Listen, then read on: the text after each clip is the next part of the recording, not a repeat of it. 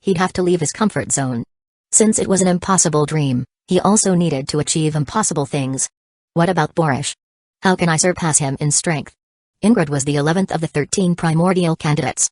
Borish, from the Primordial Beast Alliance, ranked 10th. This deduction would require, just proceed.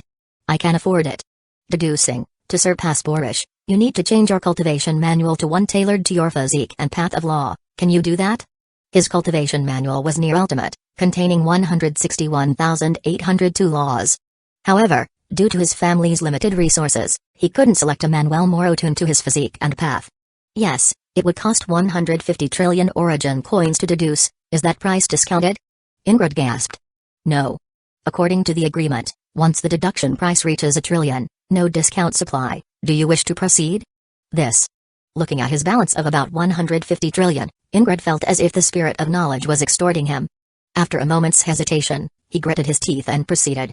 If this could make him stronger, it was worth the cost. This deduction will take 75 years. Please wait. Meanwhile, at the top of the Tower of Knowledge, Maximus gazed down upon the bustling crowds. Prodigies, old masters, mediocre elites, and arrogant entities had all gathered in the library. Now, let's see if there will be more true seekers of knowledge. Chapter 541, The Path to Omniscience. After the treaty was signed, the number of visitors to the Tower of Knowledge multiplied millions of times over. With more visitors, the Spirit of Knowledge could select more potential seekers of knowledge.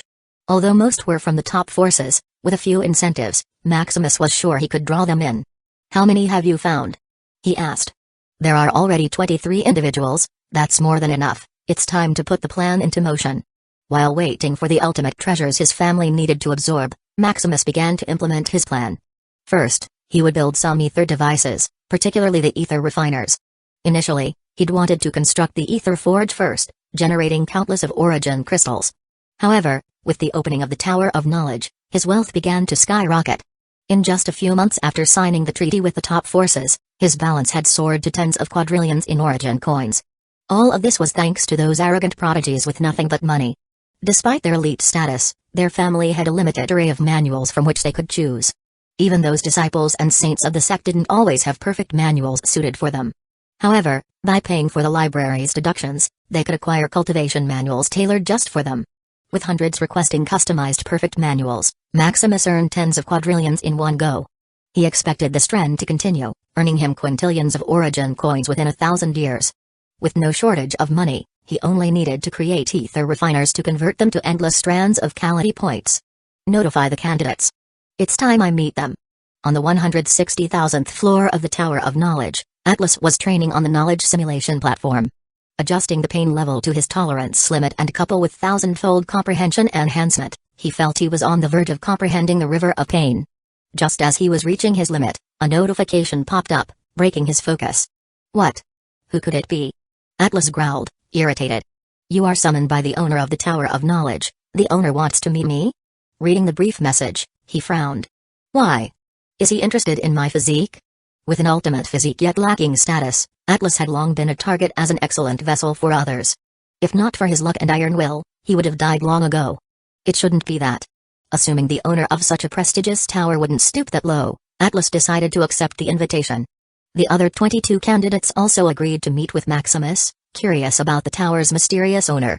Having been chosen by the Spirit of Knowledge, meant their perception toward Maximus tend to lead to positive side. Although cautious, most were more intrigued and excited to meet him. A month later, at the peak of the Tower of Knowledge, 23 people gathered, casting curious glances at each other. There are others, too? Valentina complained. She thought their cheap future father-in-law was calling them to meet his sons. Perhaps she was getting ahead of herself. Valentine stopped struggling against such arranged marriage. Knowing the plight of her family, she was willing to make a sacrifice. Don't get so hasty, we'll meet them soon enough, Nora teased, nudging her. Humphrey. I wasn't thinking about that at all. Hee, sure you weren't. As they chatted, the door suddenly opened. They expected another candidate, but feeling the unique horror as the river of knowledge gathered around him, they had one thought, the supreme primordial candidate, Maximus Shadowcrest. Nice to meet you. I'm Maximus Shadowcrest, the owner of this library. I'm glad you all could make it here. Confirming that it was real, their eyes widened with excitement as if meeting their idol. Sensing their admiration, Maximus smiled. I know you're puzzled about why I summoned you here. They fell silent, waiting intently. "I'll get straight to the point. I invited you here to encourage you to follow me on the path of knowledge." "Follow the path of knowledge?" This. Shocked and hesitant, they exchanged uneasy glances. Although the path of knowledge was one of the forbidden paths, it wasn't known for combat prowess. Even its wealth-generating abilities weren't as powerful as other paths. "No? It seems the path of knowledge doesn't appeal much to you," Maximus said teasingly. "It's not that I know you each have your reasons, whether it's revenge, protection, or freedom. The path of knowledge, which only grants the pursuit of wisdom, isn't often a first choice. However, let me tell you this, if it weren't for this mediocre path, without even the slightest combat ability, I wouldn't be here today." Maximus's tone was sincere. Amongst all the paths, the path of knowledge was considered weak. However, as a forbidden path, it still had something that could bridge the gap compared to the others. The path of knowledge is the path to omniscience. The further Maximus ventured down this path, the more he understood the terror and strength it contained. True omniscience, the absolute of knowledge. At that level, Maximus would know everything and, in essence, do anything. Hearing Maximus praise the path of knowledge, many of them were tempted. Yet, faced with reality, they couldn't immediately decide. "All right, I won't waste more of your time. Here are all the benefits you'll receive if you join me on this path. Give me your answer within a month." Reading the benefits listed before them, their eyes glowed with excitement and desire. Money, status, power, everything they wanted and desired was laid out before them. All of their problems were even listed, as Maximus was willing to solve all of them once they joined him. Just as Maximus was about to leave and give them time to think, Atlas was the first to stand. "I'm willing to follow your path, Master." I'm willing too. We also choose to follow you on the path of knowledge." Soon, under the influence of the crowd, all of them knelt, pledging to follow his path. Not bad. Chapter 542, Meet the Shadow Crest family. Looking at the potential seekers pledging to follow his path, Maximus widened in a smile. However, considering the benefits he offered, he wasn't too surprised. He not only promised them wealth, status, and power, but he was also willing to fulfill their deepest wishes. Some of them wanted freedom from slavery, from binding contracts with their families and sect. Some wished to keep their dimensional origin safe and at peace. Some simply wanted their relatives relieved of sickness and pain. Some harbored a desire for vengeance, to kill their most hated enemy. Whatever the wish, Maximus was prepared to make it a reality. Then, there were those unique ones who were touched by his financial promises. Maximus declared that as long as their intentions were reasonable, they could receive unlimited funds from him. Whether in trillions or quadrillions, as long as they could justify it, Maximus would give it freely. Some were tempted by the status. By following such a promising primordial candidate, their futures would be secured. And then there was Atlas. Initially, he was on the verge of backing out. After all, his path had already been laid out before him. He had no desire beyond getting stronger. However, in the note handed to him, Maximus recommended that the most perfect path for him was the path of knowledge of will. The path of pain would only torture him endlessly. Instead of suffering merely to grow stronger, he should focus on mastering his will to overcome all challenges. Although Atlas didn't fully believe it, he was fearful of the future set before him. He trained through pain, but he didn't want his entire life to be consumed by it. Thinking of the future that Maximus had allowed him to glimpse, Atlas made his decision. As for Valentine and Nora, the two had little hesitation. They were set to marry into the Shadow Crest family, so following the same path was only natural. And if the marriage should fail, it wasn't too late to alter their path by then. Examining the expressions of these potential knowledge seekers, Maximus began to reassure them, promising to fulfill their deepest desires as soon as possible. He settled them on one of the private floors of the Tower of Knowledge, an area filled with boundless origin energy, as he began mobilizing his connections. The Immortal Palace sect, the Ashura sect, the Elfound family, the Sterling family, even the Fritz family. Wanting to reassure his seekers of knowledge and help them focus on their training, Maximus worked swiftly to resolve their problems. Reaching out to his allies with his requests, they mobilized their influence to fulfill his promises. A single word from him was enough. With Malgren and Iris, the two sects complied without hesitation. The Elfound family was also willing to oblige this small favor. As for the Sterling and Fritz families, Maximus assured them of something valuable in the future. Once he amassed enough power and ether devices, they would be the first invited to feast on boundless origin energy. With such a vast supply of energy, reaching the Absolute Realm would become effortless. Meanwhile, as Maximus mobilized his connections, Valentine and Nora arrived in the Etherium Realm. So, this is the Etherium Realm? It's beautiful.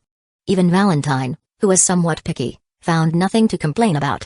Though the realm was smaller and lacked a dense concentration of energy, it had the makings of a great dimension. Strangely, just being there calmed them, bringing a peacefulness to their hearts. Come on, they should already be waiting for us. Dragging Valentine along, Nora led the way to the Shadowcrest castle as per their future father-in-law's instructions. Arriving at the castle, they found two men looking at them curiously. Are you the ones my father mentioned? Welcome to the Etherium realm, Luke greeted them warmly. Yes, thank you for waiting, Nora replied with a slight bow, briefly meeting Luke's gaze. TSK, what a bother. Sam clicked his tongue. Just one look at these girls, and it was obvious to him what they wanted. How many people have tried the same approach? As a seeking in his early hundreds, Sam was no stranger to women latching onto him, drawn by his power, wealth, or status. Seeing through their intentions, Sam's interest vanished instantly. Humphrey. Just a brat. Valentine muttered angrily, noticing Sam's dismissive attitude. What did you say? I said you're a brat who hasn't even grown a hair yet. Look at you, squinting like a monkey. Are you really from the Shadowcrest family? With Luke so gentle and Sam so arrogant, Valentine felt Sam was probably just some wayward brat they'd adopted from somewhere. You woman. Fuming, Sam clenched his fist, about to attack Valentine, but Luke held him back, trying to calm him. Brother, these are guests. Don't show such an uncouth attitude. Luke frowned, noticing something off about Sam. Usually, Sam was quite gentlemanly, especially with women, but now he looked like a wild beast ready to erupt over the smallest thing. Apologize. Hey, why would I apologize to a woman? Sam muttered, trying to calm his anger. He didn't understand why, but Valentine irritated him deeply. Sam. No need to apologize, it's my sister's fault for being too presumptuous, Nora interrupted, trying to smooth things over. Valentine. Nora gave her sister a pointed look, signaling her to apologize. Humphrey. A woman apologizing to a man? If not, then I'd be happy to apologize. Valentine sneered. She couldn't stand this man's arrogance. Who was he to look at her like she was some toy at his disposal? While she was willing to make sacrifices, she would not tolerate being humiliated. You. What? What can you do to me? Come, bite me if you can. With Luke and Nora standing between them, Valentine grew confident. So, what if he was angry? With two door gods standing before her, this brat couldn't get near her. Watching their childish interaction, Luke and Nora exchanged a wary glance, both sighing at the scene before them. Chapter 543, Spark of Chemistry. Why don't we first explore the castle? Luke suggested just before Valentine and Sam were about to quarrel. That's a nice idea. Dragging her sister, Valentine, they began touring the castle before they ventured down the path of knowledge. A few hours later, bored and restless, Valentine fell into listlessness, ignoring Sam, who was still glaring at her. Let's go to the seclusion grounds. We'd better finish this quickly so this little woman can leave as soon as possible, Sam suggested. Their father had only instructed them to guide Valentine and Nora on their path. If, by the time, no spark had formed, the marriage alliance would be nullified. Sure, as if I wanted to stay even a second longer beside you, Valentine rolled her eyes. Arriving at Sam and Luke's training grounds, the two sisters were amazed. It was like a whole other dimension, filled with mechanical machines, strange materials, and various creations. Who owns that humanoid machine? Valentine asked, her eyes lighting up. Like her alchemy machine, this mechanical marvel had a unique quality from which she couldn't tear her gaze away. It's mine. How is it? Are you jealous?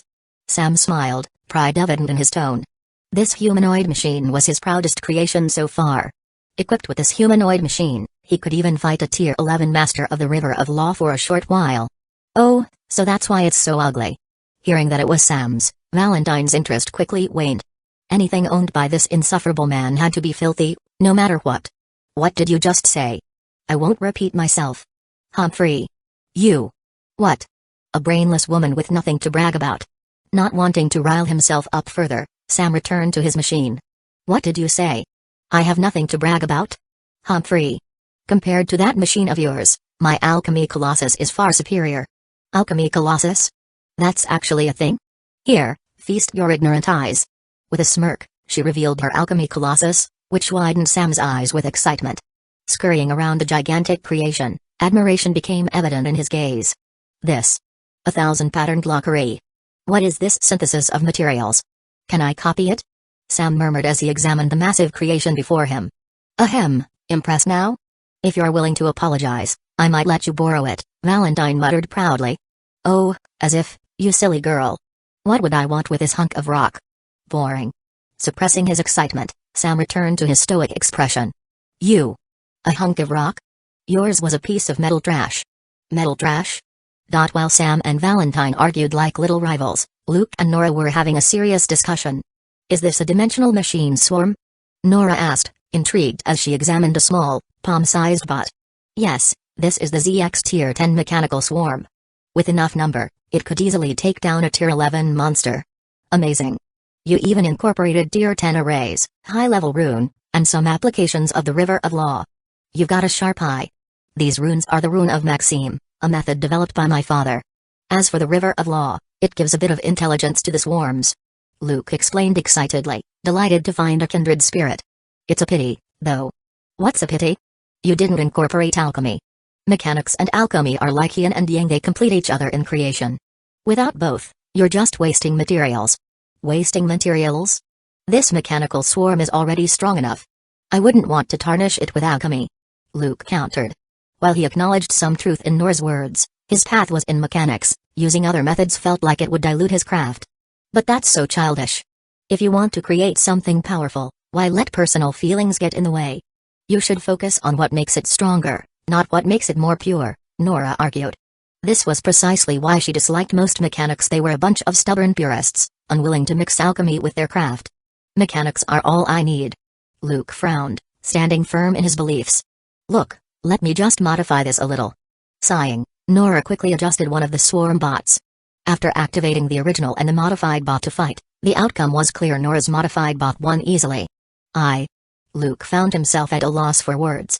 Though stubborn, he still had some common sense. Looking at the modified swarm bot, now about 5% stronger, he could hardly believe his eyes. Was alchemy really capable of such a transformation? If Nora was given more time and materials, how far could it reach? Glancing at Nora, a spark of admiration began to bud in Luke's heart. There you are. Looks like you're already getting close. Lux laughed, stepping into the scene and catching the budding spark between them. Brother. Sister Alice. Luke greeted. What are you two doing here? Sam asked, noticing them. We're here for our guests, of course. Father was worried you two blockheads might do something out of line, Lux teased. Knowing how Sam and Luke had machines on the brain, it was already a miracle that Valentine and Nora still hadn't left in frustration. Don't worry, brother. We're managing just fine, Luke assured him. Mr. Luke has been a perfect host, Nora added with a smile. Turning to each other, a tacit look appeared in their eyes. It seems like there's been some progress. Alice remarked with a pleased smile. Sister Alice. You're here. Valentine muttered, surprised. As fellow prodigies of the same generation, they were quite familiar with Alice. What's wrong? Did someone bully you? Alice asked, noticing the grievance in Valentine's expression. Yes, this little tyrant bullied me. Valentine teased, pointing accusingly at Sam. You. Slander. You're the one bullying me. Sam retorted, indignant. Looking at his prized creation, which bore signs of their intense sparring session, he couldn't help but feel wronged. This little vixen was too merciless, using a pseudo-tier 12 alchemy creation against him, leaving his machine damaged. Humphrey. You're the man, so it's your responsibility. Valentine rolled her eyes dismissively. You woman. Watching their interaction, Lux and Alice exchanged a knowing glance. It seems Father's vision was still spot on. Chapter 544, found the culprit. Time continued to slip by. Following their agreement, the top forces within the Dimensional Alliance began delivering set after set of ultimate treasures. With the crucial resources needed to consolidate their foundation, each member of his family went into seclusion.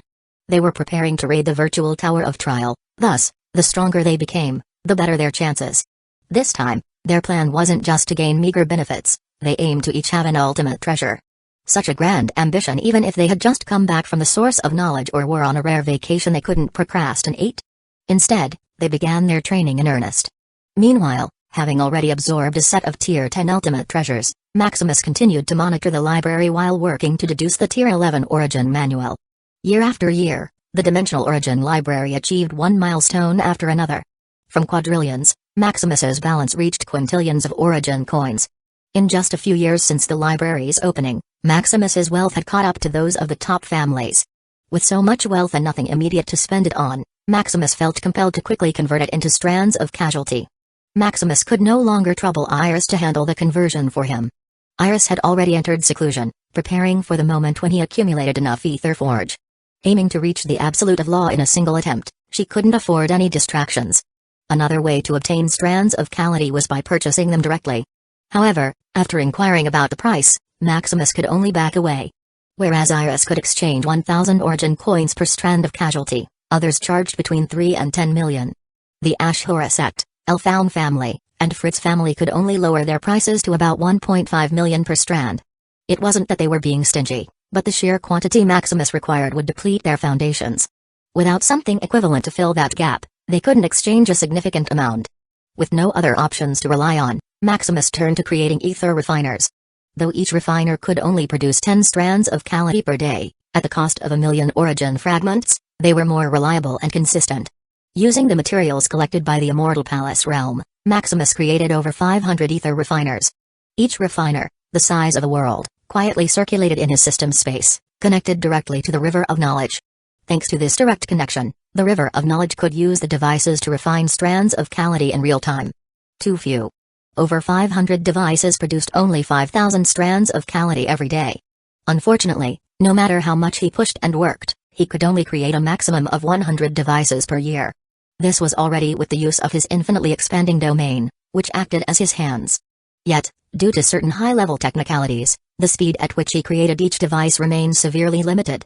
I can only rely on others. Looking at the seekers of knowledge busily comprehending the River of Knowledge, he couldn't help but smile. Thanks to the endless resources and comprehension enhancements of the library, most of them had already reached 1% mastery. Once they reached 10% and could separate their own streams of law, they could finally assist him. As for Atlas, the promising son of the Aeon Plane, he had already reached 7% mastery. His compatibility with the River of Knowledge seemed far greater than with the River of Pain. In just a few short years, he was nearing his first milestone on the path of knowledge. As for his 2 future daughters-in-law, with the guidance of his sons, they had already reached 3% mastery. Unfortunately, despite their progress, their relationships remained stalled. Particularly with Valentine and Sam, the two were like cat and mouse. If they weren't fighting, they were on the verge of one. If not for the mediation of their siblings, the two would have already unleashed a hailstorm of chaos. Then there were Nora and Luke. Maximus had thought these two were a perfect match, destined to grow closer within a few months. Who knew they would turn out to be a pair of highly rationalized nerds? Aside from discussing alchemy and mechanics, the two never talked about anything else. They seemed to treat each other as peers and rivals, honing their skills rather than forming a romantic connection. When it came to relationships, judging by their interactions, even if they were naked in the same bed, absolutely nothing would happen. Praying for his son's steady relationships, Maximus launched into another creation spree. Meanwhile, in the Interdimensional Council headquarters, Akuji, the Lord of Souls, was deducing the soul signature of Magnus. After his massive defeat in the Silent Void Expanse, Akuji was sent back to headquarters to face severe punishment. Not only was he fined for the loss of 2-dimensional void chips, but he was also held responsible for the death of a master of the River of Law, Cares. Enduring tens of thousands of years of punishment and with his assets drained by all the compensations, Akuji swore revenge. Holding on to Magnus's soul signature from their last encounter, he begins comparing it against all individuals named Magnus within the virtual realm. After countless failed searches, he recently stumbled upon a new lead, Magnus, the owner of the Dimensional Origin Library. Initially, this Magnus wasn't one of his prime suspects, as other individuals named Magnus possessed far greater strength. However, with the rise of the Dimensional Origin Library and learning that the true identity of this Magnus was Maximus Shadowcrest, one of the primordial candidates, his intuition was triggered. Securing a copy of Maximus's soul signature as registered in the virtual realm, Akuji started comparing it to the soul signature of Magnus from the Silent Void Expanse. At first glance, there was no similarity. But trusting his intuition as a master of the Ocean of Soul, he began to rearrange Magnus's soul signature, attempting to match it with Maximus. After billions and trillions of trials and failures, the light in Akuji's eyes grew brighter and brighter. The previously incomparable soul signatures were becoming more and more similar. Finally, after a sudden spark of inspiration, with a click, the two soul signatures became a perfect match. Ha ha ha ha ha ha. It's you. It's you. I finally found you. Chapter 545, Court of Council. After discovering the culprit, Akuji hurriedly requested a meeting with Regulus.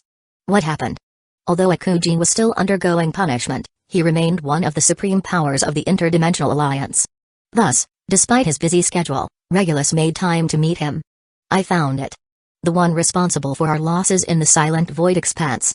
Akuji said excitedly. Oh? Who is it? though he wasn't particularly concerned about such an insignificant loss. Identifying the culprit who had tarnished the Interdimensional Council's name was still an accomplishment. It's Maximus Shadow Crest, the so-called Supreme Primordial Candidate. It's him? As expected, he had such strength even without a river of law, Regulus remarked, somewhat impressed. Recalling Maximus's demeanor during their last encounter, Regulus couldn't help but feel admiration. Such a man was destined to reach the Absolute sooner or later. As for the Overlord realm, his chances were high. Huh? Seeing Regulus praise Maximus instead of condemning him, Akuji stiffened. What? That Maximus must be a spy. Destroying 2 of our dimensional void ships and killing 1 of our members, he must be a pawn of the Devourer faction. Akuji accused furiously. Hearing this, Regulus's expression grew solemn. Gazing at Akuji, a mighty pressure began to emanate from him. Watch your words carefully.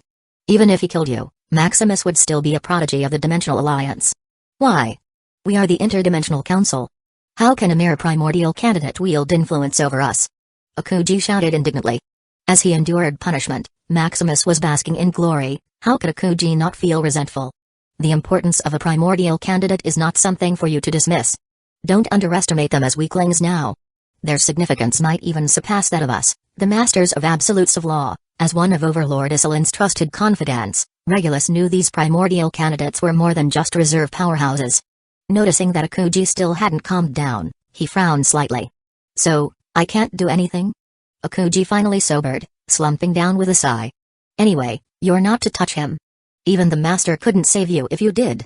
Although Regulus didn't fully understand Maximus's importance, he could estimate it.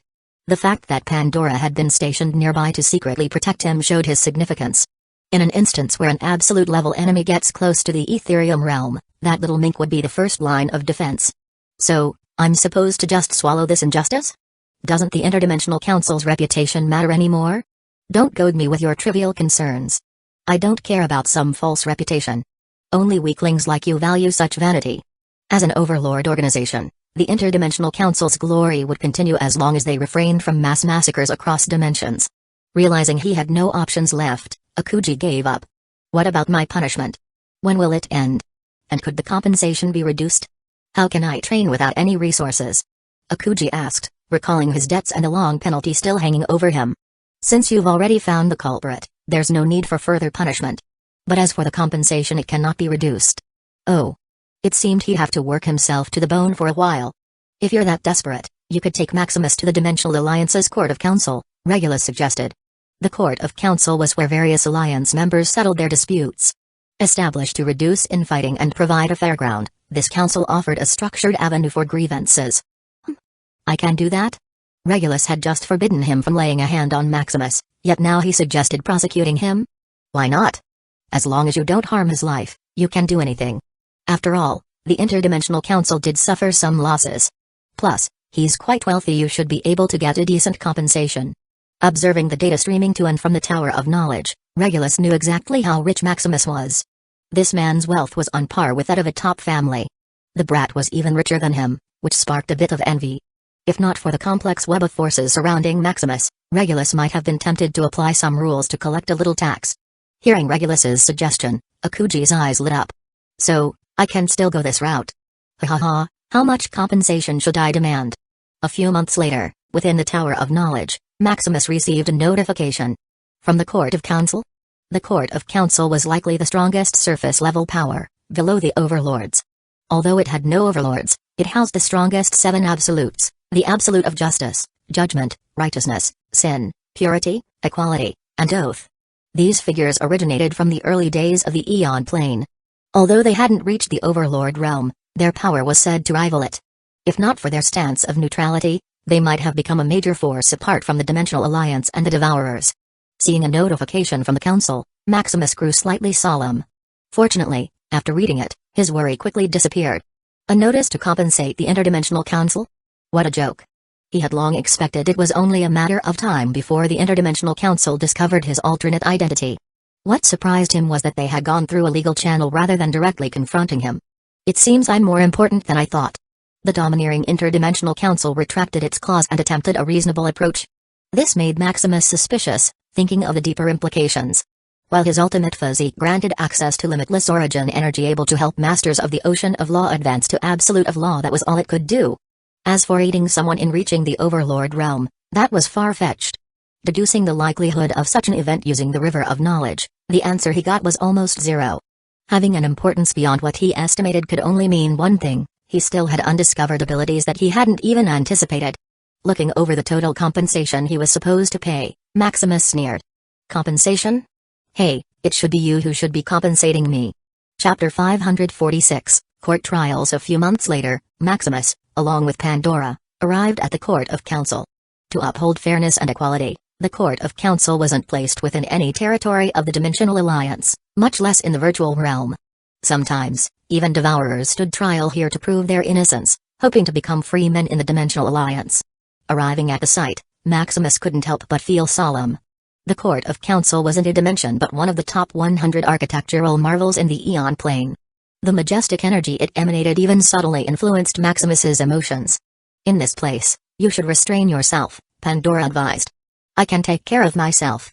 Initially, Maximus wanted to come here alone, however, seeing him step into a tiger's den, Pandora had no choice but to accompany him. As ordered by her master, no danger was to befall this hateful man. Just be careful. After undergoing a rigorous check, they were allowed into the court hall. Inside was a vast, imposing chamber, with each of the 7 absolutes seated on the high thrones. Under their gaze, even the faintest hint of casualness in his gait straightened. The 7 absolutes are overseeing this trial? What did you do? Pandora asked nervously. Usually, even a fight between 2 tier 12 dimensions warranted only a proxy's presence.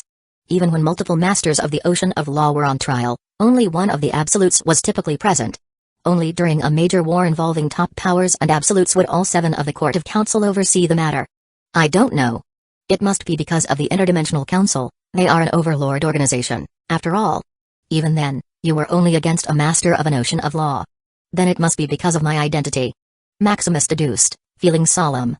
Taking his seat, he suddenly noticed a piercing gaze from the other side of the court. Maximus. Akuji murmured upon seeing Maximus arrive across the court. Suppressing the anger in his heart, Akuji waited for the trial to begin.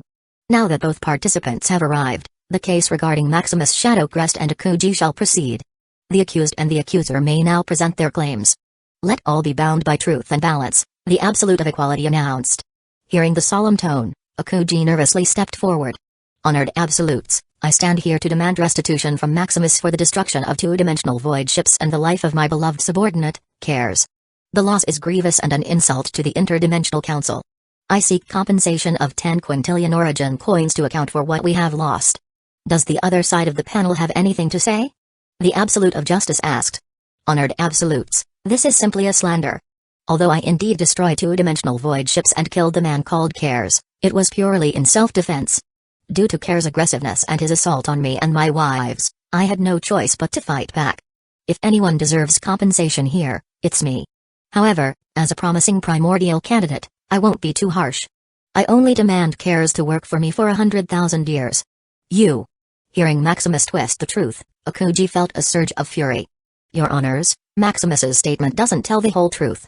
Although Cares was indeed reckless, after the first instance, Maximus escaped without a scratch and with no issues. The later casualties and the destruction of another dimensional void ship were purely due to Maximus's desire for revenge. Meanwhile, as Akuji focused on getting the compensation, Maximus kept a close eye on the 7 absolutes. What did these 7 absolutes want? This trial was obviously a farce, so why had such powers joined it? To investigate him? To confirm something? An assessment? Just as he was lost in thought, the Absolute of Righteousness's voice pulled him back to the present. Is this true? The Absolute of Righteousness asked. Revenge killing was one of the things he despised the most. It's true I killed Cares purely out of spite and revenge. But who can blame me? We were just living our lives peacefully, going into dangerous places to train ourselves. Then, out of nowhere, a hooligan appeared. I thought that once we broke free from his clutches, we could continue living in peace. But instead, we were hunted like a dog for thousands of years, with our soul and will tortured. After enduring such grievances, it was only natural that I would kill for revenge as soon as I gained the strength. Maximus's voice was serious, filled with the memories of the life on the run they had experienced in the silent void expanse. Yet killing is still killing if he... Akuji began, but the Absolute of Sin raised his hand to silence him. I find this little one reasonable. Since he had the power, why shouldn't he kill the pest that was disturbing him? I believe we've heard enough. Both sides have presented their accounts, the Absolute of Judgment said, sounding bored. They were only here to confirm something. Now that it was done, the Absolute of Judgment was eager to end the trial quickly. By the decision of this jury, Akuji shall forfeit his demand of 10 quintillion origin coins. We find this figure disproportionate to the severity of the claims presented. Maximus, your counter-request for servitude is also extreme. Both claims shall be revised, the Absolute of Purity stated. By the power of oath, Akuji shall serve Maximus for a period of 1,000 years. This shall be restitution for his failure to guide a subordinate properly. As for the lost ship, the Council decrees that 10 quadrillion origin coins will suffice as reparation to the Interdimensional Council, the Absolute of Oath declared. As the power of the oath settled over them, Maximus felt a sense of dread. An invisible force wrapped around him, enforcing the decree. Meanwhile, Akuji slumped to the ground, stunned by the trial's outcome. How could this be? The thought of working for Maximus filled Akuji with despair. Chapter 547, Ultimate Worker back to the Ethereum realm. Maximus's smile didn't fade. Paying 10 quadrillion to have a Tier 11 Master of the Ocean of Law at his beck and call? Maximus couldn't ask for more. Could you hurry up? Don't dawdle, you have a lot of work to do, Maximus ordered, glancing at the listless Akuji. TSK, Akuji muttered under his breath but obediently followed Maximus toward the castle. The power of the Absolute of Law was not something he could defy. Any thought of disobedience toward Maximus would bring severe, incomprehensible pain. Self-destruction didn't work either. If he tried to harm Maximus at the cost of his life, the Absolute of Oath would crush him first. Facing 1,000 years of servitude, Akuji felt his life had turned dark. Fortunately, the 10 quadrillion origin coins compensation went straight into his pocket. After paying off his remaining debt to the Interdimensional Council, he still had a decent surplus. Soon, they arrived at the castle, where Maximus prepared a room for Akuji. You'll stay here for the coming 1,000 years. You only need to work and do nothing else. What work do I need to do? Akuji asked nonchalantly. Whatever it was, it couldn't be worse than the punishments he'd endured previously. Were it not for the humiliation, he'd gladly accept even a quadrillion to work for Maximus. Just purify these into strands of casualty. Maximus handed Akuji a storage container filled with a quintillion origin coins. This. Looking at the endless spread of origin coins, Akuji couldn't help but gulp. If not for the Absolute of Oath's power binding him, he would have already run away to become a wandering devourer. A quintillion origin coins?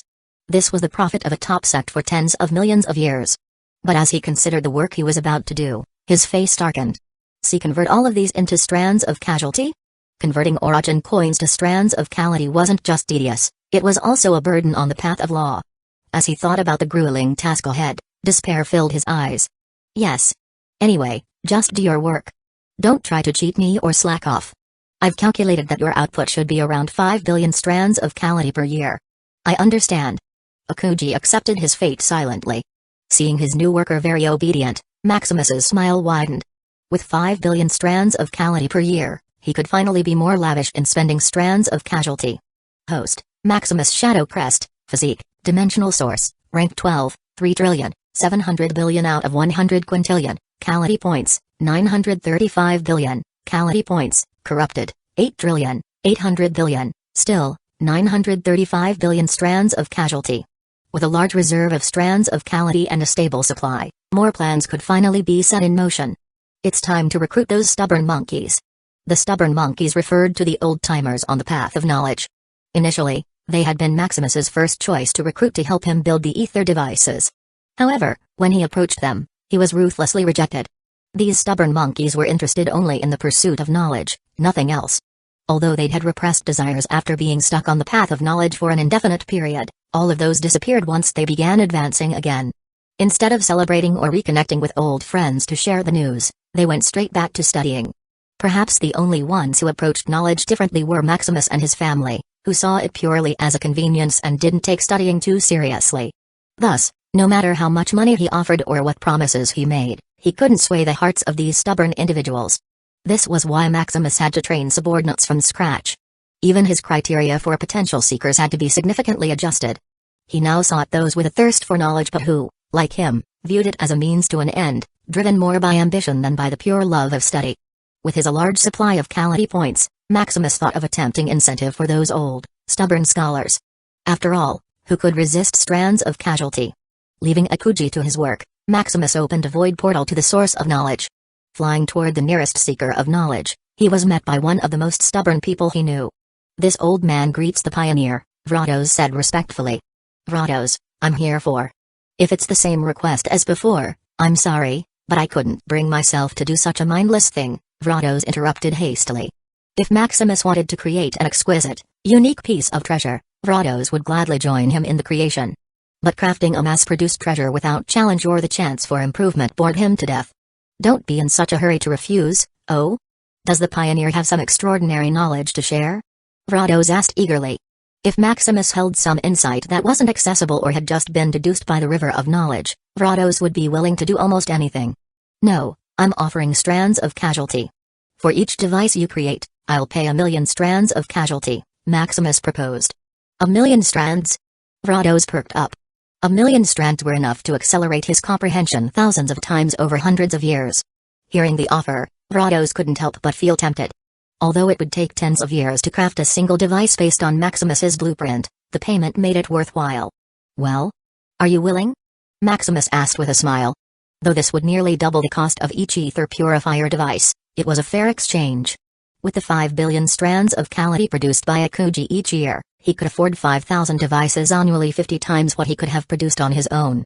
"Dear Pioneer, this old man is willing to use his fragile bones and sweat to create a treasure worthy of your name. Just follow the instructions, and I'll be satisfied." After persuading Vratos, Maximus continued to tour the source of knowledge, recruiting all the scholars who mastered a stream of knowledge. Chapter 548, Tier 11 Origin Manual. A few years later, in the Tower of Knowledge, Maximus excitedly examined the Tier 11 Origin Manual. After over 10 years and 110 billion strands of casualty, the next chapter of the Origin Manual was finally deduced. The Path to Omniscience.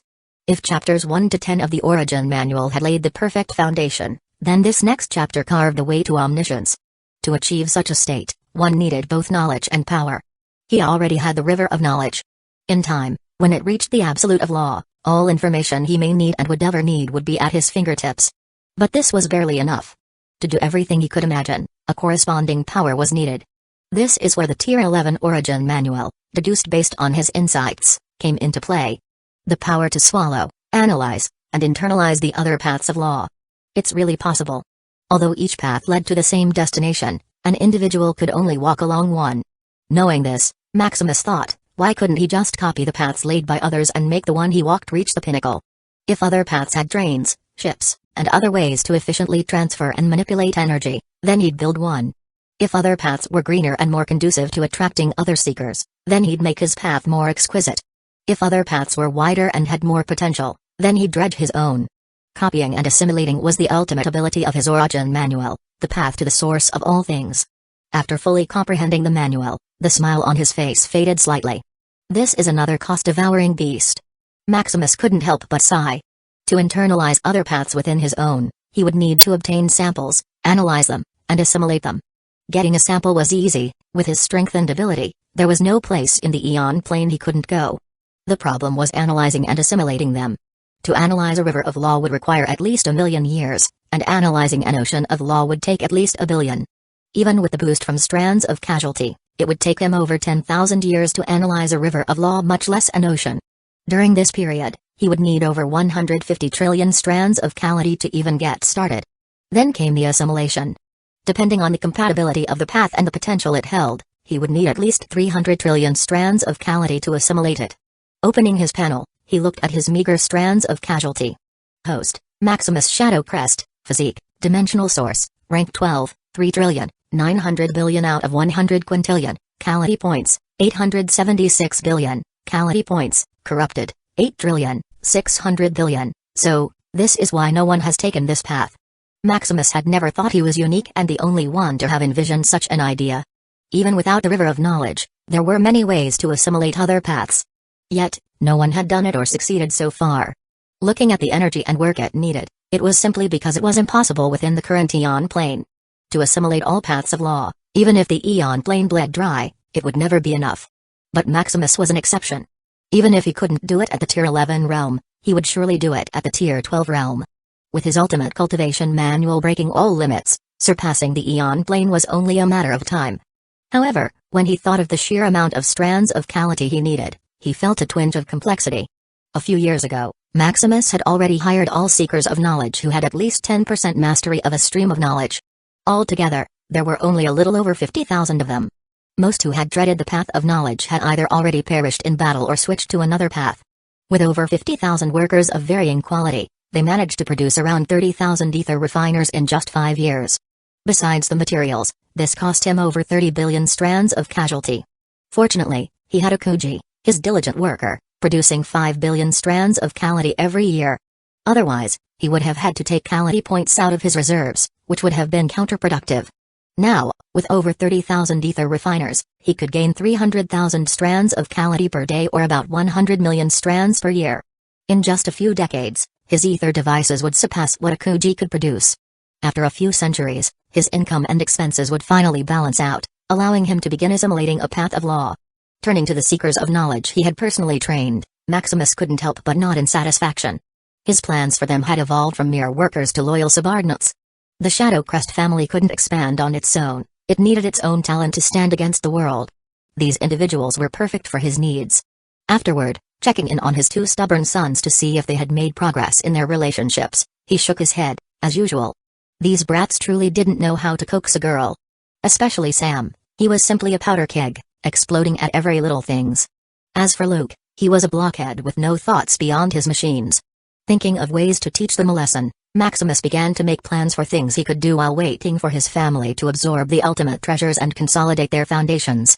Knowledge creation, Ethereum realm reinforcement, 24,900 years, Rune of Maximum security measure, 949,990 years, Seal of Truth merging analysis, 1.9 million years, Amalgamation of Will advancement path, 6.9 million years, System creation technology, 10.25 million years, World tree advancement path, 79.9 million years, Dimensional merging analysis, 107.9 million years, reinforce the Ethereum realm first. Maximus decided. As his home ground, keeping the Ethereum realm secure was his top priority. Furthermore, he increasingly felt a sense of gloom surrounding the Aeon plane. Before the dark forces invaded, a major reshuffling was destined to happen. Preparing for the worst, Maximus couldn't help but become more solemn. Chapter 549, Restructuring the Ethereum Realm 1,000 years later. Gazing over the Ethereum realm below, Maximus felt satisfied. After deducing the way he could reinforce his home dimension, he immediately set to work. The first step was rearranging the foundational structure of laws, energy ley lines, and the spatial foundation of the Ethereum realm. Due to the modifications Valeros had made, the workload was heavier than Maximus expected. Though Valeros's changes initially benefited the Ethereum realm, they began to hinder its advancement, stalling its progress at a critical rate. If Maximus hadn't restructured and optimized the Ethereum realm, advancing to the Tier 12 dimension might have been nearly impossible. Upon addressing the Ethereum realm's structural issues, Maximus carved out a Rune of Maxim and embedded a devouring dimensional array. The Rune of Maxim allowed the dimension to link directly to his physique, granting access to an endless supply of origin energy. Coupled with the devouring dimensional array, which hastened its absorption of different types of energy, it was only a matter of time before the Ethereum realm advanced. Now, the only remaining challenge was the Ether Forge, the energy gate needed to channel this boundless energy into the Ethereum realm more rapidly. Unfortunately, even after all this time, he only created fewer than 10,000 Ether Forges. Maximus had far more important matters than personally working on these devices. Luckily, he had over 50,000 seekers of knowledge at his command. After 1,000 years, they had successfully manufactured over 6 million ether refiners. These ether refiners condensed over 60 million Calamity points every day or 22 billion each year, finally providing Maximus with a surplus of strands of casualty. The river of knowledge could only absorb 30 million strands per day, leaving him with an extra 30 million to either spend or save. However, generating such a vast amount of Calamity came at a high cost. Each day, the production of ether refiners required 60 trillion origin coins, roughly 22 quadrillion per year. Such exorbitant spending was more than even the dimensional origin library could sustain. Gone were the days when the elite and prodigies were in a frenzy to create a custom-made manual. Back then, earning quintillions of origin coins was possible. Now, after 1,000 years, merely earning a quadrillion was a near impossible task. Maximus would already be content to earn 300 trillion if the dimensional origin library experienced a prosperous year. With an additional annual expenditure of 22 quadrillion, even his hundreds of quintillions of origin coins would only last so long before he faced bankruptcy. It's time to change the work task of those old scholars, he muttered. earning millions of strands of Calamity from each device. Those old scholars were no longer stubborn. They had even begun refining their skills to produce ether devices faster.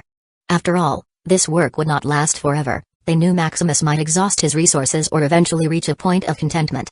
For those scholars who had earned over 1 billion strands of casualty, their fame now extended even among the masters of the River of Law. With such vast amounts of energy at their disposal, it was only a matter of time before they turned their stream of law into a true river of law. Empowered by wealth and influence, even the most stubborn scholar submitted to the allure of financial reward. Naturally, the one responsible for this upheaval attracted widespread attention. After spending over 6 trillion strands of Calamity in the past 1,000 years, Maximus and the path of knowledge itself had become a spotlight brighter than ever. If his status as a primordial candidate once inspired admiration, his ability to spend trillions of strands of Calamity with such extravagance now drove others to envy. This phenomenon sparked a frenzy, with powerhouses from all the Eon plane shifting their path to the path of knowledge. Many believed that if they could reach mastery over the stream of knowledge, they, too, could amass billions in strands of casualty.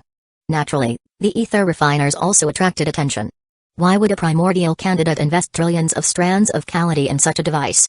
What was its true purpose? With these questions circulating, the top forces of the Dimensional Alliance began investigating, attempting to decrypt the purpose of the ether refiners. Unfortunately, even after hundreds of years of rigorous study, they uncovered nothing substantial.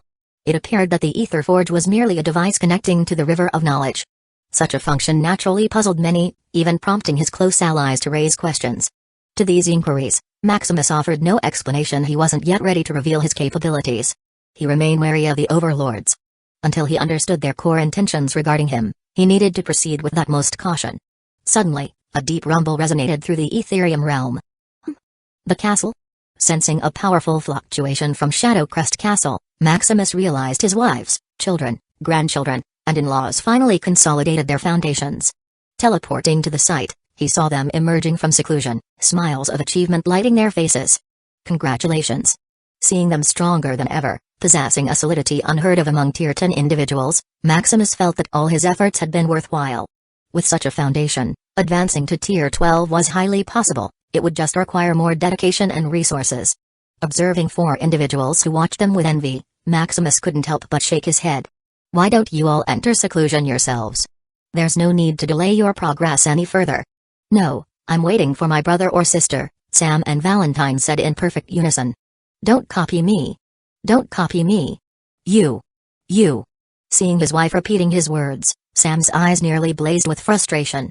Sometimes, he wondered why he married this girl. Was he out of his mind? Had she slipped him a love potion? Don't think I don't know what you're thinking. Valentine snapped, you're the one who tricked me into marrying you. Otherwise, this pretty girl wouldn't have even looked at you. How could that be? You were the one begging me to marry you. Out of the goodness of my heart, I took pity on such an ugly girl, and now you blame me? As their bickering escalated, Maximus sighed yet again. These two were simply incorrigible. One day, they were the sweetest couple, the next, they were the fiercest of rivals. Turning his gaze to Luke and Nora, he couldn't help but sigh once more. You too. Chapter 550, Complicated feeling. You too, especially you, Luke, don't drag your brother and wife along any longer, Maximus advised. A few hundred years ago, Sam and Luke married Valentine and Nora. While Sam and Valentine married in confusion, Luke and Nora entered their marriage with entirely different feelings. Nora married Luke for the sake of a marriage alliance, treating herself as a sacrifice, a transaction for the betterment of the Fritz family. Meanwhile, Luke unknowingly developed feelings for Nora. Unfortunately, his love was unrequited. To Nora, everything was merely a transaction. Although she was respectful and willing to do everything a wife should, Luke could see in Nora's eyes that she felt nothing for him. The very rationality in her gaze, the trait that had initially captivated him, now stood as a barrier between them. Seeing those same rational eyes turned against him, Luke was devastated. Delaying his training, Luke began devoting himself to wooing his wife, hoping to make her fall in love with him. Unfortunately, even after hundreds of years, Nora remained indifferent. Husband, stop this. Listen to father. I am forever yours. No matter what you want, I would gladly offer it to you, even my life, Nora said, holding Luke's hands. But Luke looked into Nora's eyes, still as distant as ever. What he wanted was true love, the kind shared by his father and brothers. Although Nora called him husband and would do everything he asked, even to the extent of giving up her life, Luke knew she only acted out of duty and sacrifice, not love. If that was the case, What was the difference between Nora and the mechanical robots he had created? Because of this, Luke had even begun to loathe the machines he once loved. Why couldn't Nora be more disobedient, shout, and fight with him like Valentine did? Why couldn't she disagree with him if she truly didn't want something? Feeling the weight in his heart, Luke sank into a state of confusion. Luke. His father's voice broke through his thoughts, pulling him back to the present. As your father, I am here to tell you this: if things aren't as you wish, then change them. If you can't do it now, do it later. With our endless time and life, don't be too impatient. At a time like this, you should prioritize your strength over everything. Relationships can be cultivated later. Right now, there are far more important things to focus on. If this were a time of peace, Maximus wouldn't have minded if Luke wasted even billions of years, let alone thousands. But knowing the coming upheaval about to descend upon the Eon plane, there simply wasn't time to waste. Looking at Nora, who still obediently clung to Luke, trying to coax him out of his despair, Maximus couldn't help but sigh. Nora was perfect in so many ways, like the epitome of a gentle wife. Yet she was too rational and emotionless, making one feel everything was a dream. In her eyes, everything followed a logical path, like a machine following its program. Maximus could only wonder what kind of childhood Nora had endured to cultivate such a rational mind. Meanwhile, hearing his father's advice, Luke finally emerged from his confusion. Indeed, he had been too impatient. He had only been with Nora for 1,000 years. How could he expect to have the same deep connection his father and brothers had cultivated over tens of thousands of years? We'll take our leave, father. It's indeed time to focus on our strength, Luke muttered with determination, taking his wife's hand. We'll go too, father. Sam shouted, dragging Valentine along as she continued punching him. Watching the children finally start to set themselves on the right path, Maximus heaved a sigh of relief. Turning to the others as they tested their strength, the smile on Maximus's face returned. How is your strength now? It's so strong. They felt as though they could punch their past selves to death with sheer power. However, when they looked at Etheria, who turned her stream into a river of law, they were still dissatisfied. Due to the feedback from the Etherium realm, Etheria's progress far outpaced their own. Still unsatisfied? If you want, I still have strands of casualty, Maximus offered. Strands of casualty? Aren't you running short of them, husband? Hazel asked. Although they all wanted to grow stronger, they understood their limits and didn't want to add burden. That was in the past.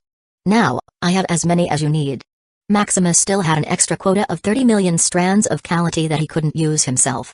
That amount was more than enough to help his family nourish their streams of knowledge. Hearing that they could have as many strands of casualty as they wanted, smiles blossomed on their lips. Knowing a disaster was about to descend upon the Eon plane, they felt a heightened sense of urgency. Furthermore, the stronger they became, the more they could harvest in the virtual trial, giving them a critical edge in the future. Don't you want to rest for a few years? Maximus asked. No, we've only been in seclusion for 1,000 years. We'll have plenty of time to rest once we're strong enough. The experience they had gained in the source of knowledge paled in comparison to what they had just done. Then continue your training. But at least take a few days off, Maximus suggested, pulling his wives into a warm embrace. Having not seen them for 1,000 years, Maximus misses them dearly. Smiling, his wives nodded, looking at him affectionately. Even his children decided to take a few days off, rushing out to enjoy themselves. Soon, a few days turned into months, then years. A few days were not nearly enough to make up for the 1,000 years they had been apart. Training and cultivation could wait. Furthermore, Maximus manipulated his system to nourish their streams of law during this time.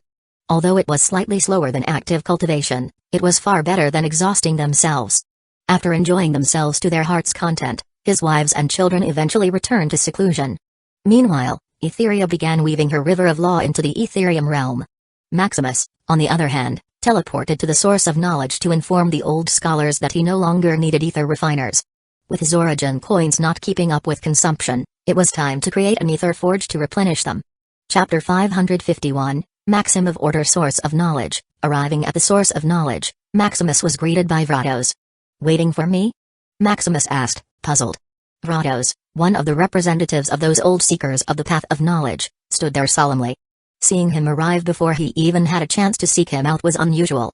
I am here on behalf of the Arcane race, Sigil race, Eldrith clan, Grim race, Astralith race, Verith race. Vratos began, listing off one scholarly race after another.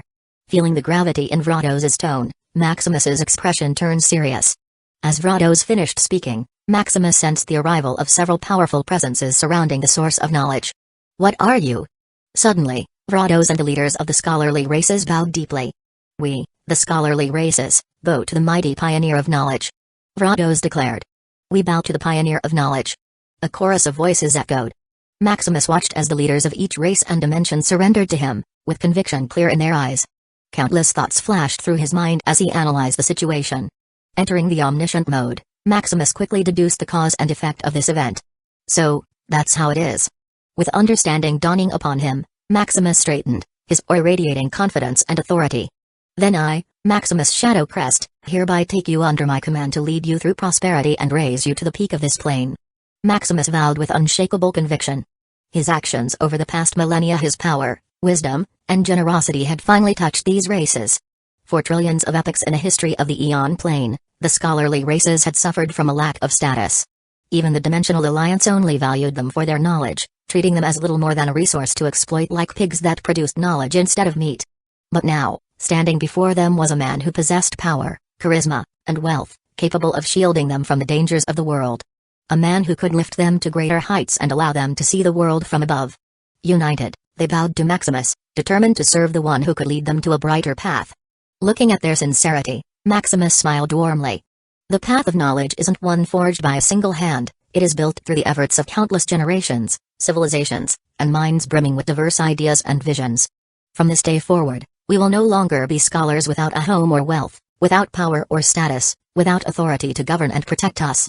From now on, we will be known as the Maxim of Order. 5,000 years later in the Etherium realm.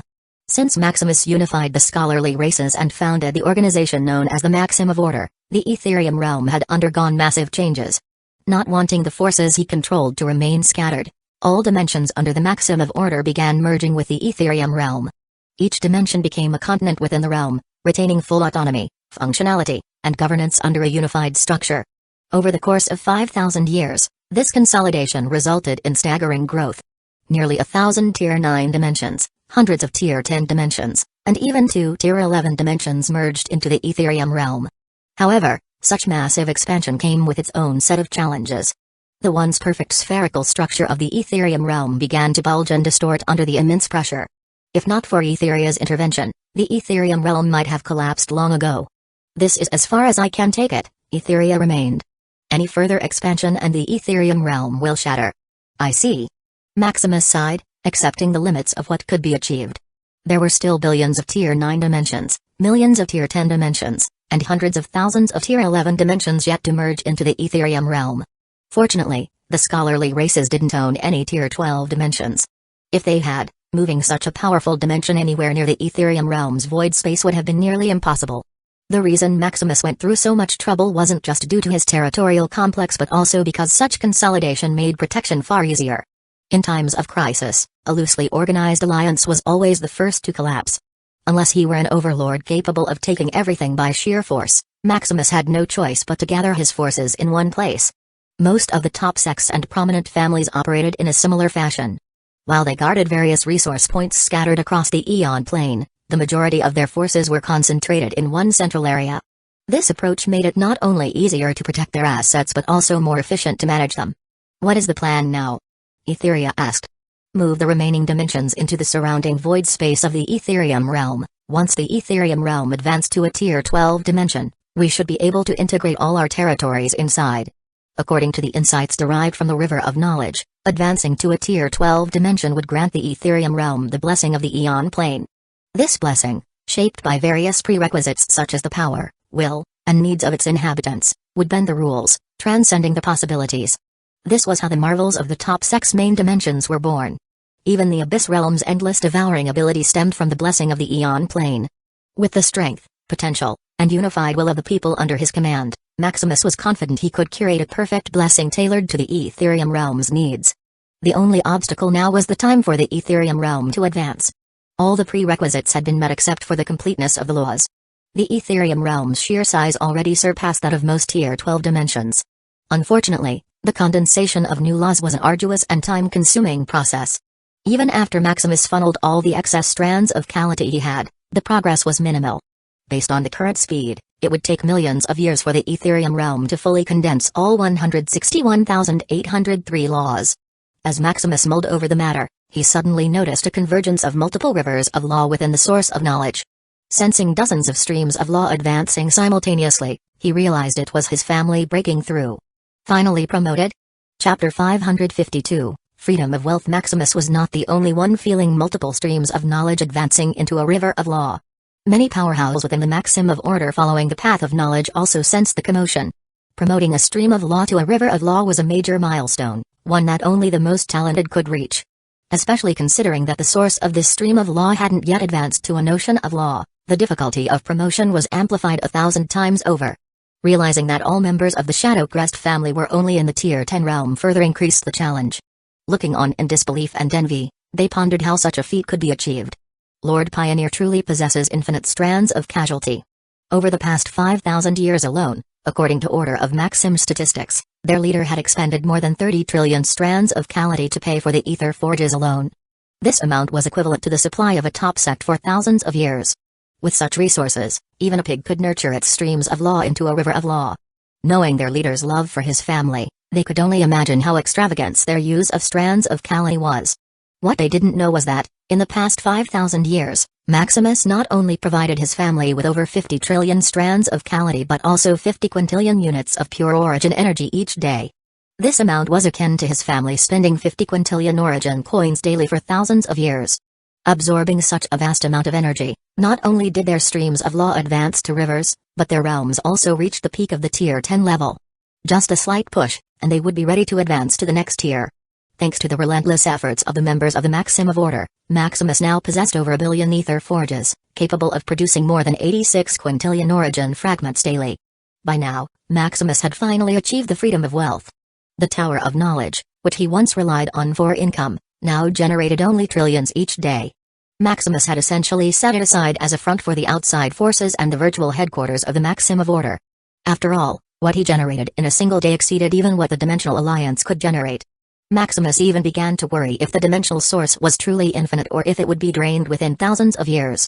Fortunately, everything remained stable, even the overlords had noticed nothing unusual.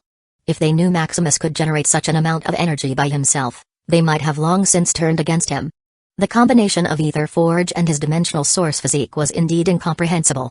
Fortunately, only Iris and his family understood the true purpose of the Ether device.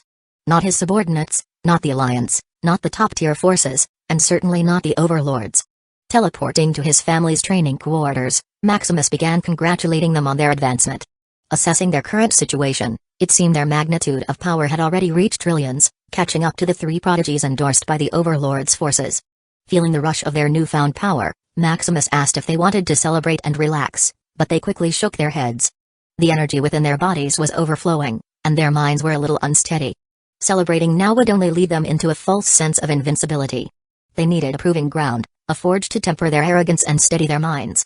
Recognizing the instability of their current state, Maximus could think of only one solution to their predicament. The virtual Tower of Trials. It's time for our family to conquer that place. Maximus smiled. Eager to test their strength, the virtual tower was the perfect arena. Not only could they win the rewards they'd always aspired to claim, but they could also measure themselves against the top talents of the Eon Plane. Virtual Realm, Domain of Trials, returning for a second time, they no longer felt mere awe but a thrill of excitement, eager to conquer the place. In the center of the realm, the virtual tower stood as tall as ever, with endless crowds streaming in and out. Its popularity remained unsurpassed, an attraction beyond any rival. As the Shadow Crest family appeared, the crowd quickly parted, feeling the heavy pressure they exuded weigh down upon them. The Shadow Crest family. Someone in the crowd murmured in recognition. This. The aura of the River of Law. Every one of them is a master of the River of Law. Initially, the crowd was delighted to finally encounter the legendary Shadow Crest family in person. But as they sensed the sheer power emanating from them, their eyes widened in horror and disbelief. If a supreme primordial candidate became a master of the River of Law at the Tier 10 realm, they could accept it as a matter of course.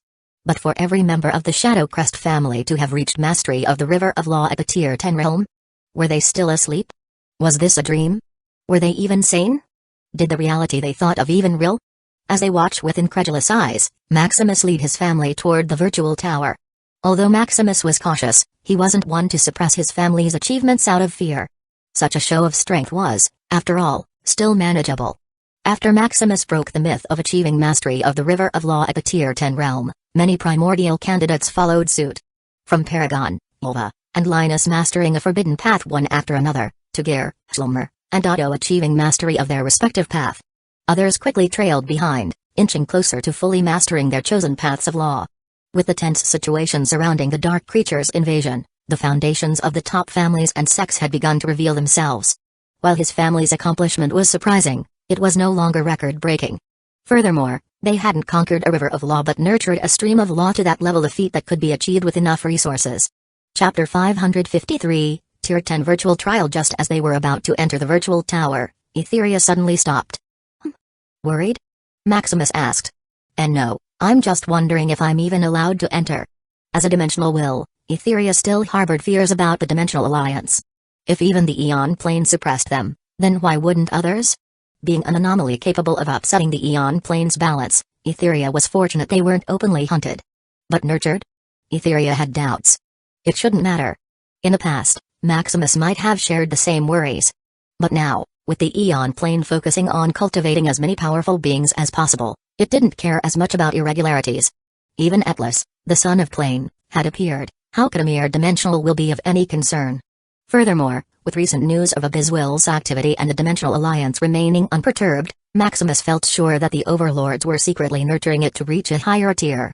If the Abyss Will becomes a Tier 12 dimensional will, it would be a pillar of their resistance. As for what might come after, that was a future concern. It was better to survive under the shadow of Abyss Will than be obliterated from existence. If Abyss Will could be reasoned with, there was hope. The Dark Forces, on the other hand, were not conscious beings with ambition but rather entities bent solely on destruction.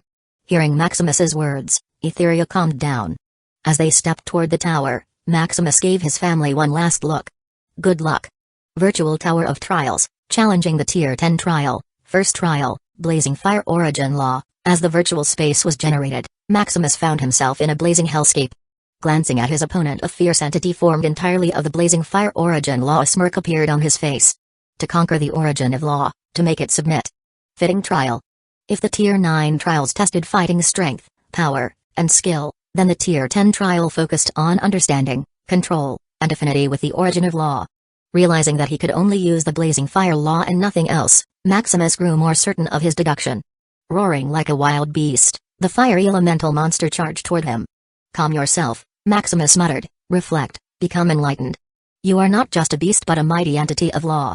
As he spoke, his river of knowledge began to pulse, sending waves of calming, enlightening energy toward the blazing fire entity of law. While other Tier 10 individuals were still working to master the origin of law, Maximus was already at the level of guiding it to a path. His path, the path of knowledge, became a beacon, calming the virtual projection of the blazing fire beast until it became tame. As the trial dissipated, the blazing fire beast licked his hand like a loyal pet. First trial complete, second trial, Sacred Fire Origin Law, this is easy. Maximus chuckled as he saw the second trial was similar. Quickly taming the Sacred Fire Origin Law, he advanced to the next trial. While Maximus breezed through each trial with ease, his family encountered no obstacles either. All of them had already forged their paths. Guiding these projections of origin laws felt like leading a lost child back to its parents. From the first trial to the 100,000th trial, they blazed through each floor without breaking a sweat. Having a defined path made the Tier 10 trials feel like having a cheat code. They could tame every entity they encountered with a mere touch. However, their easy progress came to an abrupt halt as they reached the 100,001st floor. 100,000 first trial, Frozen Time Origin Law, Temporal Law? Maximus muttered just as time froze around him. From his body to his thoughts and energy, everything was completely immobilized. As the entity of Frozen Time Origin Law slowly walked to end him, a spark of light flashed in Maximus's eyes. My mastery of the origin of law was superior. With a thought, Maximus mobilized his path of knowledge, exerting an influence over the Frozen Time Origin Law. As the trial disintegrated, Maximus felt a growing sense of worry for his family. While they could indeed tame each origin of law, that was only if they survived each encounter. Maximus's mastery over all origins of law was at a transcendent level, yet even he was briefly affected. For the others, the impact could be far greater. And these trials had yet to challenge them with the supreme origin laws. Facing those entities, Maximus wasn't sure if even he would survive. This is much harder than I expected.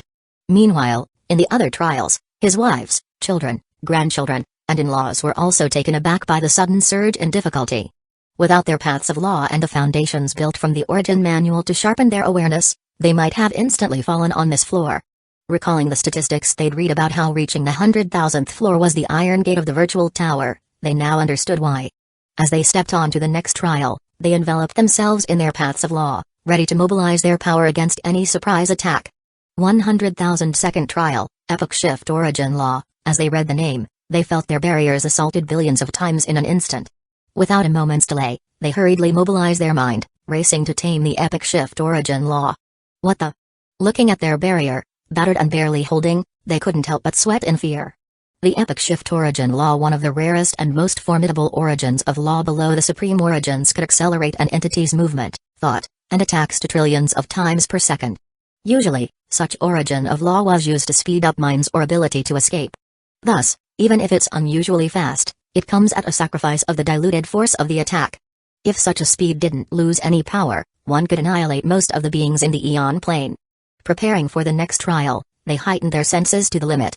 Chapter 554, Child of Luck. As they pushed through trial after trial, it became easier to adapt to the enemy's surprise and unconventional attacks. From stopping time, impossibly fast movement, rapidly changing seasons, to infinitely looping space, they become more and more adaptable with the changes. Although each trial was harder than the last, their control over their strength was also becoming more proficient. Arriving at the 120,000 first trial, a new change happened. Instead of a completely new trial environment, they were thrown into a familiar illusion rooted in their minds. Generating 120,000 first trial, Noble Heart Origin Law, Spiritual Laws. Looking at the place resembling a normal world, Maximus couldn't find his target. Mobilizing his power, he came to a pause. Although his path of knowledge was still present, it only applied to his mind, not to his physical strength. Deducing how to pass the trial, he came up with a single solution: find and subdue the projection of the Noble Heart Origin Law. However, in a world with trillions of people, it would take a long time to find his target. Noble Heart. Since it's a trial, I should be able to find it easily. Just as he was thinking about how to solve the trial, a rough man tried to kick him in passing. Following his instincts, Maximus grabbed the man's foot and twisted it forcefully. Arg! You! Help! There's a lunatic here! The man shouted angrily, drawing everyone's attention to them. Observing their expressions, Maximus frowned. He was the one attacked, yet the crowd seemed to view him as the most heinous criminal.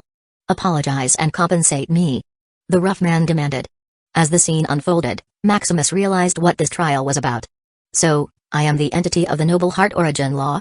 Maximus concluded with a little disgust. Mobilizing his river of knowledge, he began to influence himself, redefining the meaning of the Noble Heart Origin Law. A noble heart starts within oneself. Care, mercy, and love cannot be projected if we treat ourselves with indifference. A heart made of stone cannot soften others. A heart without self-love cannot love others. A heart that cannot forgive itself can never truly forgive others. As Maximus redefined the Noble Heart Origin Law, the crowd began to turn dazed. Their eyes, once full of judgment and criticism, softened to hold understanding. The rough man, clutching his foot in pain, began to cry out, blaming himself for his actions. As the trial disintegrated, Maximus clicked his tongue, still disgusted with the Noble Heart Origin Law.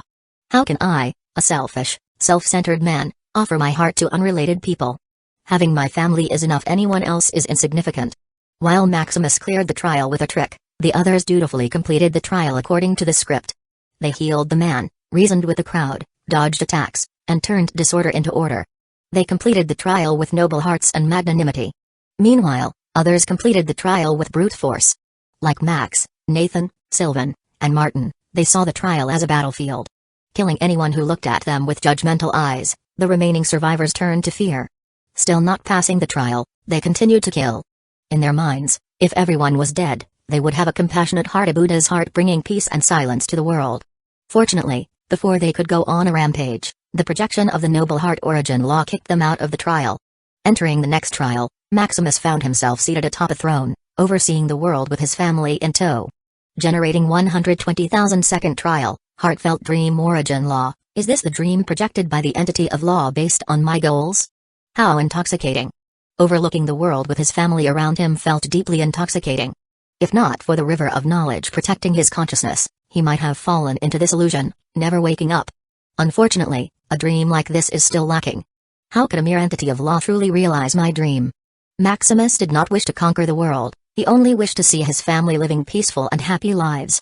Looking at the illusion of his family working hard to fulfill his dream, without smiles and with only numb spirits, Maximus could only shake his head. Finishing the trial, Maximus moved on to the next, contemplating the progression of the trials. If the first 100,000th trials were about conquering the elemental laws, the 100,000th to 120,000th tested temporal laws, measuring the trialist's adaptability to surprise and change. Then, the next 120,000 was about the test of spirit and will, the ability to think independently and resist the influence of the origin laws. Arriving at the 130,000 first trial, another shift occurred. Generating 130,000 first trial, thread of fate, so, it's luck next? After spirit and will, the next test was luck. Looking at the endless, crisscrossing roads made of thread, Maximus felt troubled. Finding the origin of law according to fate? What a hassle. With his physical body and powers suppressed, Maximus could only walk, relying on his luck to find the correct path. Meanwhile, Asha, the daughter of luck, slipped from the road and fell into an endless spiral. What happened? Falling so suddenly, Asha felt a rush of panic. Reaching out to grasp the threads hanging from the road to stabilize herself, Asha found her efforts futile. It's over. I've fallen before even reaching the 160,000th trial. Just as Asha was about to give up, her endless spiral came to a halt as she landed on soft, silky, cloud-like threads. Are you the thread of fate? Asha asked, looking at a small child knitting a doll. You found me so quickly? How lucky. The thread of fate pouted. So cute. Asha muttered, hugging the little girl tightly. Go to the next trial quickly, and don't disturb me here. Why? Aren't you bored? Let me play with you. TSK, I'm just a projection. Get out of here, I still have a lot to do. The thread of fate flipped her head, sending Asha to the next trial. What a troublesome brat. Is that the one chosen by elder sister Destiny?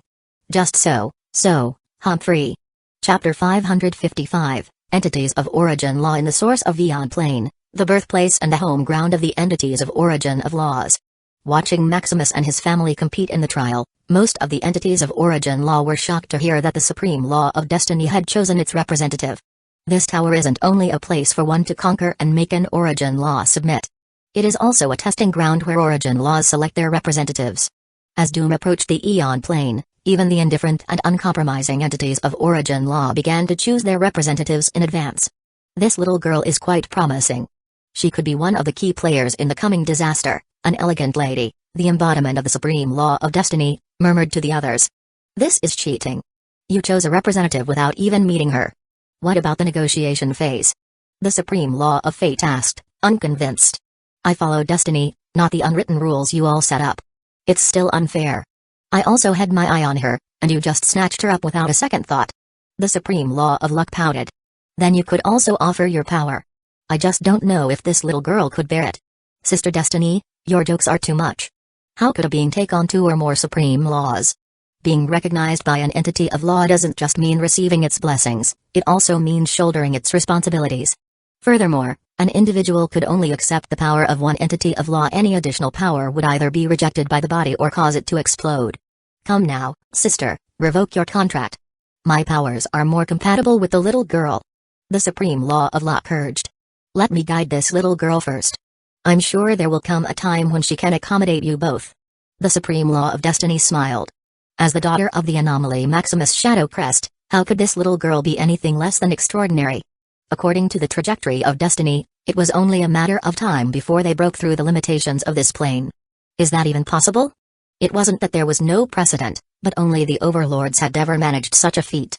Unfortunately, binding a representative now was not only beneficial but would also tie them to the Eon Plane.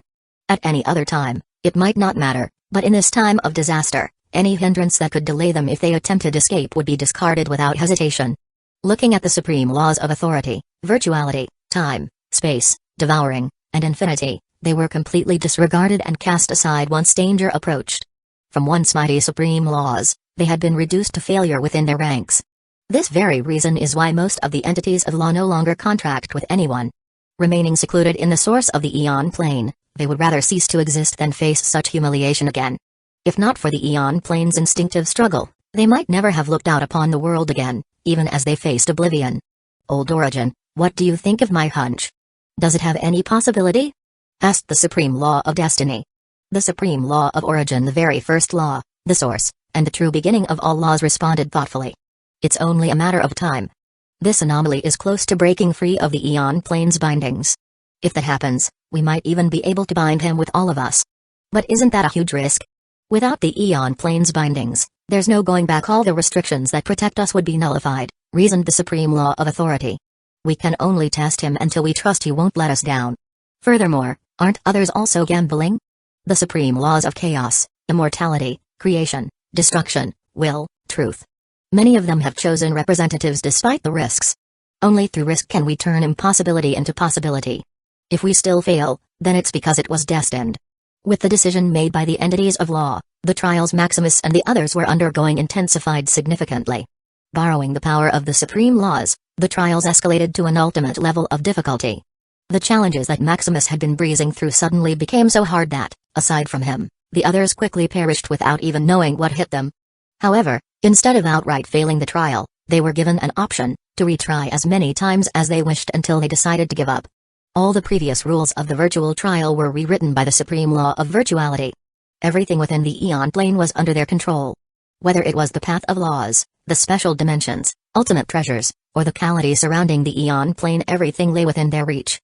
The only thing they could not control was the overlords, who had already transcended their plane of existence. However, every remnant of the overlords, the creation and worlds they build as they advance through the Tier 12 realm, were still under their control. They were the roots of the Eon Plane, the arbiters capable of order and destruction of everything. Resetting mere rules of a virtual trial was child's play. Even Elvian Nexus, the creator, and Zero, the controller of the virtual realm, were clueless about what was happening within the trial. All they knew was that the entities of origin law had taken over the trials. Realizing the shift, Zero quickly reported to his master. So it's begun, huh? This Maximus really is a valuable piece. What should we do now, master? Don't worry, this is all according to plan. Those petty origin laws finally found the conscience to help us. Elvian reminisced with a smile. Summon all the primordial prodigies to enter the trials. Also, inform those families and sects a master of Path of Law may have a higher chance of being selected. Yes, master. It's time for a feast, a final scramble before the coming storm. Chapter 556, The Selection Trial. At the 140,000 first trial, Maximus requested a rest. This has gone insane. If the first few trials allowed him to be leisurely, exploring and trying new things, everything changed after landing on the 130,000th trial. Maximus felt as if he'd been thrown into hell. Although the trial stayed on the course he had previously deduced, the difficulty had become ridiculous. Are the others still in the trial? Entering an alternate resting space, his power returned to normal. Mobilizing the river of knowledge, he attempted to deduce if his family was still in the trial. Still on. Although his family was only a few thousand floors behind, no one had been eliminated yet. Just what happened to this trial? After a few hours and spending tens of millions of Calamity points, Maximus finally deduced the issue. A selection trial of the origin laws. Maximus still knew of the entities of the origin laws. Although not the strongest, their authority within the Eon Plane was the greatest. All energy, paths of law, treasures, and phenomena were indirectly created by them. Furthermore, for one's ocean of law to advance to the absolute of law, a contract with one of the origin laws was essential. Over the past hundreds of billions of years, since the major war that devastated the Eon Plane, no one has advanced to the absolute of law. Even according to his deductions, these masters of the absolute of law hadn't progressed since the upheaval. Did the origin laws come out of hibernation? He didn't know about the complexities the origin laws experienced, and thus, Maximus was clueless. With the current strength of the river of knowledge, Maximus couldn't even deduce the plans of these origin laws if they hadn't permitted it, much less what happened in the past. Now understanding the intentions of the origin law entities, Maximus finally knew why the trial had become more difficult. But whom will I choose? Several supreme laws had just issued him invitations. From the supreme law of soul, astral, void, divine, and more. Even the supreme law of knowledge, which had the highest affinity with his path, extended an invitation. Once Maximus chose, the trial would return to its normal difficulty. Meanwhile, if he chose not to, Maximus could continue the trial, hoping for a supreme law he desired to take an interest in him. Looking at the supreme law of knowledge, Maximus felt tempted. If he chose the supreme law of knowledge, Maximus deduced it would only take him a few thousand years to reach the ocean of law. Furthermore, without the added difficulty, he could finish the trial without any more challenges. However, just as Maximus was about to agree, he felt a strange throbbing. His entire being, the origin he was made of, sensed a greater opportunity. It seemed to urge him to finish the trial without contracting with any of the origin laws. What is this? This was the first time his origin had reacted this way. It was like a dragon too lazy to move, suddenly excited, like a dog wagging its tail at a mountain of treasure. Instead of feeling joy at being reminded of a brighter path, Maximus frowned. He was more concerned about the instinctual reaction of his origin. Not caring about the trial, Maximus continued to sit down, determined to deduce the problem immediately. Origin anomaly analysis. Estimated time, 2 million years. 2 million years? This. Even with Calamity points, it would take him a full century to reach an answer. Fine. I'll see what you are. Based on the information he had deduced earlier, the trial selection would last thousands of years or until all origin laws had chosen their candidates. With plenty of time available, Maximus didn't enter the next trial immediately but began to analyze the anomaly within his body.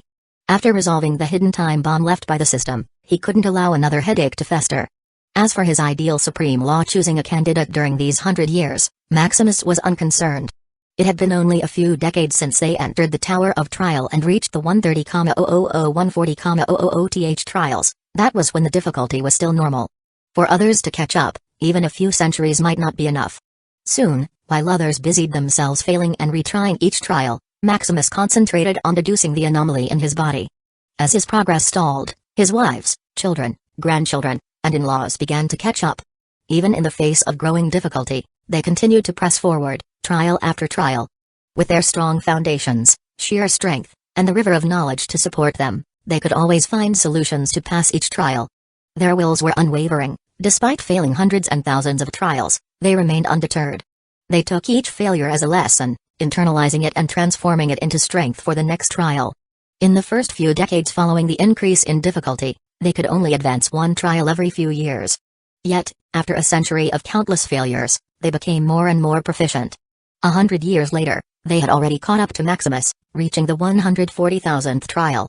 There were also the prodigies, elders, and leaders of various organizations in the Dimensional Alliance and on the Devourer side. With the desire to make everyone stronger for the upcoming dark disaster, Alvian opened access to the virtual realm to the entire Aeon plane. This single act brought all other activities in the world to a halt. Whether it was war, friendship or enmity, breakthroughs, clashes of interest, no matter one's allegiance or occupation, everyone dived into the virtual trial after receiving the news. The chance to contact an origin law entity, a chance to reach the pinnacle of the world, no matter who they were, no one would be reckless enough to discard such an opportunity. Even those who mastered a notion of law put everything aside to compete with juniors as low as the Tier 9 realm. Fortunately, the difficulty of each trial depended on the individual. The stronger the participant, the harder the trial would be. Chapter 557, Earth's plane. In his independent resting place, Maximus slowly opened his eyes, intrigued. A plane-level ability. True path. Besides the dimensional and ultimate level abilities, Maximus had discovered something beyond a plane-level ability, a power existing on par with an entire plane. According to his deduction, such an ability couldn't exist in Ian's plane, as it was equivalent to the life of the plane itself. Yet looking at the ability embedded in his origin, Maximus could only look with disbelief. Looking further to the deduction, he finally knew what plane was sacrificed for him to possess such a level of ability. It was none other than the place he was born, Earth, or, more precisely, the infinite universe to which it belonged. At first, Maximus assumed that Earth, the universe he'd come from, was merely one of the countless dimensions within the Aeon plane. Over tens of thousands of years, he had even forgotten his origin, never bothering to use omniscient searches to trace its whereabouts. If not for the instinctive activation of his plane-level ability, he wouldn't have even considered another possibility. Earth wasn't part of the Aeon plane at all. There was no history, trace, or even the faintest presence of it within this plane. After expending over 1 trillion strands of Calamity and more than 100 years, Maximus realized that the home he once thought ordinary was on par with the Aeon plane itself. However, as he looked at his plane-level ability, the final gift from his universe, he could only conclude that it was gone, erased into the endless void of chaos. Maximus didn't know precisely what had happened, but the existence of this ability was proof of his universe's destruction. Feeling a deep grief he couldn't express, Maximus fell silent, vowing to uncover the cause of its extinction. Whether it was due to an invasion by the dark forces, a clash with other planes, or simply a natural catastrophe, Maximus swore to learn what had happened. One day, if possible, he would do whatever it took to reverse the flow of history and revive the universe he had once called home. After mulling over the loss of his previous life universe, Maximus shifted his focus to his plane-level ability, True Path. Granted, at the ultimate cost of a plane's life, such an ability was indeed heaven-defying. True path, an ability that could achieve any desired path, no matter how unreachable it might seem. His universe's final wish to send its last seedling was to hope it would thrive and leave hope for the next generation. Wandering in the void of chaos, Maximus's fragile origin, under the guidance of True Path, defied all odds and reached a stable plane environment. Upon arriving in the Eon plane, Maximus wasn't simply reincarnated into a dimension. Guided by his universe's last wish to thrive, he wandered in the void, soaking up Calamity energy, neutralizing his origin to increase its affinity with this plane. Once his affinity was maximized, he could choose any physique he desired. However, the True Path didn't stop. For him to leave hope for the future generation, Maximus needed a mission and a purpose. Under its guidance, his origin managed to fish out the family and power system, which, by coincidence, collided with the interdimensional platform system, resulting in its mutation. Under a single wish, True Path set his journey, equipped with every advantage needed to thrive and prosper, with a future generation to carry forth his legacy. Having achieved its mission, this ability went dormant, silently resting in its origin. It was only when an unprecedented opportunity arose that it reacted again. This was a chance to become a master of the Eon plane, to shape the outcome of his future, and to pave any path he desired. Such an ability. Understanding the support it had given him, Maximus only felt regret for his earlier suspicions. True Path appeared to have no limitations. Just the feat of traversing the void of chaos unharmed was an impossible task in itself. The void of chaos could tear apart anything below a Tier 12 overlord except for the dark creatures. Yet he, with a mortal origin, had traversed it unscathed that he thought he had just woken up from sleep after transmigration. Now that he understood the cause of his origin's reaction, Maximus had no more doubts. Guiding him toward the life of his dreams, True Path gave him the faith to succeed, no matter what challenges lay ahead. He didn't care if the difficulty of the trial could bring an overlord to his knees. Brimming with confidence and ambition, Maximus stepped forward. It's time to finish this trial. Meanwhile, at the source of law. Seeing Maximus finally step forward into the trial, most of the entities of law took note. It's starting. I didn't expect him to pass on the supreme law of knowledge. What a pity, sneered the supreme law of wrath, jeering at the origin of law beside him. My protege is never satisfied with easy gains.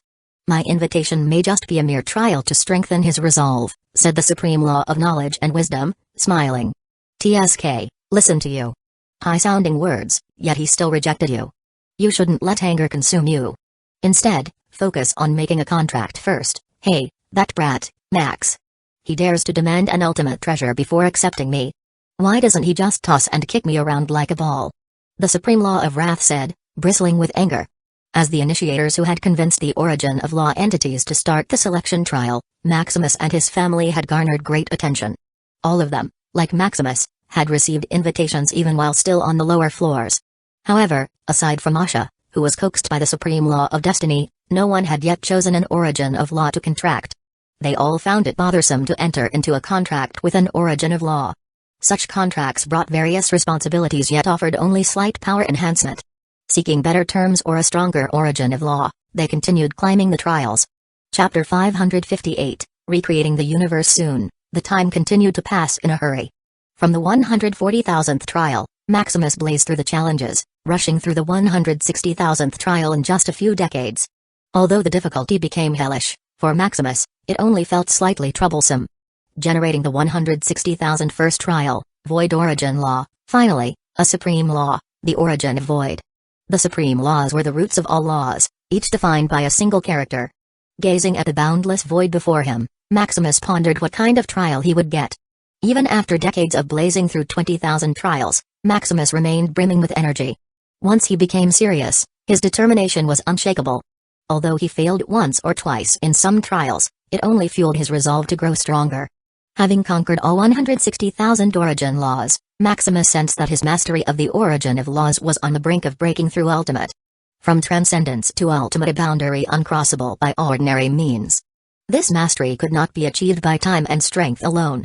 Talent, potential, inspiration, and miraculous chances were all essential elements in the equation. As Maximus pushed through the increasingly difficult trials, his understanding of the origin of laws accelerated. Just as he wondered what the trial would demand of him, a mist-like void appeared before him. We finally meet, little child, a resonant voice greeted him from the void. The origin of void, one of the top 10 supreme origin laws. It's my honor to meet you, Maximus said, bowing slightly. As the embodiment of the infinite void, the origin of void was among the most formidable of the supreme laws. After exchanging pleasantries, Maximus inquired about the trial's objective. With the rising difficulty of the challenges, Maximus no longer merely needed to guide these entities but also had to meet their conditions. Some entities were calm, others eager, while some displayed fiery tempers, cold demeanors, or other distinct traits. Having encountered so many entities of law, Maximus began to see them not just as guardians of the Aeon plane but as beings with unique emotions, thoughts, and ambitions. Looking at the entity of void, Maximus greeted it respectfully, hoping the trial wouldn't be overly demanding. "It's simple," the entity said. "This void is empty. I need you to fill it." "Fill it?" Maximus asked, staring at the boundless void in disbelief. Filling such an infinite expanse would take epochs. "What's the problem?" "Isn't it simple? Besides, there's no time limit. Time here is accelerated a second, and the world here would pass an epoch." "You're insane." Maximus cursed. He had thought this entity might be easygoing, but he didn't expect it to be so devious. Moreover, looking at the blatant offer of a binding contract before him made his face darken. Such an obvious trap to make him surrender and submit to the supreme law of void. In this boundless void, even with time dilation ensuring minimal loss of time outside, Maximus wasn't sure his mind could endure countless epochs of monotony. He hadn't even lived for 100,000 years yet. How could his mind withstand the psychological toll of possibly endless epochs spent filling an empty space? Giving up? Your time has already started. Fortunately, it's accelerated trillions of times, so you can take as long as you need. With those parting words, the entity left Maximus alone in the void. The supreme law of void. What a bastard, Maximus muttered through gritted teeth. In the source of the Aeon plane, as the consciousness of the supreme law of void left the virtual projection, the other supreme laws gathered around it, demanding an explanation. The supreme law of void was supposed to appear in the latter stages of the trials. Yet, by leveraging its relationship with the supreme law of virtuality, it had skipped the line to meet Maximus first. Furthermore, considering the insane trial it had set up, many of the supreme laws observing Maximus were furious. "Calm down," the supreme law of void said, addressing their outrage. "I simply wanted this child to experience the hardships of the world. Watching him aim to complete this trial purely through his strength, I hope to temper his arrogance. Besides, can't you just send your invitations? It's not as if anyone is stopping you." Hearing this reasoning, the other supreme laws paused before quickly sending their binding contract invitations one after another. However, some continued to watch from the sidelines, intrigued by how Maximus would solve this seemingly impossible trial. Watching Maximus over the past few decades had been captivating. Solving insurmountable challenges one after another, they doubted that even the cunning supreme law of void would succeed in breaking him. Indeed, faced with this trial, Maximus began analyzing the most practical solution. Even using ether devices, it would take him thousands of epochs to fill such a boundless void. Moreover, knowing he needed to reserve such trump cards for later trials, Maximus could only think harder for a solution. Finally, entering the omniscient mode and expending millions of strands of casualty, Maximus uncovered the most efficient approach. "Why do I need to fill this void myself?" Maximus wondered, a flicker of inspiration lighting his mind. Merging with the river of knowledge, the system gained the ability to evolve further. Deducing a runic program capable of autonomously controlling his body's power, Maximus began his work. After years of calculations and hundreds of years of creation, a new ability was born within his system, the automatic module system. A program that allowed the system to autonomously control Maximus's body from his physique to his mastery over the path of laws. Although mechanical in execution, with the path of knowledge supporting it, the system could follow a blueprint Maximus set to perfection without error or deviation. Gazing at the boundless void, the river of knowledge quickly deduced a grand blueprint, a design reminiscent of the stars and galaxies from his previous universe. Wishing to revisit the past, even as a mere illusion, Maximus hopes to recreate his old universe. Allowing his consciousness to enter hibernation, the system began to take control of his body. "No matter how much time passes, if I'm not conscious, it's just a nap," he mused as his mind faded into stillness. Chapter 559, Ultimate Master of Origin Law. Time continued to pass. For every second that elapsed in the real world, an epoch passed within the virtual void. At first, as the supreme laws observed Maximus diligently building a world with unwavering focus, they felt unimpressed, disappointed, even. They had expected Maximus to devise a more ingenious solution. However, as hundreds, then thousands of epochs slipped by, an unsettling sensation began to spread among the observing supreme laws. What is happening, old void? For thousands of epochs, Maximus had neither paused nor rested. Like a mechanical being devoid of consciousness, he simply built steadily, tirelessly, endlessly. He was more diligent than even they, the origin laws themselves, had been in their early days. At least they could rest for millions of years at a time, working only when they felt inclined. The supreme law of void was equally puzzled. Old knowledge, what do you think? You should have a connection with this child, Maximus. Maximus's consciousness is in hibernation. His body is functioning autonomously, the supreme law of knowledge replied, though uncertainty tinged its voice. How is that possible? Could the path of knowledge accomplish such a feat? While autonomous actions without conscious control were plausible for simple, repetitive tasks, constructing entire worlds was a far more complex endeavor. It required careful thought, constant decision-making, and intense focus, none of which seemed possible without a conscious mind at work. I don't know how he's doing it. I can only vaguely sense the path of knowledge at play. Without understanding the mechanism behind it, the supreme laws could only watch in awe as Maximus continued to create planet after planet, star after star, dimension after dimension. From thousands to tens of thousands to hundreds of thousands, and finally, after a few million epochs, Maximus had constructed an expansive universe. Before them stood a universe that rivaled even the Aeon plane.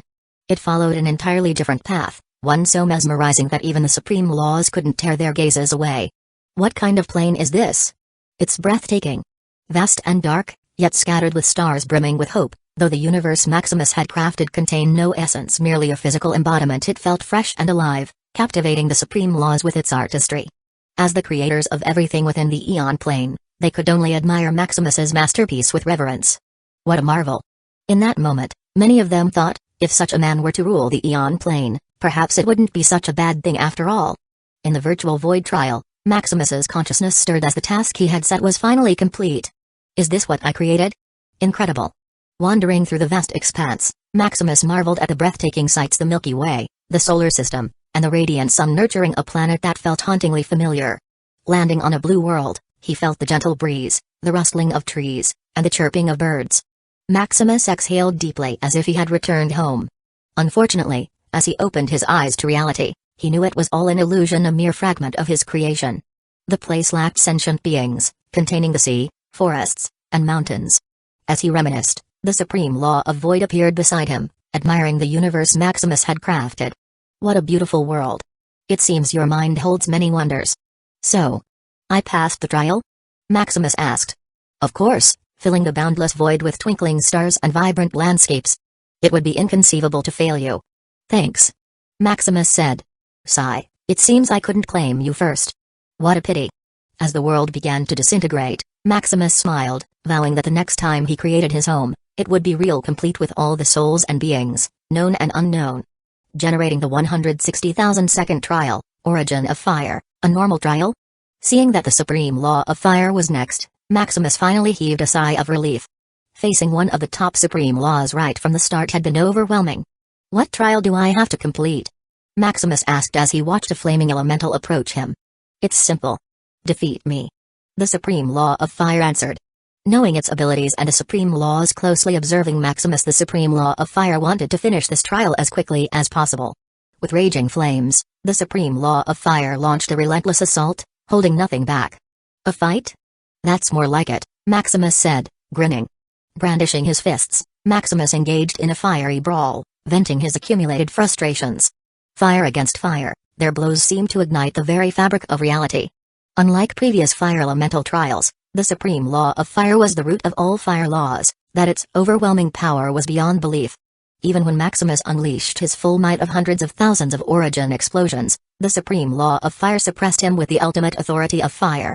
After a few days of non-stop battle, Maximus collapsed, reduced to a pile of ash. Again. Not expecting to lose in combat, Maximus felt exhilaration rather than frustration. Retrying the trial, he fought with renewed determination, activating his omniscient mode to analyze the supreme law of fire's movements. He aimed to incorporate its mastery into his own, hoping to break through to ultimate mastery. After another unsuccessful attempt, Maximus tried again. Again and again, he fought tirelessly. Over the course of months and dozens of battles, Maximus finally transcended his previous limits, achieving ultimate mastery of the supreme law of fire. Thank you for your teaching. Maximus said, bowing respectfully. With his newfound mastery, he unleashed a 100,000-fold origin explosion, shattering the supreme law of fire and completing the trial. Huh.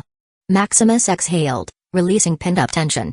Defeating such a formidable opponent and reaching ultimate mastery of fire brought him immense satisfaction. Furthermore, as his mastery over the supreme law of fire reached its peak, all the origin laws derived from it simultaneously advanced to ultimate mastery. What a fight! I hope the next one is just as thrilling. As if responding to his thoughts, the supreme law of water appeared as his next opponent, proposing a duel as its trial. "Ha, let the storm rage harder," Maximus exclaimed, ready for another thrilling battle. Chapter 560, Binding with Supreme Laws, 1. 300 years later, after battling hundreds of supreme origin of law losing, winning, and internalizing their abilities, Maximus reached the 161,701st trial. Just 103 supreme laws remaining. Maximus muttered in fatigue. Although the trials he had endured were all but straightforward combat, they were no less grueling than the previous ones. In fact, they were even harder. Fighting a supreme origin of law, even with 100,000 times origin explosion, Maximus couldn't secure victory. He needed to internalize their abilities and break through to ultimate mastery before he could hope to defeat them. Battling over 1,700 supreme origins of law took him more than 300 years longer than all the previous 160,000 trials combined. However, such hardship came with corresponding rewards. Now, aside from the 103 supreme laws and their corresponding branches of law, Maximus had achieved ultimate mastery over all other origins of law. The sheer power he wielded now could crush his past self countless times over. Feeling the benefits of these trials strengthening his mastery of the origins of law, Maximus stepped into the next trial with excitement. Meanwhile, Maximus's wives, children, grandchildren, and in-laws were stuck at the 160,001st trial, staring gloomily at their opponent. Over 100 years had passed, yet despite countless battles and defeats, they still couldn't overcome the supreme origin of fire. "What's wrong? Are you finally willing to give up?" The supreme origin of fire taunted. Split into several virtual projections, the supreme origin of fire maintained its ultimate combat ability. Fighting against the Shadow Crest family, it was as fierce as ever. "Rest," Max said, glaring at the hateful supreme origin of fire before exiting the trial and entering a virtual resting space. Over the hundreds of years in these trials, they had discovered this shared resting space function. As long as they were on the same floor, they could share a resting space. Even in a virtual trial, they could remain united. Unfortunately, they couldn't contact Tasha and Maximus. It seemed they were already on the higher floors. Looking over to his parents, who were discussing their next course of action, Max sat down beside his wives.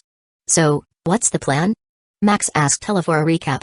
"We're already discussing which supreme origin of law to officially bind. Even if we were given 1,000 years, I don't think we could defeat this trial," Ella complained. The supreme origin of fire was truly ruthless. No matter how much they improved, they were still utterly crushed. The only way they could likely defeat it was by mastering the supreme origin of fire to ultimate mastery themselves. Unfortunately, surpassing such a limit was impossible in such a short amount of time. They were not like Maximus, who could transcend and reach ultimate mastery within just a few bouts. "It seems we might have to succumb to reality." Over the years, countless supreme laws have extended invitations to them. Unfortunately, the offers did not have a 100% integration rate. At the 160,000th trial, they could only bind an origin of law up to 90%. Although they didn't know what it was for, the higher the integration, the better. Who knew that facing a supreme origin of law would leave them feeling so helpless? After discussing their individual choices, they began reaching out to the supreme laws they were most interested in. Standing before the massive, muscular entity representing Wrath, Max felt the urge to back down. "What's with that look, brat?" Wrath bellowed. "And nothing." Max hurriedly shook his head. If the supreme law of fire could suppress them like dogs, then the supreme law of wrath made him feel like it could crush him like an ant. "Good. I thought you were disgusted by me," it said angrily. Thinking about how it had taken this human hundreds of years to submit, the supreme law of wrath felt a surge of irritation. In the first instance, it already offered the 90% integration rate without the nuisance of the trial, yet this brat remained stubborn. As for a 100% integration rate, unless one could complete this trial with their power, it would be impossible. As they conducted the contract, Max felt his body boil with power. From the laws coursing through his body to the path of wrath, everything seemed to sublimate. This ultimate mastery? Just after merging, Max felt his mastery of the supreme law of wrath reach ultimate level. Hey, this is just the beginning. As soon as the supreme law of wrath spoke, the origins of law in Max's body began to converge, transforming into the power of wrath. The unification of law? Won't this make me weaker? Max asked hurriedly. Due to their father's influence, Max and the others had mastered all laws, spreading their powers evenly through their bodies. Humphrey. Ignorant brat. Now that you tread the path of wrath, how could you still dabble in others? But isn't it weaker? Then feel it for yourself. Following its advice, Max carefully began to sense his power. What the? Feeling his strength multiply over 100,000 times, Max's eyes bulged in shock. Before he could question the supreme law of wrath about what was happening, the immense power within him suddenly subsided. The convergence of laws in his also body returned to neutrality. What happened? Feeling a little deflated, Max was left unsatisfied. This is the convergence of all origins of law, the innate ability granted by us. However, your body is too weak. Sustaining such power would only destroy you. The supreme law of wrath muttered proudly. So it's like my father's origin explosion, Max murmured with excitement. If he had an ability as awe-inspiring as his father's, Max was willing to pay any price. Origin explosion? Boy, don't insult our innate ability by comparing it to something created by a mortal. TSK, isn't it just multiplying my power? What's so great about it? Our innate ability has no limits. Even if you reach the Tier 12 realm, you can use this power without any reduction in strength. So? Isn't it just the same? Max rolled his eyes dismissively. Besides, from what he remembered, his father's origin explosion also had no limits. Even a million-fold boost in power was possible as long as the body could handle it. Looking at the supreme law of wrath before him, it felt like multiplying his power by hundreds of thousands of times was its limit. By the way, are there any benefits binding with you? Aside from ultimate mastery of the supreme law of wrath and innate ability, Max didn't feel any significant boost in his power.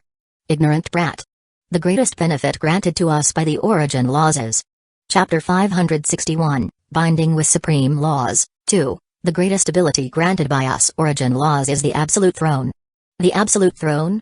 Oh. Max nodded nonchalantly. Although it was the first time he'd heard of it, his blind trust in his father gave him confidence. No matter the limitations, Max was certain they could reach the pinnacle. Meanwhile, seeing Max's unimpressed reaction, the supreme law of wrath began to boil with anger. Finally, as if it had thought of something, it leaned forward.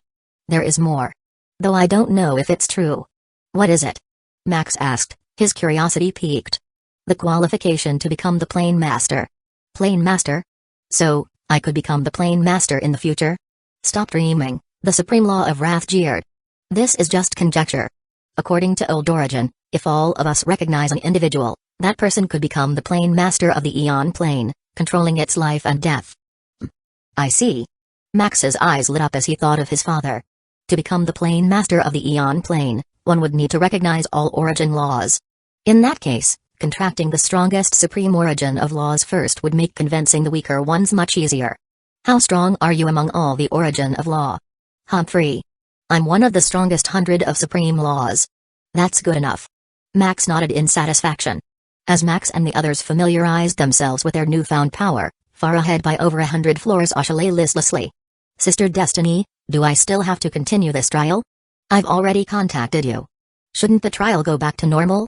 Earlier, Asha had been overwhelmed by her abnormal and seemingly limitless luck, making her doubt whether she was possessed. She couldn't contact her family because they were on a different floor. Although everything unfolded according to her will, it felt too good to be true. Even the origins of law couldn't touch her, as if the universe itself would bend over backward to ensure her success. Once, she even slept through a trial and woke up to find she had completed 3 floors. Feeling unnerved by her uncontrollable luck, Asha grew a little scared. Fortunately, the supreme law of destiny appeared and explained the situation. Understanding the root cause of her extreme fortune, Asha heaved a sigh of relief. However, feeling the trials were too easy, she suggested that the supreme law of destiny suppress her luck. That's when the winds and rain of true trials began. Without her blessing, it took her hundreds of tries to complete a single floor. Nearly crying out of sheer frustration, she begged the supreme law of destiny to bring back her luck. Unfortunately, believing that Asha was too weak-willed and needed tempering, the supreme law of destiny refused to coddle her. Without a choice, Asha reluctantly pushed forward without her luck. Still, the supreme law of destiny granted her many unique and amazing powers, like the eyes of destiny, which allowed her to glimpse everything that would happen in the future. Using these powers, Asha managed to rush ahead of her family by over 100 floors. Even so, exhaustion eventually caught up. No, you need to continue. The goddess of destiny cannot afford to be weak, the supreme law of destiny chided. Goddess of destiny? Me? Asha asked with a twinkling eye. Yes. I see a future where you control the destiny of the Eon Plane. Your role will be vital to helping your father. Helping father? I see. Hearing such a divine decree, Asha felt a wave of empowerment. She looked up ahead with renewed determination. If I want to help father, how could I back down now? As the Shadow Crest family began binding with the origins of law, others who subsequently entered the trial also initiated their contracts. First came the primordial candidates. Possessing origin-grade ultimate physiques, they were the most favored candidates, second only to Maximus. These individuals were the pinnacle of talent ever produced by the Aeon Plane. If not for the appearance of Maximus, they would have been the future overlords destined to lead the resistance against the dark creatures. When they entered the trials that Maximus and the Shadow Crest family had endured, they blazed through them without pause, reaching the 160,000th trial in just a few hundred years. However, like the Shadow Crest family, they eventually became stuck. At that point, they, too, selected their favored supreme origin of law, one of the strongest among the top 100. Next were the Masters of the River of Law. Having carved paths of their own, although they could not reach the 160,000th trial, they still managed to secure a contract with an origin of law. Then, there were the Masters of the Ocean of Law. These individuals skipped the first 160,000 trials entirely and went directly to combat against the supreme laws that matched their unique paths. Already having condensed their ocean of law, they now only needed a contract with an entity of law to condense the absolute of law. With their immense, established power, negotiating with a supreme law was more a formality than a challenge. As for the elites and saints from the top families, sects, and the Devourer faction, most of them managed to secure contracts with an origin of law as well. Although they hadn't yet condensed their paths or attained significant power, they were malleable and adaptable. This flexibility allowed them to choose paths better suited to their newly contracted origins of law. With tens of thousands of origins of law signing contracts with the beings of the Aeon Plane, the 6 overlord powers overlooking the event were filled with excitement. Tens of thousands of potential absolute powerhouses. Although it would take a long time and tremendous resources to nurture them into reality, it was still a hopeful future for the Aeon Plane.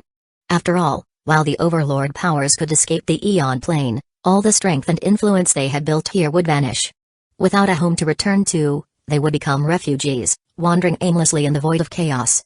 Once the trial is over, it's time to initialize Phase 2 of the plan. Chapter 562, A Game with Entity of Knowledge, generating the 161,701st trial, the supreme law of knowledge. As the world transformed into one woven from books, Maximus's interest was piqued. The supreme law of knowledge? Given the path he had chosen, Maximus held a genuine curiosity for the supreme law of knowledge. If not for the true path promising him a brighter future, he might have chosen this supreme law above all else. We finally meet, the supreme law of knowledge greeted him. It's an honor. Maximus bowed. Come, sit. Shall we play a game? Is this the trial? Maximus asked, eyeing the board game between them. You could think of it that way, but I mainly wanted to discuss some topic with you. The entity of knowledge smiled. Then I'd like to display my ignorance. His task was clear, he had to surpass the supreme law of knowledge and skill. Sitting down, Maximus analyzed the board, wondering about its nature.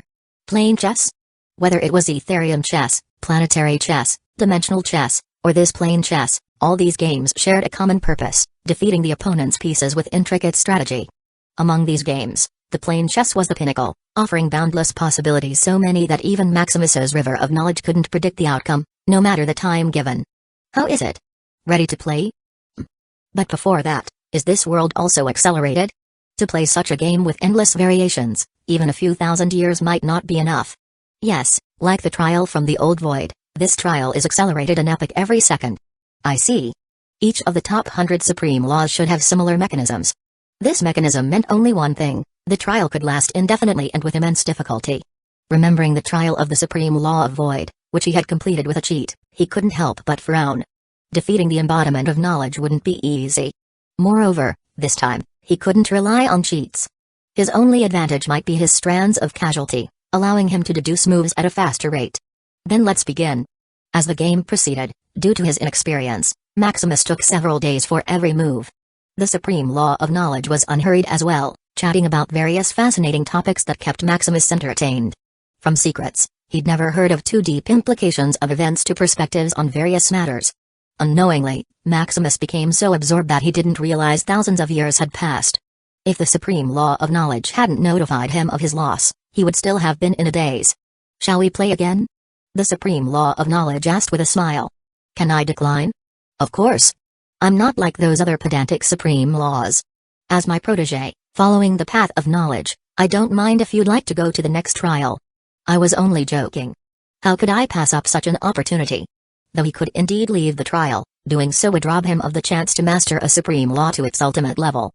Though it would be much harder, and Maximus didn't know if he could endure for so long, he was unwilling to let go of such a chance.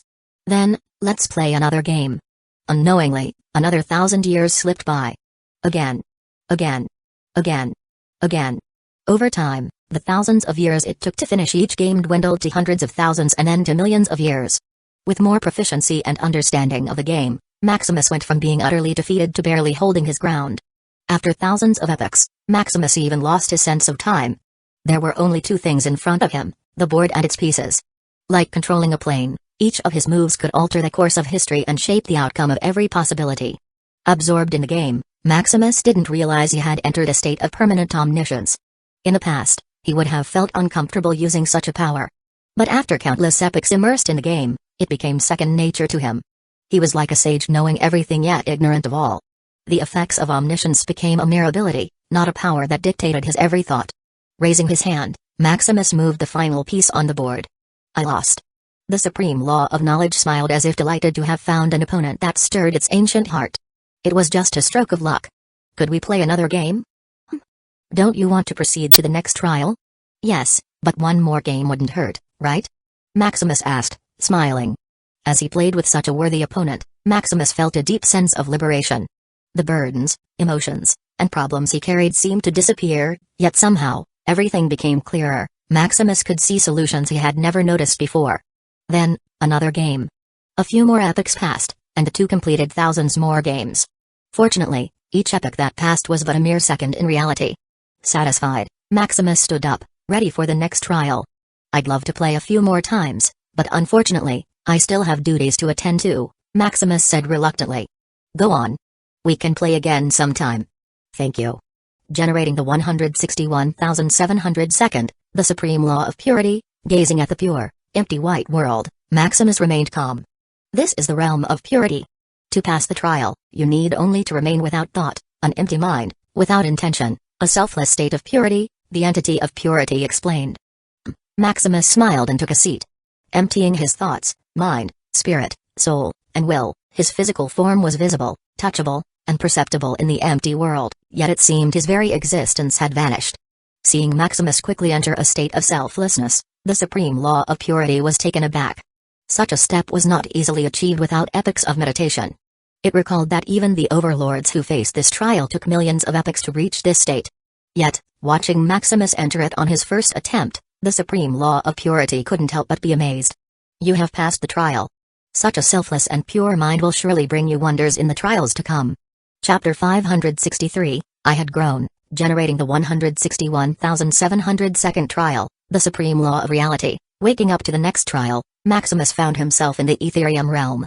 From the very first instance, he was transmigrated, bedridden, and powerless. A question burned in his mind. What trial is this? As if hearing his thoughts, the entity of the supreme law of reality appeared beside him. Surprise. What do you think of being back at the beginning? Visit M. Vila, Empire today. As the entity that controlled all the laws of the Etherium realm, they knew of Maximus's origin. Unfortunately, it was too late. Before they realized it, Maximus had already become saturated with the source and origin of the Aeon plane. Killing or expelling him would be equivalent to harming the Etherium realm itself. Although they were the origin of all laws and could control everything in the Aeon plane, they still couldn't harm any living being within it. They were a neutral force and arbiter of nature and cycles of the planes. No matter what happened, they couldn't interfere. They could only guide and protect. Looking at the scene before him, Maximus couldn't help but reminisce. What am I supposed to do here? You just need to relive your life. Relive my life? Maximus smiled with interest. Although he couldn't access his system, his river of knowledge, his power, his physique, or even his technical memories and experiences, it didn't dampen his intrigue. Yes, without anything, no knowledge or power. I want to see what reality you would create. Then let me give you a masterpiece. Reliving his life, with only his bare memories shaping his cognition, Maximus felt the challenge ahead. As the supreme law of reality left the room, an attendant arrived to tend to his injuries. With a calm mind cultivated through thousands of epochs, where he played under the supreme law of knowledge, Maximus began managing his small territory. With no money, power, or wealth to protect himself, Maximus regarded the world as a chessboard. From the most insignificant peasant to the smartest minister and strongest general, Maximus used every means to stand against the world. Maximus also didn't forget to search for his wives. Unfortunately, the supreme law of reality seemed to know he couldn't afford to be distracted by such affairs in his current condition. Finding no trace of their existence, Maximus focused entirely on conquering the world. Starting from the little Shadow City, Maximus used his weak body and clouded mind bereft of memories to conquer the Fairy Kingdom. Rallying with neighboring kingdoms and continental islands, Maximus stood firm against gods and powerhouses capable of crushing him with a mere thought. Before storms that could topple his rickety boat cobbled together from scraps of wood, Maximus appeared to steer a solid ship unaffected by any turbulence. Soon, with the start of the supremacy of will, the cursed continent descended into turmoil and war. Yet, amongst them, the Moonlight Empire, which had a mortal emperor who seemed to possess no power, remained unshaken. With an iron-blooded army, unyielding generals, and wise ministers, nothing could topple them. Even when facing powers far beyond the empire's means, Maximus employed conspiracies, traps, alliances, and a web of interests to stay afloat. As tens of thousands of years passed, after a dragon's hibernation sharpening its claws, Maximus began his counterattack. A mighty army united in loyalty, and an unyielding spirit began to demonstrate its power to the world. Even when faced with emperors from other powers, beings capable of killing them with a mere wave of their hands, they stood firm, enduring and fighting with all they had. After hundreds of years of surviving countless assassinations and conspiracies, Maximus led the Moonlight Empire to conquer the cursed continent. Turning his sights to the world, the powers of the other three continents unconsciously trembled. Unfortunately, before anything could happen, Maximus began to succumb to a mortal death. No means, no life-extending potions or medicines could save him. The mortal emperor who had led a small city to conquer an entire continent was now dying due to the exhaustion of his lifespan. As the 100,000-year mark approached, Maximus's body thinned, and his bones weakened. Entrusting everything to his ministers, generals, and the successor he had chosen, Maximus sat silently as he gazed over the lands he had conquered one last time. "Are you satisfied?" he muttered weakly. "Not just satisfied, I'm impressed." The supreme law of reality replied sincerely. Without power or technical knowledge, Maximus had conquered an entire continent. If not for the limited lifespan imposed on him, perhaps he could have conquered the entire world and been crowned a dimensional emperor. "I'm just reliving my life, nothing too outrageous," Maximus murmured with difficulty. "Reliving your life? In your current situation, I'd be amazed if you could conquer even the island continent you were born in," the supreme law of reality sighed. This trial seemed like child's play to Maximus. What kind of trials had he endured before this one? "Ha ha ha, even I'm amazed I could achieve this," Maximus laughed heartily. "I thought all of my achievements were thanks to luck and the power I possessed." Although this trial had been far from easy, it allowed him to see the truth of his reality. The reality was that he had grown. If it had been the version of himself from the past faced with such a helpless situation, stripped of everything that made him unique, without any power to stand above the world, he would have been consumed by despair. Back then, he had been a mere mortal traveler, chosen by his plane to carry its will. He was nothing more than a living being. Without the system, his talents, powers, or fortunate encounters, he would have long since vanished into obscurity. Even as an almighty powerhouse ruling over dimensions, the most talented prodigy who could sweep everything, deep down, he had always been that insecure mortal. The mortal who believed his achievements were owed to external forces. Yet, after facing this trial, his eyes were open to reality. He had grown.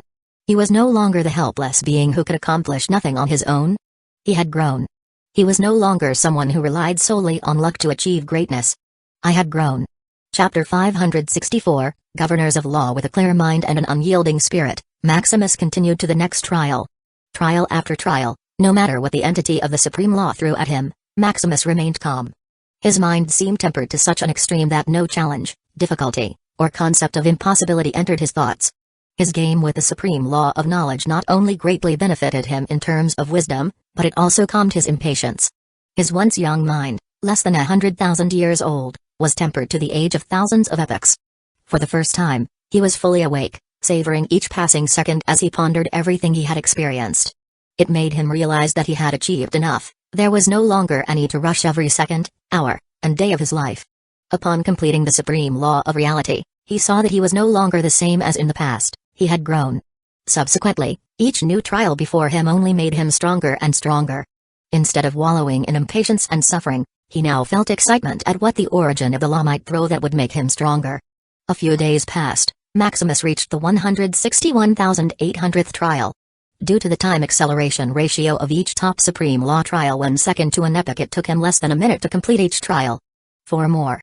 Generating the 161,800th trial, the Supreme Law of Virtuality. As he looked at the newly formed arena, Maximus seemed to guess what the trial would be. I am the entity of virtuality. Nice to meet you, Maximus Shadow Crest. A childlike entity greeted him with a smile, though a hint of resentment gleamed in its eyes. Did I do something wrong?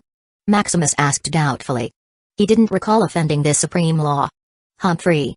You've exhausted me to death, don't you know that? If not for the support of the other supreme laws, I would have been broken already. How is that so? You're too much. Don't you realize how much energy I expend to create a virtual world with complete laws and a time acceleration ratio of 1 second to an epoch? Is that so? The trials he endured indeed felt like a real world. If not for the various restrictions, he might even have been able to cultivate within them. Even the river of knowledge flowed seamlessly, allowing him to learn as he would in reality. Maximus could also use this strand of Calamity to comprehend knowledge at the same pace as he did in the real world. Unfortunately, he couldn't exploit any loophole, he could only comprehend knowledge relevant to each trial. Humphrey. You think it's easy, don't you? Don't you know how much energy I've expended to let your power sync with reality? My accumulated energy is nearly exhausted. Although entities of origin possess virtually infinite energy, even they have their limits. The sheer volume of energy Maximus consumed was so vast that even its reserve of Calamity had to be tapped into. I'm sorry. Maximus apologized, feeling embarrassed. He had indeed been reckless, using the power of Calamity in such an accelerated timeline. He was fortunate the supreme law of virtuality allowed it. Do you want some strands of casualty? Over the years, although he had used most of his strands of casualty, he still had a few trillion to spare.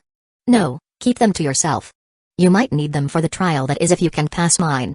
With that, the supreme law of virtuality introduced him to the arena. In the infinitely expanding space, there was no one but a replica of himself standing motionlessly. Do I need to defeat this clone? Maximus asked. Don't underestimate it, the supreme law of virtuality replied proudly. It's created from your very essence. Although it's not a perfect replica, it holds all your powers and treasures. Defeating myself, huh? Interesting. Maximus mused. As he stepped into the arena, his replica opened its eyes. Feeling the same oppressive aura he himself radiated, Maximus grew more solemn. How fascinating. As the fight began, Maximus quickly realized just how fearsome he truly was. The sky darkened and shifted, and an oppressive force, converging from all origins of law, descended upon him like a storm. Maximus frowned, taking in the reality of facing a copy with every ounce of his power, his ultimate mastery of nearly all origins of law, his ultimate physique, his solid foundation, and even his unique path of law. Fortunately, it seemed the replica didn't have access to his ether device. The device remained safely hidden within his storage dimension, reserved as his trump card. If he'd used it here, Maximus could only imagine the devastation it would unleash. As a hail of attacks descended upon him, Maximus began to channel every fiber of his strength. From thousands-fold amplification to 10,000-fold, then 100,000-fold. Pushing even further with an origin explosion, his power surged 1,000,000 times over. Seeing his replica mimic this power, Maximus smirked. You are only a reflection, after all, he said. How could you withstand the full force of my power? The clone's attempt at an origin explosion backfired almost immediately. It cracked, then imploded, unable to hold such intensity for even a moment. Boom. As a massive explosion filled the arena, Maximus was left standing battered and cracked from his overexertion, with a smile on his lips. How wonderful. A 1,000,000-fold origin explosion at his current magnitude of power, Maximus himself could hardly withstand it for more than a few seconds. There was no way a mere replica could handle it. My origin is unique, he declared. No replica, no copy, no rival can defeat me, not even myself. Don't get too narcissistic, you cheating bastard. The supreme law of virtuality yelled in frustration. It had expected an impressive, drawn-out battle, yet all it saw was Maximus flaunting his uniqueness. But I passed the trial, didn't I? Maximus replied, grinning. Humphrey. The next 3 trials still await. Let's see if you can cheat your way through those. Are they different? The next 3 are the Governor of Law, the Controller, the Giver, and the Source. Good luck to you. Chapter 565, Vessel of Will, generating the 161,801st trial, the Supreme Law of Destiny. The world transformed into an empty void as Maximus found himself facing a woman who gazed at him with a gentle smile.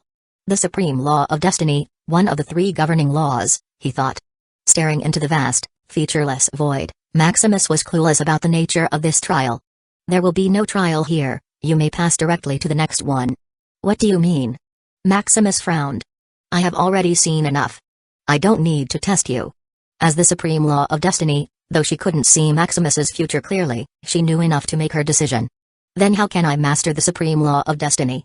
The trial is not only for the supreme law to test him but also for him to analyze their power to reach ultimate mastery. I'll simply pass my perception on to you. No need to sweat over it. After all, as the mentor to his daughter, favoring Maximus came naturally. Why? Maximus asked, puzzled. It's your daughter, she and I have a contract. If I don't favor you, who will? Asha, his daughter, had already asked the supreme law of destiny to go easy on him and perhaps even lend him some aid. Looking at her beloved protégé, the supreme law couldn't refuse. I see, Maximus nodded, understanding now. It seemed his preparations were unnecessary after all. As she passed her perception of destiny onto him, the trial slowly disintegrated as Maximus was sent on to the next. Generating the 161,802nd trial, the supreme law of will, the supreme law of will. The root of all sentient beings, he murmured. If destiny was the controller, manipulating the threads of fate, then the supreme law of will was the primal force within every conscious being. It was because of this supreme law that the Aeon plane held life, awareness, and sentience. Maximus' shadow crest. The entity spoke, its voice deep and resonant. To prove your worth, you must bear the will of all sentient beings, their joy, suffering, fear, love, anger, every emotion and dream they hold. You must carry it all. Climb the mountain of will, crawl if you must, and reach the summit. If you desire the world's recognition, how can you refuse to bear its will? With those words, the entity of will disappeared, leaving Maximus to face the seemingly endless mountain. Looking up at the mountain before him, stretching beyond sight into the clouds, Maximus took his step, which nearly brought him to his knees. The pressure, the weight of expectations, the voices of all living beings pressed into his mind with unbearable force. Gritting his teeth, Maximus held on, taking each step with overwhelming resolve. After walking for several kilometers, even his iron will began to waver. The collective will of all beings gnawed at his own, eroding his sense of self like a cold wind snuffing out his inner flame.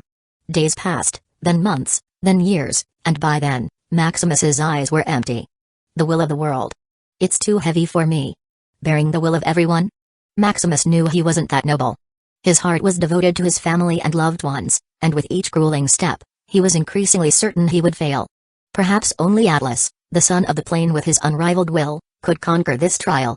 But still unwilling to give up, Maximus began to think of a solution. The amalgamation of will. The divine will. The will of everyone. As Maximus's thoughts converged with the power he had created in the Ethereum realm, his eyes began to regain consciousness. That's right, why would I carry the burden of this world? Nothing but you can save you. This world must save itself. Why should I, Maximus, carry burdens that are not mine? How could I be that selfless? With renewed resolve, Maximus channeled his will, his hands beginning to conceive a vessel, a container to hold all this plane's will. Millions upon millions of Calamity points converged in his mind and hands as he deduced the feasibility of his idea and generated it simultaneously. The supreme law of will, observing his actions, was taken aback. What? What are you trying to do? Initially, it had been gravely disappointed in him. A true savior, it believed, should be selfless, capable of shouldering all the pain and suffering of the world. Seeing Maximus falter after only a few years, it was prepared to fail him, denying him any further trials. It cared not for the other origins of law, nor did it feel any obligation to coddle Maximus. The great cause of the Aeon plane could not rest on the shoulders of a weak-willed, selfish individual. But hearing his words and witnessing the container taking shape in his hands, the supreme law of will felt a premonition. Oh no! Damn you, Maximus' shadow crest! Suddenly, the supreme law of virtuality appeared beside it. What are you doing here? This is my trial. Trial, my foot. This is my virtual world. Look at that monster, he's about to destroy everything. Destroy? Hearing this, the supreme law of will frowned. It was still waiting for the son of plane to reach this trial. If this virtual world was destroyed, it would disrupt countless plans. What do you need? The supreme law of origin appeared, visibly concerned. It, too, was anxious about this sudden interference. Maximus was only a step away from succeeding. Any disruption now could be catastrophic. I lack energy. This madman seems to be conceiving an embryo of a plane. The supreme law of virtuality complained. It had already synchronized the time between the trial and the real world, Yet Maximus was still consuming a massive amount of energy. Looking at the vessel he was creating, causing cracks to virtuality, the supreme law of virtuality grew nervous. If it's only energy, then we're willing to help, the voice of the supreme law of destiny sounded. She appeared beside him, accompanied by other supreme laws. Why are you all here? Shouldn't this be no concern of yours? Ha, we're simply interested in what insane creation this brat is brewing. Chapter 566, The Trial of Origin. Soon, with the assistance of the other supreme laws providing energy, the virtual trial stabilized. Maximus's process of conceiving a vessel of will had also gone more smoothly. With the mountain-like manifestation of will providing timely insight for the river of knowledge to process, the condensation of the vessel of will was greatly shortened. 70 years later, after spending trillions of strands of Calamity and exhausting various rare Tier 12 materials he had in store, Maximus looked at the piece of embryo in his hands. It's a pity. Instead of feeling joy, Maximus could only feel regret. Due to a lack of strands of Calamity and insufficiently strong materials, he had only been able to create a prototype. Just as Maximus was about to test the vessel's power, the supreme law of will appeared beside him. What did you do? It asked with curiosity. Looking at the vessel embryo Maximus held, the embodiment of will felt a strong, instinctive pull as if it were a light in the darkness, a shield against destruction, like a vessel that could shelter the will of every being. This is the vessel of will, a carrier that could contain and nourish the will of everyone. The creation of such a vessel was an idea inspired by the amalgamation of will and the subsequent divine will. This vessel could not only contain will, but could also harness the power to manipulate the very rules of the world. If all beings willed it, it would happen. If they all desired something, it would manifest. If they sensed danger, it would protect them. Like an all-powerful wishing device, as long as enough willpower converges, any desire can be fulfilled. Unfortunately, this was only a prototype. The will it could carry, and the wishes it could grant were limited. If this vessel could become more perfected, it might even form a plane of will of its own.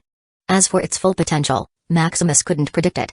Meanwhile, as he studied the vessel of will, the supreme law of will couldn't help but feel amazed.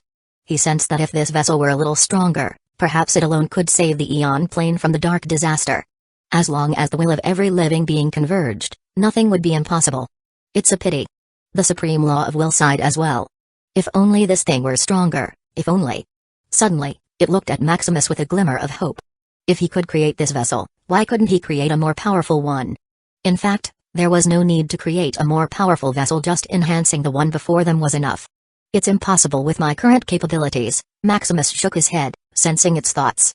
Even with all the strands of casualty he could ever spend and all the materials in the Eon plane, Maximus didn't think he could perfect this vessel of will that could repel the dark disaster. His current knowledge, abilities, and this plane resources simply weren't enough. Even if he reached the Tier 12 realm and enhanced the river of knowledge to the absolute limit, he doubted he could accomplish it. This was akin to creating an alternative plane. Unless he could transcend the power structure of the Eon plane, Maximus didn't believe he had the capability to create a perfect vessel of will. You really can't do anything? At most, I can enhance it to contain all the will within the Eon plane. But to use it to repel the dark creatures? That would be impossible. It's enough. With the collective will of all beings, this vessel could at least provide an advantage in the fight. If not, this vessel of will could also be the last way out to preserve the beings in the Eon plane. As long as their will remained active, resurrection would still be possible.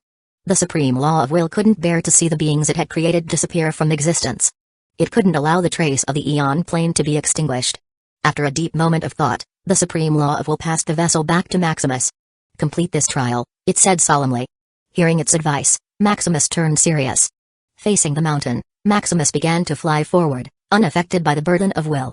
The vessel he carried absorbed all the descending pressure meant for him. Unhindered, Maximus spent several months reaching the top.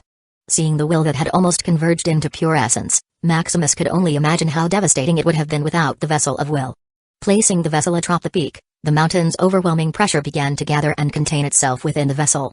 I'll take this creation of yours to the true mountain of will. Suddenly, the supreme law of will appeared, snatching the vessel Maximus had crafted. TSK. Maximus clicked his tongue at the unscrupulous embodiment of law. Fortunately, he had already refined the vessel of will with his origin. Unless he permitted it, only he could fully control the vessel. The next trial. Generating the final trial, the supreme law of origin, the supreme law of origin. The source of all laws and the catalyst for the creation of the Eon plane. Watching the indistinct form of light approaching him, Maximus braced himself for the coming trial. You have finally reached the peak. The supreme law of origin intoned in praise. Witnessing Maximus's passage through the trial of will, it couldn't help but feel admiration. However, this trial will not be as simple. To embody the essence of origin, you must know, experience, and become everyone and everything. From the living to the inanimate, from plants and trees, from seas and mountains, from fire and stone, from the most sentient creature to the most archaic one. You must become everything and everyone while preserving your origin and self, remaining uninfluenced, unaffected, and, above all, unwavering. Listening intently, Maximus grew solemn. To become everyone and everything without being lost. To keep his self and origin intact, uninfluenced, unaffected, and unwavering. This. Chapter 567, The Self. Hearing the sheer madness of the trial, Maximus immediately began thinking of ways to cheat. These trials set by the governing laws were simply insane. If the supreme law of destiny hadn't permitted him to pass, he might still be trapped there. And then there was the trial from the supreme law of will carrying the will of the entire world. If not for his ingenuity, Maximus might still be stuck or even straight out failed the trial. As if reading his thoughts, the supreme law of origin offered him advice. You should focus on nothing but the experience itself. As long as you don't lose yourself, you will pass this trial. This is a rare chance, one you wouldn't want to waste. It will lead you directly to the apex, to becoming one of the overlords who control all. A unique chance? Would fully immersing himself in the trial be beneficial for his future advancement? Before he could think further, Maximus was transported into one of the mirrored worlds. Opening his eyes, he noticed the soft shell encasing him. Breaking free, he was greeted by light. Looking at his new form, he realized he had become an insect. So, this is what it means to experience the life of everything. Recalling the supreme law of origin's advice, Maximus resisted the urge to cheat his way out. Flying, scavenging for food, reproducing, Maximus fulfilled his role as an insect within the ecosystem. A few days later, he died a natural death. As his consciousness swirled, he found himself as a flower budding in the sunlight. Unable to move or see clearly, Maximus instinctively turned toward the sun, seeking warmth.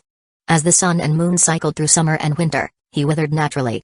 Next, Maximus found himself as a mountain. Without any sensory organs, he discovered he could extend his consciousness to observe the world. As days, months, and years passed, he watched as his barren mountain form began to be filled with trees and animals, enduring storms and seasons. Hundreds of years passed, and he transformed into a lush mountain, but after tens of thousands of years, he turned barren once more.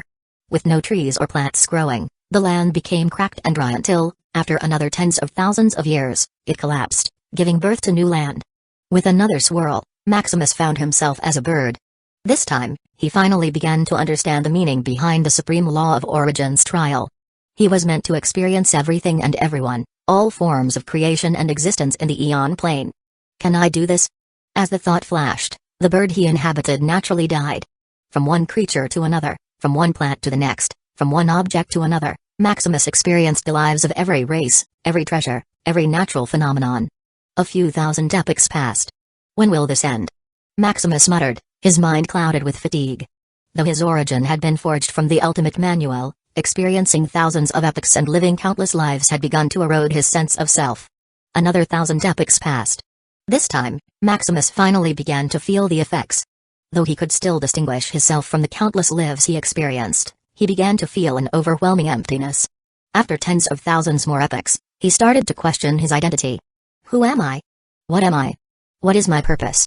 As these questions arose, his origin began to churn, triggering a warning he had set for himself in the past. I'm Maximus Shadow Crest. I'm in a virtual trial. I'm trying to pass the trial of the supreme law of origin. Thinking aloud, Maximus glanced down at his current form, a dragon's body. Pausing, Maximus fully awoke from the cloudiness in his mind. Too dangerous. Maintaining oneself and origin after experiencing endless lives was nearly impossible. If not for the trigger he'd embedded in his origin, he would have been lost in this infinite cycle of lives. Learning his lesson from the past, where he nearly lost his mind from overusing the system to comprehend knowledge, Maximus created a trigger embedded in his origin. Saving himself from an existential crisis, Maximus felt a deep, unsettling throb in his heart. Just how long will this trial last? It had already been tens of thousands of epochs, yet there was still no sign of completion. With no end in sight, Maximus began contemplating his next course of action.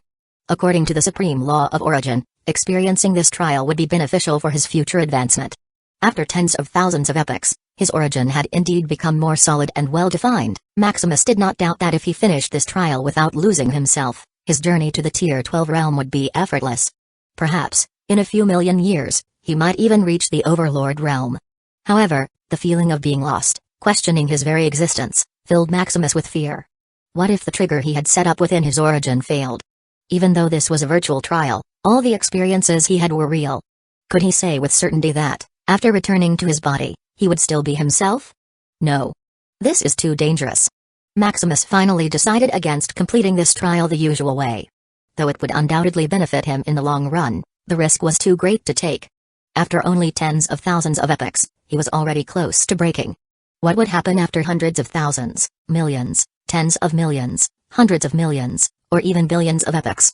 Given the sheer diversity of life within the Eon plane, Maximus could not be sure he would retain his sense of self. I can reach the top with my power, there's no need to risk it for this illusory shortcut. Deciding against a quick but uncertain path in favor of a rugged but safer one, Maximus finally chose the latter. Though it might seem cowardly to avoid this challenge, Maximus couldn't afford the risk.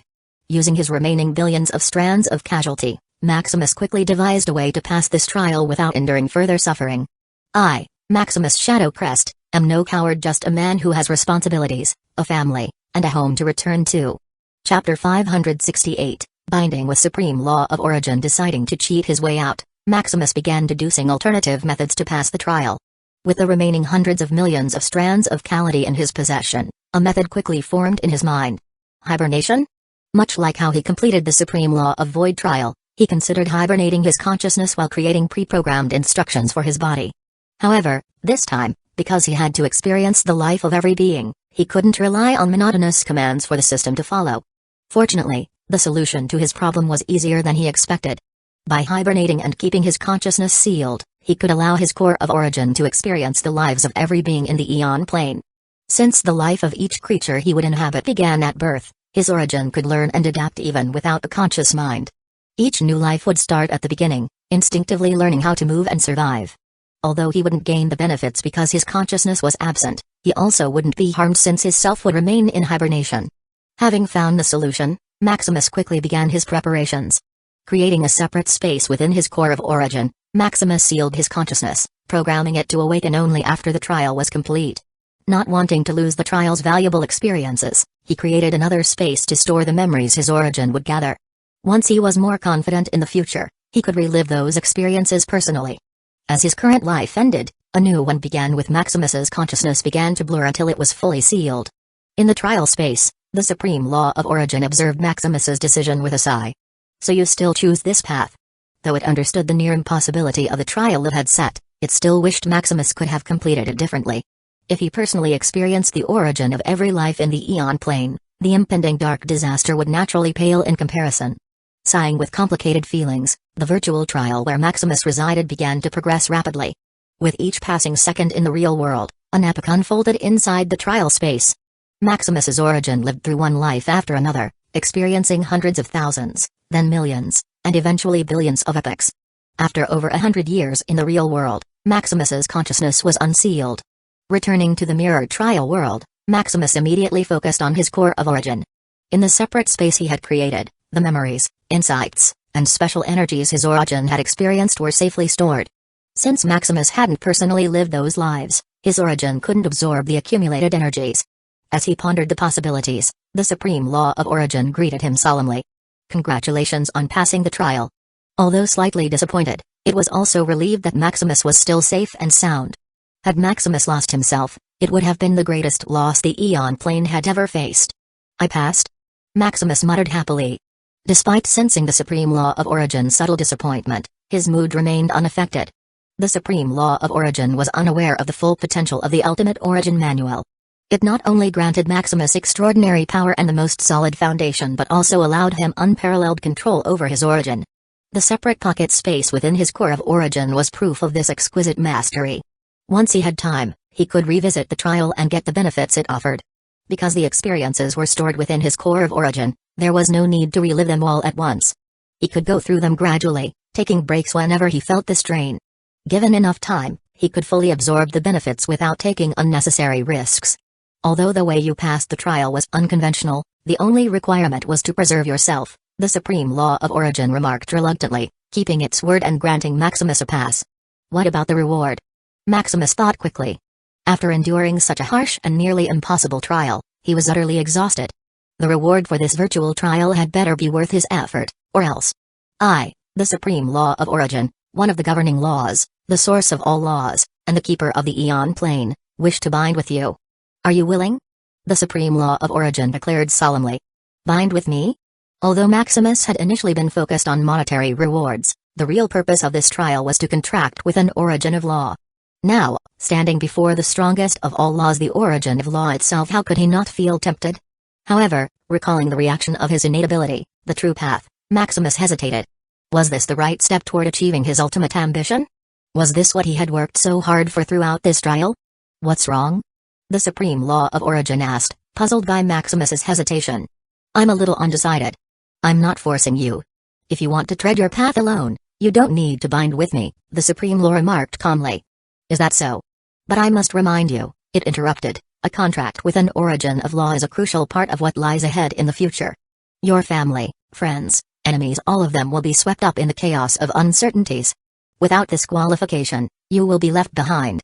You may possess power or abilities that surpass even us, but without this qualification, you won't be able to do anything to help them. What do you mean? Maximus frowned, feeling the weight of the statement. A qualification? A chaos of uncertainties. Without this, he can't help. You'll understand in time, the Supreme Law replied cryptically. Can't you just explain now? Even I am uncertain, however, I believe it has something to do with the overlords and the dark disaster looming over the Aeon plane. Hearing this, Maximus felt his options narrowed. While he didn't completely trust the supreme law of origin, he knew it was better to be prepared than not. Besides, binding with the strongest supreme law wasn't exactly a loss. As for the burden that came with it, he didn't care. Turning toward the supreme law of origin, Maximus stretched out his hand. I'm glad you chose wisely. Merging into his hand, his body, and even the depths of his very being, the contract between Maximus and the supreme law of origin began to take form. Chapter 569, completing the trial. As Maximus and the supreme law of origin merged, the source of the Aeon plane began to tremble. This sacred space, the birthplace of all origins of law and the fountain of all origin energy in the Aeon plane, was undergoing a profound transformation. Watching the vibrations ripple through the space as if heralding a life-altering change, all embodiments of origins of law were shocked. Don't let anyone notice the commotion, the supreme law of destiny commanded. Weaving a net of fate, it obscured the disturbance from the prying eyes of outside forces. The other origins of law acted swiftly, suppressing the tremors and disruptions within the source and the virtual trial. Betrayed and disregarded by the overlords in the past, they had learned their lesson well. Allowing another mishap to occur, especially one that revealed Maximus had bound himself to the supreme law of origin, was not an option. The supreme law of origin was not merely the source of all laws and the most powerful among them, but also the key to the Aeon plane's survival. Once Maximus grew a little stronger, he would hold the power to control them all and, by extension, the entire Aeon plane itself. After the turbulence finally settled, Maximus completed his binding with the supreme law of origin, all without anyone beyond the origins of law being aware. As Maximus opened his eyes, he immediately noticed changes within himself. His perception of the world suddenly shifted. The flowing fragments and strands of laws were now clearer, more refined, and almost obedient. He could feel that his core of origin had become sturdier, as though it had undergone a divine baptism. His path of law, the river of knowledge, coursed more vigorously as if revitalized by a powerful infusion. What power is this? Because of the 100% binding contract, you can access all of my power and abilities. All your abilities. Everything connected to origin will be proportionally enhanced. Hearing this, Maximus's eyes gleamed. As the master of the dimensional source, who could access all origin energy in the Aeon plane, this was nothing short of a divine blessing. Just the newfound rigidity in his core of origin had elevated his durability to unprecedented levels. Running a quick simulation, he tested how much could his core of origin withstand. Previously, his core could withstand origin explosions of up to 100,000-fold intensity for mere tens of seconds. Now, he could endure them for minutes. At the million-fold level, his core could now survive nearly 3 seconds. Don't underestimate the addition of a few seconds at that scale. He could annihilate an ocean master of laws if they were caught unprepared. His river of knowledge had also strengthened significantly. While still at over 90% progress toward reaching the ocean level, its efficiency has skyrocketed. Where it had previously processed 30 million strands of Calamity per day, it could now handle 50 million. That meant he could now condense from 57 years to nearly a century's worth of deductions in a single day. The generation and purification of origin fragments had also been enhanced, although he needed to remodify his ether devices before the effects could manifest fully. In addition, his attack power, defensive capabilities, and auxiliary skills had all been bolstered to new heights. With the addition of various unique skills he inherited from the supreme law of origin, Maximus's strength had leaped an entire magnitude in a single stroke. Feeling the immense power coursing through him, Maximus felt every tribulation and trial he had endured had been worth it. As he examined the changes within himself, something in his special physique caught his attention. What is this? A bridge? Looking further, Maximus was greeted by nothing but a haze of smoky mirrors. Do you know what's happening to my physique? It's a bridge to the source of the Eon plane. It seems that my connection with you, combined with the nature of your physique, has managed to manifest this bridge. Hearing the explanation, Maximus attempted to touch the invisible bridge a few more times. It's no use. You are too weak to access the source of the Eon plane. If you were to enter it now, you would likely implode. I see. Acknowledging his current limitations, Maximus stopped deliberating about it. Turning his attention to the supreme law of origin, a glint appeared in his eyes. Aren't you forgetting something? What might that be? The reward. You're forgetting the rewards. Maximus and his family had came to this trial for the fabled rewards. Signing a contract with the origins of law had been an unexpected bonus but not the primary goal. Oh, but that is not within my jurisdiction. You'll need to ask the supreme law of virtuality. It said as it vanished, finishing its job. As if summoned by its name, the supreme law of virtuality appeared in an instant. Come. I'll take you to the treasure vault. Without further words, it grabbed Maximus and whisked him away. I wonder what treasures I'll find. Meanwhile, as Maximus was being escorted to the treasure vault of the virtual tower, his wives found themselves stuck on the 161,801st trial. Facing the impossible trial set by the supreme law of destiny, no matter what they tried, they couldn't pass. This is insane. If other trials could eventually be conquered with enough time, effort, and preparation, the trial of destiny seemed utterly impossible. Power alone wasn't enough to overcome destiny. Here, luck, talent, comprehension, and an unyielding will were all required, and even then, the odds were slim. As they were now, they felt like the unluckiest souls alive, trying to challenge a goddess of luck who was openly cheating. With no viable options left, they could only admit defeat. Fortunately, they had already chosen origins of law to bind with. Once the trials reverted to normal difficulty, completing them would merely be a matter of persistence and time. Asha, who was on the 161,802nd trial, slumped like a wilted flower. After struggling through the trial of the supreme law of destiny, she now faced the trial of the supreme law of will. Carrying the weight of suffering and the pain of every being, Asha nearly broke down. Sister Destiny, I don't want to do this anymore. Leave this pain and suffering for someone else to carry. Asha pouted with fake tears streaming down her face. All right, you've done enough. The supreme law of destiny snapped in exasperation, looking at Asha's unambitious spirit. While most of the others either exited the trials altogether or reduced the difficulty to normal. 7 individuals remained in play. Chapter 570, Dimensional Alliance Prodigies. These 7, unlike the Shadow Crest family who gave up when faced with a governing law, planned to complete the trial. Paragon, the most talented primordial candidate before Maximus, faced the supreme law of destiny for the nth time. I've already memorized your moves. Every conscious and unconscious decision is etched in my mind, Paragon said solemnly. In the void they controlled, they fought like gods of destiny, playing with the world, and the supreme law of destiny frowned. I lost. She hadn't expected to lose to Paragon. It seemed she had been too confident, too careless in her actions. This is inevitable. Among the countless possibilities, at least one is where I win and I, Paragon, is destined to such fate.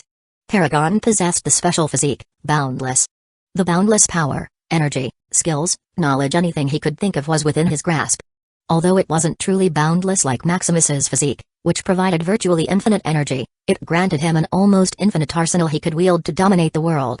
Then, there was his ultimate manual, which solidified his position as the strongest prodigy in the Eon plane, the Boundless Mandate. This manual allowed him to simulate infinite possibilities of the future, using the information he gathered and his boundless arsenal, deducing the vision of where he would prevail.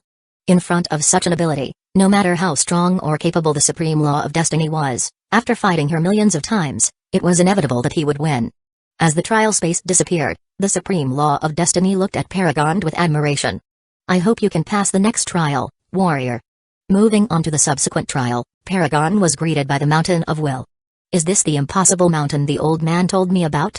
Feeling the pressure of will the mountain emitted, Paragon frowned. Although his victory was inevitable, in the face of an immovable obstacle, he was helpless. No matter what he deduced, his futures all pointed to the same conclusion: being crushed to pieces. Hoping to find a loophole in the trial, he tried to climb, attack, destroy and tinker the mountain. Yet no matter what he tried, this mountain only had one purpose: to bear the will of the world. It seems I can't pass it using my abilities. Paragon sighed. Using the ultimate treasure set he carried, Paragon began to climb the trial with brute force. Like a titan scaling a mountain, the virtual trial began to tremble. Another underhanded lad. Seeing how Paragon attempted to pass the trial, the supreme law of will could only shake his head. Before Paragon, two others, Eva and Linus, also used dazzling Tier 12 treasures to bypass the trial. Unable to complete the trial in the proper way, they had evaded the responsibility, unwilling to carry the burden of the world. At least Maximus, though evasive in his approach, had created the vessel of will.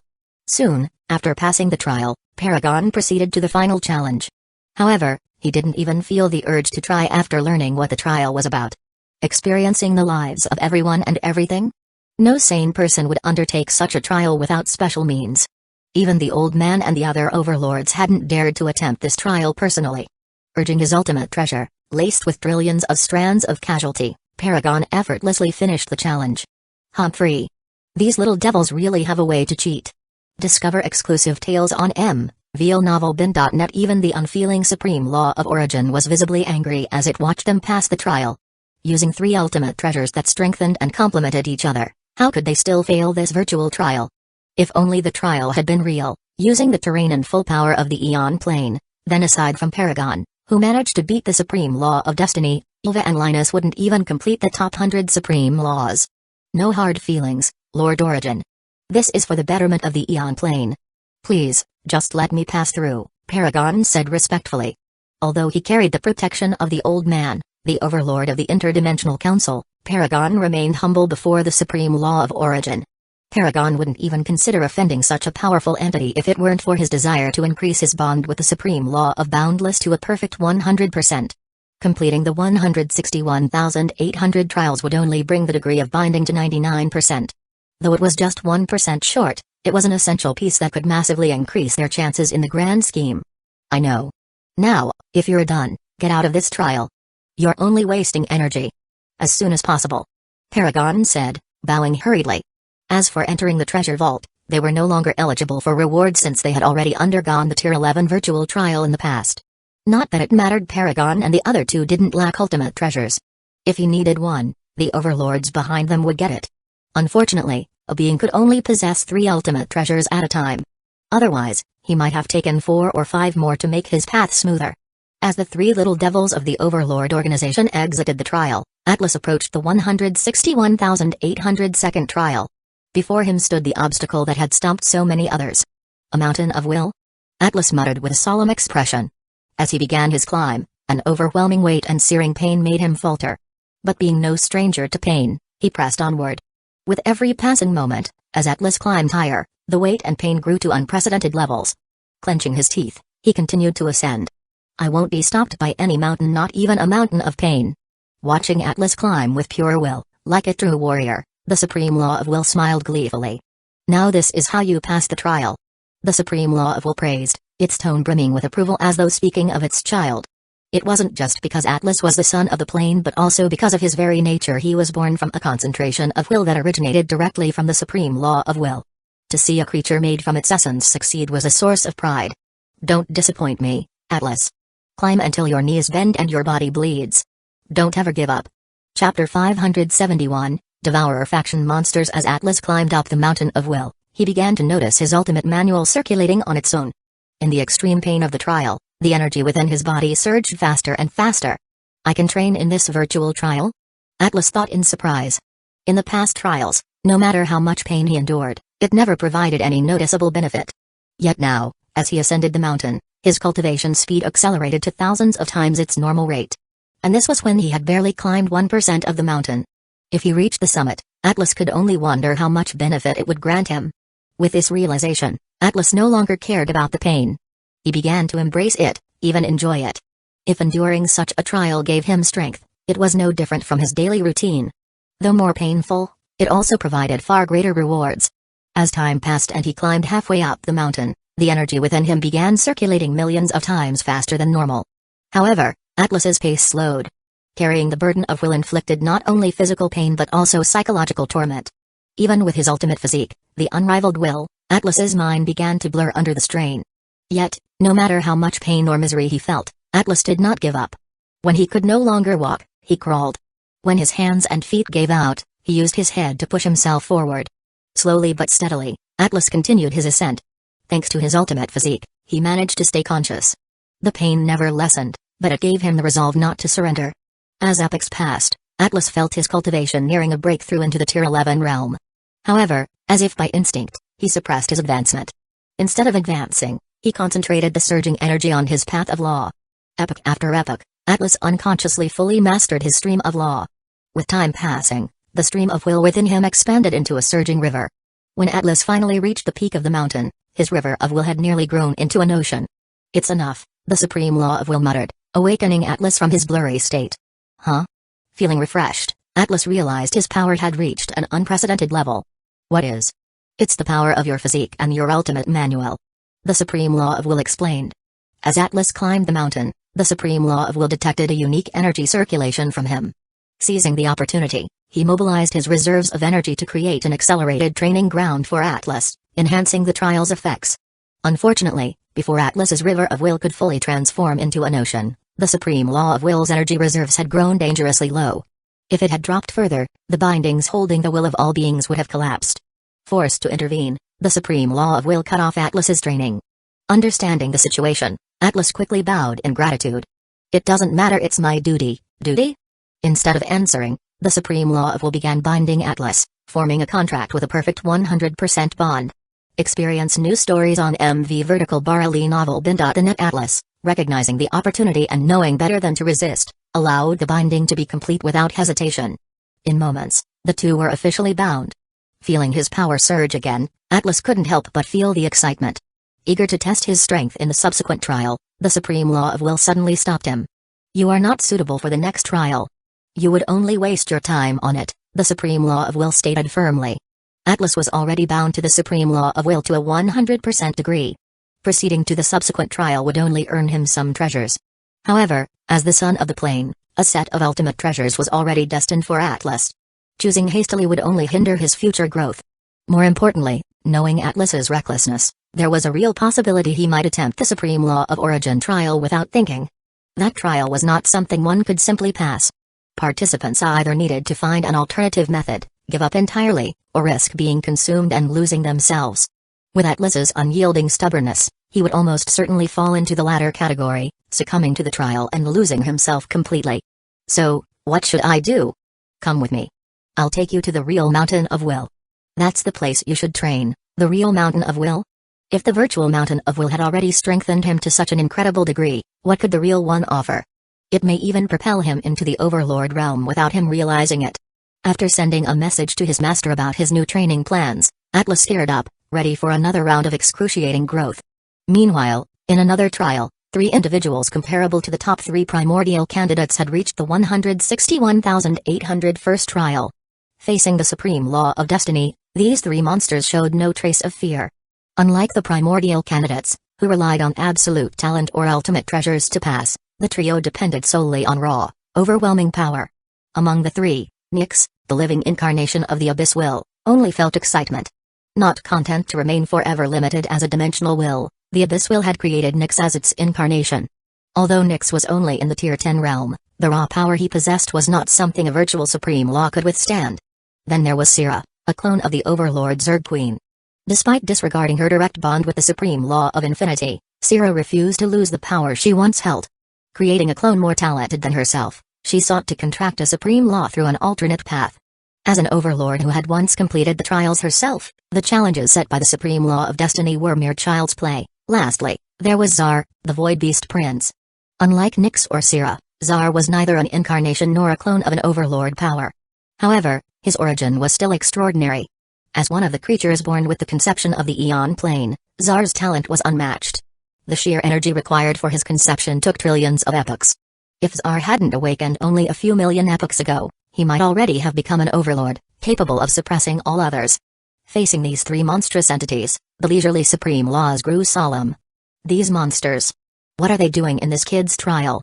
The supreme law of origin muttered with a sigh. Chapter 572, Devourers Faction Masters, 2. After easily passing the trial of the supreme law of destiny, the three devourer monsters arrived before the mountain of will.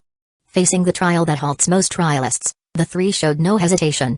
The incarnation of the abyss will, Nyx, flowed through the mountain as if the oppressive pressure emanating from it was non-existent. If one looked closer, they would notice the mountain's will twisting and rapidly corroding as Nyx approached. The incarnation of the abyss will.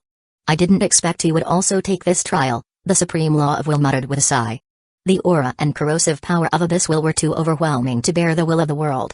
Seeing him pass effortlessly through the trial, the supreme law of will could only watch in silence. The second to approach the trial was Sira, the Zerg Queen's clone. Facing the mountain of will, Sira relied on what the Zerg excelled at, spawning countless Zerg to slowly whittle down the oppressive pressure radiating from the mountain. With countless Zerg carrying the burden of will, Sira began her ascent leisurely as if taking a morning hike. Next came Zar, the noble Void Prince. As a Void Beast, Zar had only one defining trait, power. With a mighty punch, he struck the mountain of will, sending rocks and mud flying in all directions, causing chaos. Ordinarily, no amount of strength could destroy the mountain of will, much less its virtual form. However, Zar possessed absolute power, the power to destroy and harm anything and anyone. For him, the rules of the Eon Plane were ineffective. Even when faced with an overlord, as long as Zar could attack indefinitely, he could kill them. Seeing the mountain of will crushed to pieces, the supreme law of will's expression darkened. Enough. You passed this trial. Hey, why didn't you say so already? What a waste of time. Walking leisurely, Zar arrived at the next trial. However, unlike the previous trials where they passed with raw power and ability, this time when faced with the trial of the supreme law of origin, they paused. Sira, the clone of the Zerg Queen, had already experienced this trial once. She once believed that as long as enough Zerg stood in her place, she could complete the trial unscathed. Who could have known that even the slightest influence of the Zerg she spawned, after multiplying countless times, could reflect back on her? If not for her luck, perhaps the Zerg race would have ended up as one of the myriad bottom-layer races. Carefully taking out the ultimate treasure set she had prepared, she leaped into the trial. Nyx, too, was unwilling to take risks. Although he had never faced such a trial before, he still knew of its notorious reputation. In the past, a similar selection trial had occurred. Back then, dozens of Overlord candidates entered the trial with full confidence, passing each floor as if it were nothing. Yet upon reaching the final floor and facing the trial of the supreme law of origin, most lost themselves, vanishing from existence eternally. The only lucky survivors were Isilin, Elvian, Friss, the Void Monarch, and the Zerg Queen. Recalling that scene, Nyx, like Sira, took out the ultimate treasures he had prepared. Finally, there was Zar. As the self-proclaimed most noble Void Beast, he intended to face the trial relying solely on his power. Experiencing the lives of everyone and everything? What a charade. Yet after his arrogant remarks, Zar didn't last more than a few million epochs before his consciousness began to blur. Fortunately, as a noble Void Beast, he had a few trump cards. Waking from the trial, Zar obediently resorted to using the ultimate treasure he had prepared. Watching them pass the trial in disgrace, the supreme law of origin sneered. Humphrey. No one yet is worthy to pass this trial. Thinking of Maximus, the one he had the highest hopes for, he couldn't help but sigh. After all, a mere creature could never match a plane. It seems we have no choice but to fight. The last trial was deliberately heightened not only to select the most worthy candidate but also to prepare for the birth of a plane master. What most failed to realize was that passing the final trial through conventional means would automatically qualify one to become a plane master. With a plane master, the threat of the dark disaster would vanish. The Eon Plane could even seize the chance to advance to a superplanar realm capable of birthing Tier 13 creatures. Letting out a heavy sigh, the supreme law of origin retreated to the source of the Eon Plane. Aside from the three, no one else remotely worthy had attempted the trial. Mulling over how to aid Maximus, the supreme law of origin left the scene. Meanwhile, in the virtual tower's treasure vault, Maximus turned, taking in his surroundings. TSK. Over 100 Tier 12 ultimate treasures. How rich. In the past, after passing the Tier 9 virtual trial, Maximus was only allowed to browse through a few dozen ultimate treasures. Furthermore, most of those had been auxiliary. Now, seeing a complete set of treasures auxiliary, offensive, and defensive, Maximus felt euphoric. How many treasures can I take? Thinking of how he had passed the ultimate trial with added difficulty, He believed he should be entitled to at least 2 or 3 more ultimate treasures. Only one. This treasure vault doesn't belong to us but to the Dimensional Alliance. If you don't want to be hunted by the overlords, you'd better not get greedy. Then what about the strands of casualty? I remember in the past, I was also rewarded with those. During the Tier 9 virtual trial, Maximus had managed to absorb billions of strands of casualty, which significantly enhanced his special physique and helped solidify his system. Looking at the immobile treasure house, he felt puzzled. They were all used for the selection trial. Every last reserve strand of casualty in this tower is gone. Although the Supreme Laws had tapped into their reserves of casualty, most of it had come from the virtual tower. TSK. Clicking his tongue in disappointment, Maximus began browsing through the ultimate treasures. Chapter 573, choosing an ultimate treasure among the ultimate treasures, a dozen were what he had seen in the past. The Tome of Life and Death, Dream Gate, Eon Chart, Time Source Crystal, Eternal Eye, and more. Stopping in front of an illusory gate, Maximus couldn't help but sigh. I still can't pick you. The Plane Gate, the strongest defensive treasure, was one of the top 3 ultimate treasures in the Eon Plane. Looking at its virtual projection, yet unable to do anything, Maximus could only sigh in frustration. The Plane Gate required one to be a plane master before it could be subdued. Shaking his head, Maximus moved on to look through the other treasures. After rummaging through over 100 ultimate treasures, Maximus finally landed on 3 he liked. Immutable Sword, the sharpest blade of the Eon Plane. Capable of slicing through every fabric of reality down to the essence of casualty, Celestial Purity, a divine treasure of purity. It can cleanse all filth, heal any wound, and shield its bearer from all harm. Eternal Book, the Tome of Boundless Knowledge. It grants limitless wisdom and inspiration, empowering the wielder with unparalleled comprehension. Can I pick all 3? Maximus asked shamelessly. Just one. Don't be greedy. TSK. Looking at the 3 ultimate treasures he had selected, Maximus couldn't help but feel torn. The immutable sword alone was enough to make him salivate with greed. The sharpest sword, capable of cutting through anything and everything. Although not the strongest, it was the sharpest weapon in existence. The only limitation was that one needed to land the attack for it to be effective. This characteristic made the immutable sword fall short of being the strongest blade. However, for Maximus, it was more than enough. Confident in his abilities, he believed he could become invincible with the sword in his hand. Then there was Celestial Purity. Although an auxiliary treasure with mixed abilities, its potential was undeniable. Its purifying ability would help him absorb and remain unaffected by the trials stored within his origin. With this treasure, perhaps he could absorb billions of epochs of experience within just a few epochs. By then, he could achieve the Tier 12 realm in merely a few million years. Its abilities to heal and protect would also come in handy in moments of chaos. Finally, there was the Eternal Book. It was the perfect ultimate treasure for his path, the path of knowledge. This book granted the bearer limitless enhancements in comprehension and inspiration, scaling according to the amount of knowledge possessed. This meant the more knowledge he mastered, the greater the amplification it would provide. As the master of the river of knowledge, Maximus held all the knowledge in the Eon Plane at his fingertips. Taking this treasure would be like gaining wings that would accelerate his advancement in the path of knowledge. Looking greedily at the treasures, Maximus's thoughts wandered to his family. With dozens of them, surely they would also be able to claim one of these ultimate treasures. In that case, don't even think about it. Because you completed the enhanced trial, the treasures you're allowed to browse are equivalent to someone finishing the Tier 11 virtual trial, the supreme law of virtuality reminded. The 3 ultimate treasures Maximus selected were among the top 100 in the Eon Plane. Any one of them would spark wars among the overlord forces. How could such prizes be offered for a mere Tier 10 trial? Take the immutable sword, for instance. Bearing the title of the sharpest blade and wielding the power to cut through virtually anything, how could anyone else simply be allowed the chance to claim it? Then there was Celestial Purity. Its purification ability was unrivaled in the Eon Plane. Even the corrupted casualty that spread across the void could be purified with ease. Possessing such a treasure meant access to untapped wealth and opportunities on an unimaginable scale. As for the Eternal Book, its potential was virtually limitless. If one possessed a vast quantity and quality of knowledge, the book might even enable the deduction of grand paths never seen before. Treasures of this caliber couldn't possibly be offered in a Tier 10 virtual trial. I see. Maximus sighed in disappointment. Finally, he crossed out the immutable sword from his list. Although it was awe-inspiring, he wasn't particularly a fan of swordplay. He preferred to rely on his fists or outright crush opponents with his overwhelming power. Furthermore, without the power of absolute speed to complement the sword's sharpness, it would be nothing more than a decorative weapon in his hands. That leaves Celestial Purity. And the Eternal Book, Celestial purity could drastically cut down the time required for him to advance to the Overlord realm while also granting him abilities to heal and protect in times of chaos. It could even allow him to tap into the vast reserves of Calamity scattered throughout the void. Although Maximus could generate and condense strands of Calamity himself, obtaining the ready-made ones would save him significant effort. Then there was the Eternal Book. Its potential was infinite, opening limitless possibilities that even he couldn't fully comprehend. Although it wouldn't grant him the ability to immediately advance to Tier 12, it held the potential to allow him to glimpse beyond it. 1,000,000. Or a book to create 1,000,000? Maximus mused with a smile.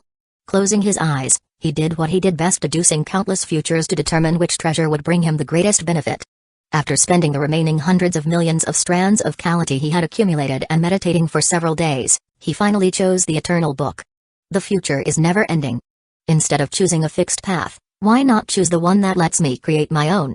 While the former offered a fast and efficient road, the latter promised the ability to pave his own, with limitless possibilities that far surpassed the other. Faced with a choice between a pre-built path with defined limits and one that would allow him to create a road leading beyond all others, Maximus finally chose the latter. Chapter 574, Eternal Book. Meanwhile, while Maximus was binding the Eternal Book, the three Devourer monsters completed the final trial. Sira, the clone of the Zerg Queen, gazed upon the supreme law of infinity after completing her trial. I choose you. Except for the three governing laws, completing the trial granted the trialists the right to choose any origin of law, even if no one offered an invitation. Looking at the hateful woman who had abandoned it countless epochs ago, the supreme law of infinity's expression darkened. Why choose me? Aren't you sick of me? How could I be? You've always been the only one for me. What a hypocritical woman. How cute. Come to this, queen. Let us revisit our past relationship, Sira muttered with a smirk. With no other choice, the supreme law of infinity once again bound itself to its nemesis. On the other hand, Nyx chose the supreme law of abyss. How rare a dimensional will wielding pure abyssal power. I'm sure we'll get along well, the supreme law of abyss muttered coldly. Come. The abyss shall conquer this plane once and for all. I hope so. Having a matching attribute, the two shared the same mind. Their mutual goal was to conquer, devour, and turn the world into their playground. Binding with the supreme law, Nyx's smile could no longer be suppressed. Holding a key that allowed him to break through the barriers of the Eon Plane, it was only a matter of time before the entire Eon Plane became the Abyss's territory. Zar, on the other hand, chose the supreme law of power, raw, untampered power. Do you believe you can surpass the Void Monarch with me? The supreme law of power asked in intrigue. That lazy glutton was just born earlier than me. The Void Monarch was the laziest of all overlords. Without any desire for conquest or territory, he only knew how to sleep and eat. Yet, possessing the ultimate physique of gluttony and having contracted the supreme law of devouring, he had risen to become one of the reigning overlords.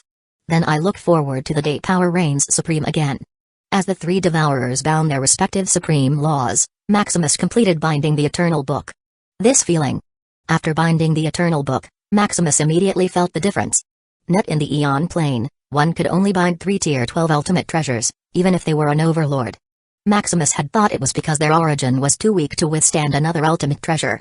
Yet, upon binding his third ultimate treasure, he realized the truth. It was due to the absolute rules of the Eon Plane.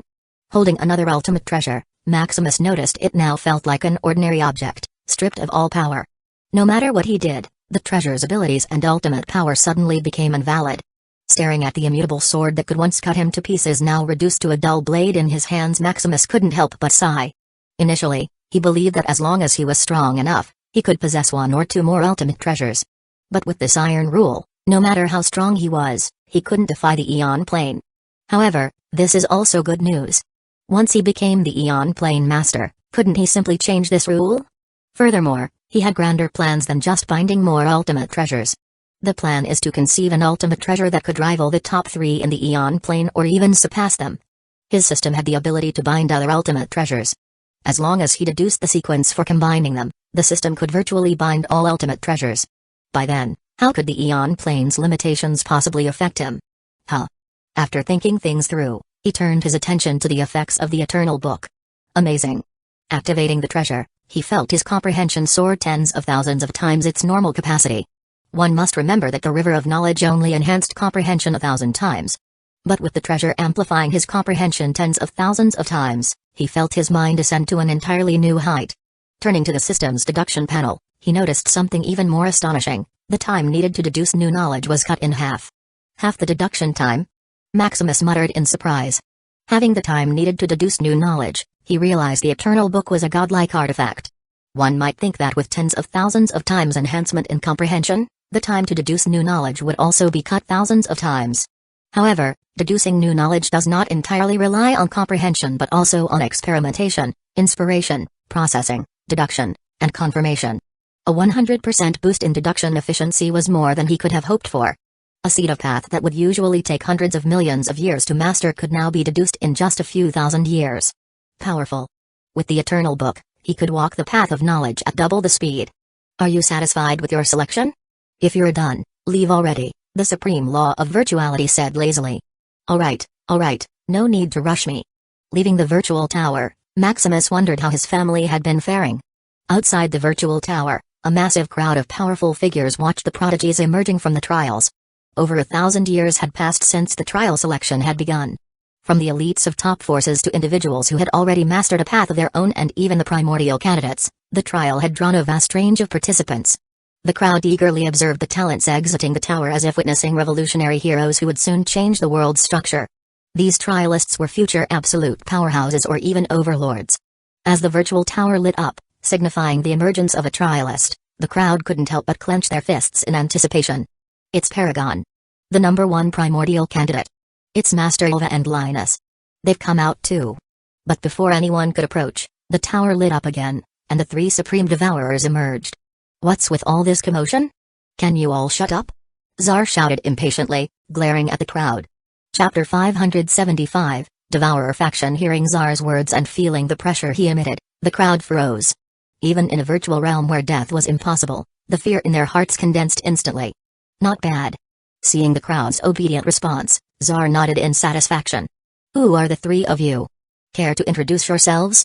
The social expert, Linus, couldn't help but ask, sensing their immense strength. You are not worthy to know, Zar muttered, eager to leave this place as quickly as possible.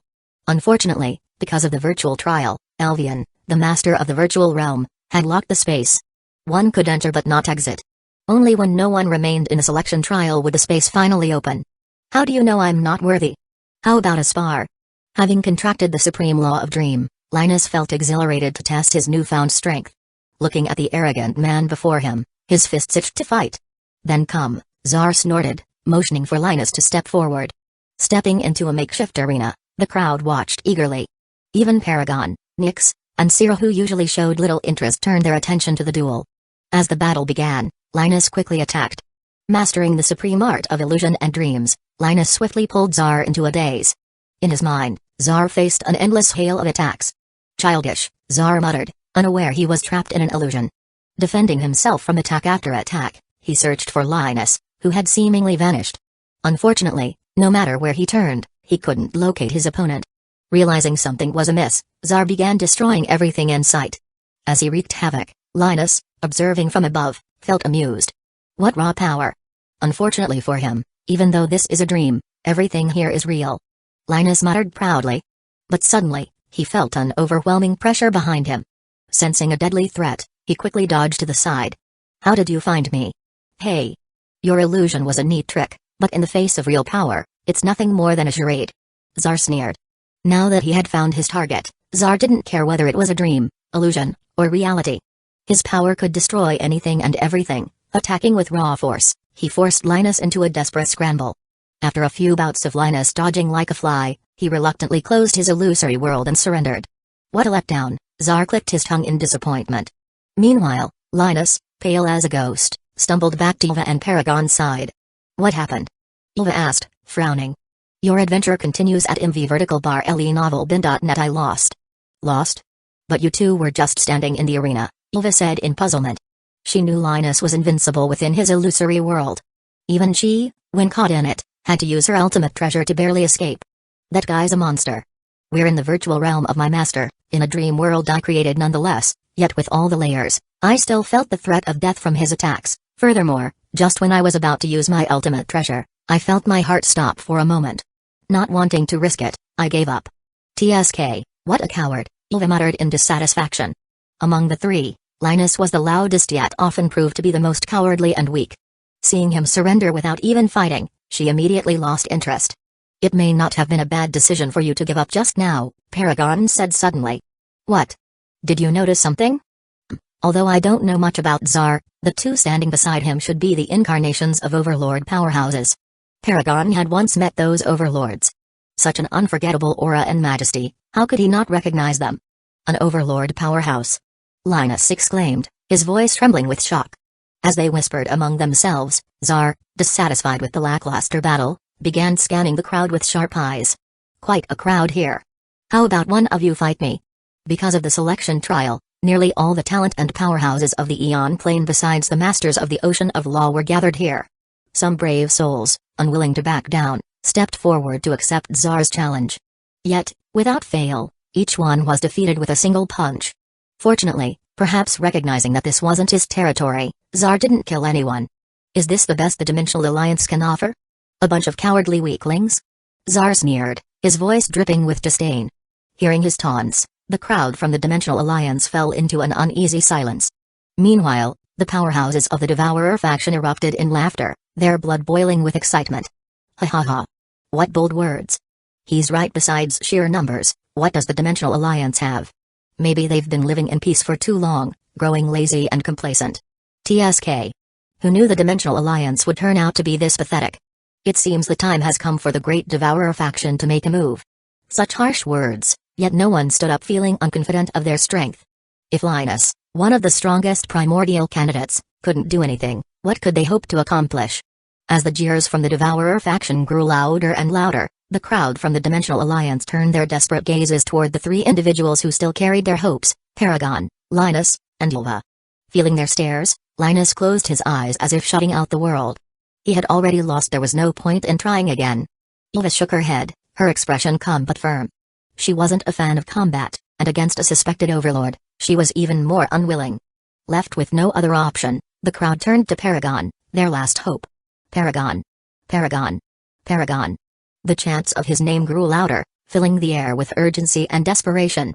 Defeat that bastard and show them the power of the Dimensional Alliance. Kill him and show them who's boss. A mere devourer is nothing compared to the #1 talent of the Dimensional Alliance. Despite the crowd's fervor, Paragon remained unmoved, his expression unreadable. Yet, in his mind, countless scenarios and possible futures were being calculated. Come, little boy. Show me why they call you #1. Then I'll show you. Chapter 576, Paragon vs. Tsar. Getting into the arena, Paragon fearlessly faced Tsar. At the start of the fight, Tsar quickly attacked, intending to take him down swiftly. However, seeing through the assault, Paragon slightly dodged, countering with a punch to Tsar's face. Bang. You've already used this move before. Don't underestimate me, Paragon said coldly. Oh? Not believing Paragon's words, Tsar repeated his attack. Yet, what greeted him was a sharp kick to the stomach, sending him flying. Cough cough. Is this all you're capable of? A brute who only knows how to punch and kick? Watching Tsar closely, Paragon analyzed every move, his patterns, skills, and habits, integrating them all into his mind. To Paragon, repeating the same tactics was no different than fighting a losing battle. Hee, you're powerful. Despite being struck twice, Tsar felt his blood boil with excitement. Yet, ignoring Paragon's taunt, he charged forward again, using his fists and feet to attack. It's useless, Paragon muttered. No matter how fast or powerful Tsar's moves were, to Paragon, they were meaningless. He countered each strike with precision. Beating Tsar down, the once suppressed Dimensional Alliance finally felt vindicated, cheering with all their might. Tsar, unable to land a single hit, continued to smile as he fought. As his body grew bloodied and battered, the grin on his face only grew wider and brighter. Noticing something amiss, Paragon's expression turned solemn. Instead of weakening, Tsar seemed to be growing stronger. 10 times amplitude, 100 times amplitude, 1,000 times amplitude. Even though Paragon knew Tsar's moves like the back of his hand, his body couldn't react in time. Finally, as Tsar reached 7,000 times the amplitude of his power, Paragon could do nothing but block. Sent flying, his arms felt like they might fall off. Ha ha ha, good. You didn't die. Tsar exclaimed with excitement. Forcing Paragon to take the attack head-on yet only dislocating his arm, Tsar proudly acknowledged him as the strongest opponent he had faced within the same realm. You're not bad either. Recognizing Tsar's ability to grow stronger mid-battle, Paragon's mind began another round of calculations. However, Tsar gave him no time to strategize. Without pause, he continued his relentless assault. With no immediate counter to Zar's power, Paragon could only dodge and block to stay alive. As Paragon was battered across the arena, the Devourer faction began to cheer wildly. Kill him. What #1 talent? Just rubbish.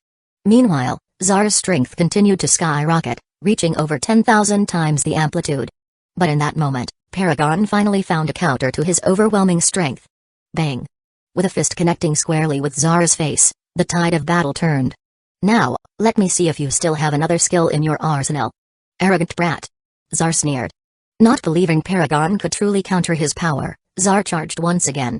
Yet, what awaited him was the same humiliating scene from earlier, being beaten back yet unable to land a single hit. How did you do it?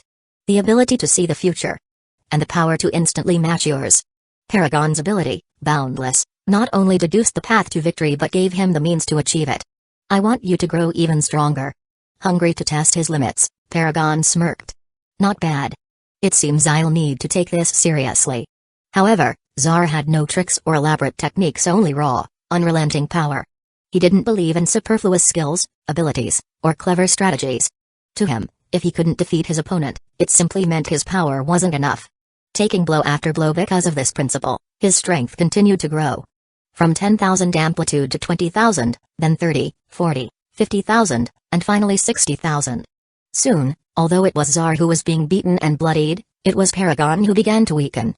Struggling to maintain the same power, Paragon's body started to crack under the strain. Meanwhile, Zar continued to grow stronger. Reaching over 100,000 times amplitude, Paragon could no longer keep up. As Zar's fist hurtled toward him, Paragon finally unleashed his ultimate treasure. Boom! The impact sent him flying, leaving a massive crack in the ground. Seeing Paragon defeated, the crowd erupted in disbelief. Paragon is defeated? This. Ha ha ha. What a so-called #1 talent. Before the Devourer, it's just a false reputation. Zar, standing victorious, looked unsatisfied. Stand up. Our fight isn't finished. He roared. Paragon, battered and pushed to the brink, stood with a wry smile. I lost. I'm inferior to you, he admitted. Paragon knew that Zar's limitless power amplification made him unbeatable through normal means. To have any chance, Paragon would have to exhaust all his abilities, treasures, and trump cards. But this was only a sparring match. Paragon was unwilling to go to such extremes. TSK, what a coward. The Dimensional Alliance is truly full of cowards. Zar shouted in anger. Just when Zar was on the verge of reaching the peak, his opponent surrendered. How could he not feel furious? Seeing that Paragon still held something back, Zar's frustration grew. But this wasn't his territory, and he couldn't act recklessly. Meanwhile, the crowd from the Dimensional Alliance bowed in humiliation. Under Paragon's defeat, their pride seemed to shatter. At this moment, the virtual tower suddenly began to glow, signaling that another trialist was emerging. Who is it this time? Soon, a man strolled out lazily, his relaxed demeanor catching the crowd's attention. When they recognized him, a ripple of excitement spread. Maximus Shadow Crest. The supreme primordial candidate is out.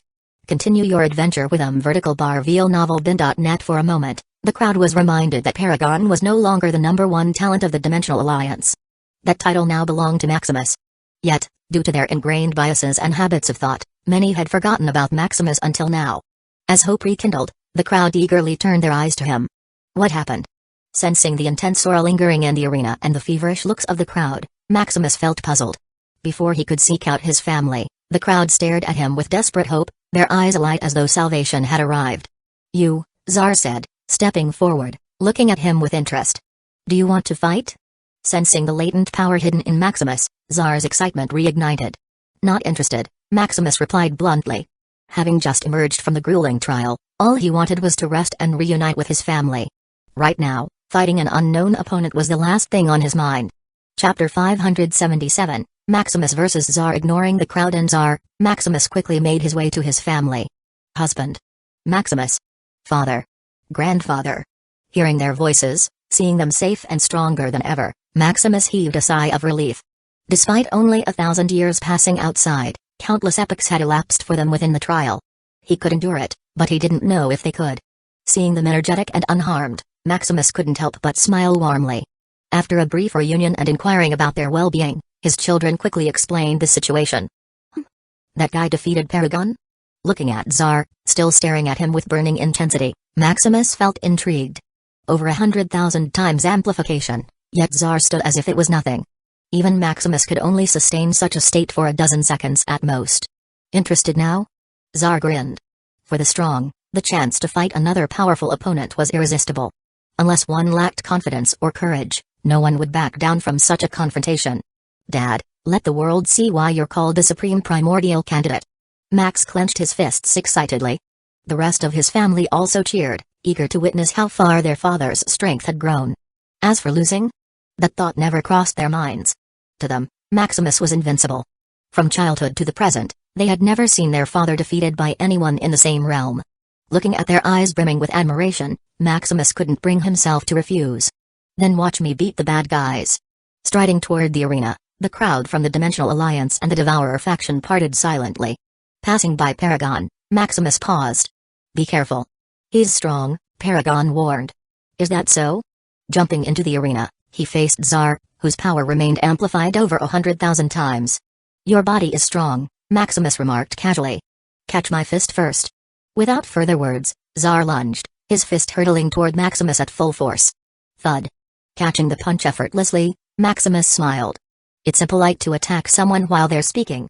Watching the scene, the crowd gasped. This very punch powerful enough to overwhelm Paragon, their former #1 prodigy, had been stopped as if it were nothing. Feeling provoked, Tsar twisted his body, aiming to land a kick. Unfortunately for him, Maximus didn't budge.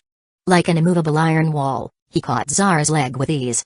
What an impolite cub, muttering the words, his power was instantly amplified a million times, hurtling Tsar to the ground. Boom. The impact created a massive, seemingly endless ravine. The crowd fell silent, suffocated by the sheer pressure of what they had just witnessed. This. For just a tenth of a second, Maximus's attack felt like an absolute's. Though brief, it was enough to make their hearts stop. Even Nyx and Syrah, who were initially uninterested in the fight, turned their attention to the scene. Not bad. Maximus murmured, feeling satisfied with his control. His contract with the Supreme Law of Origin allowed him unparalleled mastery over his origin explosion technique. In the past, while he could instantly switch between his normal state and explosion state, there was still a delay of a few seconds.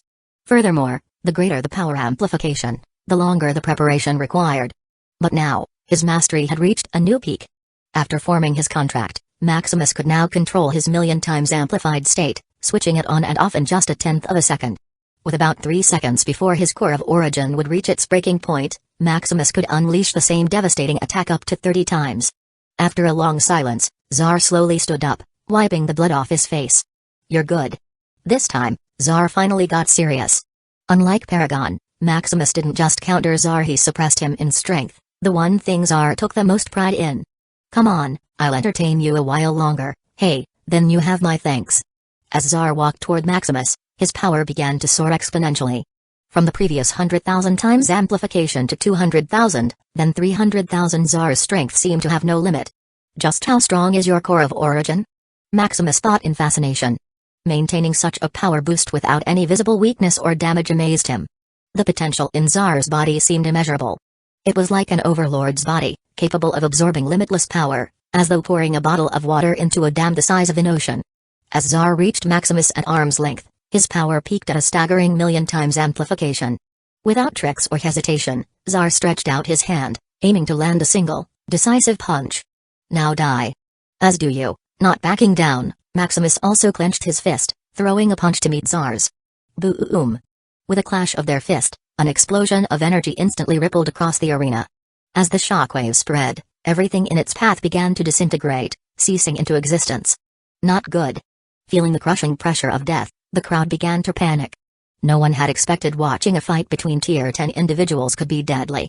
Though this was the virtual realm, the sense of looming death was far from false.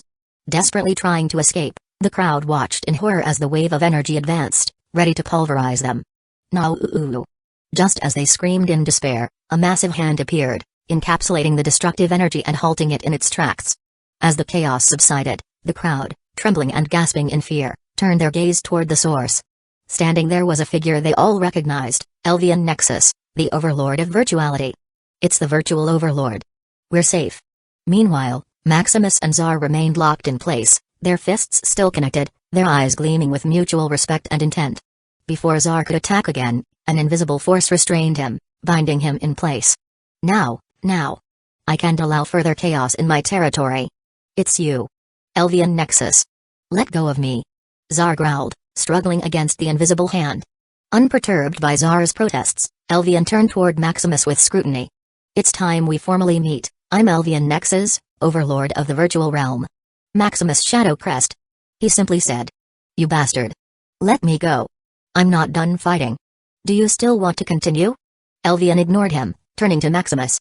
No. I think I've already shown enough. Chapter 578, Advancement of Dimensional Competition. You hear the man. He no longer wishes to fight, Elvian said in a warning tone. TSK, let me go. Since Maximus no longer wanted to fight, Zar didn't remain stubborn. Freeing Zar, Elvian flew above them, scanning them unscrupulously. Feeling the power of an overlord scanning them, they frowned. Such a practice usually warranted death. Yet, facing an overlord, they stayed silent. Maximus, experiencing the same, also stayed quiet, minimizing the aura emitted by the supreme law of origin. It had warned him earlier that if the overlord discovered he had signed a contract with it, trouble would follow. 15,810 individuals binding with an origin of law more than expected, Elvian nodded in satisfaction. Except for Maximus, Nyx, Syrah, Zar, and Paragon, who he couldn't detect anything, he made a mental note of every individual and entity bound to an origin of law. Greetings, Master. Linus bowed, flying before Elvian. Not bad.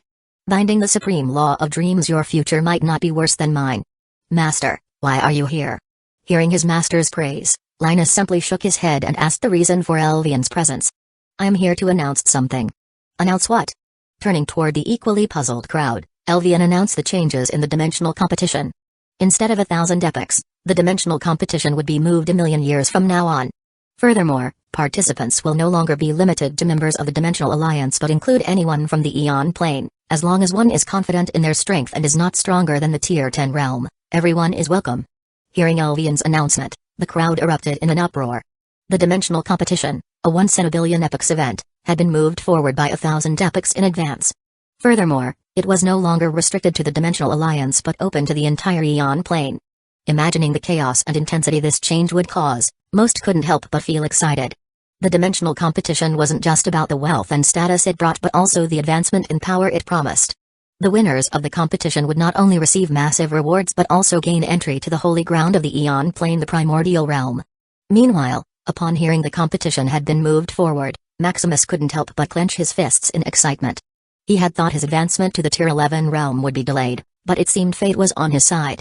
The reason the dimensional competition only allowed Tier 10 and below was that the primordial realm only permitted entry to such individuals. Any higher, and they would be excluded from the treasure land, even the overlords. The primordial realm was the heart of the Eon Plane, a primal space where all resources converged. With Tier 11 resources like grass and stones and Tier 12 resources that could be found everywhere, it was a veritable treasure ground. However, if that were all, Maximus wouldn't suppress his realm at Tier 10, possibly waiting for thousands of epochs. Much less would the primordial candidates and the monsters from the Devourer faction do so. What the primordial realm offered wasn't just immeasurable wealth but also a crucial foundation for advancing to the Tier 12 realm, the seed of law. The seed that could contain one's path, power, and origin, a seed essential for forming a world of their own. There were 3 requirements to advance to the Tier 12 realm: the path of law reaching the absolute, a refined core of origin, and, finally, a world. Like the virtual realm, the Interdimensional Council's absolute territory, the Time and Space Bureau's research grounds, and a Zerg nest. These semi-planes contained all the power and essence of an overlord. Although one could advance without a seed of law, their power would be the weakest. According to history, there had been more than a dozen overlords in the past. Yet, after the dark disaster hundreds of billions of epochs ago, all the weaker ones perished. It could be said that without a seed of law, one would become a rootless overlord, lacking a true source of power. Digesting Elvian's words, the crowd erupted in cheers. Especially the Devourer faction. While they might not win the tournament, placing high enough could grant them the status of free men. Though they mocked the people of the Dimensional Alliance as weak and cowardly, who wouldn't want a life free from constantly walking the tightrope of death? It wasn't that they didn't want to live a weak and cowardly life, they simply couldn't afford to. Now, with this chance to change their fate, they were determined to prove their strength, no matter the cost. After making his announcement, Elvian quickly left the virtual realm. His primary interest had been in identifying those who had signed binding contracts with the origins of law. Delivering the announcement had been incidental. For detailed dissemination of the news, the Dimensional Alliance would be the one to handle it. Feeling the barrier to the virtual trial domain vanish, the crowd excitedly dispersed, eager to begin their preparations. Maximus, too, wasted no time. Turning to his family, he began to think of various plans to prepare for the competition. However, before he could leave, Tsar blocked his path. "What is it?" "Nothing. I just want to engrave your face into my memory. I can't wait for us to fight again." "Then don't cry when you lose." "Ha ha ha. If the strength you've shown here is all you have, then prepare yourself to lose." Tsar laughed. As far as Tsar knew, his power amplification had no limit. Given enough time and an opponent capable of keeping up with him, his power could grow 10 million, 100 million, or even 100 billion times. Unless someone could defeat him swiftly, Tsar feared no one. "Then I look forward to it," Maximus replied with a smile. If Malgren could match his combat ability, Tsar could rival or even surpass his raw power within the same realm. Uncertain of Tsar's limits, Maximus began to anticipate their destined fight with genuine excitement. Chapter 579, Plan for the Coming Million Years After Tsar, Paragon stepped forward before Maximus. "It's time we formally met. I'm Paragon Dawnmarch." "Are you related to the Overlord Isolin Dawnmarch?" "Not exactly." Paragon shook his head, unwilling to elaborate further. "I see. So, what do you need from me?"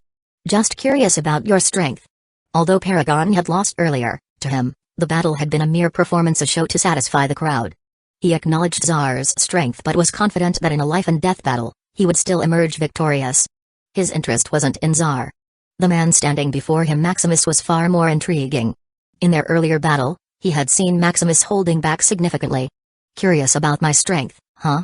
Meeting Paragon's inquisitive gaze, Maximus could tell the man was already analyzing countless ways to defeat him.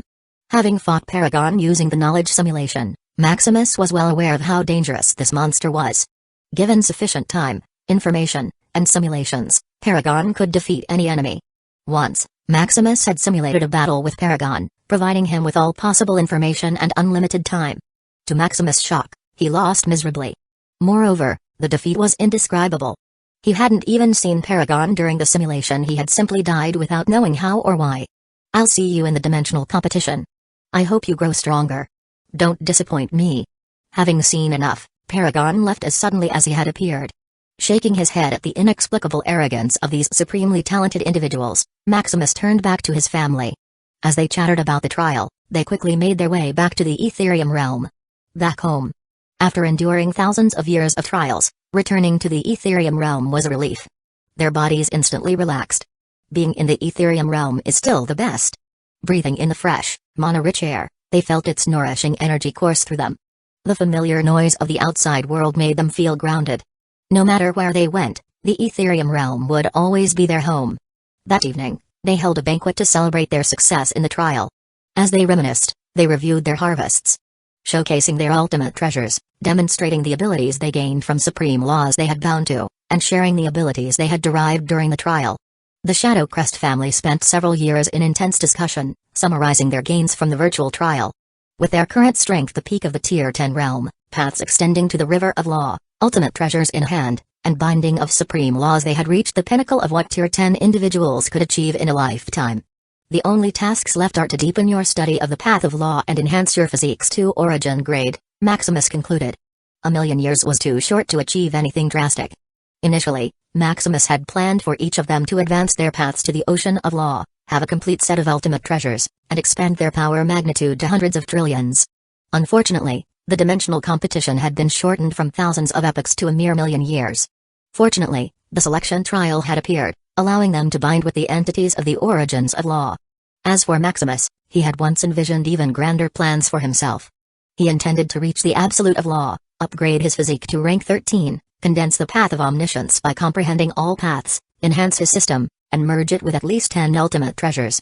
Then, after acquiring the seed of law, he would advance to the Tier 12 realm in one fell swoop, dominating the Eon plane. Unfortunately, the plan couldn't keep up with the changes. With only a million years left before the competition, Maximus could only focus on upgrading the path of knowledge to the ocean level, condensing a few seeds of path, and merging the Truth Seal and Eternal Book with his system. There was also the amalgamation of will. Maximus intended to see if he could comprehend it fully, even up to the Tier 12 realm. It might have miraculous applications in the primordial realm. After sorting through their plans and discussing their goals for the coming million years, they divided, each with their pursuit. Most of his children and grandchildren returned to their respective sects to report.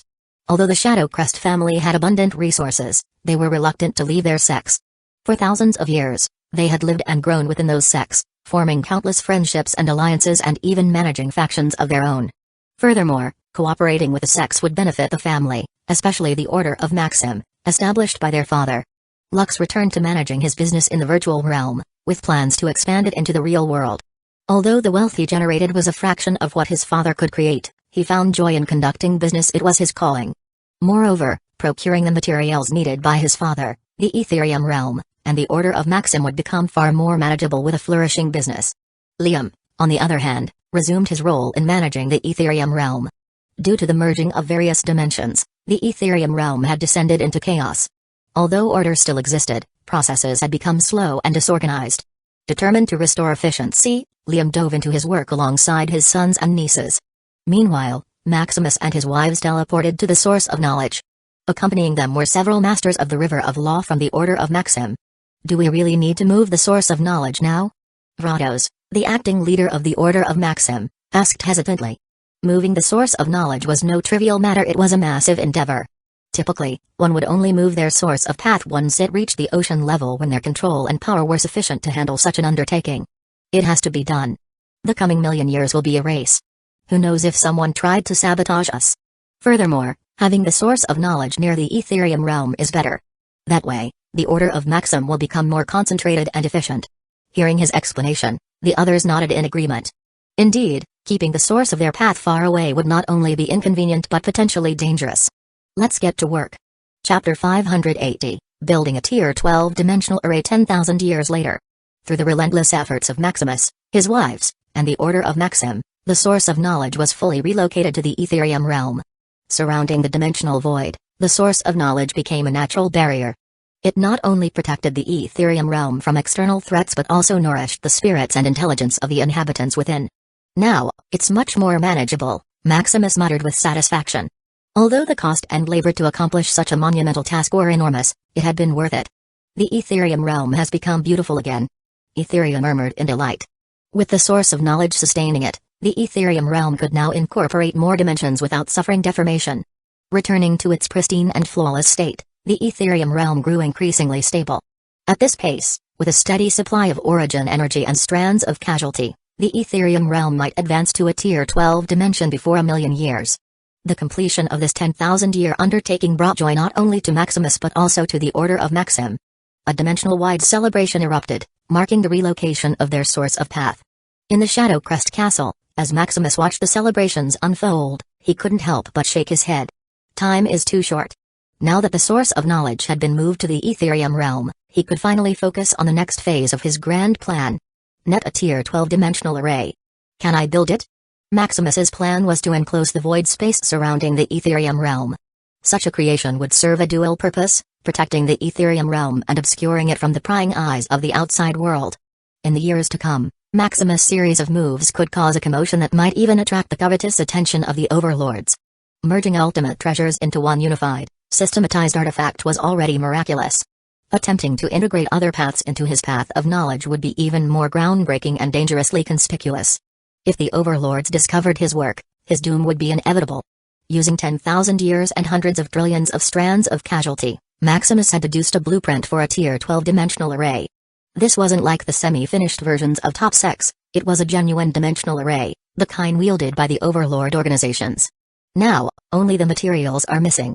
Constructing a Tier 12 dimensional array required an astronomical amount of rare and unique materials, some so obscure they would take him millions of years to deduce before he could even generate them. Not wanting to waste such precious time, he decided to rely on his children to procure the necessary components through their sect. Money was no longer an issue for him. As long as it could be bought, Maximus wouldn't hesitate to spend whatever was required instead of crafting it himself. While the source of knowledge was being relocated, the other members of the Order of Maxim had not been idle. They had continued working tirelessly, building ether refiners and purifiers while continuing to recruit countless scholars to embark on the path of knowledge. After 10,000 years, the number of ether forges had risen from 1 billion to 2 billion, while the count of ether refiners soared from 6 million to over 36 million. With these ether-forged devices in operation, Maximus now possessed the capability to generate 500 quintillion units of origin energy and 360 million strands of Calamity each day. Maximus essentially had all the money and energy he could ever need. The only limiting factor now was acquiring the necessary materials. Soon after the Order of Maxim celebrated their monumental achievement, Maximus issued orders for another round of ceaseless work. By now, the sect members were well accustomed to such demands. As long as there was pay, they were willing to work for millions of years. The salary of the Order of Maxim was simply too generous to pass up. Whether it was origin coins or strands of casualty, everyone was generously compensated. Hundreds of years later, Maximus's children brought good news. Thanks to his financial onslaught, the rare plane-level materials from the top sects were finally available for purchase. TSK, you're just too rich, father, Lux could only complain. How could those top sects resist his father's overwhelming offers? Not only did Maximus buy the plane-level materials at a premium price, but he was also willing to pay in strands of casualty. This is a transaction of hundreds of trillion strands of casualty, enough for a sect for tens of thousands of years. Furthermore, with the masters of the ocean of law getting binding contracts with entities of the origins of laws, their demand for energy had become increasingly urgent. Thus, no matter how valuable and rare the materials were, the sects were willing to sell. What about manpower? Constructing a dimensional array was far more complex than relocating the source of knowledge. If he relied solely on the members of the Order of Maxim, it would take millions of years to complete. Our sects were willing to assist, but they insist the salary be paid in strands of casualty, Lily reported. Oh? That's no problem. Let as many as they come. I can still afford this. Maximus had a guaranteed income of 360 million strands of Calamity every day. Aside from the 100 million he allocated daily for deducing knowledge, the remainder could easily be used to hire the required manpower. As for the Ethereum realm's advancement, origin energy was more than sufficient for its needs. Using strands of Calamity would just be overnourishing it. Regarding his family, after 10,000 years of nurturing, their physiques had all reached the origin grade. At this stage, they were comparable to, or perhaps even stronger than, those primordial candidates. Of course, Maximus kept this fact tightly concealed. If others discovered that he could artificially produce origin-grade physiques at such a low cost, he would be hunted to the end of Eon Plane. Soon, under Maximus's orders, individuals from all the top sects and families flocked to the Ethereum realm to join the construction of the dimensional array. Drawn by the promise of payment in strands of casualty, they were like sharks scenting blood in the water. Meanwhile, throwing trillions upon trillions of strands of Calamity as if it were nothing, eyes from the shadows began to focus on Maximus. Chapter 581, Brewing War. Somewhere in the void, the three overlords of the Dimensional Alliance gathered. Observing Maximus's recent actions, they were perplexed. How did this kid manage to accumulate so much casualty? The power of Calamity was invaluable, even to the overlords themselves. Unfortunately, the strands of Calamity within the Eon Plane were limited. No matter how powerful they were, they couldn't conjure something out of nothing. As for the corrupted Calamity scattered across the void, collecting and purifying it was a tedious and inefficient process. Your next journey awaits at mv_le_novel.bin.net. In an entire year, they might barely manage to purify a trillion strands of casualty. Their only viable option was to artificially produce strands of Calamity using origin energy. However, even that had its limits. Upon reaching the Tier 12 realm, the ever-flowing origin energy of the Eon Plane became inaccessible. The plane's rules restricted and denied them of its access. Forcing control over it would just be rebelling against the Eon Plane's laws, something no overlord would risk if they wanted to remain within its bounds. Limited by these constraints, they resorted to collecting origin energy through trade and commerce. This strategy was the foundation of the Dimensional Alliance. By leveraging the efforts of countless individuals, they could legitimately amass origin energy, which they then purified into strands of casualty. Through this method, they could produce hundreds of quadrillions of strands of Calamity each year. Yet, witnessing Maximus, a mere Tier 10 entity, spending the same amount freely baffled them. It's probably his ultimate physique. Fur muttered with uncertainty. If that's the case, this kid's progress is staggering. Uselin exclaimed in shock. Even with access to the dimensional source, which provided nearly limitless energy, one first needed the capability to utilize it. Maximus was only Tier 10. No matter how powerful he was, the rate at which he could absorb origin energy was limited, let alone the complexity of purifying it into strands of casualty. Should we ask him? Elvian suggested. No, that would disrupt the plan and alert the boy. Let him continue making waves for now. The plan takes precedence. Do we give him a helping hand, then? That kid is being reckless, flaunting wealth in times like these. He's practically begging for trouble, frothed with a sigh. Flaunting such a tempting meat before a pack of hungry wolves was provoking a disaster. These sects and families were far from benevolent. Their generosity extended only as far as their interests were unaffected. The mere suggestion that Maximus might possess the ability to mass-produce strands of Calamity would paint a massive target on his back. For now, the top sect's willingness to help and provide materials was a facade, a way to test how long Maximus could sustain his wealth. If it were confirmed that Maximus truly had the ability to mass-produce strands of casualty, it wouldn't just be a crisis, it would spark a war. The rules of the Dimensional Alliance and even the looming dark disasters wouldn't matter in the slightest. The Masters of the Ocean of Law, burdened by their insatiable need for energy, would view Maximus as a beacon in their endless struggle. They would stop at nothing, even if it meant gambling their lives. As long as he isn't dead, nothing else matters. If he's flaunting his wealth like this, he must have a plan. With their decision made, the overlords dispersed, returning to their respective duties. Thousands of years later, Maximus began to notice the quiet yet deliberate movements of the top sects and families he had hired. It's beginning already? The dimensional array isn't even finished yet. Observing various individuals sabotaging the dimensional array and planting backdoors for their purposes, Maximus couldn't help but sigh. Just a few thousand more years and the dimensional array would be complete. By then, no matter what these sects and families attempted, they wouldn't be able to cause any harm. Liam, it's time to act. Pay these people their final dues. The next time we meet, they will be on the battlefield. Among the sects and families, only the Ashura sect, Immortal Palace sect, Eternal sect, Mechanical Alliance, Sterling family, Elfound family, and Fritz family chose to stay neutral. The others decided to make their move. 5 top sects and 9 families. Can we handle them, father? Liam asked in concern. As the acting leader of the Etherium realm, Liam was acutely aware of the looming war. How could he not worry about such a significant threat? Don't fret, it won't be an all-out war. At most, a few Masters of the Ocean of Law will take action. If over a dozen Masters of the Ocean of Law intervened, the conflict would no longer be a mere skirmish over interests but would escalate into a plain war. Such chaos would force even the indifferent overlord organizations and the Council of Courts to intervene. As for the Absolutes, their involvement was impossible unless the dark disaster began. Those powers wouldn't awaken from their hibernation for anything less. So, our enemies will likely consist of around a dozen Masters of the Ocean of Law and countless Masters of the River of Law, Liam calculated grimly. Ha ha ha, don't worry too much. Do you think I'd be reckless enough to take this step without careful planning and preparation? This could even be an opportunity for the Order of Maxim to ascend to become one of the top forces, rivaling the greatest sects and families. For his river of knowledge to advance to the ocean level, he required more than just energy, he needed countless others to follow the path of knowledge.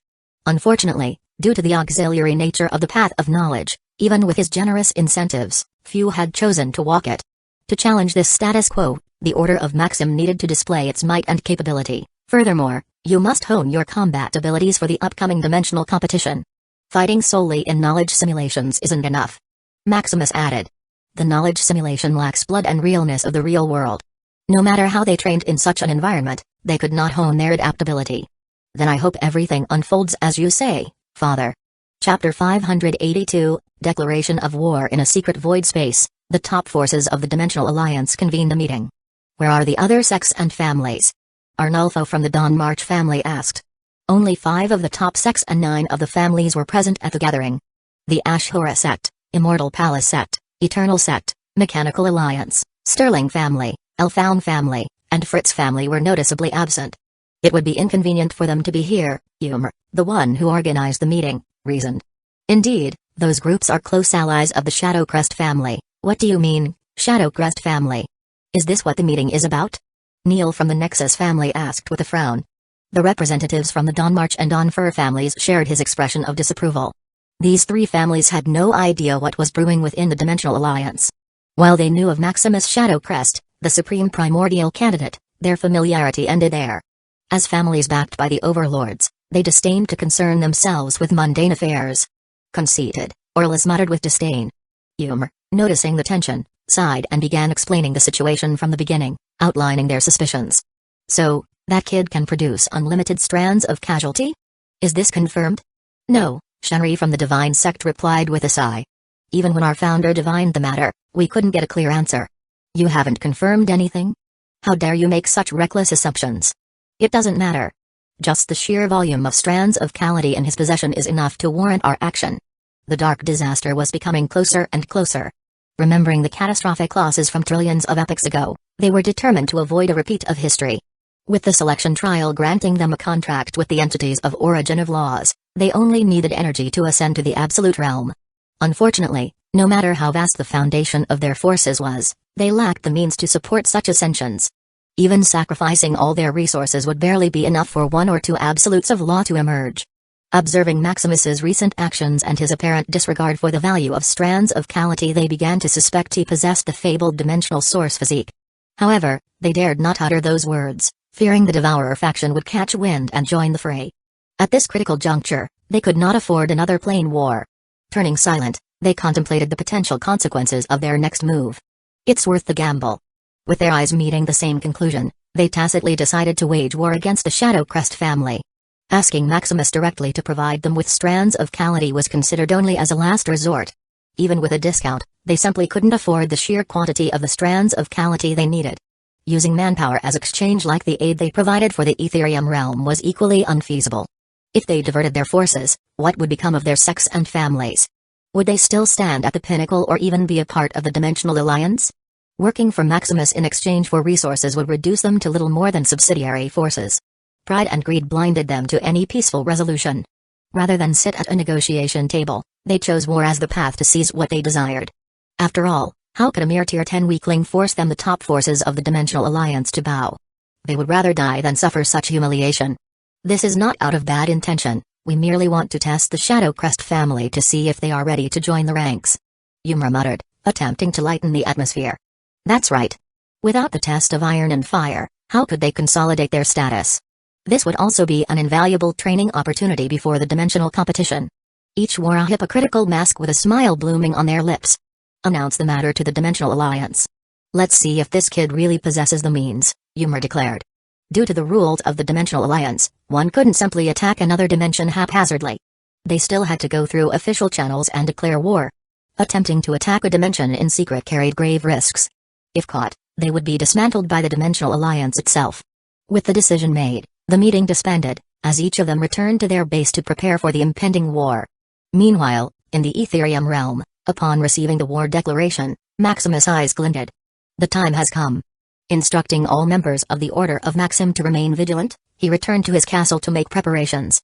Fully aware of their intentions, Maximus couldn't afford to be careless. Deploying numerous Tier 11 dimensional defensive and offensive treasures throughout the Etherium realm. Spreading out the newly upgraded microsurveillance spots, he ensured constant monitoring of the void space. Maximus even used origin energy to stabilize the void, consolidating its structure. He knew that if left unattended, the coming battle could wreak havoc on the void topography. Void storms, cracks, and pollution would ravage the Etherium realm's environment. In such a scenario, even victory would force him to relocate the Etherium realm to a more stable space. While attending to these preparations, Maximus received messages from his allies, offering their assistance. Seeing their willingness to support him, Maximus couldn't help but smile. I don't need any help. This is a battle we must endure alone, a baptism we must undergo. However, if the Masters of the Ocean of Law intervene, I hope you can hold them off for me, Maximus requested. As long as no Masters of the Ocean of Law join the fray, Maximus was confident in taking on any number of Masters of the River of Law. Reassured by Maximus's message, his allies quickly agreed, vowing to handle any Masters of the Ocean of Law who dared to step in. Malgren even promised that if an Absolute of Law appeared, he would summon his master to intervene. As the strongest Absolute, Malgren's master feared no one. As for Iris, she was still in seclusion, preparing for her advancement. Now, all we need is the tailwind. Chapter 583, Killing the Reconnaissance Team. Hundreds of years later, on the periphery of the Etherium realm, a group of Masters of the River of Law stealthily inched closer. Where is the Etherium realm? The void space here is full of chaotic energy, it's the source of knowledge. It's acting as a natural barrier, Blase, the leader of the reconnaissance team, explained. They relocated the source of knowledge? How daring, an individual from the Dawnmarch family quipped with a mocking smile. Don't underestimate them. If you had seen Maximus in the virtual trial domain fighting Tsar from the Devourer faction, you wouldn't even be standing straight. What? Is he really that strong? Although Maximus carried the title of the strongest primordial candidate, many dismissed it as nothing more than a label, a prodigious name without the corresponding strength. He is as strong as a Master of the Ocean of Law, Blase said, recalling the awe-inspiring scene from over 10,000 years ago. As for the moment Maximus unleashed an instantaneous burst of power that rivaled in absolute, Blase still didn't dare to believe his own eyes. Meanwhile, hearing his words, the group couldn't help but stiffen, raising their caution a notch. Don't worry too much, we're still far away. We're just scouting the way for the main force, Blase reminded, trying to calm their nerves. What they didn't realize was that surrounding them, micro-surveillance spots smaller than a particle of origin energy floated invisibly. After countless iterations, the micro-surveillance spots had reached the Tier 11 semi-ultimate treasure. It was so minuscule that even masters of the Ocean of Law couldn't detect them. Like dust scattered through the void, capturing every movement with crystal clarity. In the Ethereum realm, watching the enemies approach, Max and the others couldn't help clench their fist. Can I take this one? I haven't fought in ages. Max asked eagerly.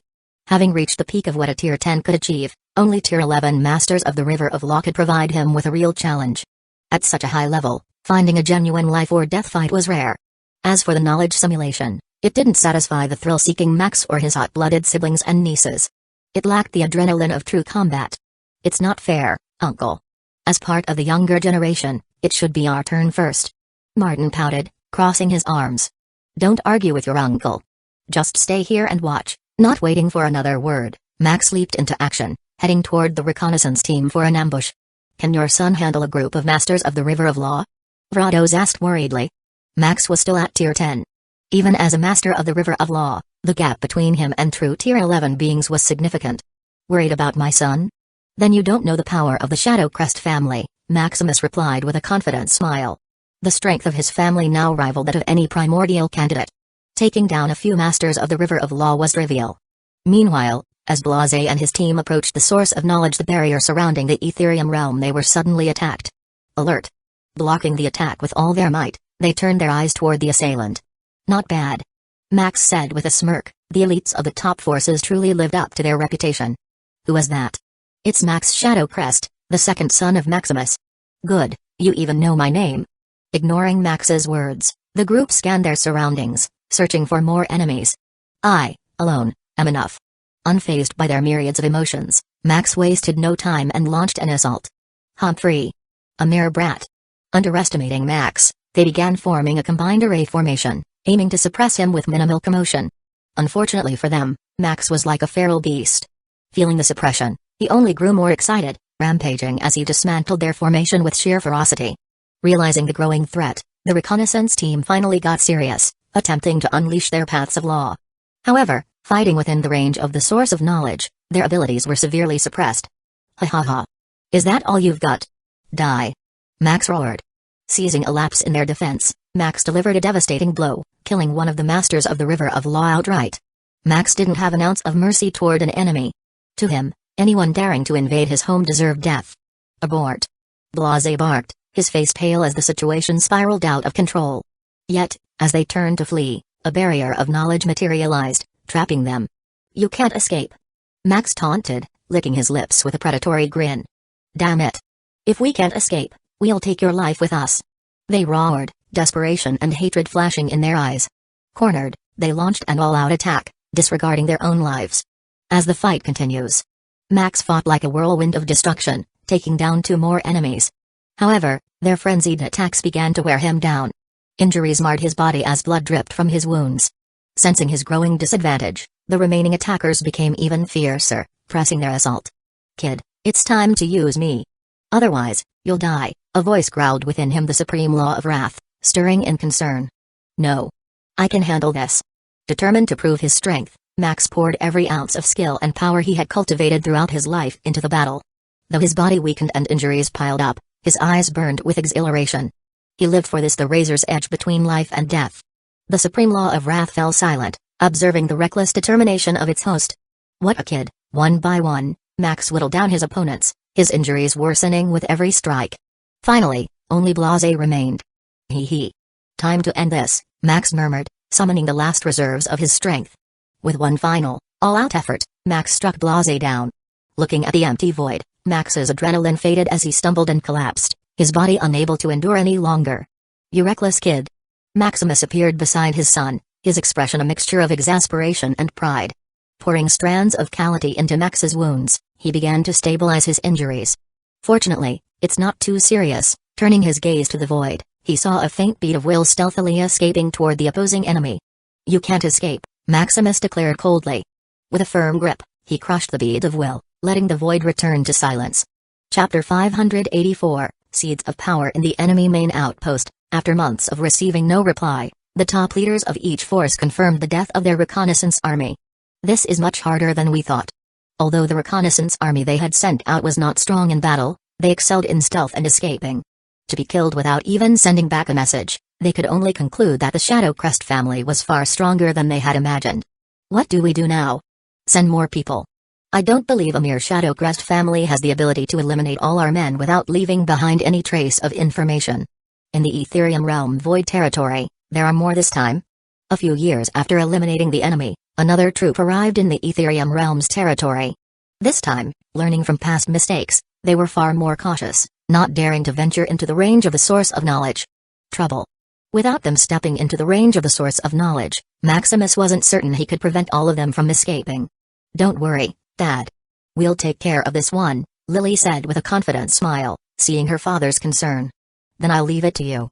Seeing his daughter's concern, he no longer worried about the source of knowledge's ability to isolate being discovered. After all, it was merely a cheap trick he had developed through the conjunction of his system. Watching his daughter leave, Maximus turned his attention to the seed of path in his hands. 16 seeds of path. How marvelous, Maximus mused with a smile. Maximus had deliberately made a high-profile move to provoke this war for the seeds of path. To deduce a seed of path, he not only needed strands of the desired path but also thousands to tens of thousands of years to fully decipher it. However, by using the lives of the Masters of the River of Law to condense everything they had learned about their paths, Maximus could deduce a seed of path in mere months. Although he couldn't absorb their rivers of law, deducing their paths was more than enough. Looking at the seeds of path, Maximus held himself back. It would attract even more attention if he merged these with the source of knowledge. Turning back to his daughters, who were fighting multiple Masters of the River of Law with ease through seamless teamwork, Maximus couldn't help but smile. "This is how you fight. You fight as a family. Don't be reckless next time," Maximus reprimanded Max. Almost dying due to his recklessness, Maximus was still a little angry. "Yes, father." As the fight dragged on, realizing they were no match for the Shadow Crest daughters, the enemy began using all their incredible abilities to escape. Without the suppression of the source of knowledge, even with Lily and the others' excellent abilities, 2 or 3 still managed to escape. "We let you down, father," his daughters apologized. "Don't worry. I already expected this outcome. You still did great, killing most of them." Maximus acknowledged the remarkable escaping abilities of the reconnaissance army. If it had been him in the past, he might not even manage to kill one of them. Consoling his daughters, they remained on high alert for any future enemy incursions. Of course, this didn't delay the construction of the Tier 12 dimensional array. Clearing the area of enemies, the workers in charge of the site returned to resume their tasks. In the enemy main outpost, after hearing the news from their subordinates, their faces finally brightened. "So it is. I didn't expect that a source of knowledge could suppress others to this degree." Shenri muttered in admiration. A mere river of law suppressing all others at the same level, it could be said that Maximus was truly worthy of the title the Supreme Primordial Candidate. Even a master of an ocean of law might not be able to suppress a master of the river of law to the extent that they couldn't escape. Now that we understand what's killing our subordinates, it's time to change the plan. Explore more at mvlnovelbin.net. Nodding in tacit understanding, they began mobilizing all the manpower they could gather. A few years later, just when they thought the enemy had given up, a blaring alarm echoed through the Ethereum Void Outpost. "We are surrounded. 1. 20. 50. 100. 200. 500. 1,000. There are over 1,500 Masters of the River of Law. This." Surrounded by over 1,000 enemies, the members of the Order of Maxim went pale. With fewer than 50 Masters of the River of Law among them, the odds seemed insurmountable. As despair began to creep in, Liam's voice echoed in their ears. "Don't be nervous. Everything is under control. My father, Maximus Shadow Crest, is still here." Hearing this, a wave of calm instantly spread through their ranks. That's right. They still had the Supreme Primordial Candidate, the Pioneer of Knowledge, the great Maximus Shadow Crest. Meanwhile, in contrast to their mixed emotions, Maximus wore a smile. What a sect and families. Sending him such a feast, how could he not be delighted? Although it would take a long time and a lot of effort to digest this, Maximus welcomed everyone to the fray. "What do we do now, father? Should we get going?" Max asked eagerly. After recovering, he felt invigorated and ready for more battles. I can't fight this battle. It would break the balance. Maximus shook his head. Once he appeared on the battlefield and disrupted the balance, the masters of the Ocean of Law would surely intervene. Although this would happen sooner or later, the longer this stalemate lasted, the more advantageous it was for him. The stage of the dimensional war was still in its testing phase. By revealing his strength bit by bit, Maximus could maximize his harvest. But how can we fight without you, Dad? Lila, who was also eager to fight, froze at the realization. Taking on over 1,000 masters of the River of Law on their own, even she felt afraid. Don't worry. You have the source of knowledge acting as a natural barrier. Their numbers won't matter much on such a battlefield. Is that so? Chapter 585, The Orion. Soon, the frenzied war began. With over 1,000 masters of the River of Law ambushing from all sides, the construction of the dimensional array had to stop. Hiding inside the source of knowledge, the enemy could do little but harass them. Attacking the source of knowledge relentlessly, Maximus had to spend millions of strands of Calamity every day to keep it intact. However, with an eye on the larger picture, Maximus deployed his family and the members of the Order of Maxim to snipe the enemy. Although they couldn't kill the enemy outright, destroying their bodies was enough for Maximus to greatly accelerate the deduction of the seed of path. Soon, thousands of years began to pass. With dozens of masters of the River of Law dying and hundreds having their bodies destroyed, the source of knowledge remained an impenetrable barrier. Despite harassing the source of knowledge with all their might, instead of weakening, the barrier noticeably grew stronger. Noticing such a miracle, instead of despairing, the supreme leaders of the Trop families and sects became increasingly excited. He really possesses it. The dimensional source. The holy physique of the Eon plane is within this kid. So that's it. The reason those overlords coddle Maximus is because they've long known he possesses the dimensional origin physique. Ha ha ha. This is a blessing from the Dimensional Alliance. After hundreds of billions of epochs, another Orion, the living panacea, has been born. Silence. You can't speak of such matters. Keep it in your hearts. Ymir warned sharply. They dared not risk sparking another war with the Devourer faction over the Orion. Realizing the gravity of the situation, they fell silent, but the gleam in their eyes couldn't be suppressed. Now that we've confirmed Maximus is the next generation Orion, what's the plan? One of them asked eagerly. If they could capture Maximus, they would have an unlimited supply of energy. With their founders at the Absolute Realm, they had numerous ways to fully control him. As for the overlords taking action, they didn't have much worry. As long as they gained enough to advance to the Absolute Realm, they would hand Maximus over for the greater cause. Determined to capture Maximus quietly, they began planning in earnest. Finally, after hours of discussion, they decided to deploy the hidden masters of the Ocean of Law they had painstakingly cultivated. They knew they were all under heavy surveillance. Once they took action, it wouldn't just be the Shadow Crest family alliances, but both the Dimensional Alliance and the Dimensional Council would turn their attention to them. The thought of using their secret forces for this mission caused a pang of regret. These talented prodigies, secretly cultivated without the awareness of others, were their hidden knives meant to strike at each other when necessary. To expose them now was nothing short of an embarrassment.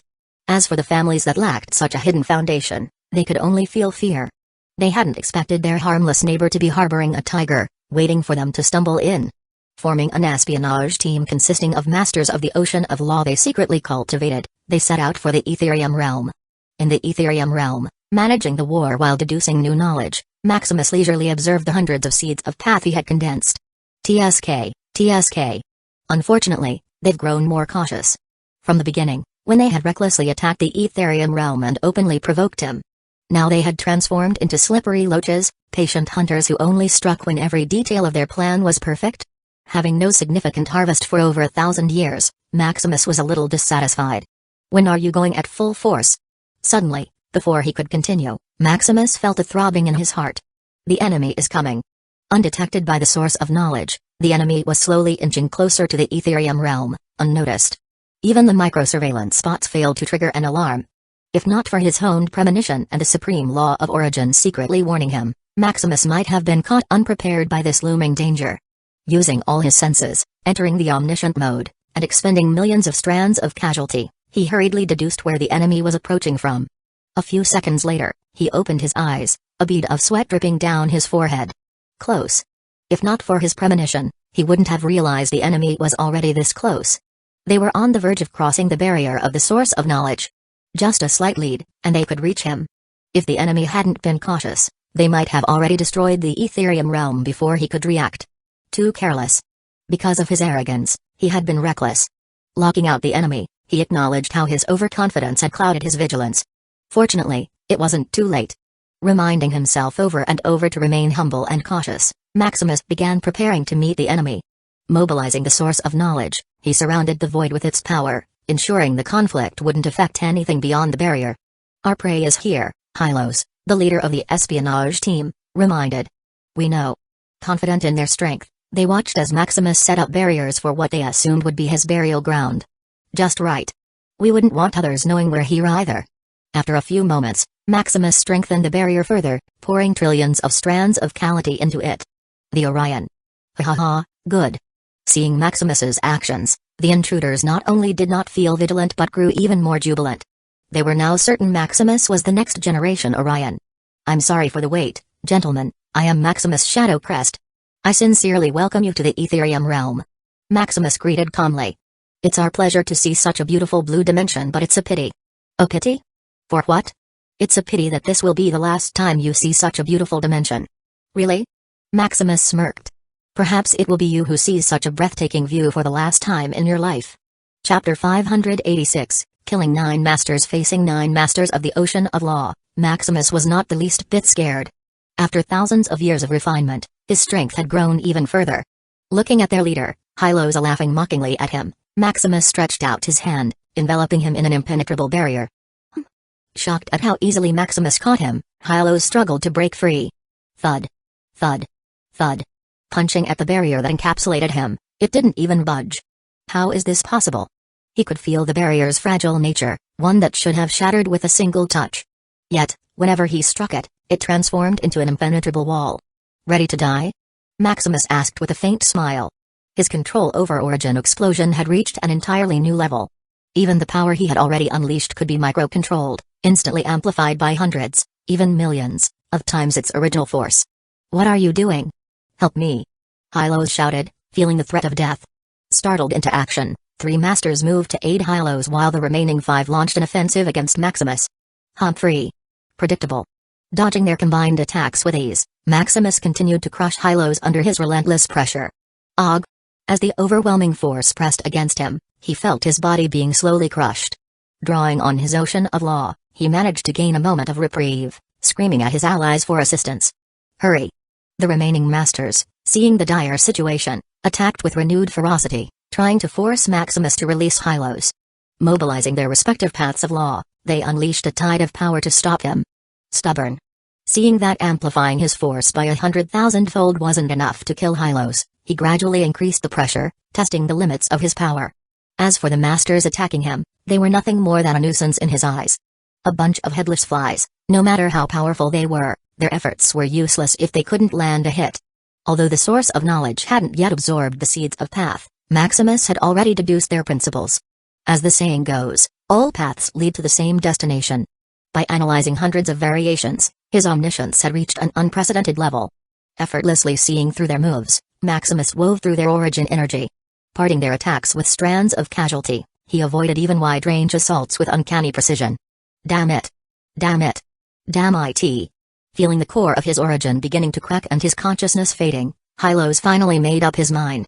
Boom. Self-destructing his body and shattering his foundation, Hylos broke through the barrier, allowing a wisp of his origin and will to escape successfully. TSK, as I guessed, I still can't kill a master of the Ocean of Law, though he could defeat them, killing them remained beyond his reach. Fortunately, through his suppression, he had already gathered enough information for a prototype seed of path. Letting Hylos escape, Maximus turned his gaze to the remaining 8. Who's next? Hearing his words, a chilling silence fell over the battlefield. The 8 remaining masters, who once viewed Maximus as nothing more than a valuable resource to capture, now felt an unfamiliar fear creeping into their hearts. How could a Tier 10 being possess such monstrous strength? It felt as if they were staring down a primal beast. Since none of you want to go first, then just come together. Raising his hands, a barrier of origin descended upon the battlefield, encapsulating the 8 masters of the Ocean of Law into a massive sphere. Recalling their earlier confrontation with Maximus, they went into a frenzy, desperately trying to escape. Forget about capturing the Orion, this monster might even kill them. Facing the simultaneous attacks of 8 masters of the Ocean of Law, Maximus felt sharp pain rippled through his body. Cough. Too much. Catching all of them in one net was placing unbearable pressure on his core of origin. Old Origin, it's time to make your move. Maximus shouted internally, urging the contract he held with the supreme law of origin. What a troublesome brat. Sensing Maximus's core of origin on the verge of shattering, the supreme law of origin hurriedly merged with it, fortifying its structure and making it more resilient. Feeling the new rigidity of his core, Maximus grinned as he turned toward the trapped masters of the ocean of law. Now die. Instantly amplifying his power a billionfold, the 8 masters of the ocean of law disintegrated, erased from existence in a fraction of a second. But at the moment Maximus activated such overwhelming force, his core of origin fractured into 2 pieces. Damn, brat. Not willing to see Maximus perish, the supreme law of origin acted swiftly, holding the 2 broken halves of the core together, attempting to fuse them. Find more to read at MVL Ha. Ha. Ha. You're a lifesaver, old origin. Maximus chuckled, relief washing at his successful gamble. Initially, the maximum safe limit of his origin explosion was a millionfold amplification. Using it for over 3 seconds would cause his core of origin to crack and shatter, killing him instantly. At any amplification beyond that, even lasting a fraction of a second would have resulted in certain death. However, with the assistance of the supreme law of origin, this limit could now be surpassed. Strengthening his core of origin and granting it a special blessing, the supreme law of origin allowed Maximus to wield his origin explosion with far greater recklessness. For thousands of years, Maximus had experimented, increasing the amplification step by step from a few millionfold to tens of millions, then hundreds of millions. No matter how high he pushed, the supreme law of origin showed no signs of faltering. Finally, after countless tests and deductions, Maximus had gambled on whether the supreme law of origin could sustain him during a 1 billion-fold origin explosion.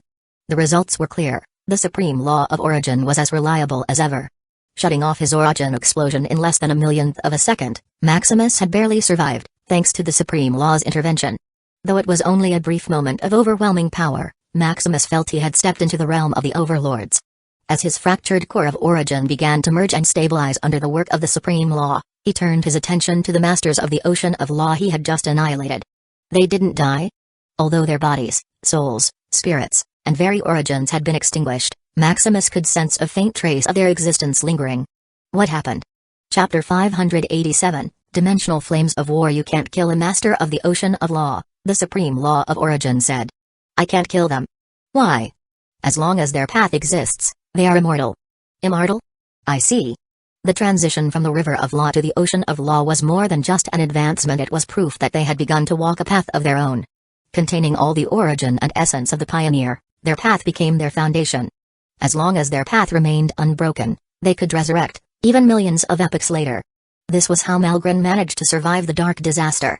With his master, the Absolute of Chaos, guarding the path he walked, Malgren retained all his power without any loss. Not bothering whether he had truly killed his enemies, Maximus turned his attention to the 9 prototype ocean-level seeds of paths he had acquired. Wondering how long the system would take to deduce even a single piece of an ocean-level path, he placed them into the Knowledge Deduction tab. Ocean of Runes Seed, 12 billion years. Ocean of Calculation Seed, 11 billion years. Ocean of Nature Seed, 10 billion years. Ocean of Mandate Seed, 7 billion years, too long. Seeing that each would take tens of billions of years to deduce, Maximus immediately gave up. Even with the aid of strands of casualty, it would take hundreds of thousands of years to deduce a single ocean-level seed of path. Explore new worlds at MVL. This was still due to the advantage of having prototype seeds of paths from defeating his enemies. Maximus could only imagine how impossibly long it would take to deduce an ocean-level path manually from scratch. With less than a million years remaining before the dimensional tournament, Maximus decided his time would be better spent elsewhere. There were far more pressing matters to deduce than these seeds of paths. Cleaning up the battlefield, Maximus returned to the Etherium outpost as if nothing had happened. Isolated by the source of knowledge, even overlords would find it difficult to detect the events that had transpired inside. Meanwhile, at the enemy outpost, the supreme leaders of the 5 sects and 9 families wore dark expressions. How could this happen?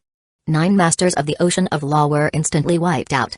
Did an absolute intervene? Yuma asked, turning to Lies.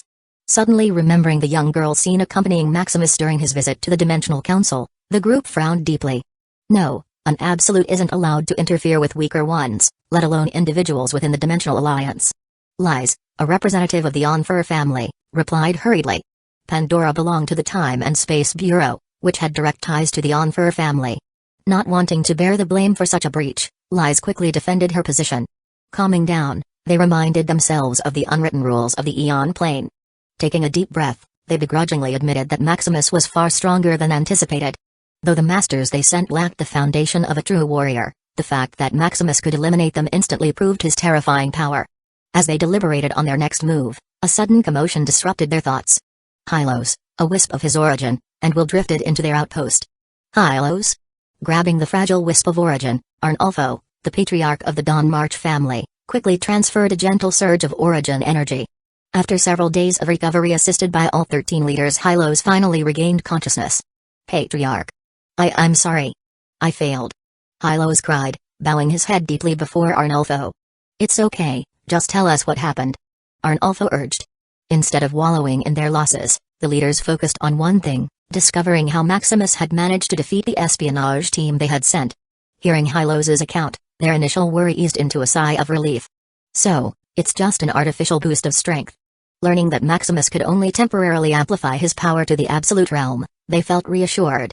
Such an artificial amplification couldn't compare to a real absolute, whether in endurance or quality.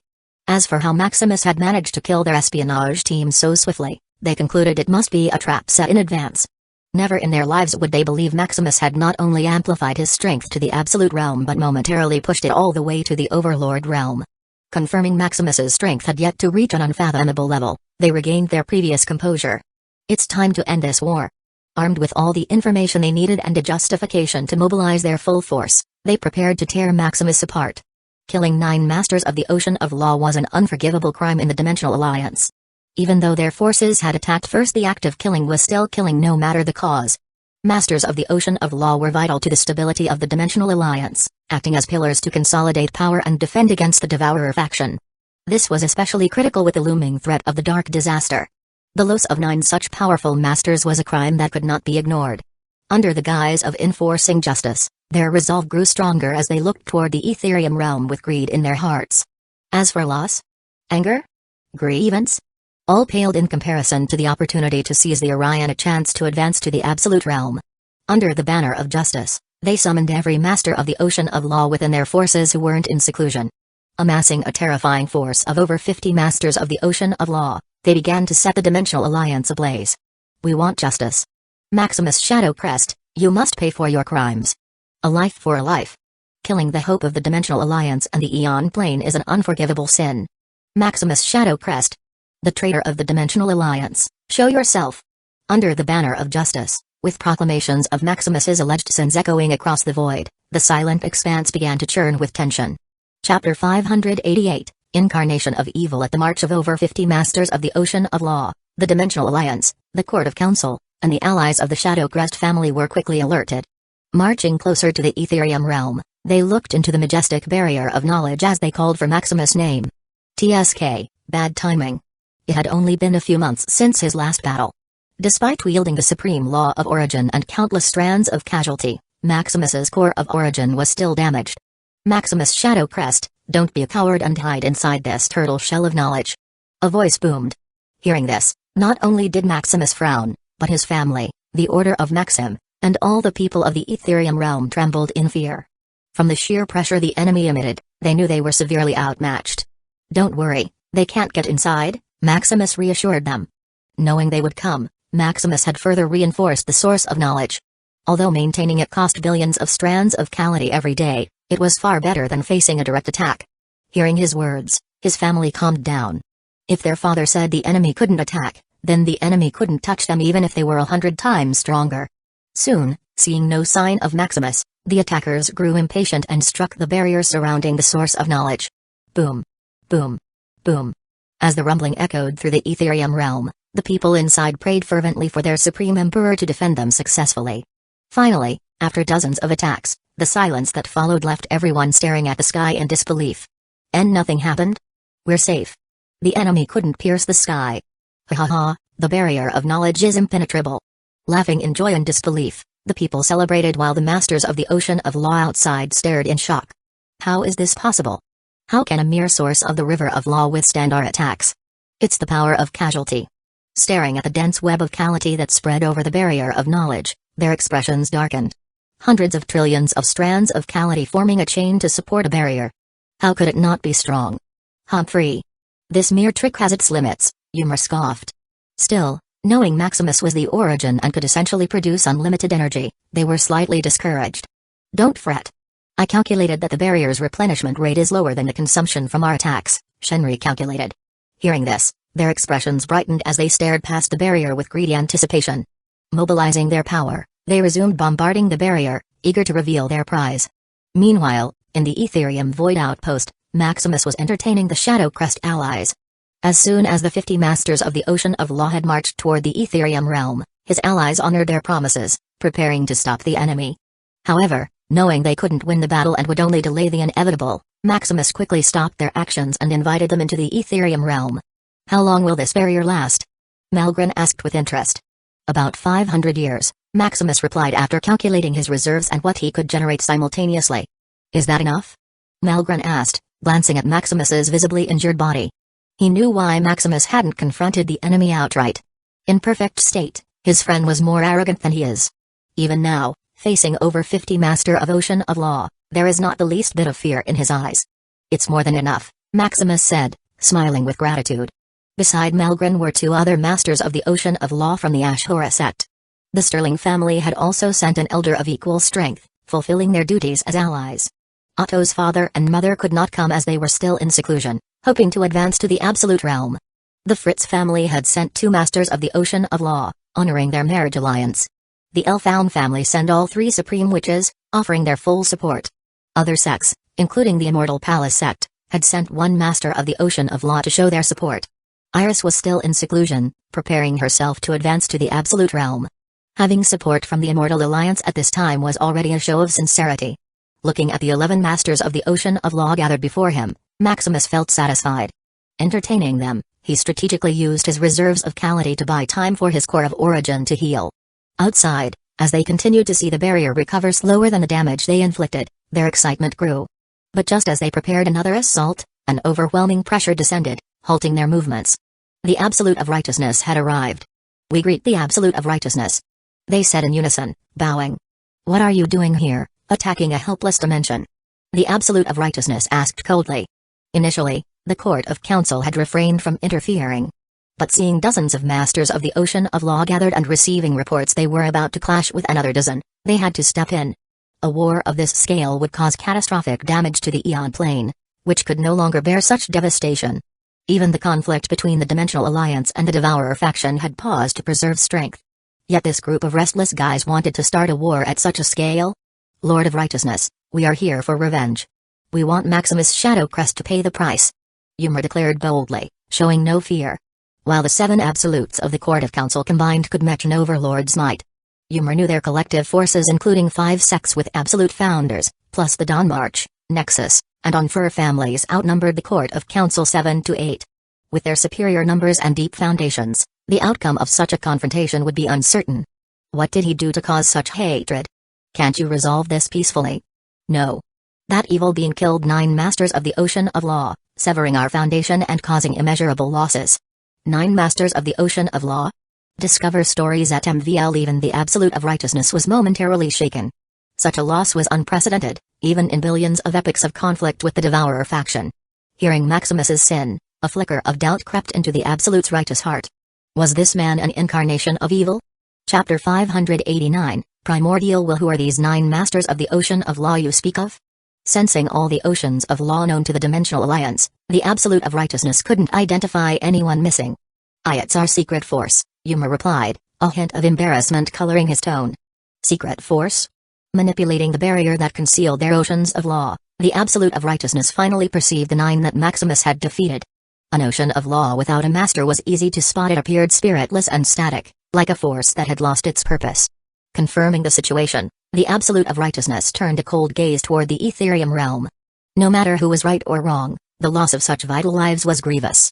Just as he prepared to personally interrogate Maximus, a small figure intercepted him. Pandora? What are you doing here? I could ask the same, Pandora replied, rolling her eyes. Why is a neutral force interfering in this war? I merely intended to interrogate Maximus and determine if he is truly a traitor to the Dimensional Alliance. Enough, this war was instigated by these top sects and families. Killing them was nothing more than self-defense. Self-defense? The Absolute's voice grew colder. How could killing 9 Masters of the Ocean of Law be self-defense? That's mutilation murder. If he had the ability to kill, Surely he had the ability to protect himself without taking lives. Hey, is that what you think? Pandora scoffed. If Maximus hadn't killed those 9, there would be over 60 masters of the Ocean of Law here right now. Hearing this, the Absolute of Righteousness was speechless. Glancing at the 50 masters of the Ocean of Law aggressively attacking the Etherium realm, he imagined Maximus's situation. Furthermore, as he recalled, Maximus was only at the Tier 10 realm. Even though he was the supreme primordial candidate, it was doubtful if he could even survive such overwhelming odds. Sighing, the Absolute of Righteousness scanned the battlefield, his gaze cold as he shifted between the enemy alliance and the Etherium realm. Finally, turning toward Pandora, he flew to the sideline. I will watch this battle. Once the casualties become excessive, I don't care what anyone says, I will stop the fight. The Absolute of Righteousness declared arrogantly. Do whatever you want, Pandora replied dismissively before returning to her sweetheart. Her only role was to ensure no Absolute attacked Maximus. Beyond that, she didn't care if Maximus was enslaved or killed. Seeing the 2 Absolutes retreat from the battlefield, they couldn't help but sigh in relief. They hadn't anticipated the Absolute of Righteousness intervening in this battle. Fortunately, the Absolute didn't display any killing intent, he seemed more concerned with preventing unnecessary deaths. Turning back to the Etherium realm, they resumed their assault on the Barrier of Knowledge. In the Etherium Void Outpost, Maximus and his allies had also noticed the Absolutes of Righteousness movements. After a bit of investigation, they pieced together what had occurred. Listening to the report, Maximus's expression darkened. These guys are truly shameless. Malgren said angrily. If not for Maximus's current condition, he would have urged him to drop the barrier and confront the attackers directly. Meanwhile, the revelation that Maximus had killed 9 masters of the Ocean of Law left the others shocked and incredulous. Did you really do it? Maximus replied nonchalantly. Awesome. The 2 masters from the Ashura sect gave him a thumbs up. Initially, they had only come here as a backer of Maximus' children, and to show favor to Malgren. However, hearing his tale, they couldn't help but have more respect for this supreme primordial candidate. If not for the pressing matter, they might even ask Maximus for a spar. The masters from the Elfaun and Fritz families also felt unprecedented pride in hearing about Maximus' achievements. As their marriage alliance, the stronger Maximus is, the better it is for them. On the other hand, the representatives of the Immortal Palace sect, the Mechanical sect, the Eternal sect, and the Sterling family still seemed stunned. Seeing their doubts, Maximus merely shook his head with a faint smile. With little else to do, Maximus focused on healing his core of origin, preparing for the inevitable battle. As the years passed, the barrier of knowledge began to weaken. Maximus could only generate about 400 million strands of Calamity per day. With the barrier of knowledge requiring billions of strands to withstand a continuous bombardment, it visibly thinned with each passing year. After a century, the atmosphere in the Etherium realm began to shift. The lower-tiered citizens, ignorant of the impending danger, continued their peaceful lives. But the Tier 9 Apex Sovereigns, Tier 10 Dimensional Emperors, and Tier 11 Masters of the River of Law were in a state of panic. Sensing the approaching war, they felt as if their days were numbered. Many considered fleeing, hoping to return once the conflict had passed. Yet, their loyalty to the Etherium realm and the Order of Maximus kept them rooted. Even in death, they wished to protect their home. For those born in the Etherium realm, living in the land for billions of epochs, abandoning it was the same as death. The powerhouse from the Order of Maxim, coming out of the misery of the Forbidden Path, didn't want to leave their pioneer of knowledge behind. As the time for the inevitable war approached, their bodies trembled with fear, yet their eyes glimmered with hope, searching for even the faintest light. Meanwhile, in the outpost, Maximus noticed a movement in the core of will. Read exclusive content at MVL. The Divine Will is about to advance. From the Tier 9 amalgamation of will to the Tier 10 Divine Will. Maximus had long deduced the way to advance to the Tier 11 Primordial Will. The most primal will, a will to survive, thrive, and evolve. Its power, when it reached its full potential, was even comparable to the absolutes of law. Feeling strands of this will flowing through his core of origin, rapidly repairing its cracks, Maximus' eyes widened. It seems I have another trump card for this upcoming battle. Looking outside, the confidence in Maximus' eyes grew brighter. Chapter 590, The Clash of War. Another 300 years later. As the Divine Will condensed more and more primal energy, it finally reached a critical level and advanced to Tier 11 Primordial Will. With a rumble, the core of will at the center of the Etherium realm began to crack, unable to bear the immense pressure of the new energy. As the majestic will swept through the Etherium realm, all of its uncountable inhabitants felt an unprecedented calm. It was as if their souls had been baptized, guiding them to survive, thrive, and evolve. Sensing this primal will, the top powerhouses of the land suddenly stood up. The majestic primal will seemed to show them how they could turn their dire situations around. Turning their attention across the void, they held their chests, praying for their supreme emperor, the pioneer of knowledge, to prevail and be victorious. With the collective wishes of all the people, the primal will surged like a tide, rushing toward Maximus. In the Etherium void outpost, feeling this energy, Maximus's eyes grew brighter. Finally. Tier 11 Primordial Will. Each strand of this primordial will was comparable to the power of an absolute. With miraculous malleability and the ability to grant the will of people, Maximus felt an unprecedented surge of power. Earlier, the unevolved primordial will had been like a mere trickle, slowly healing his core of origin. Now, it was a torrent of holy energy, surging and healing every remaining crack in his core of origin. Noticing Maximus's unusual movements, the masters of the ocean of law around him were shocked. At this moment, the power Maximus exuded felt like that of a fully fledged master of the absolute. Although lacking the root and solidity of true power, the sheer pressure he emitted was unparalleled. Malgren, who also hailed from the Etherium realm, keenly noticed the essence of the power Maximus wielded. It was the power of will.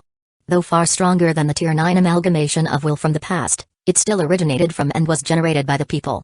Realizing Maximus had succeeded in deducing a higher form of this energy, a feat even his friend Valeros had failed to achieve, Malgren was filled with admiration.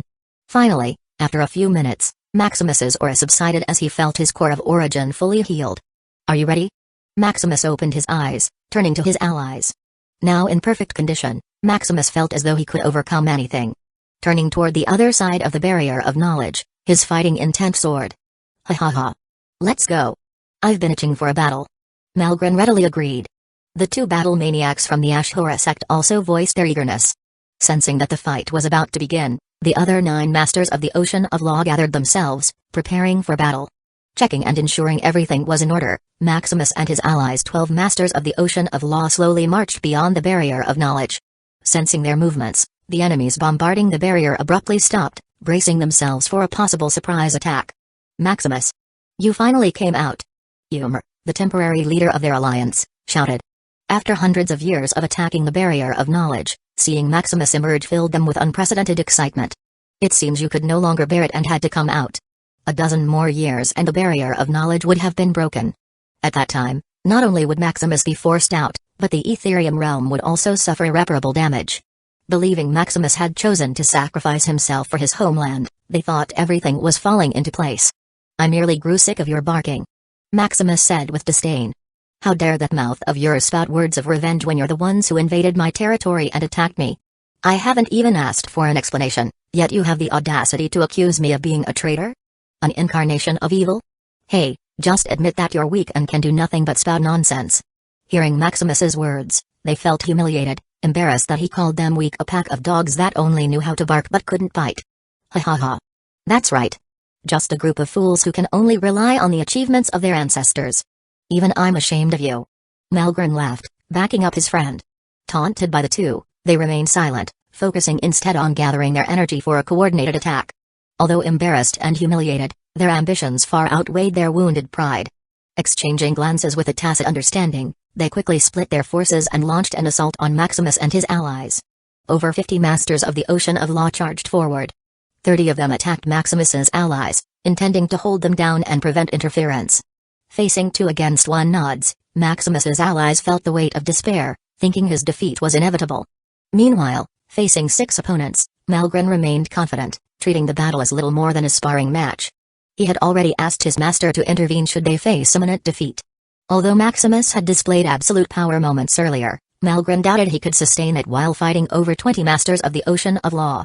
As the clashes erupted across the battlefield, Maximus faced overwhelming odds. Surrounded by the combined power of 22 masters of the Ocean of Law, he couldn't even move his body. "Don't struggle, we won't hurt you," they urged, reluctant to truly fight him. Although they severely suppressed Maximus, the memory of his instant annihilation of 9 masters of the Ocean of Law still loomed over them, filling them with unease. Continuing to suppress Maximus, they hoped he would surrender without escalating the conflict. Meanwhile, despite the hopeless situation, Maximus showed no fear. Urging the depths of his core of origin, his power surged a millionfold. In an instant, he reached a strength comparable to the absolute, shattering the bindings with a single touch. Crack! Freed from his restraints, Maximus immediately located their leader and struck with precision. Feeling the force of an attack comparable to an absolute, Ymer's expression darkened. Quickly mobilizing his ultimate treasure, he tried to repel the strike. Boom! As the resounding explosion echoed across the void, silence descended upon the battlefield. Chapter 591, The Final Battle. This. Feeling the power of an absolute, Ymir's hand, which gripped the ultimate treasure, couldn't help but tremble. The others also reacted as their gazes locked onto Maximus in sheer horror. What? Are you just going to stand there? Show me the strength of the so-called top powers of the Dimensional Alliance. Provoked by Maximus, they no longer hesitated. Mobilizing their oceans of law, they prepared to fight him with their full strength. Facing a foe comparable to an absolute, their expressions turned solemn. Although Maximus lacked the essence of an absolute, he wielded the same terrifying power.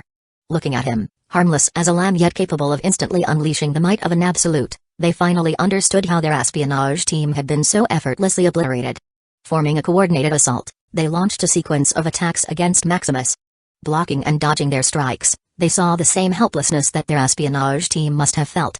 Taking out their ultimate treasure, they mobilized all kinds of attacks and control, hoping to slow him down. As the intensity of the attack increased, Maximus began to feel the pressure. From the initial millionfold, Maximus had to go up to 10 million magnitude of power to withstand their attack. This can't go on.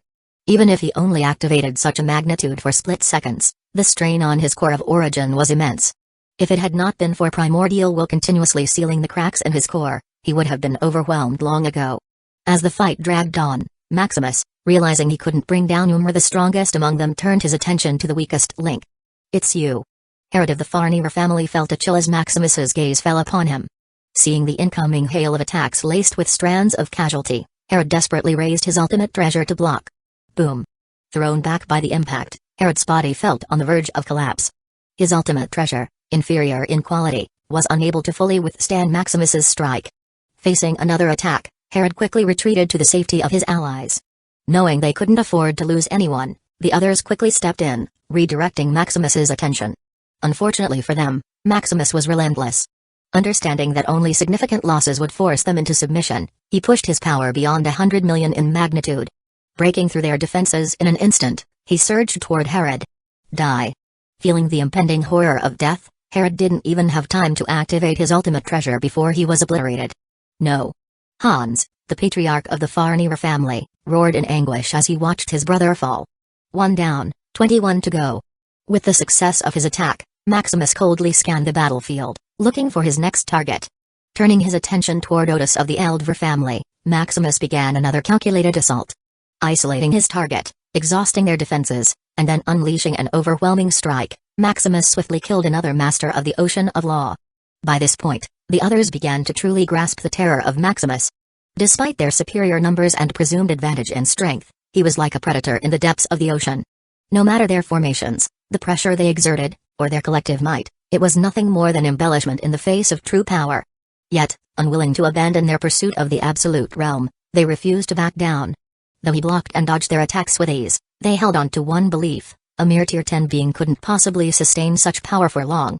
Indeed, as the fight proceeded, with Maximus killing the 5th master of the Ocean of Law, they began to notice faint signs of his core of origin starting to collapse.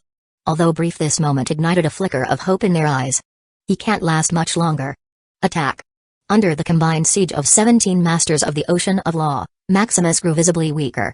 A few more. Maximus thought grimly. The reserves of primordial will he had been relying on were beginning to deplete.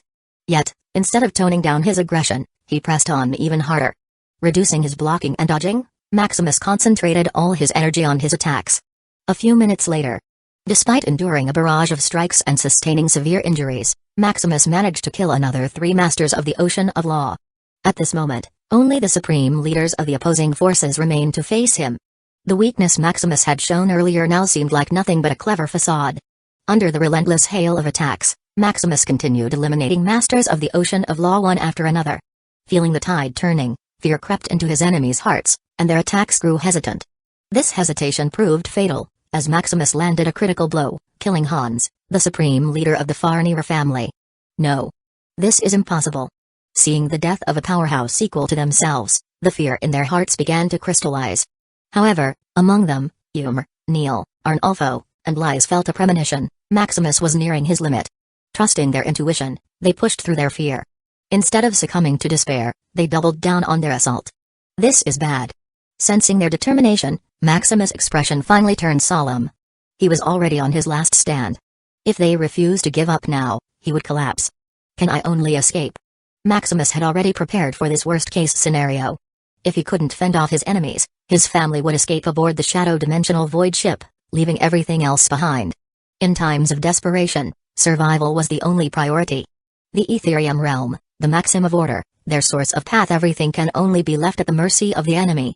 Though his love for his homeland and legacy ran deep, nothing could outweigh the importance of his family's lives. Signaling his family to prepare for evacuation, Maximus turned back toward his enemies for one final stand. Let me take my revenge in advance. As his mind filled with anger at the thought of what would happen to the Etherium realm and the source of knowledge after his departure, Maximus resolved to unleash his ultimate power. Channeling the last remnants of his strength, he prepared to unleash a billion magnitude of power to kill off a few more enemies. But just as he was about to strike, a sudden rumbling in the void interrupted him. The power of chaos began to surround the battlefield, encapsulating him and the Etherium realm, shielding them from danger. Master! Malgren's voice rang out, filled with relief and excitement. At last, his master had taken action. Chapter 592, End of Dimensional War, the Absolute of Chaos. With Magnus' master appearing, the battlefield fell silent. Even in their rage and anger, the supreme masters of the sects and families attacking Maximus found themselves unable to move. Just when everything seemed to be set in stone, multiple auras belonging to the Absolutes once again manifested on the battlefield. Hey, you're all here. What an honor. Marcus, the Absolute of Chaos, smiled as he greeted his acquaintances. The 7 Absolutes of the Courts of Council. The Absolutes of the other 5 sects and 4 families. In total, over 17 Absolute powerhouses stood present on the scene. Instead of easing in tension, Maximus frowned at the sight.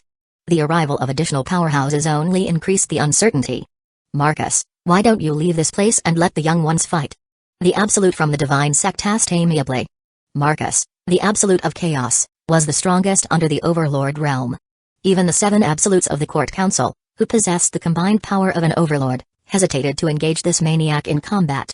If they fought, they might defeat Marcus, but it would come at the cost of their lives. Moreover, it had been long since anyone had seen Marcus in action. None could gauge how far his strength had grown. By speaking amicably, they hoped to coax him out of the battlefield without provoking his ire. Ha ha ha. I am here to protect my junior. Unless you all leave, you'll need to get through over my dead body. Looking at his towering figure, Malgren was filled with admiration. This is my master, the embodiment of arrogance and chaos, he thought. Marcus treated disasters not as catastrophes but as challenges like games to be conquered. Even the dark disasters that loomed over the Eon Plane was a mere fight his master eagerly awaited. Meanwhile, hearing his proclamation, the crowd grew silent. Though they didn't fully understand the purpose behind their junior's attack on Maximus, the desperation in their efforts suggested it was something far more significant than mere life and death. Do you really want to fight? Come on. Clenching his fists, Marcus eagerly awaited their response. Just as a battle was about to erupt, a more powerful force descended upon the battlefield. Enough. You've caused enough trouble. Uchiha Donmarch, the overlord of the Interdimensional Alliance, intervened, halting the impending chaos. A battle between absolutes was a calamity they could not afford, especially with the dark disaster looming on the horizon. Ancestor, please punish this evil incarnation, Maximus Shadow pressed. Arnulfo pleaded. As a member of the same family, Arnulfo hoped Uchiha would favor them, perhaps even capture Maximus for the betterment of the Donmarch family. Enough. You weaklings. You can't even defeat a Tier 10 individual, and yet you dare to seek justice from me? These so-called masters of the Ocean of Law had left him speechless. They had been given the opportunity to deal with Maximus and yet failed spectacularly. But, though trembling before the Overlord's wrath, Arnulfo was unwilling to give up. This battle alone had cost them 8 masters of the Ocean of Law. Including the previous casualties, Maximus had slain 17 of them in total. No worries, I saved your people. Suddenly, the Absolute of Righteousness appeared, extending his hands to reveal an intact core of origin belonging to the 8 masters of the Ocean of Law. Seeing their allies' intact core of origin, they couldn't help but breathe a sigh of relief. Without significant damage, it would only take a few epochs for their comrades to recover their strength. Now, do you still want to fight? Calming down, they shook their heads with resigned sighs. With so many forces stepping in to halt their actions, how could they dare to continue? They knew that if they continued, a devastating war might sweep through the Dimensional Alliance. Perhaps, before the dark disaster could claim them, such a conflict would tear them apart. While they hadn't suffered significant losses, Stopping now was the only logical choice. Even so, they looked at Maximus with a sense of unwillingness. As the farce came to an end, Aslan took a deep look at the masters of the Ocean of Law, warning them. Turning to Maximus, a complicated emotion flickered in his eyes before he finally shifted his attention to the absolutes present. Without another word, Aslan left the scene. Come, let's go back. The damage you've caused is already more than enough. Gathering their sect and family members, the remaining masters of the Ocean of Law slowly retreated from the battlefield. However, just before they left, Maximus's voice rang out. After the Etherium realm is sorted out, you are welcome to visit, Maximus said meaningfully. Hearing the hidden implications in his words, complicated expressions crossed their faces. It was clear that they would have to bleed the next time they negotiated with Maximus. As the defeated factions finally departed, a satisfied expression spread across Maximus's face. Although there had been some complications along the way, everything had gone according to his plan. Training his family, proving the power of the Order of Maxim, and finally collecting seeds of path, he had achieved all his goals. With hundreds of seeds of the River of Law and 17 seeds of the Ocean of Law now in his possession, Maximus felt content. As for denying them the opportunity to access his unlimited energy, Maximus would never do that. He understood well the power of collective strength. Maximus wasn't arrogant enough to think he could face the dark disaster alone. He needed these powerhouses to share some of the burden, buying him precious time and space to grow stronger until he could stand alone against the threat. As for the skirmish, Maximus hadn't lost anything. He didn't take it to heart. In fact, he thought he might even use it as leverage to raise his prices in the future. Smiling wickedly, Maximus suddenly noticed the 7 absolutes standing before him. You really are an evil incarnate, the Absolute of Judgment muttered, observing the sinister smile on Maximus's face. Really? What's evil, and what's not? Is it based on your perception? The rules of the Eon Plane? Or the judgment of the majority? Just because I killed someone more important, does that make me more evil than those who killed weaker ones? You 7 have probably killed far more than I have. Does that make you the embodiment of evil yourselves? Hearing his words, their expressions suddenly shifted as their pressure turned against Maximus. You Chapter 593, The Weak and the Strong. Haha, what you said is really to my taste. Marcus laughed heartily. That's right. Who's to judge if someone is evil or not? In this world, only strength matters. If you are weaker, you are deemed evil, while the stronger one is righteous. We merely seek order, and your junior here seems to be the harbinger of chaos. This only proves that he is strong. Being the harbinger of chaos is a badge of honor for the powerful. Marcus countered with a smirk. It seems so. With Marcus backing him, the 7 absolutes had nothing to refute. This world was indeed ruled by strength. The 7 absolutes had the authority to judge, to set the rules and boundaries of righteousness and evil solely because they were stronger. Looking at Marcus, the 7 absolutes found themselves at a loss for words. This man was the one who truly embodied chaos. If not for the looming threat of the dark disaster diverting most of his attention, perhaps Marcus would have been the one to turn the Eon Plane upside down. With Marcus standing firm to protect Maximus, the absolutes no longer had the grounds to scold or reprimand him. Taking one last look at the scene, they quickly departed. As peace and quiet returned, the weight in Maximus's chest lifted. It's finally over. Although he had orchestrated everything, the pressure he bore throughout the ordeal was immense. Turning toward his allies, Maximus expressed his earnest gratitude, especially to Marcus. Maximus had not expected the masters of the Ocean of Law to be so stubborn. Even after losing half their number, they had refused to back down. Had Marcus not appeared, the overlord of the Dimensional Alliance might not have intervened. At that point, Maximus would have no choice but to flee, abandoning everything he had built. Once the Etherium realm is sorted out, I promise to repay this favor, Maximus said solemnly. Negotiating with them was impossible at this moment. If Maximus attempted it prematurely, the Etherium realm would become a glaring weakness. Instead of peaceful negotiations, he might face threats and exploitation from every direction. Even after his show of strength, with the massive stakes involved, he couldn't count on his allies. Some might turn their backs on him, waiting to see him fall. Thus, before he entered negotiations, Maximus needed to eliminate all vulnerabilities. Everything needed to on the Etherium realm and the completion of the Tier 12 dimensional array. Then we'll look forward to it, they smiled in excitement. During this time, they had begun to uncover hints about what had drawn such powerful forces against Maximus. Though they hadn't confirmed their suspicions, hearing Maximus's solemn promise stirred an undeniable excitement in their eyes. With their tasks complete and a promise secured in exchange for their favor, they departed, returning to their respective sects and families. Alone in the vast void, Maximus gazed toward the Etherium realm. Untouched by war, It remained as pristine as ever. It's time to work. After over 10,000 years of dimensional war, the Etherium realm returned to peace once again. The production of ether devices, the Etherium realm renovation, and the Tier 12 dimensional array construction resumed. The only difference this time was that Maximus no longer dared to hire people from the top sects and families outside of his allies. Fortunately, through the war, the reputation of the Shadow Crest family, the Order of Maxim, and the Etherium realm reached an all-time high. This war also formally established the Shadow Crest family as one of the top families in the Aeon Plane. With the 13th family making it into the top ranks of the Dimensional Alliance, an uproar spread throughout the plane. This achievement was even more remarkable than Maximus being named the Supreme Primordial Candidate or becoming the first Tier 10 individual to break through the River of Law naturally.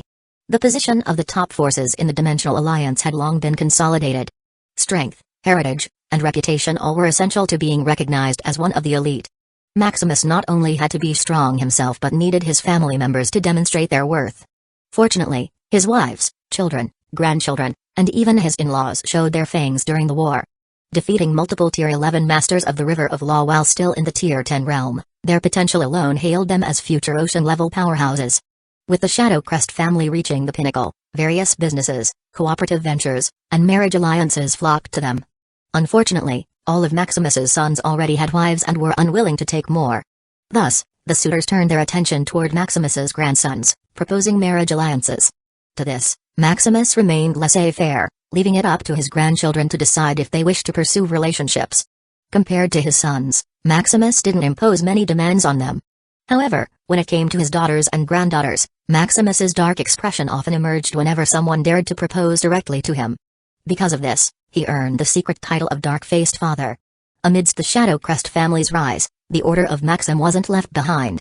Although it hadn't ascended to the ranks of the top sects, the power it demonstrated during the war proved that the path of knowledge was no weaker than other paths in terms of combat. Proving their immense potential, the Order of Maxim attracted more and more members eager to walk the same path. Upon joining the sect, many were surprised by the sheer volume of work required. With such endless tasks, how will they have time to comprehend and progress along the path of knowledge? However, upon receiving strands of Calamity as compensation for their efforts, their complaints quickly vanished. Are they kidding? With such rewards, they wished they could work forever. The direct experiences provided by the strands of Calamity far surpassed what they could achieve through ordinary comprehension. At the same time, they came to understand why the path of knowledge was just as formidable as other paths in combat. With the pioneer of knowledge blazing a trail before them, they felt like nouveau riche patrons taking leisurely walks along the path of knowledge. All obstacles and dangers became mere scenery, easily overcome with the power of casualty. With everything proceeding in an orderly manner, Maximus began preparing for the coming negotiations that would later lay the foundation and establish the rules for future powerhouses to advance. Chapter 594, Tier 12 Dimensional Array 30,000 years later. After unremitting efforts and countless hands laboring to build the Tier 12 Dimensional Array, it was finally completed. As the array activated, the void began to hum, its energy wrapping and molding until it encapsulated the source of knowledge along with the Etherium realm. From the outside, it appeared as if the entire dimension had vanished into the void. Feeling the solidified void space protecting his territory, Maximus finally experienced a rare sense of peace. Testing the array's defensive limits, he launched an attack amplified a millionfold. The result? The barrier didn't even react. Increasing the attack to 10 millionfold, the array remained unshaken. Finally, unleashing a strike magnified to 100 millionfold, the void barrier trembled slightly, sending faint ripples through the surrounding void. Impressive. At a 100 million origin explosion, his power was already comparable to that of the peak of the Absolute Realm. The fact that the barrier withstood such an onslaught without significant reaction proved its worth of the work and effort put into it. Observing the barrier's reaction, Maximus estimated how long it could endure under sustained assault. At least 10,000 years, he calculated. Even with continuous attacks from a peak-level absolute, breaking through the barrier would take 10,000 years. And this was without the additional support of strands of casualty. Currently, the array functions solely on pure origin energy. To test its true limits, Maximus activated the array's ultimate mode, linking it to his system's supply of Calamity points. Repeating his 100 million-fold attack, he found it now caused no ripples. More. Pushing his power to 200 million-fold, 500 million-fold, 700 million-fold. Until he reached 1 billion-fold. Even at this level, the void barrier remained unmoved. This is... Maximus stared at the array in shock as his core of origin throbbed from the strain of such an attack. An invincible defense? Chapter continue. A billionfold amplification of his power placed him on par with an overlord. Yet, even this was insufficient to disturb the barrier. Unfortunately, Maximus could no longer increase his power to test the true limits of the array. A billionfold origin explosion was already his absolute limit. If not for the supreme law of origin bolstering his core, he wouldn't even reach such a number. The last time he unleashed such power, it left him incapacitated for centuries, delaying the dimensional war.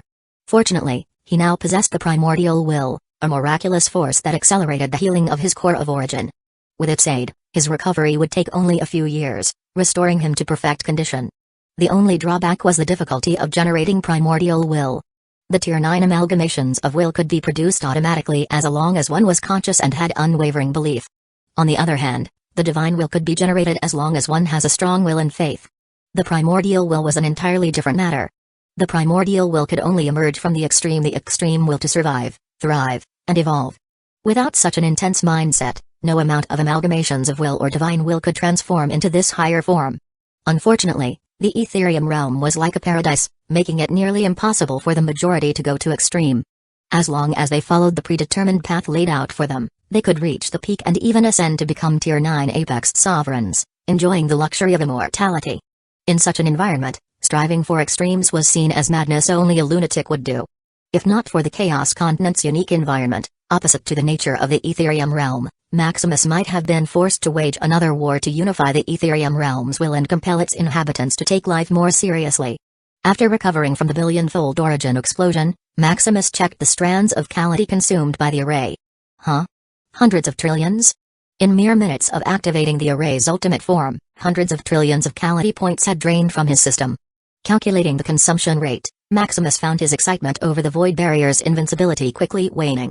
This Tier 12 dimensional array was a beast-devouring monster. Just to maintain its ultimate mode, the array required trillions of strands of Calamity every day. When under attack, the consumption rate would even skyrocket, depending on the strength of the assault. Attacks ranging from 100 million-fold were negligible, consuming only a few million to billions of strands. However, his last strike comparable to an overlord's power had cost hundreds of trillions of casualty. Just one attack had consumed the Calamity points of what he could save in 1,000 years. Sigh as long as it can protect me, suppressing the ache in his heart, Maximus shifted his focus to the array's advantages. Its defense had virtually no limits. As long as he had sufficient strands of casualty, the void barrier could become even stronger than the barrier of the Eon plane itself. With this assurance, Maximus felt secure. Even if an overlord launched an assault, he would have time to react. Furthermore, he was not entirely helpless. With additional ether devices, Maximus could potentially maintain the ultimate mode indefinitely. If the dark disaster were to descend, the Ethereum realm would remain an untouchable paradise. Unfortunately, the Eon plane was the source of his unlimited energy. If it were destroyed, the invincible barrier he had worked would be for nothing. I wonder if anything will change when my physique reaches rank 13. Physique, dimensional source, rank 12, 1.97 quadrillion out of 100 quintillion. At the current rate, he absorbs Calamity points. It would take another 2 epochs or 2 billion years for his physique to reach rank 13. Maximus no longer relied on corrupted Calamity points. Instead, he mainly used the pure strands of Calamity the ether refiner refined. Unfortunately, his body had limits. He could only absorb 150 million Calamity points per day before reaching saturation. At this pace, upgrading his physique to tier 13 would be a long and grueling process. As for enhancing the quality of his physique from origin grade to plane grade, it seemed his system had yet to reach the necessary capability. Having tested the dimensional array's limits, Maximus felt prepared to face his enemies. Chapter 595, A Feast of Origin Energy. Contacting the top sects and families, Maximus convened a meeting at the Dimensional Origin Library. Surveying the familiar room where they had previously discussed business, the supreme leaders attending the meeting couldn't help but reminisce. We've returned to this place again. Initially, the reason they started the war was to avoid ever coming back to this place to escape the humiliation of negotiating with someone they deemed inferior at the cost of immense resources and wounded pride. Yet now, not only had they lost the war, but the very individual they belittled had risen to their level. Looking at Maximus, who sat leisurely, seemingly indifferent, waiting for them, they couldn't help but grit their teeth in frustration. Welcome to the Tower of Knowledge. I trust you've been well, Maximus said with a faint smirk. Thank you for your concern, they replied sarcastically. Over the last 30,000 years, they had barely recovered from the war. Although the 8 Masters of the Ocean of Law had recuperated, and even Hylos of the espionage team had successfully condensed his origin, it would still take billions of years for the other 8 to resurrect. What's more, they had lost hundreds of masters of the River of Law figures who could not be resurrected like the others. To replace them, they would need to cultivate new ones from scratch, expending another countless resources. Besides the loss of people, their reputation had also taken a massive hit. The Shadow Crest family, led by Maximus, had risen to prominence by stepping over their corpses, earning recognition as one of the top families. Now, some first-tier organizations have even begun to show them less respect, revitalized by Maximus's success, thinking they could achieve the same. Reflecting on the hateful comments and the growing cynicism surrounding their forces, their hearts couldn't help but throb with anger. Let's calm down, shall we? We're here for a grand gathering where our future path lies. Hearing this, they could only sigh and force themselves to calm down. Sitting in a circle, the group turned their full attention to Maximus. Although they knew the purpose of the meeting, they waited for Maximus to reveal his intentions. As you all know, I, Maximus Shadow Crest, possess the fabled physique, the dimensional source. Huh. Despite knowing this revelation beforehand, they couldn't help but gasp. This was the legendary physique that had devastated the Aeon Plane long before the appearance of the Dark Disaster. A physique that could lead one to the path of absolute. Explanations will never compare to experience. So, why not experience it yourselves? Maximus proposed with a smile. Suddenly, the room trembled, releasing waves upon waves of origin energy. Feeling the pure origin energy, they couldn't resist taking larger gulps, testing its limits. Yet, there was no limit. No matter how much they absorbed, the origin energy remained ever present in the room. Disregarding Maximus, they began linking their real bodies to the virtual realm, immersing themselves in this feast of origin energy. For days, months, and years, they indulged until, without warning, Maximus decisively cut off their supply. This should be enough to prove my abilities, Maximus said, observing their hateful glares. Feasting on unlimited origin energy only to have it abruptly withdrawn left them seething. Name your price. They demanded eagerly. Even Maximus's allies turned toward him with urgency, desperate to regain the euphoric state they had just lost. Having swum in limitless origin energy, returning to normal felt like torture, a withdrawal that gnawed at their very beings. Chapter experience, calm down. I wouldn't run. Noticing their own unstable emotions, they quickly composed themselves. Closing their eyes, they meditated for several years, forcing their minds to return to equilibrium before resuming the meeting. How is the origin energy? Is it to your liking? Maximus asked, noticing that they had regained their composure. It's a delight. Unfortunately, you cut it off too quickly, Malgren complained, still eyeing Maximus resentfully. The others also gazed at Maximus, silently pressing him to name his price. Although they had calmed down, they still yearned to return to the feast of origin energy. Then I won't be roundabout. I only want ultimate treasures, Maximus declared plainly. For every tier 12 ultimate treasure, I can supply enough origin energy for a master of the ocean of law until the absolute realm. This. Hearing the price, they couldn't help but grimace. A tier 12 ultimate treasure was not something one could find just anywhere. It was a unique and precious artifact, difficult to acquire even with their vast resources. Even for those who possessed such treasures, they were the foundation of their sects and families. Especially for families like the Farnir family, the Mage family, and the Elfaun family, losing these ultimate treasures could jeopardize their positions among the top ranks. For the top sects, offering up an ultimate treasure would feel like cutting off an arm or a leg. While some sects had unused reserves, the number of treasures they could part with wouldn't be enough for all their masters of the ocean of law to advance. What? This is the final price I can offer, Maximus said firmly, unwilling to bargain. This is already extremely generous, an ultimate treasure for a guaranteed absolute realm. Where else could you find such a deal? Hearing this, they could only roll their eyes. Wasn't Maximus the only one offering such a deal? Where could they even compare prices? Although the offer was undeniably cost-effective, it was still a hefty price to pay. Maximus, what about us? Didn't you say you'd give us gifts? Malgren chided, looking at Maximus as if he had forgotten something. Oh, I almost forgot. For my allies, I'm willing to offer a 50% discount. For every ultimate treasure, I will supply enough origin energy for 2 masters of the ocean of law. Ha ha ha. You really are a friend so generous. Malgren hurriedly praised. Although it was still expensive, they knew it was a bargain compared to what others had to pay. Unfortunately, the 3 families, especially the Elfaun family, could only look on with pitiable expressions. The Elfaun family only had the ancestral world tree as their ultimate treasure. Giving up the ancestral world tree would be akin to uprooting their foundation in exchange for advancement. Seeing their pitiful faces, Maximus didn't wish to push them too far. For the Elfaun family, the Farnir family, and the Mage family, I'm willing to let you take a credit, Maximus offered kindly. Hearing this, the three families erupted into cheers. Chapter 596, Setting the Conditions. Credit. They could take credit. Once they became an absolute, obtaining an ultimate treasure would be far easier. Although the Overlord organization and the top sects had claimed most of the ultimate treasures in the Aeon Plane, a few still remained. These treasures were scattered across various forbidden places, special dimensions, void gaps, and more. Moreover, Tier 12 ultimate treasures were not finite, they could be produced stably by the Etherium realm. It was said that in every epoch, an ultimate treasure could randomly manifest within the Aeon Plane. Although the ultimate treasures born in modern times had grown weaker due to the corrosion of dark energy, they were still ultimate treasures. As long as one was diligent and willing to fight, paying Maximus would not be an insurmountable problem. Well, at least it was better than uprooting their entire foundation. Is there a time limit to this credit? Silvara asked. It's an epoch. After advancing to the Absolute Realm, you have an epoch to find an ultimate treasure. If you fail, you will have to become my slave. An epoch was far too short to find a Tier 12 ultimate treasure. The thought of becoming slaves caused hesitation to flicker across their faces.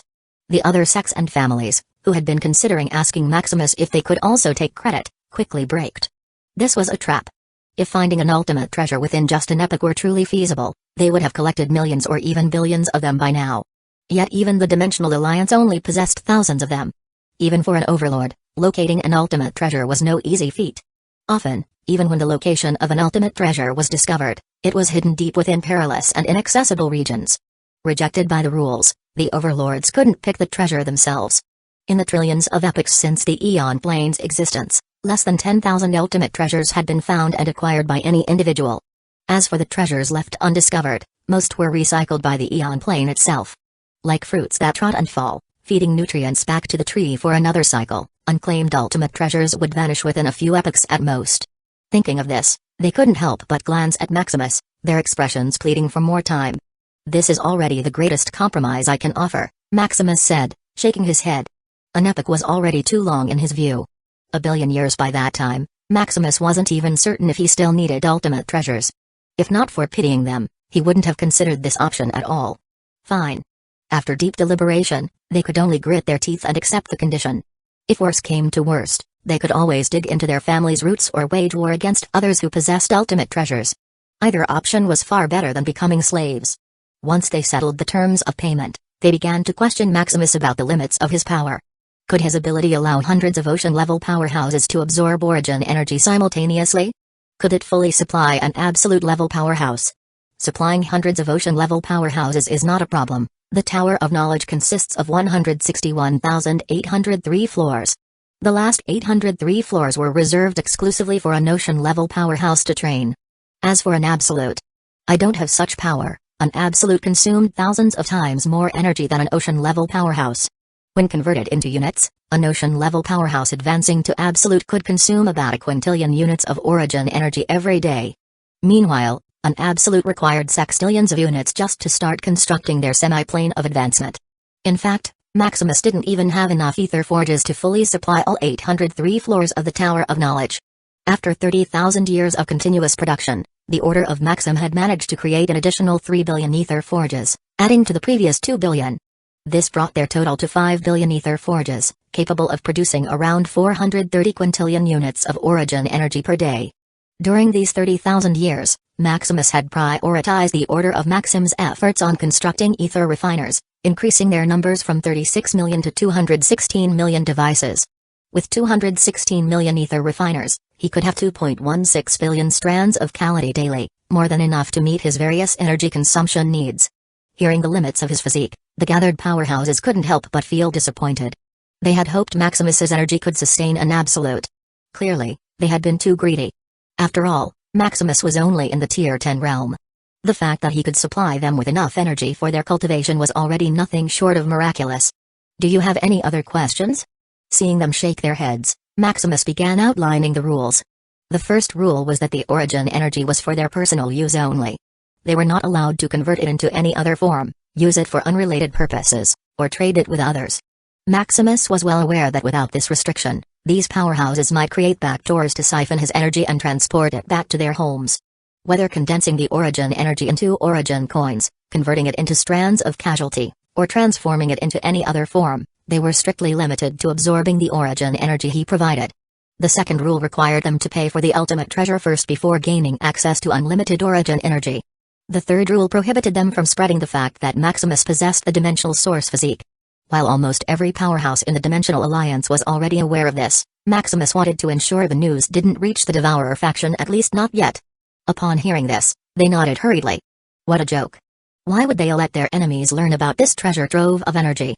That would be akin to inviting robbers to ransack their homes. The fourth and final rule stated that once they advanced to the Absolute Realm, they were not allowed to harm Maximus or his family. This rule immediately sparked objections. Such a binding agreement was too restrictive. While they didn't intend to retaliate against Maximus once they became stronger, no one could predict the future. Accepting this rule was tantamount to tying themselves to the Shadowcrest family's chariot. Chapter 597, Tier 12 Ultimate Materials. Arguing against a binding condition, the powerhouses firmly stated they would not compromise. Understanding the rule was indeed too restrictive, Maximus compromised. How about an epic? After advancing to the Absolute Realm, you cannot harm me or my family in any form for an epic. This is feasible. An epic was practically nothing to beings who had lived for billions or even trillions of epochs. Once they advanced to the Absolute Realm, they might not even emerge for thousands of epochs. Still, with the looming dark disaster, nothing was truly certain. However, what was certain was that an epoch was more than enough time for Maximus to surpass any level of strength they could reach, even after advancing to the Absolute Realm. After agreeing to the terms, they hurriedly signed the plain contract. No one dared to delay. Who knew if Maximus might suddenly change the conditions, increase the price, or add new clauses? As they were about to seal the contract, putting their organizations on the line, three absolute powerhouses abruptly appeared in the room. You three again? Malgren furrowed his brows in displeasure. The three were Luck, Regulus, and Pandora, the enforcers of the three overlord organizations. You're negotiating in the virtual realm, how could we not show up? Luck rolled his eyes. Although a private domain offered high-level privacy, it was no barrier to the arbiters of the virtual realm. As long as it occurred within the virtual realm, Luck could monitor it. Can we proceed with the contract? Regulus asked directly, uninterested in small talk. You're welcome to join. After all, we're all part of the Dimensional Alliance. If it's within my power, I won't be stingy, Maximus replied with a welcoming smile. He had expected this intrusion. Conducting transactions in the virtual realm inevitably would attracted such attention. Maximus was even relieved by their straightforwardness, not bothering to question the price or haggle over terms. Without hesitation, the three signed the contract on behalf of their organizations, showing no signs of concern. As the final signatures were added, the contract began to disintegrate, its essence integrating into the Eon plane. This was no ordinary contract. Forged from Tier 12 materials, it directly connected with the Eon plane, ensuring its enforcement. Unless one was an overlord, there was no escaping the binding terms of such an agreement. With the meeting concluded, everyone returned to their bases to gather their ultimate treasures as payment for Maximus. The overlord organizations, holding half of the Eon plane's wealth, quickly paid over 100 ultimate treasures for all their ocean-level powerhouses. Looking at the dazzling treasures, Maximus's hands trembled slightly. Although he possessed wealth enough to buy almost anything, ultimate treasures were an exception. Even after the life and death battles in the virtual trials, Maximus and his family had only managed to win a few dozen ultimate treasures. Yet here, the overlord's payment alone was a treasure trove that would excite anyone for an eternity. Pity. Most of them are materials, beyond attack, defense, and auxiliary ultimate treasures. There were material-type ultimate treasures as well. The system he possessed was crafted from one such material. With properties of enlightenment and evolution, it was a perfect foundation for creating a system. However, this is also good. Maybe I can further improve my system. Maximus thought in excitement. Combining other ultimate treasures with the system could only grant it additional functions. To fundamentally enhance it, Maximus required Tier 12 ultimate materials and the corresponding professional knowledge. With these materials in hand, he only lacked various Tier 12 professional knowledge and mastery. Unfortunately, the River of Knowledge didn't have much collection of Tier 12 professional knowledge. Aside from accidental discoveries and accumulated insights from ocean-level masters, its collection was limited. Knowledge mastered by absolutes and overlords remained beyond the River of Knowledge's current ability. Soon. As long as the River of Knowledge advanced to the ocean level, the scope of knowledge it could access would expand massively. Having paid Maximus the ultimate treasures, the ocean-level powerhouses of the three overlord organizations hurried to the Tower of Knowledge. Feeling the constant pressure of a master of ocean of law, the people visiting the library couldn't help but tremble. Given the Shadowcrest family's recent war, Rumors of another conflict began spreading. Fortunately, the tension subsided quickly. Upon entering the library, the powerhouses from the three overlord organizations swiftly claimed floors for themselves. The Tower of Knowledge had 700 floors reserved for them, with 103 floors for Maximus and emergencies. With only 100 or so ocean-level powerhouses present, plenty of floors remained unoccupied. Each powerhouse selected a floor and immediately summoned their Ocean of Law. With Zero, the manager of the virtual realm, granting permission, they isolated their chosen floors, turning them into private virtual domains. They would stay here for an indefinite time. Turning a floor to their private virtual domain, unless forcibly broken, no one could peep through them, not even Maximus. This privacy was why Maximus had reserved each floor for individual powerhouses. As for squeezing multiple private virtual domains on a single floor, it was impossible. Although it is virtual, creating a multiple nested domain was not easy. Being able to nest another 803 domains already made the Tower of Knowledge one of the top virtual architecture. How much more could it be if it could nest an unlimited number of virtual domains? After the Overlord settled in, the powerhouses from the Ashura sect, Immortal Palace sect, Eternal sect, and Mechanical Alliance arrived next. Thanks to the discount Maximus offered, they faced minimal difficulty gathering ultimate treasures. Instead of paying an exorbitant price, they only needed to contribute half, sharing the cost among themselves. Next came the Sterling family. As one of the richest families, they had little trouble sparing a few ultimate treasures. Furthermore, including Otto's parents and grandfather, the family only had 2 additional Masters of the Ocean of Law, making the total cost minimal. They even reserved a floor for Otto, despite being only in the Tier 10 realm. Meanwhile, the Farney Rendell found families were having difficulties. Not having an ultimate treasure to spare, the 3 Supreme Witches could only take on the gambling slave contract. The Franz family's situation was not much worse. With only 1 ultimate treasure to spare, it wasn't enough to cover their 3 Masters of the Ocean of Law. Taking this into consideration, Maximus offered them a credit option. Chapter 598, Choosing a Set of Treasure. Taking the credit, the Fritz family had no choice but to sign the gambling slave contract. To this, Maximus showed little leniency. Even with the alliance of marriage tying them together, he couldn't afford to show favoritism. After the Fritz family, the rest of the sects and families began arriving one after another. Taking the precious ultimate treasure that accompanied them for countless epochs for a chance to advance to the absolute realm, they couldn't help but look at Maximus hatefully. Unfortunately for them, Maximus was undeterred. Accepting the ultimate treasures with a composed smile, he courteously guided them to their rooms. Counting the powerhouses gathered in the Tower of Knowledge, Maximus was slightly disappointed. The number of ocean-level powerhouses is less than I expected. Together with the 3 overlords and the top sects and families, there are only 206 ocean-level powers in total. As for the lone powerhouses of the Dimensional Alliance, only a few dozen were known. When it came to numbers, the Devourer faction clearly had the upper hand over the Dimensional Alliance.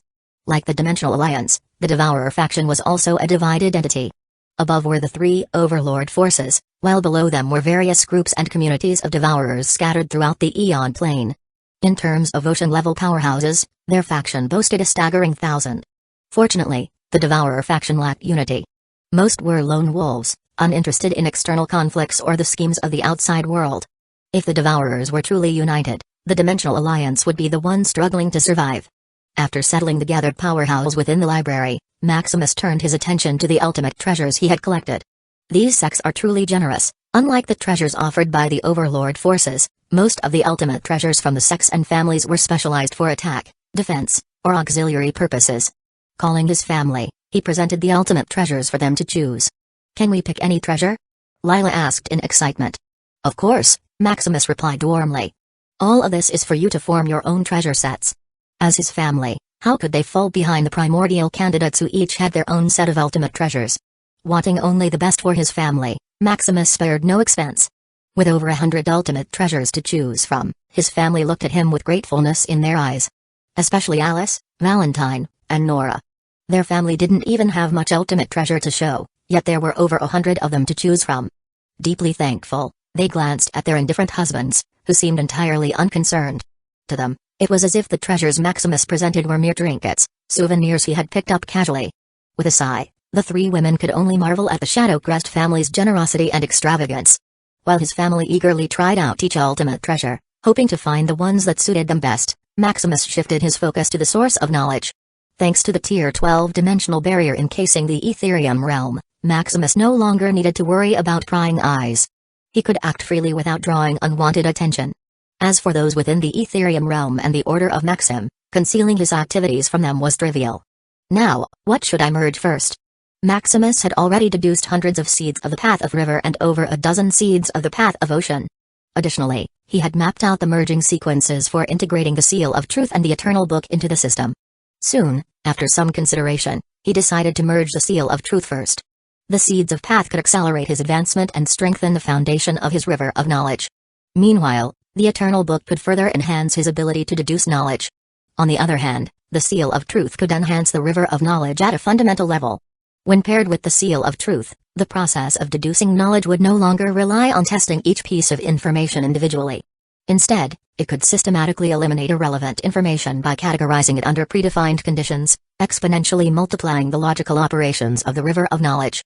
Taking out the Seal of Truth, Maximus immediately got to work. Manipulating the dimensional barrier to cloud others' perceptions, he began the intricate process of merging the Seal of Truth with the source of knowledge. Following the sequence he had painstakingly deduced, the hours turned into days and the days into centuries. Hundreds of years later, Maximus wore a tired expression. This is too hard. Merging the Seal of Truth with the source of knowledge was akin to perfectly uniting two intricate bodies. Every particle, law, and ability needed to be aligned piece by piece, a task as meticulous as it was exhausting. Despite his tireless efforts over centuries, Maximus had barely managed to merge 1% of the Seal of Truth with the source of knowledge. Looking over at his family, who had already integrated with their new treasures and mastered using them in seamless combination, Maximus had a sudden idea. Humphrey. How can you all have fun while I'm the only one working? Without hesitation, he gathered his family and assigned each of them a blueprint and a sequence to follow. Although their progress was slower individually, the combined effort of dozens of them multiplied his overall speed several times over. Pleased with the increase in efficiency, Maximus considered enlisting the help of the Order of Maxim as well. Unfortunately, they were already preoccupied.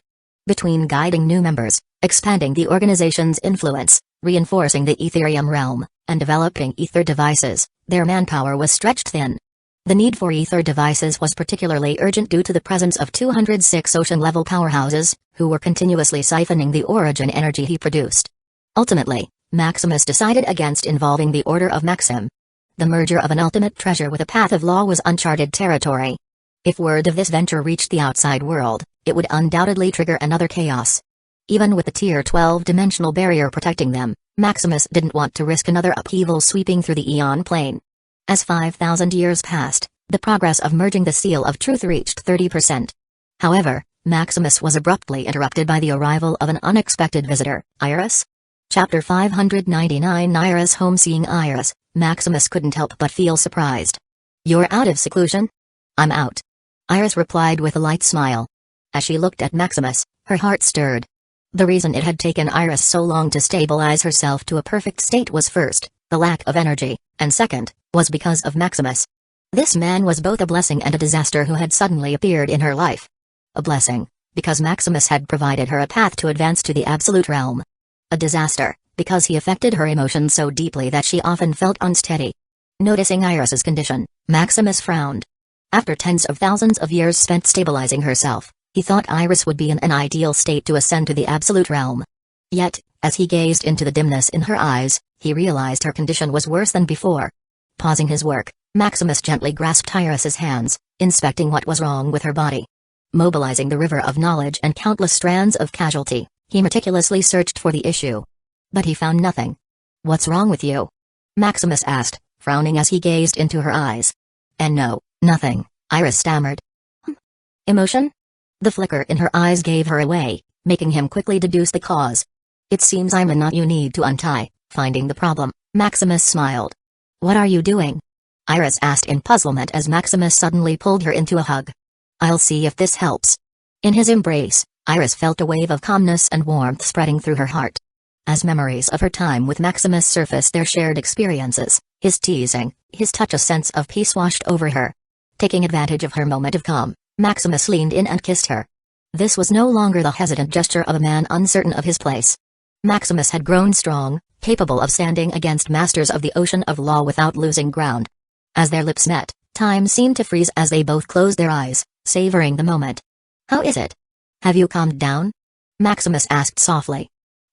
But it's not enough, Iris replied, squinting her eyes playfully. Her emotional turmoil stemmed from her doubts about Maximus's intentions.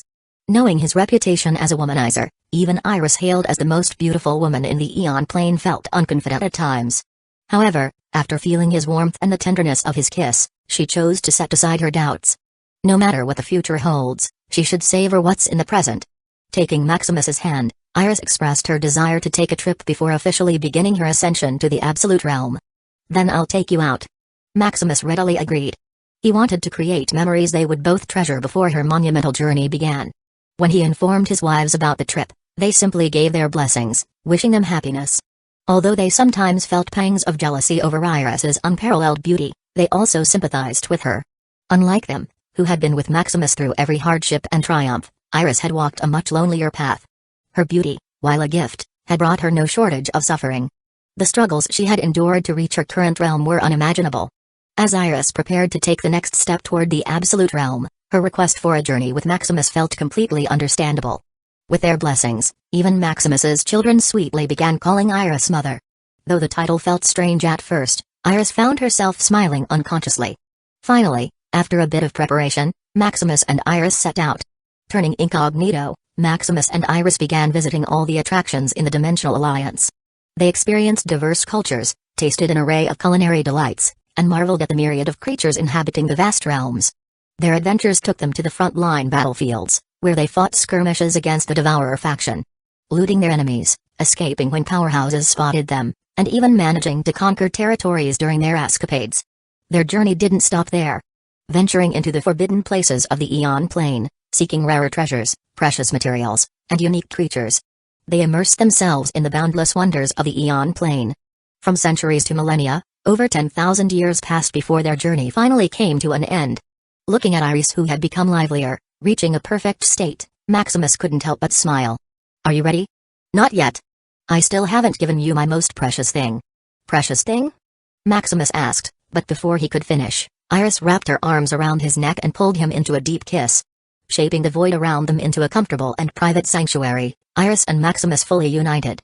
As their bodies and souls intertwined, Maximus felt as if he were the luckiest man alive. Holding the most beautiful woman in the Aeon Plane in his arms, he transformed from gentle to fierce, indulging fully in the act of creation. Iris, though new to such intimacy, was far from a naive maiden. Having lived for billions of epochs, her theoretical knowledge was perhaps even greater than Maximus's personal experience. Together, they embraced this new feeling, savoring every sensation and emotion that came with it. Years melted into decades as they secluded themselves within the pocket of void. Living a hermit-like existence, their only companions were each other, their warmth, and the shared moments they celebrated the wonder of life. Finally, after hundreds of years, Iris was satisfied. "Where do you want to advance? In your sect, the virtual realm, or the Etherium realm?" Maximus asked with exhaustion present in his voice. Feeling his body drained, Maximus finally understood the saying that older women were like devouring tigers to young rabbits. Were it not for his ultimate physique sustaining him, he might have been the first to perish in such a manner. Thinking of designing an ether device specifically to replenish his stamina, Maximus waited for Iris's decision. "In the Etherium realm, I'm sure you would protect me best in such a place." During their 10,000-year journey, Iris had come to a deeper understanding of Maximus, his strength, his aspirations, and his goals. It could be said that, apart from Maximus himself, no one knew him better than Iris. "Then let's return home." "Home?" Looking at Maximus, the word seemed to carry a newfound meaning, filling her with a smile. Chapter 600, Shadowcrest Castle Renovation. Returning to the Etherium realm, Maximus's family celebrated his return with joy. Having not seen him in person for tens of thousands of years, they dearly missed Maximus. Although the virtual realm allowed them to see each other frequently, it couldn't compare to reality. Seeing how much closer Maximus and Iris had become, it seemed their trip had been successful. While Maximus was surrounded by his children and grandchildren, eagerly asking about his adventures, his wives pulled Iris aside for a private talk. "How was your trip with Maximus?" Hazel asked with a teasing smile. "It was wonderful. I wish it could have lasted forever," Iris murmured in reminiscing. "You wish, the next time, you two won't be alone. Letting the two of them have tens of thousands of years alone had been more than enough." "I know. Please take care of me, sisters," Iris said humbly. Despite her higher cultivation realm, Iris showed unprecedented patience and respect toward Maximus's other wives. Seeing Iris's obedience and her lack of intention to suppress them with her power, the women sighed in relief. It seemed their husband's charisma remained as strong as ever. Even a woman as exalted as Iris had been completely captivated. As the women shared conversations only they could understand, time passed swiftly. A few years later, Maximus finally completed the renovation plans for Shadowcrest Castle. With Iris planning to undergo seclusion to advance to the absolute realm within the castle, Maximus needed to make major adjustments. The Ethereum realm itself could barely handle the presence of a master of the ocean of law, let alone accommodate one advancing to the absolute realm. Any instability in the environment could become a critical issue during Iris's breakthrough. When Maximus presented the blueprint he had designed, his family was stunned. "This father, isn't his a bit too extravagant?" Lux exclaimed, swallowing nervously. Shadowcrest Castle was already the most expensive and formidable structure in the Ethereum realm. But according to his father's plans, the castle would be entirely reconstructed using Tier 12 materials. Such extravagance surpassed almost every other structure within the Dimensional Alliance. And that was only the beginning. His father also planned to incorporate dozens of Tier 12 ultimate materials into core areas of the castle. Although these materials couldn't be fully integrated due to their lack of skill, their mere presence would grant the castle extraordinary properties. Finally, Maximus proposed embedding a network of micro-Tier 12 dimensional arrays, rivaling the barrier that encapsulated the entire Ethereum realm. "Can we even complete this in 1,000,000 years?" Liam frowned, pointing out the impracticality of the plan. The Tier 12 dimensional barrier of the Ethereum realm had taken over 40,000 years to construct, even with immense manpower and the advantage of vast space. The castle, by contrast, was a much smaller structure. No matter how much manpower they could mobilize, working within such confined dimensions would be nearly impossible. Seeing their shock and doubt, Maximus smiled confidently. "We only need to replace the castle's materials with Tier 12 ones and build a series of Tier 11 micro-dimensional arrays. The follow-up enhancements can be handled over time." While designing the plan, Maximus had let his imagination run wild, treating it as a fun challenge. He wanted the Shadowcrest Castle to become one of the greatest architectural marvels in the Eon Plane, an unparalleled structure made from the finest materials, equipped with the most powerful arrays, and showcasing the most exquisite design. Unfortunately, Maximus's abilities were not yet up to par. Furthermore, his time was truly insufficient. Let alone building the castle, he hadn't even completed integrating the Seal of Truth. His trip with Iris had interrupted the process, and although his family continued the task in his absence, progress had been slow without his coordination. In the past 10,000 years, the integration of the Seal of Truth had only advanced from 30% to a mere 35%. After explaining his plans, the family quickly got to work. Iris, unwilling to be left out of the efforts to rebuild their residence, postponed her advancement once again. Fortunately, renovating the castle's materials and constructing the Tier 11 arrays didn't take too long. After approximately 7,000 years, the renovations of Shadowcrest Castle were complete. Looking at their creation, they couldn't hide the amazement on their faces. Building a castle entirely out of Tier 12 materials was beyond extravagant. Every detail from the most common elements like the floors, soil, grass, and water to the trees and various decorations like lamps, chairs, and tables was crafted from these materials. Although the Tier 12 materials didn't possess many properties beyond their hardness and the energy they radiated, the beauty they exuded created an unprecedented spectacle. As they toured the castle, they passed a man-made lake filled with Tier 12 Yuger water, a specialty of the Fritz family, renowned as the purest water in the Eon Plane. "Little fishy." Maxine drooled as she watched the lake.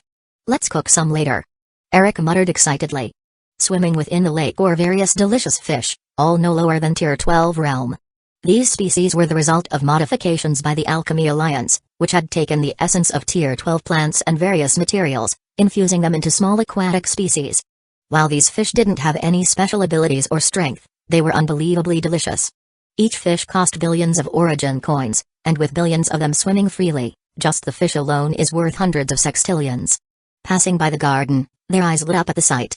Looking at the sea of flowers stretching endlessly, smelling the refreshing breeze, their hearts couldn't help but rejuvenate. Shades of trees also spread in the garden, making a perfect spot for a picnic. "Let's eat for a while, I want to taste the little fishy from before." Maxine finally couldn't hold back and requested. Hearing this, the other quickly agreed to take a short break. This sitting down while they wait for food, Alice couldn't help but look at the familiar majestic tree in disbelief. Seeing the treasured world tree of her family reduced to a mere ornamental plant, Alice felt speechless. Although the tree had been forcibly advanced to the Tier 12 realm and lacked most law, its presence was still shocking. When they reached the training room, they found it outfitted with various Tier 12 machines they had long coveted, neatly arranged, and ready for use. "How is it? Does it feel more like home?" Maximus asked with a warm smile.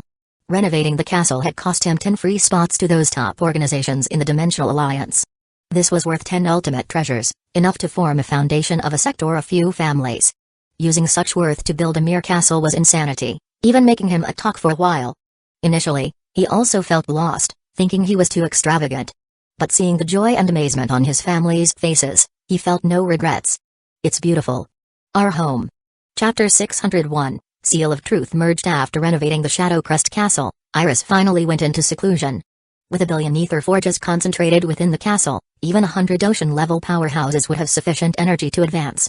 As for the Dimensional Library, it still contained more ether forges than it could consume. After over 10,000 years, while Maximus and Iris were away on a trip, the Order of Maxim focused on producing ether forges. This effort caused the ether forge count to skyrocket from 5 billion to 8 billion. At this pace, within a few tens of thousands more years, Maximus would have the resources to support an absolute's advancement. Having settled everything, Maximus and his family returned to the task of merging the Seal of Truth with the Source of Knowledge. Working on such a massive project, time began to pass in a flash. 25,000 years later. Connecting the final runic sequence, the Source of Knowledge began to vibrate violently. The Source of Knowledge, being the origin of all the water that filled the River of Knowledge, was undergoing a massive change. Adding another source, the Seal of Truth, was like opening an enormous hole, creating a vortex of energy that disrupted the stable source of the river. Undergoing a catastrophic event, if anyone else had witnessed it, they would have been struck with disbelief. Fortunately, Maximus had long hidden the Source of Knowledge from the outside perception. Although most members of the Order of Maxim were puzzled, none dared to question him under his iron rule.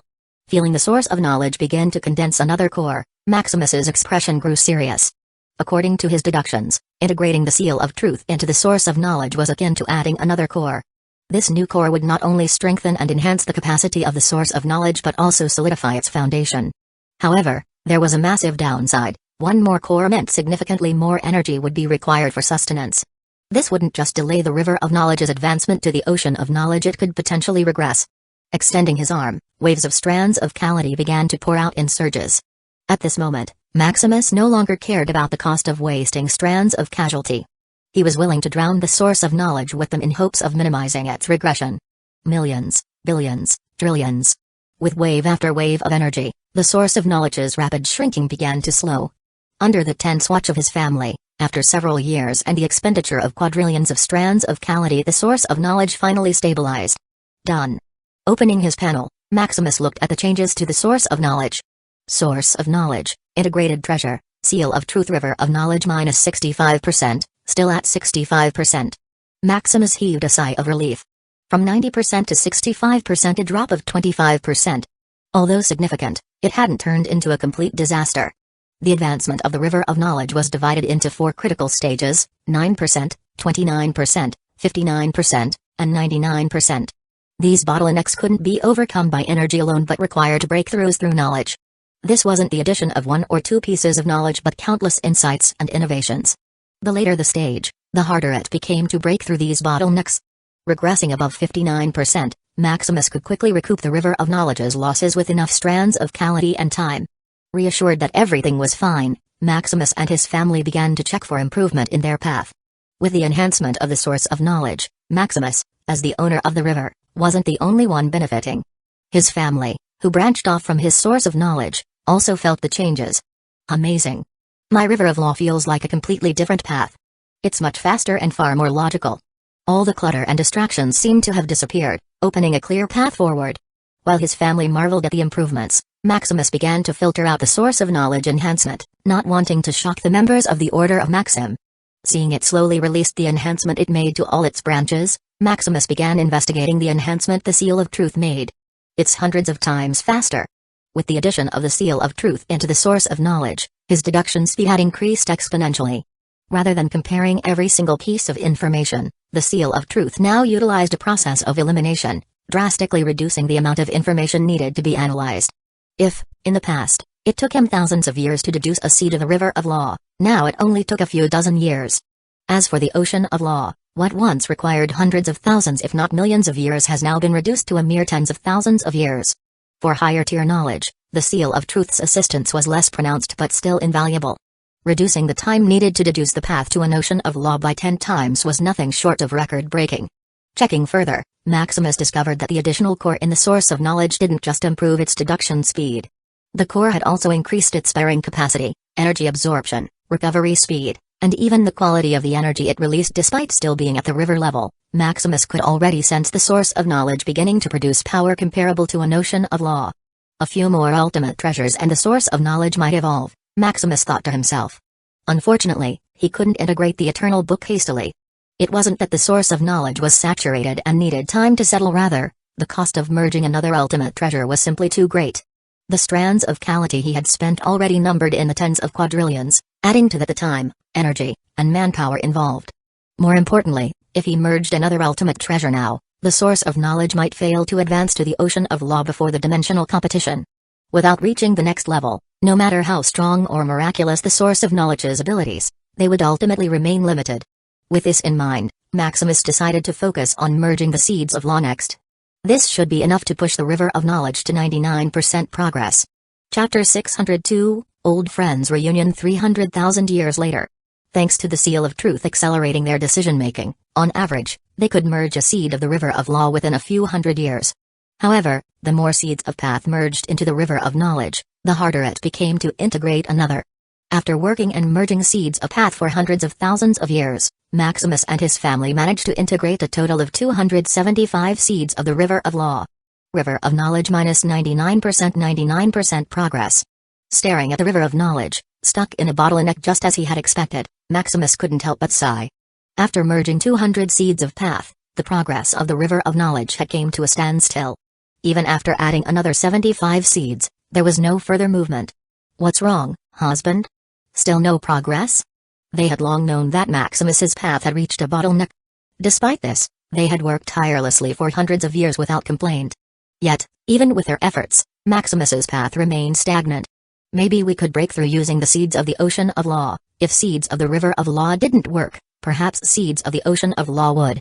With dozens of such seeds of path, they didn't believe that a mere river of law couldn't break through. No, it'll take too long. We don't have enough time to implement it before the dimensional competition. Merging a seed of the ocean of law into a river of law was far more difficult than merging an ultimate treasure. Maximus calculated that it would take hundreds of thousands of years to integrate even a single seed of the ocean of law. Without at least 4 or 5 seeds, he wasn't sure it would be enough for the river of knowledge to break through. Don't worry, I've already thought of a solution, Maximus said in comfort as he noticed their worry. He had long realized that he couldn't rely solely on the seeds of the path to condense the ocean of knowledge. That man should have already made his decision by now. In a secret void space, Valeros, the Lord of Truth, slowly opened his eyes after a long period of deduction. No lies. That man was true to his word, Valeros muttered with a sigh. 100,000 years ago, a message had silently reached him. It bypassed his layers of veils and protective arrays, mysteriously appearing in his hands. Initially, Valeros was wary, yet, reading the message, he found himself more in disbelief. The message claimed that if he surrendered, he would be provided with a surefire way to advance to the Absolute Realm. A guaranteed way to reach the Absolute Realm? Even the Overlord didn't possess such methods. However, after countless years of deduction analyzing every nuance, every potential pitfall, and the price of such an offer, Valeros found himself still in disbelief. According to the message, the sender truly had a way to help him advance without any major disadvantages besides becoming their subordinate. The terms of the subordinate agreement were also surprisingly light. Beyond merging his path of laws with theirs, there were no other stipulations. He wouldn't even be bound to follow their orders and could act freely. Path merging was a common practice among the major organizations of the Aeon Plane. With the merging of rivers, oceans, and absolutes, as long as sufficient energy was available, breaking through bottlenecks became far easier. Faced with such a favorable offer, Valeros couldn't help but feel excited, yet, out of caution, he thought of seeking a guarantee from a third party. Melgren. It seemed he had regained his memory. It's time to use such a piece. While Valeros was attempting to contact Melgren, Maximus and his family were reviewing their harvest after merging hundreds of seeds into the river of law. Integrating seeds of path was like planting in barren waters. It transformed the river of knowledge from a monotonous flow into a thriving ecosystem of paths richer in quality and more diverse. Unfortunately, not enough time had passed, and the source of knowledge had yet to nurture these seeds of the path fully. Once these paths were fully nurtured, Maximus would gain mastery over all their abilities. By then, the river of knowledge wouldn't need to rely on the power of Calamity to overwhelm opponents. Instead, it could directly crush them with its inherent power. Beyond the increase in raw power, these seeds of path also accelerated the advancement of the river of knowledge and its branches. His family, having a sufficient supply of strands of casualty, already pushed their path of law through 29%. If not for the bottleneck they were facing, requiring more accumulation, their progress would be greater. As for the Order of Maxim, they went from having fewer than a handful of masters of the river of law to hundreds of them. This surge in powerhouses also filled the Shadow Crest family's foundation. With hundreds of masters of the river of law to their name, the family's reputation further skyrocketed. After checking on their progress, Maximus and his family decided to take a well-deserved vacation. Over the past hundreds of thousands of years, they had tirelessly worked, but every 1,000 years, they allowed themselves a brief respite to explore the outside world. As they were enjoying their break, Valeros successfully reached Malgrin. Feeling the familiar aura, Malgrin recognized his old friend instantly. "Valeros, my friend. I didn't expect our meeting to be so soon." Malgrin laughed, pulling Valeros into a tight embrace. Though Valeros had once used him for some experiments, their friendship of billions of epochs was not easily broken. "It's my honor that you still remember me," Valeros said, bowing slightly. Valeros had long known Malgrin's true identity. However, due to his cautious nature, he made sure that as soon as his clone perished, all its connections would be severed. If not for the rare opportunity to advance to the Absolute Realm, he might never have met Malgrin in his life.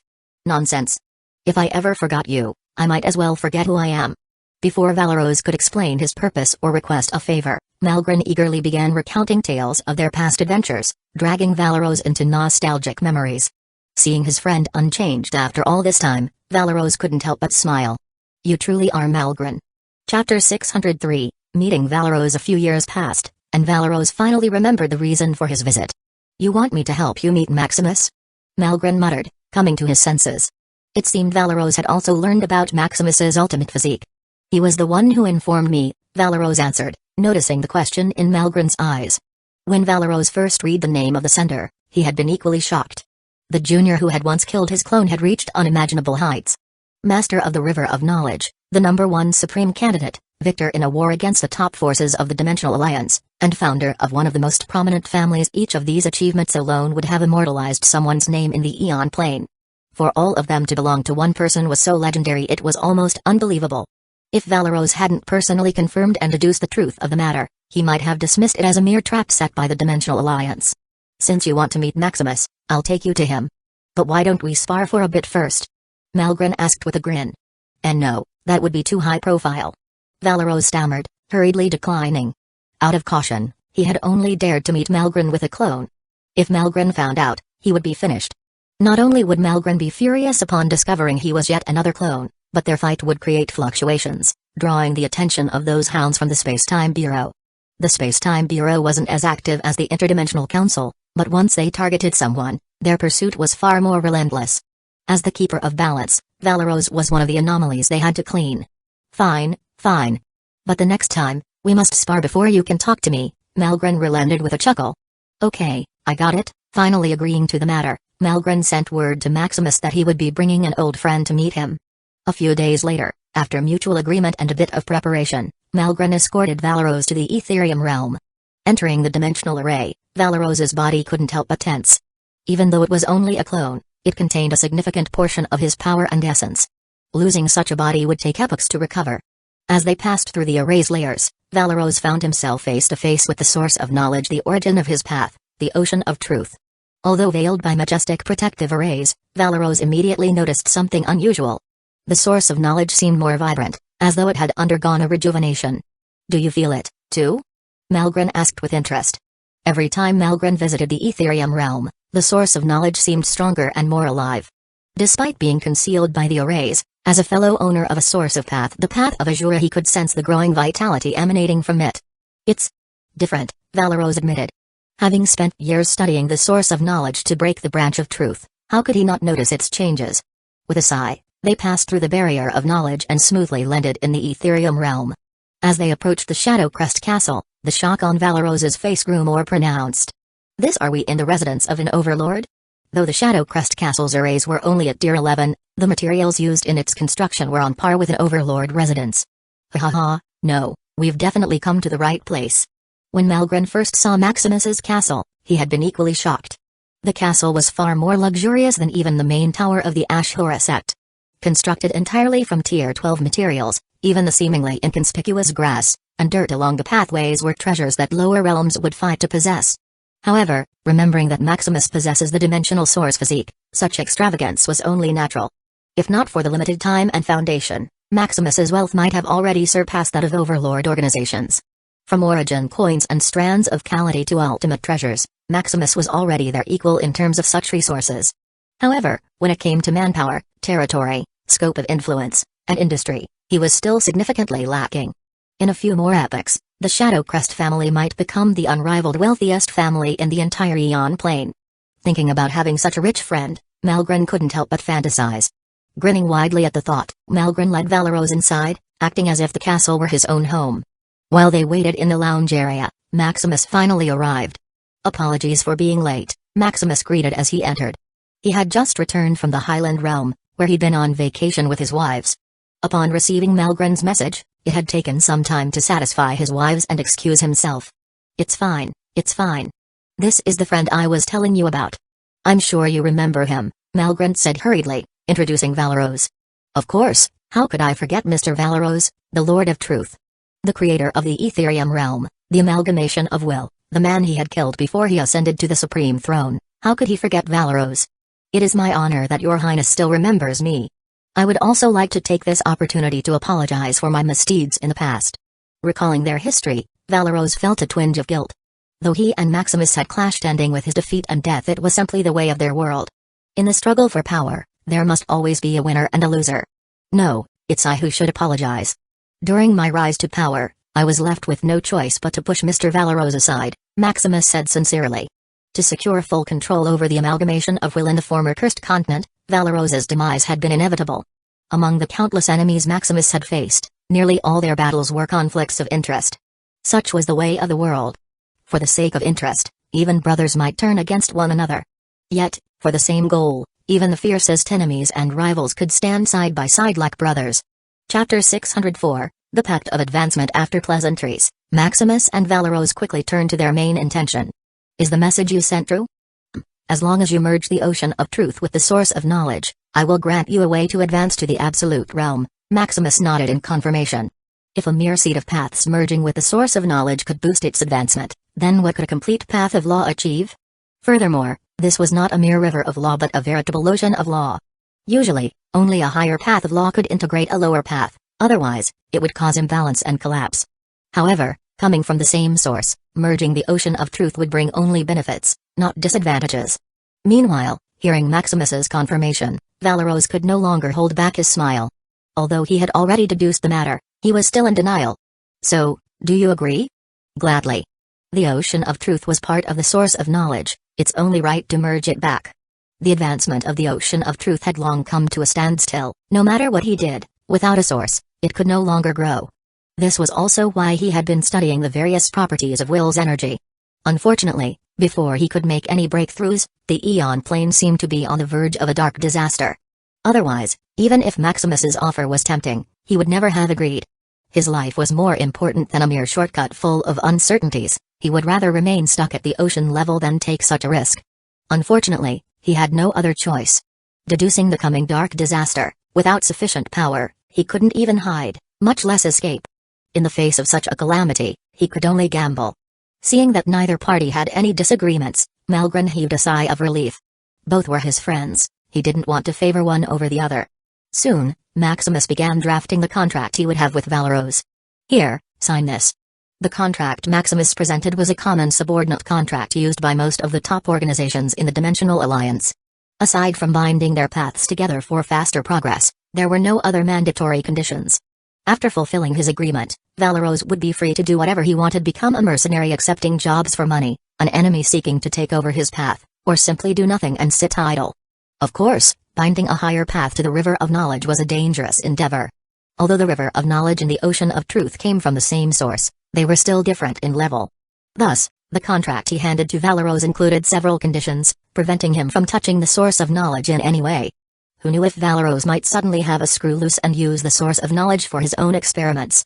Knowing Valeros' personality, this scenario was not entirely impossible.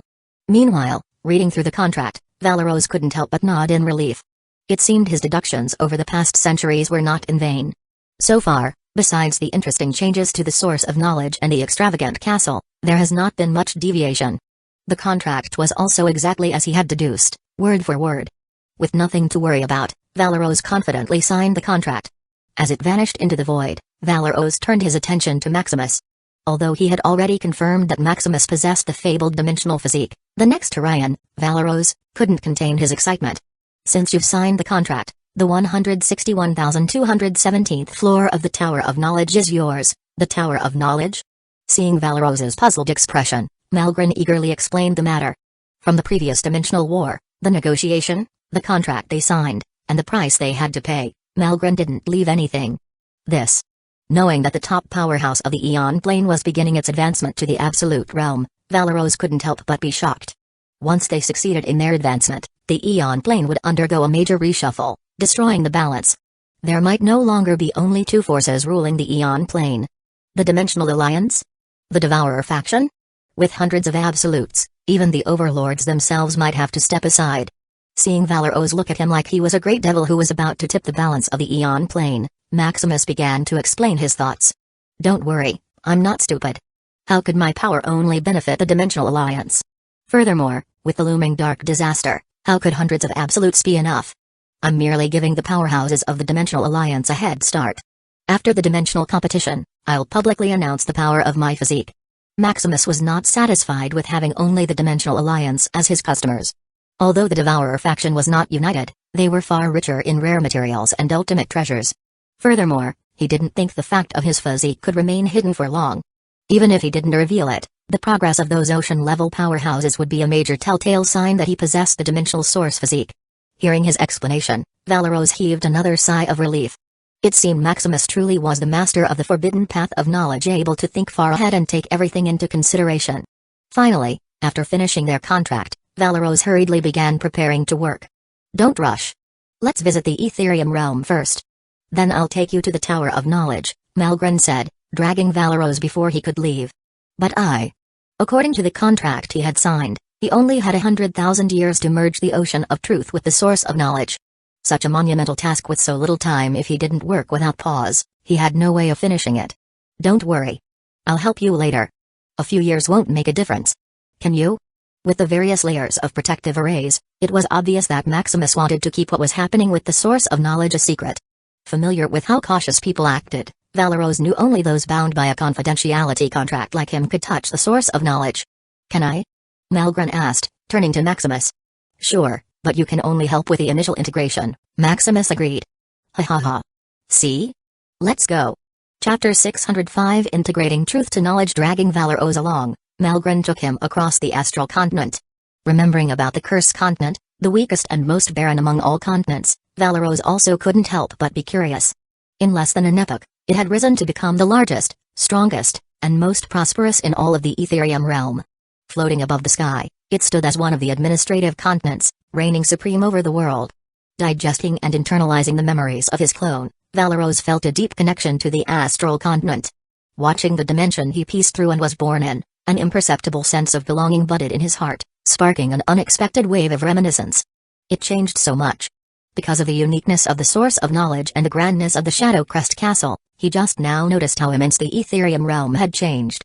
With Malgren dragging him along, they visited the other administrative continents, the Chaos Continent, the Starry Dimensional Continents, and the Star Islands.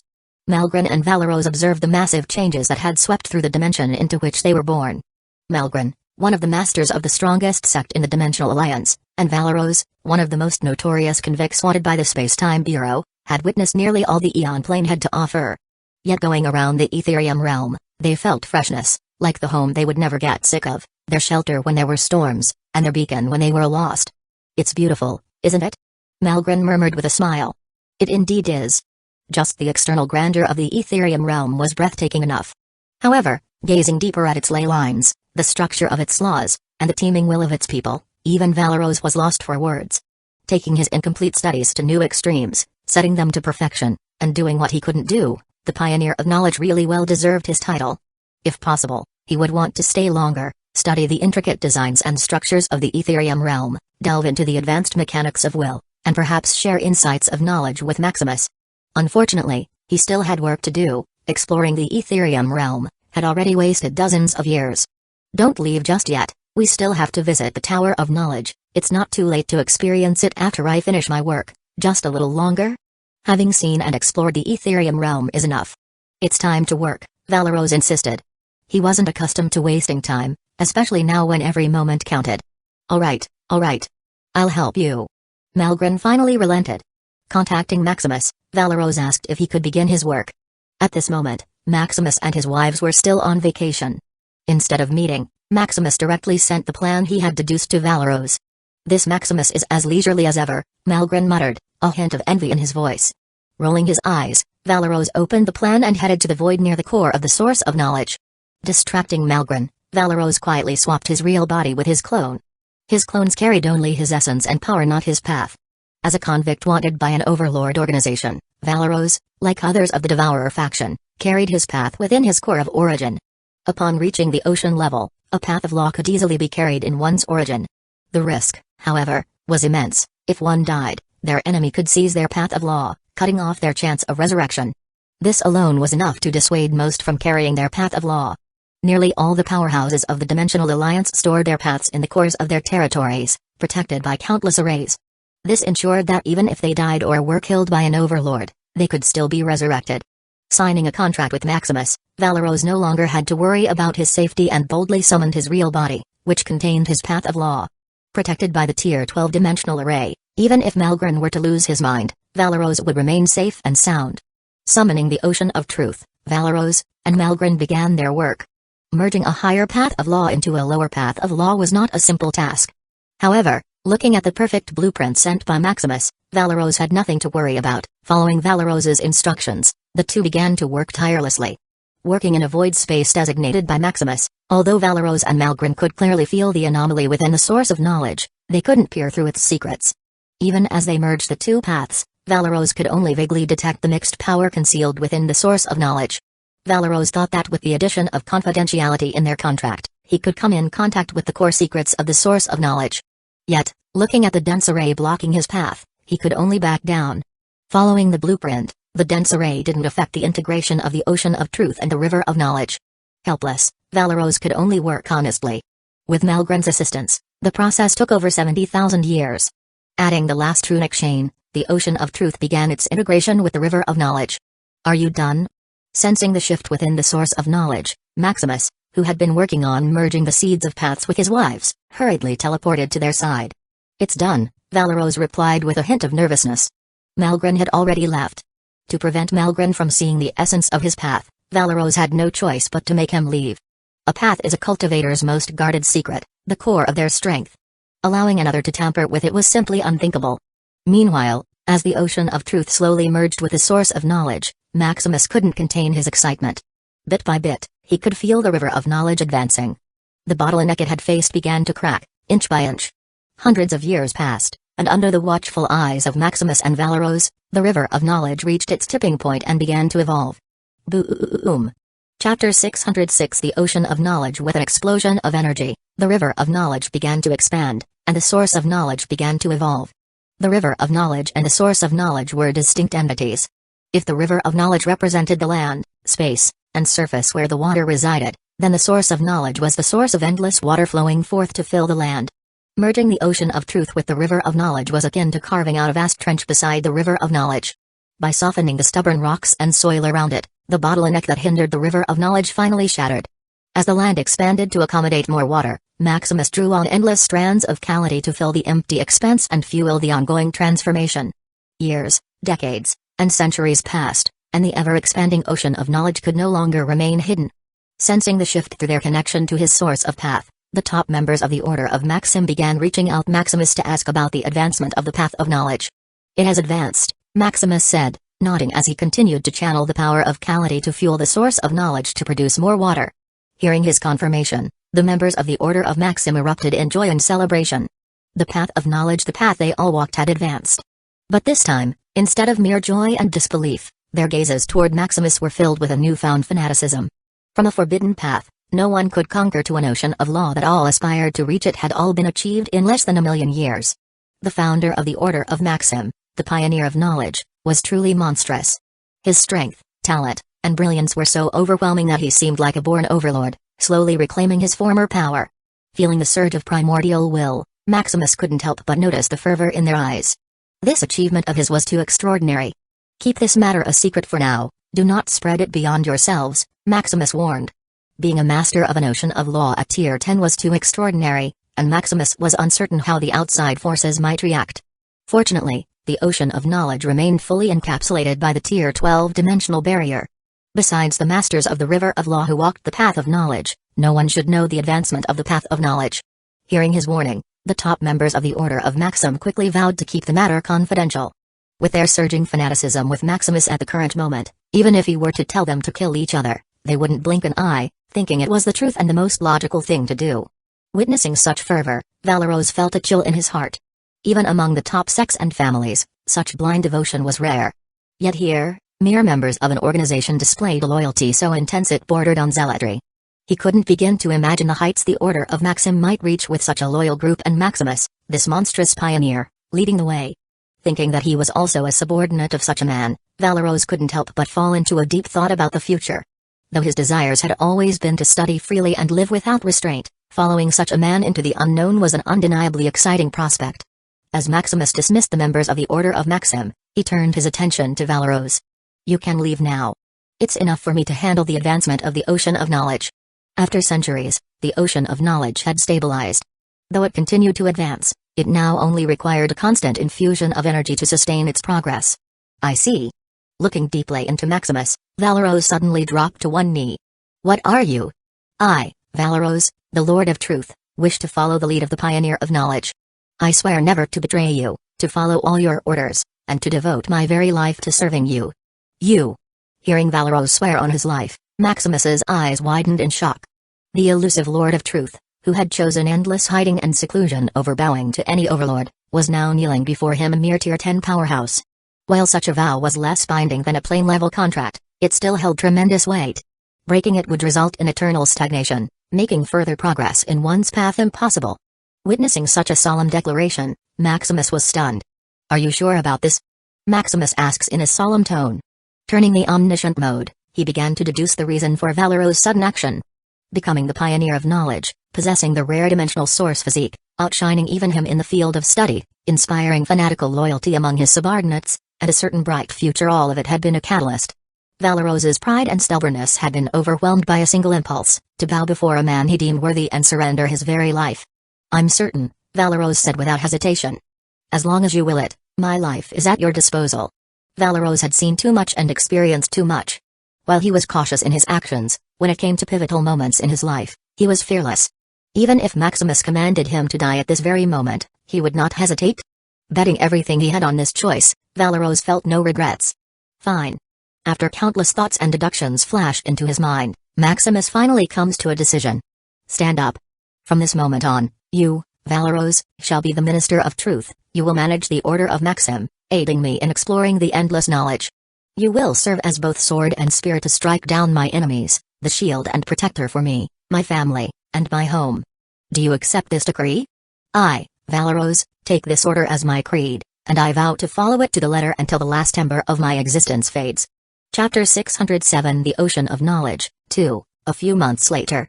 After appointing Valeros as the Minister of Truth, outlining his responsibilities, and instructing him to focus on advancing to the Absolute Realm, Maximus returned to investigate the changes in his path of law. Though having a Master of the Ocean of Law as a subordinate was exciting, Maximus was more curious about how much his strength had improved. Furthermore, the help that Valeros could provide now was too little.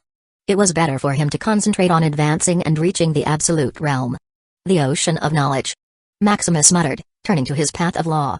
After hundreds of thousands of years, his path of knowledge finally advanced. Feeling the power brimming through his body, he couldn't help but exhale.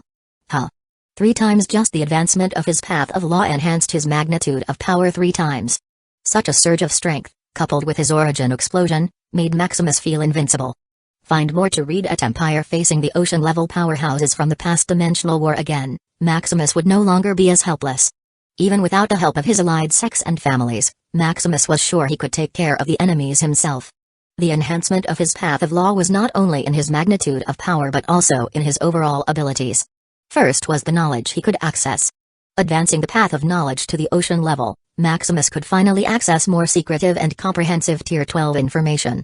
From Tier 12 professions, blueprints, abilities, techniques, etc. Feeling the higher tier knowledge flow into his mind, Maximus felt enlightened.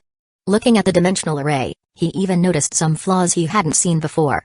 Although it didn't matter now, in the long run, or during emergencies, it might become a critical weak point. Turning his mind to the Tier 12 professional knowledge in his mind, Maximus slightly frowned. Too little. This Tier 12 professional knowledge mainly came from the absolute powerhouses.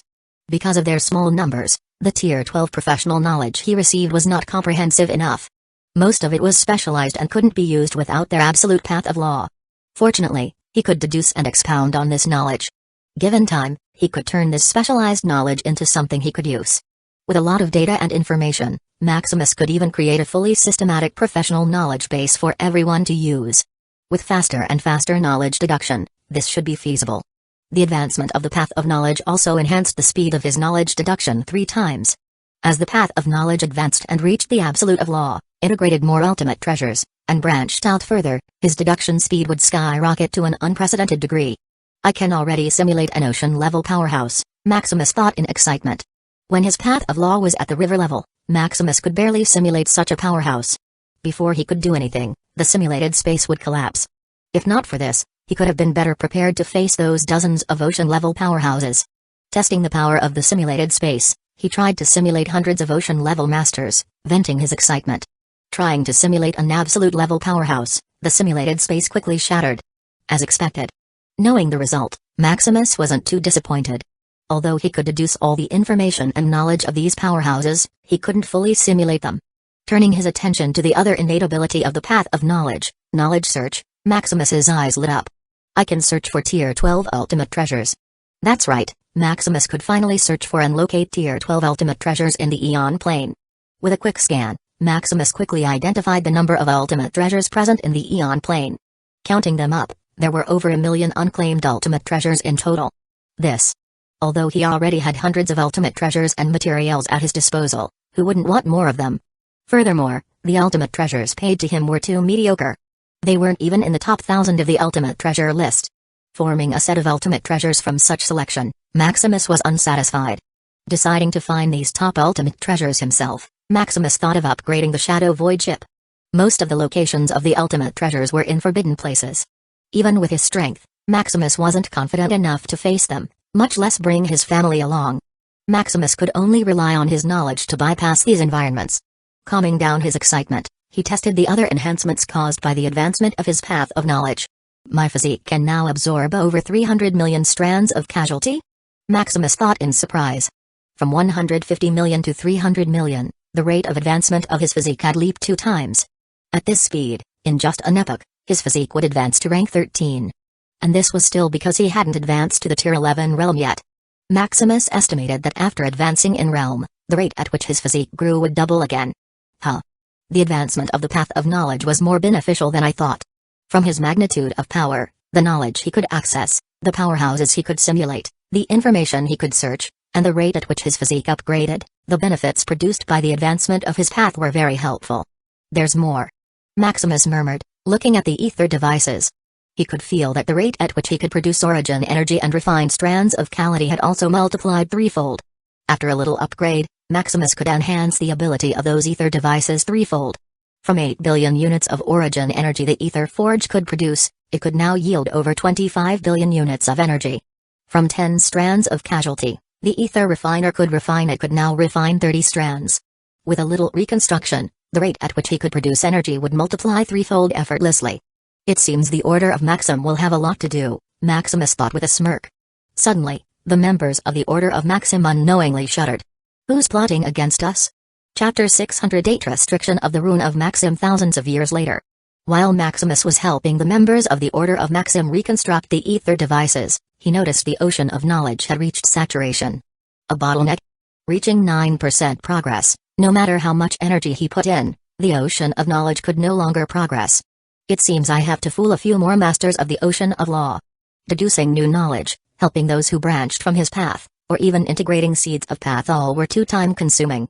Just one complete ocean of law had helped his path advance to such a degree. What would happen if there were a few more?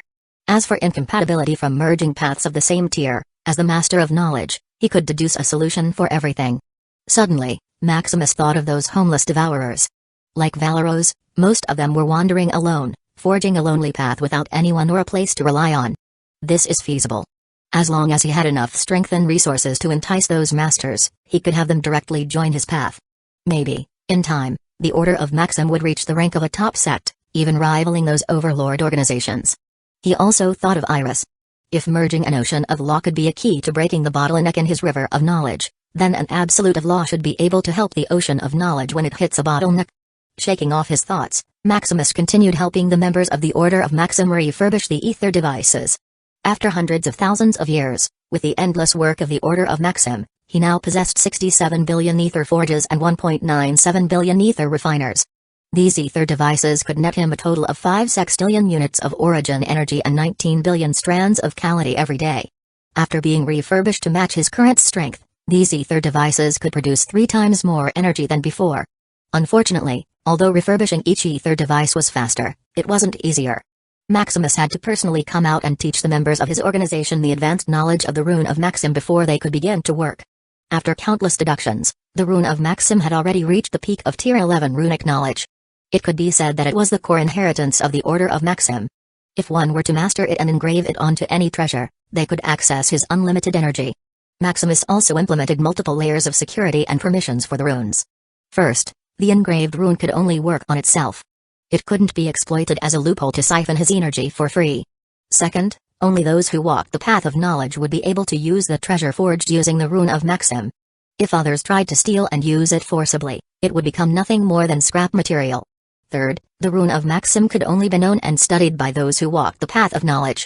No matter in what form, no one could pass this knowledge or any information about the existence of this rune to others. Thanks to such rules, no other forces had yet penetrated the secrets of the Rune of Maxim. They could only walk the path of knowledge themselves to understand and use the Rune of Maxim. As for those who walked the path of knowledge and then backed out, the third rule ensured their knowledge of the rune would disappear. It could be said that the security of the Rune of Maxim was impenetrable. Even an overlord would have a hard time deducing the secrets of the runes.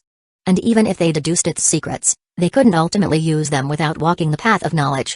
Such was just one of the many benefits of walking the path of knowledge. The more walked the same path as him, the faster his path of law could advance. Although he had many shortcuts and alternative ways to enhance his path of law, they wouldn't be of use when he reached the point where he needed to advance to the overlord realm. One of the requirements to advance to such a realm was an absolute of law. However, an absolute of law without many branches would lack essence and thus be imperfect. For his advancement to the overlord realm, how could Maximus tolerate any imperfection? Soon after another 1,000 years, having helped the top members of the Order of Maxim fully master the current peak of the Rune of Maxim, Maximus turned his attention to the source of knowledge. It's time to merge the Eternal Book. Advancing to the ocean level, it was now easier to integrate another ultimate treasure or seed of path into the source of knowledge. With more abundant space, he would have more room to integrate anything he desired. Just when he was about to call his family to start working, they seemed to have disappeared in place. After teaching them the Rune of Maxim, they quietly escaped. These guys. Maximus sighed. Finding them in the simulated space practicing with all their might, Maximus could only let it go. After the advancement of his path, the simulated space had also undergone great changes. Not only had it become more realistic, simulating thoughts, emotions, and battle intent, but it could now even fully replicate the imperfections of an enemy. In the past, although the simulated space could replicate everything perfectly, it was too perfect. While imperfection might seem disadvantageous, in chaotic battles, it could create opportunities to confuse the enemy, potentially making the difference between life and death. There were also the ultimate treasures. Fighting against those prodigies, they could now fully experience the abilities of these ultimate treasures. In the past, all abilities simulated by the ultimate treasures were based on information from the perspectives of others. Some of this information was vague, meaning the simulated treasures couldn't fully exert their strength. Now, with the ocean of knowledge, it could fully deduce the abilities of the ultimate treasures by following the traces of laws and quality they emitted. Although it still wasn't perfect, it had about 90% of the treasure's capabilities. Continue your adventure with Empire with a few 100,000 years remaining before the dimensional competition. His family was no longer in the mood to help him. What they wanted now was to make a final sprint of training before the fated day. I can only work alone. Chapter 609 Integrating Eternal Book 25,000 years later. After tireless work, Maximus finished integrating the Eternal Book into the source of knowledge. Although he was alone, because of the advancement of his path, it was easier to integrate treasures into the source of knowledge. Turning toward the churning ocean of knowledge, Maximus carefully felt its changes. The knowledge deduction has become faster. Integrating an ultimate treasure was only like passing it from one hand to another. His main purpose in doing so was to circumvent the limit of the Aeon plane, which restricted an individual to possessing only 3 ultimate treasures. However, from merging the Seal of Truth and the Eternal Book, it seemed that an ultimate treasure would undergo an evolution when incorporated into a source of path. The Eternal Book's function was that the more knowledge one possessed, the stronger one's comprehension would be. Possessing such a treasure for the first time, the time it took him to deduce new knowledge was cut in half. Now, after integrating it into the source of knowledge, its ability to accelerate the deduction of new knowledge has skyrocketed. From cutting the time in half to reducing it to a fourth, the Eternal Book boosted his knowledge deduction by 4 times. Furthermore, after merging the Eternal Book, it evolved to not only rely on knowledge to become faster. It could also draw power from the number and growth of the seeds of path he integrated into the source of knowledge. The greater the number of seeds of path he integrated and the higher their growth, the faster his deductions became. It could now also rely on the branches of the path of knowledge. The more people walked the same path as him, the faster it would be. It could be said that the Eternal Book could now rely on knowledge, seeds of path, and the branches of the path of knowledge. No wonder the boost it gave him skyrocketed to 4 times all of a sudden. Continue reading at Empire. This was already a 2-fold boost from its previous ability. Even if it had evolved further when integrated into the source of knowledge, it wouldn't have been this powerful. Opening the system's Knowledge Creation tab, Maximus thought of what to do next. Knowledge Creation, merging Stone of Far Sight, merging Thoughtless Sand, merging Luminarch Particle, merging Cerebrin Ink, merging Memory Root, merging. Deducing Tier 12 Alchemy, deducing Tier 12 Mechanical, deducing Tier 12 Array, deducing Tier 12 Rune of Maxim, deducing Tier 12 Forging, deducing. Ocean of Runes Seed, Ocean of Calculation Seed, Ocean of Nature Seed, Ocean of Mandate Seed, Ocean. Deducing Tier Origin Manual, Immortal Edition, Integration of Path of Knowledge and Immortality, System Creation. Looking at the 30 pieces of knowledge he was currently deducing, Maximus turned his attention to the integration of ultimate materials. A few thousand years. From a few billion years, using the strands of casualty, it would only take him a few thousand years to deduce the integration of the Tier 12 ultimate materials. There were also the seeds of the Ocean of Law. From the previous hundreds of thousands of years to deduce them using strands of casualty, it now only takes tens of thousands of years.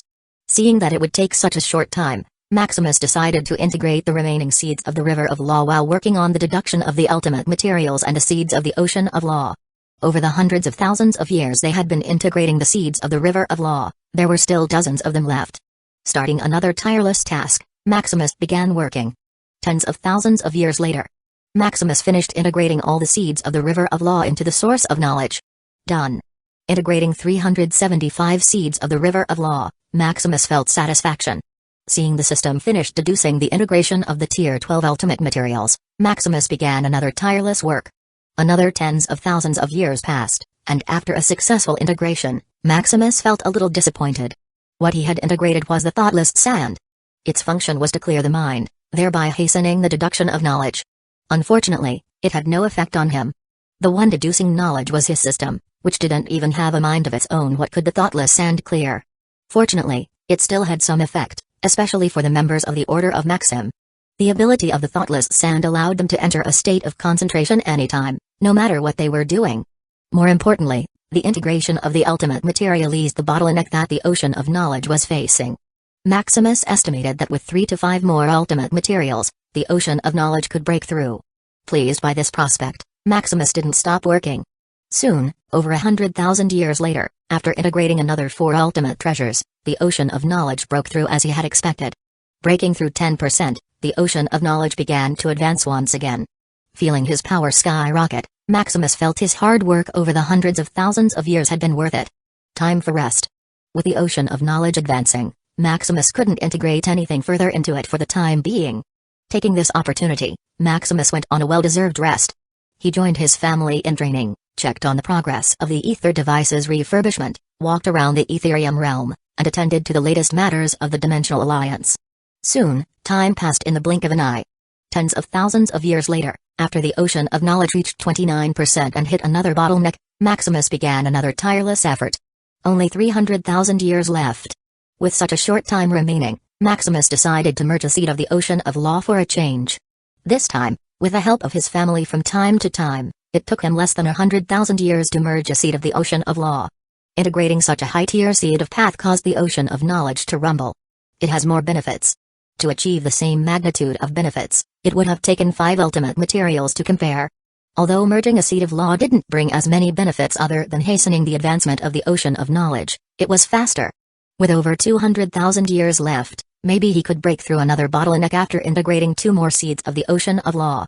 Chapter 610 Halting Ethereum Realm Advancement 170,000 years later.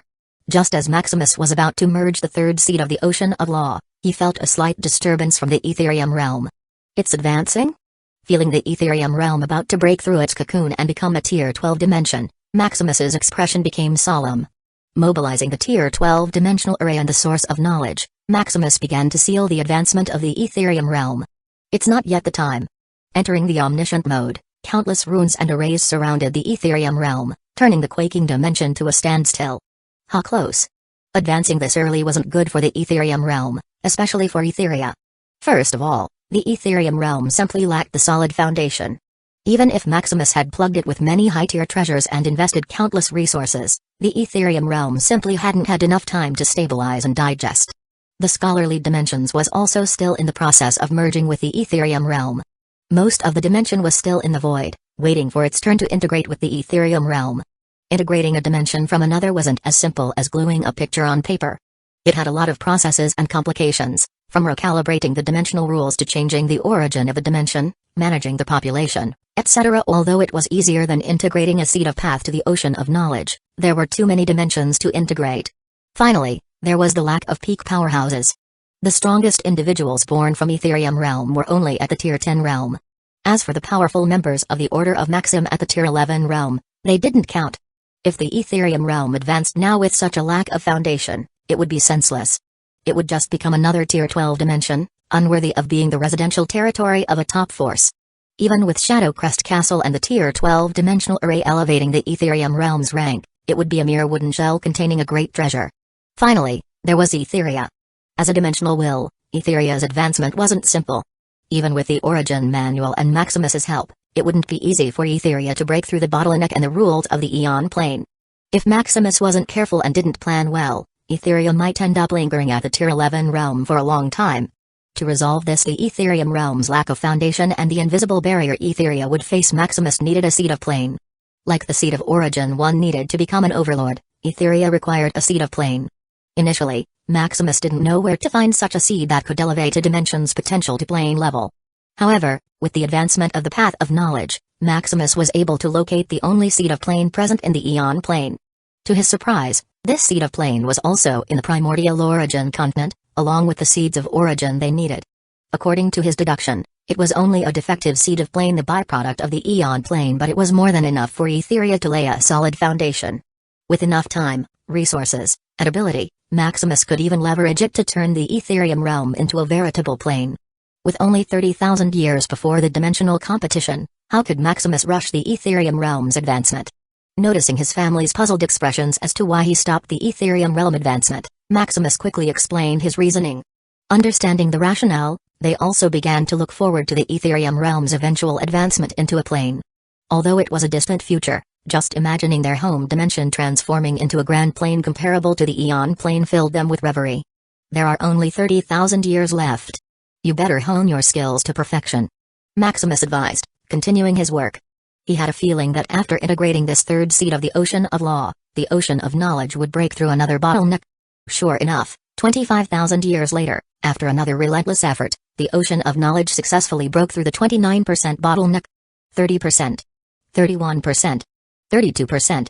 It's stable, Maximus muttered in excitement, watching the Ocean of Knowledge advance. With only 5,000 years left and the process of competition, the Ocean of Knowledge should be able to advance until it hits the next bottleneck, which is 59%. With over half the progress before reaching the Absolute of Law, Maximus was confident he could secure the top spot with his progress alone. Feeling his body tire and fatigue set in, Maximus began to recount all the preparations he had made over the past millions of years, building the Tier 12 dimensional array, merging hundreds of rivers of law and 3 oceans of law into the Path of Knowledge, integrating 2 ultimate treasures and 5 ultimate materials into the source of knowledge, rebuilding the Shadow Crest Castle, helping his family to become masters of the River of Law, perfecting their special physiques and helping them assemble a complete set of ultimate treasures. And many more. I've already done my best. I hope it's enough. The dimensional competition was practically in their pocket. Your next read awaits at Empire. Maximus didn't believe they wouldn't secure a place in such a competition. What worried him, however, was their trip to the primordial origin realm. Although it was said to be a peaceful place and that they only needed to worry about other candidates snatching the same seed of origin, Maximus had a gut feeling they were about to face great danger. The overlords? Another plane civilization? The dark disasters? Unfortunately, his plane-level ability, the True Path, could only provide an instinctive warning. Perhaps due to his lack of strength and ability, it could only passively activate. Hoping to gain clarity, Maximus used his ocean of knowledge to deduce any relevant information. Unfortunately, he came up with nothing. All he deduced was that their journey would be smooth and perfect, resulting in them returning as Tier 11 individuals, at least as masters of the Ocean of Law. Maximus even deduced that he would become a master of the Absolute of Law upon his return. As for the process or potential dangers, there was no information whatsoever. To prevent any mishaps, Maximus could only prepare to the utmost of his ability, ensuring they were in their strongest form when the time came. With everything prepared, Maximus could only leave the rest to fate. I hope everything will be alright. Chapter 611 Rediscover Etherium Realm. With 5,000 years left, Maximus and his family stopped training and began to condition their minds. Why don't we tour around the Etherium Realm? Although they had lived here all their lives and toured deeply several times, they never grew bored of it.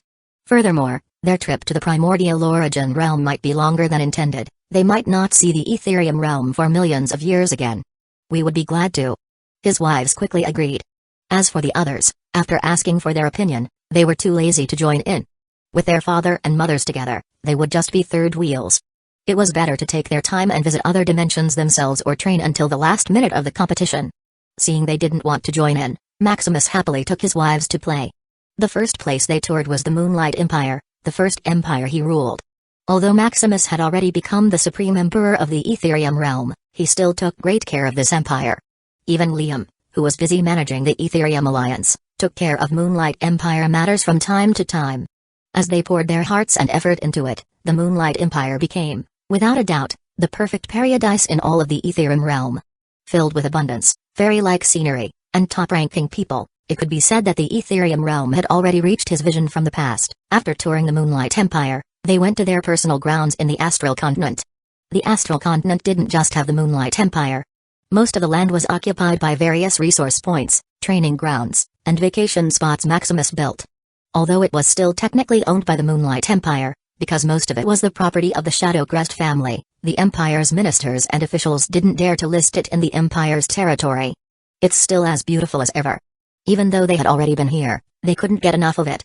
Your next chapter is on Empire as a veritable playground built for them. It was a perfect place to have leisure and to unwind.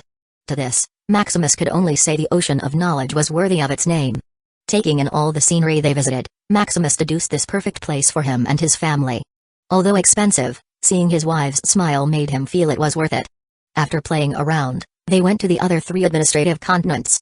Visiting the Arcane Continent, they still couldn't help but sigh at its development. As the most prosperous and powerful continent in the past, it didn't fall far behind the Astral Continent. Having the most advanced arcane studies, applications, and research facilities, most scholars from the Order of Maxim take this place as a go-to spot. With such a force, the Arcane Continent carried its name as the holy ground of knowledge. Although the Astral Continent was also advanced, most of its creations were built by Maximus and his family and had nothing to do with its inhabitants. Trying new things and exploring the place, their minds were opened through all the bizarre and innovative inventions. The place was like a large laboratory and showcase room. No matter where you went, there would be a group of people tinkering or showing off their work. With such an interesting atmosphere, Maximus and his wives decided to disguise themselves and dive into such a competitive environment. Innovating various tools and treasures, a group of mysterious scholars soon shot to fame. The top brass of the Order of Maxim was even alarmed, thinking that a group of geniuses had been born in the Arcane Continent. However, hearing a reminder passed through their minds, they left with a weird face. Who would have thought these people were just their master and his family? Disguising themselves in their territory, the Shadow Crest family really knew how to play. Leaving the place, they quickly went back to work. Having enough, Maximus and his wives also stopped playing. After several hundred years of playing as top scholars, they had enough fun. Soon, just as they were about to leave, a familiar face greeted Maximus. "Long time no see, Maximus. Feelin'? It's indeed been a long time." It had been hundreds of thousands of years since they last met. A while ago, feeling enlightenment, Phelan entered seclusion, condensing his path of law. Looking at him now, Phelan seemed to have become a master of the river of law. Furthermore, he was only in the Tier 10 realm, showing the same potential as the top talents of the Dimensional Alliance. As his close friend and his father-in-law, Maximus wasn't stingy. With the same work, Phelan and the others of his circle could earn more strands of Calamity in return. The strands of Calamity could not only be used in training but, more importantly, to improve their physique. Although it was not as intuitive or cost-effective as his system, it achieved the same results nonetheless. In just over 1,000,000 years and with trillions of strands of casualty, Phelan had already achieved a mythic-grade ultimate physique. Heroic, mythic, supreme, origin. After a few more years, Phelan might enhance his physique to supreme grade. As for an origin-grade physique, it wasn't easy. Without quintillions of strands of casualty, they could only dream about it. As for his family, with the blessing of the origin manual and the efficiency provided by the system, they only needed hundreds of trillions at most. Phelan and the others still had a long way to go before catching up to those true talents. "Father, we are also here," Freya muttered in dissatisfaction. "Father." Lilith also pouted, seeing their father's attention was all on Maximus. Although they already had a husband, they still longed for familial love. "Ha ha ha, how could I forget about my beloved daughters? I'm just distracted by your dazzling husband." Hearing this, Freya and Lilith just rolled their eyes. Dragging their sisters, they left Maximus and Phelan to have a personal talk. Seeing them leave, Phelan heaved a sigh of relief before turning toward Maximus. "I'm sure you know what I'm after. It should be a contract with an entity of an origin of law." Chapter 612 Rediscover Ethereum Realm, 2, Becoming a Master of the River of Law at Tier 10 Realm. Phelan had no other need besides contracting an entity of the origin of law. During the selection trial, Phelan and the others were still a little weak. They couldn't even pass the first few floors when they attempted the trial. After all, no matter how much potential and talent they had, coming from a Tier 9 dimension, they lacked a solid foundation. Now, after over 1,000,000 years, they finally bridged the gap. Wanting to prove their strength, they couldn't wait for another chance at the trial. Fortunately, the selection trial was still ongoing. The selection trial would continue until all the origins of law had chosen their representatives. Up to now, only a little over 10,000 representatives had been chosen, so those who were weaker or just had been barred still had hope to catch up. The only problem was that Phelan and the others had already taken the trial once. According to the rules of the virtual trial, one could only take the trial once. "Just leave it to me. I'll make sure you can take the trial as much as you want." Maximus didn't take the rules of the virtual trial seriously. If those primordial candidate and masters of path could take the trial again, why couldn't Phelan and the others? For Maximus, a single word was enough for the virtual realm to change its rules. It was nothing more than an exchange of interests. A few quotas for the upper floors of the Tower of Knowledge should be enough for the powerhouses of the Ethereum realm to gain unlimited opportunities to retry the virtual trial. Hearing Maximus's guarantee, Phelan heaved a sigh of relief. "What about us? Won't you also give us a chance?" Suddenly, Redius and Alabaster appeared beside them. After receiving the notification from Phelan that Maximus was available, they hurriedly exited their seclusion and went here instantly. Maximus was too busy. In the past 1,000,000 years, they could count on their fingers how many times they had met face to face. "No problem. All of you can have unlimited chances in the virtual trial," Maximus promised. "That's great." Smiling, they dragged Maximus for a drink to thank him while they reminisce about the past. Looking at his wives to get permission, they just rolled their eyes and let it be. Getting along with friends was one of the joys and meanings of life. Since they were here to relax, how could it be done without the companionship of some friends? While having a great time with Phelan and the others, Maximus didn't forget to process their chances in the trial. Getting special permission from the Virtual Alliance could be done with just a few messages. Contacting luck and promising 7 quotas in the Tower of Knowledge. Maximus ensured that all the people of the Ethereum realm and the Order of Maxim could have unlimited chances in the virtual trial. Soon after, Maximus began giving them advice and information about the origin of law. A few years later, thinking his wives were about to grow bored, Maximus bid the 3 good luck. Watching Maximus fly away, the 3 looked on with gratitude. In their hearts, they vowed to repay Maximus someday. From mere Tier 9 apex sovereigns about to be swallowed by the abyss, they had become peak talents comparable to the primordial candidates. From unknown powerhouses in a little Tier 9 dimension to a force that could rival the talents of the Eon Plane. Such a leap in just over 1,000,000 years felt like a dream. Maximus Shadow Crest. We owe all of this to you. Soon, Maximus and his wives reached the Beast Continent. Looking at the administrative continent filled with primitive beauty, they felt their bodies relax. It seems that Alabaster has taken my advice. If the previous Beast Continent was like a jungle without rules and order, now it had grown into a veritable natural sanctuary. Teeming with life plants, animals, and various other species, it had become a popular spot for non-human-bodied species to reside.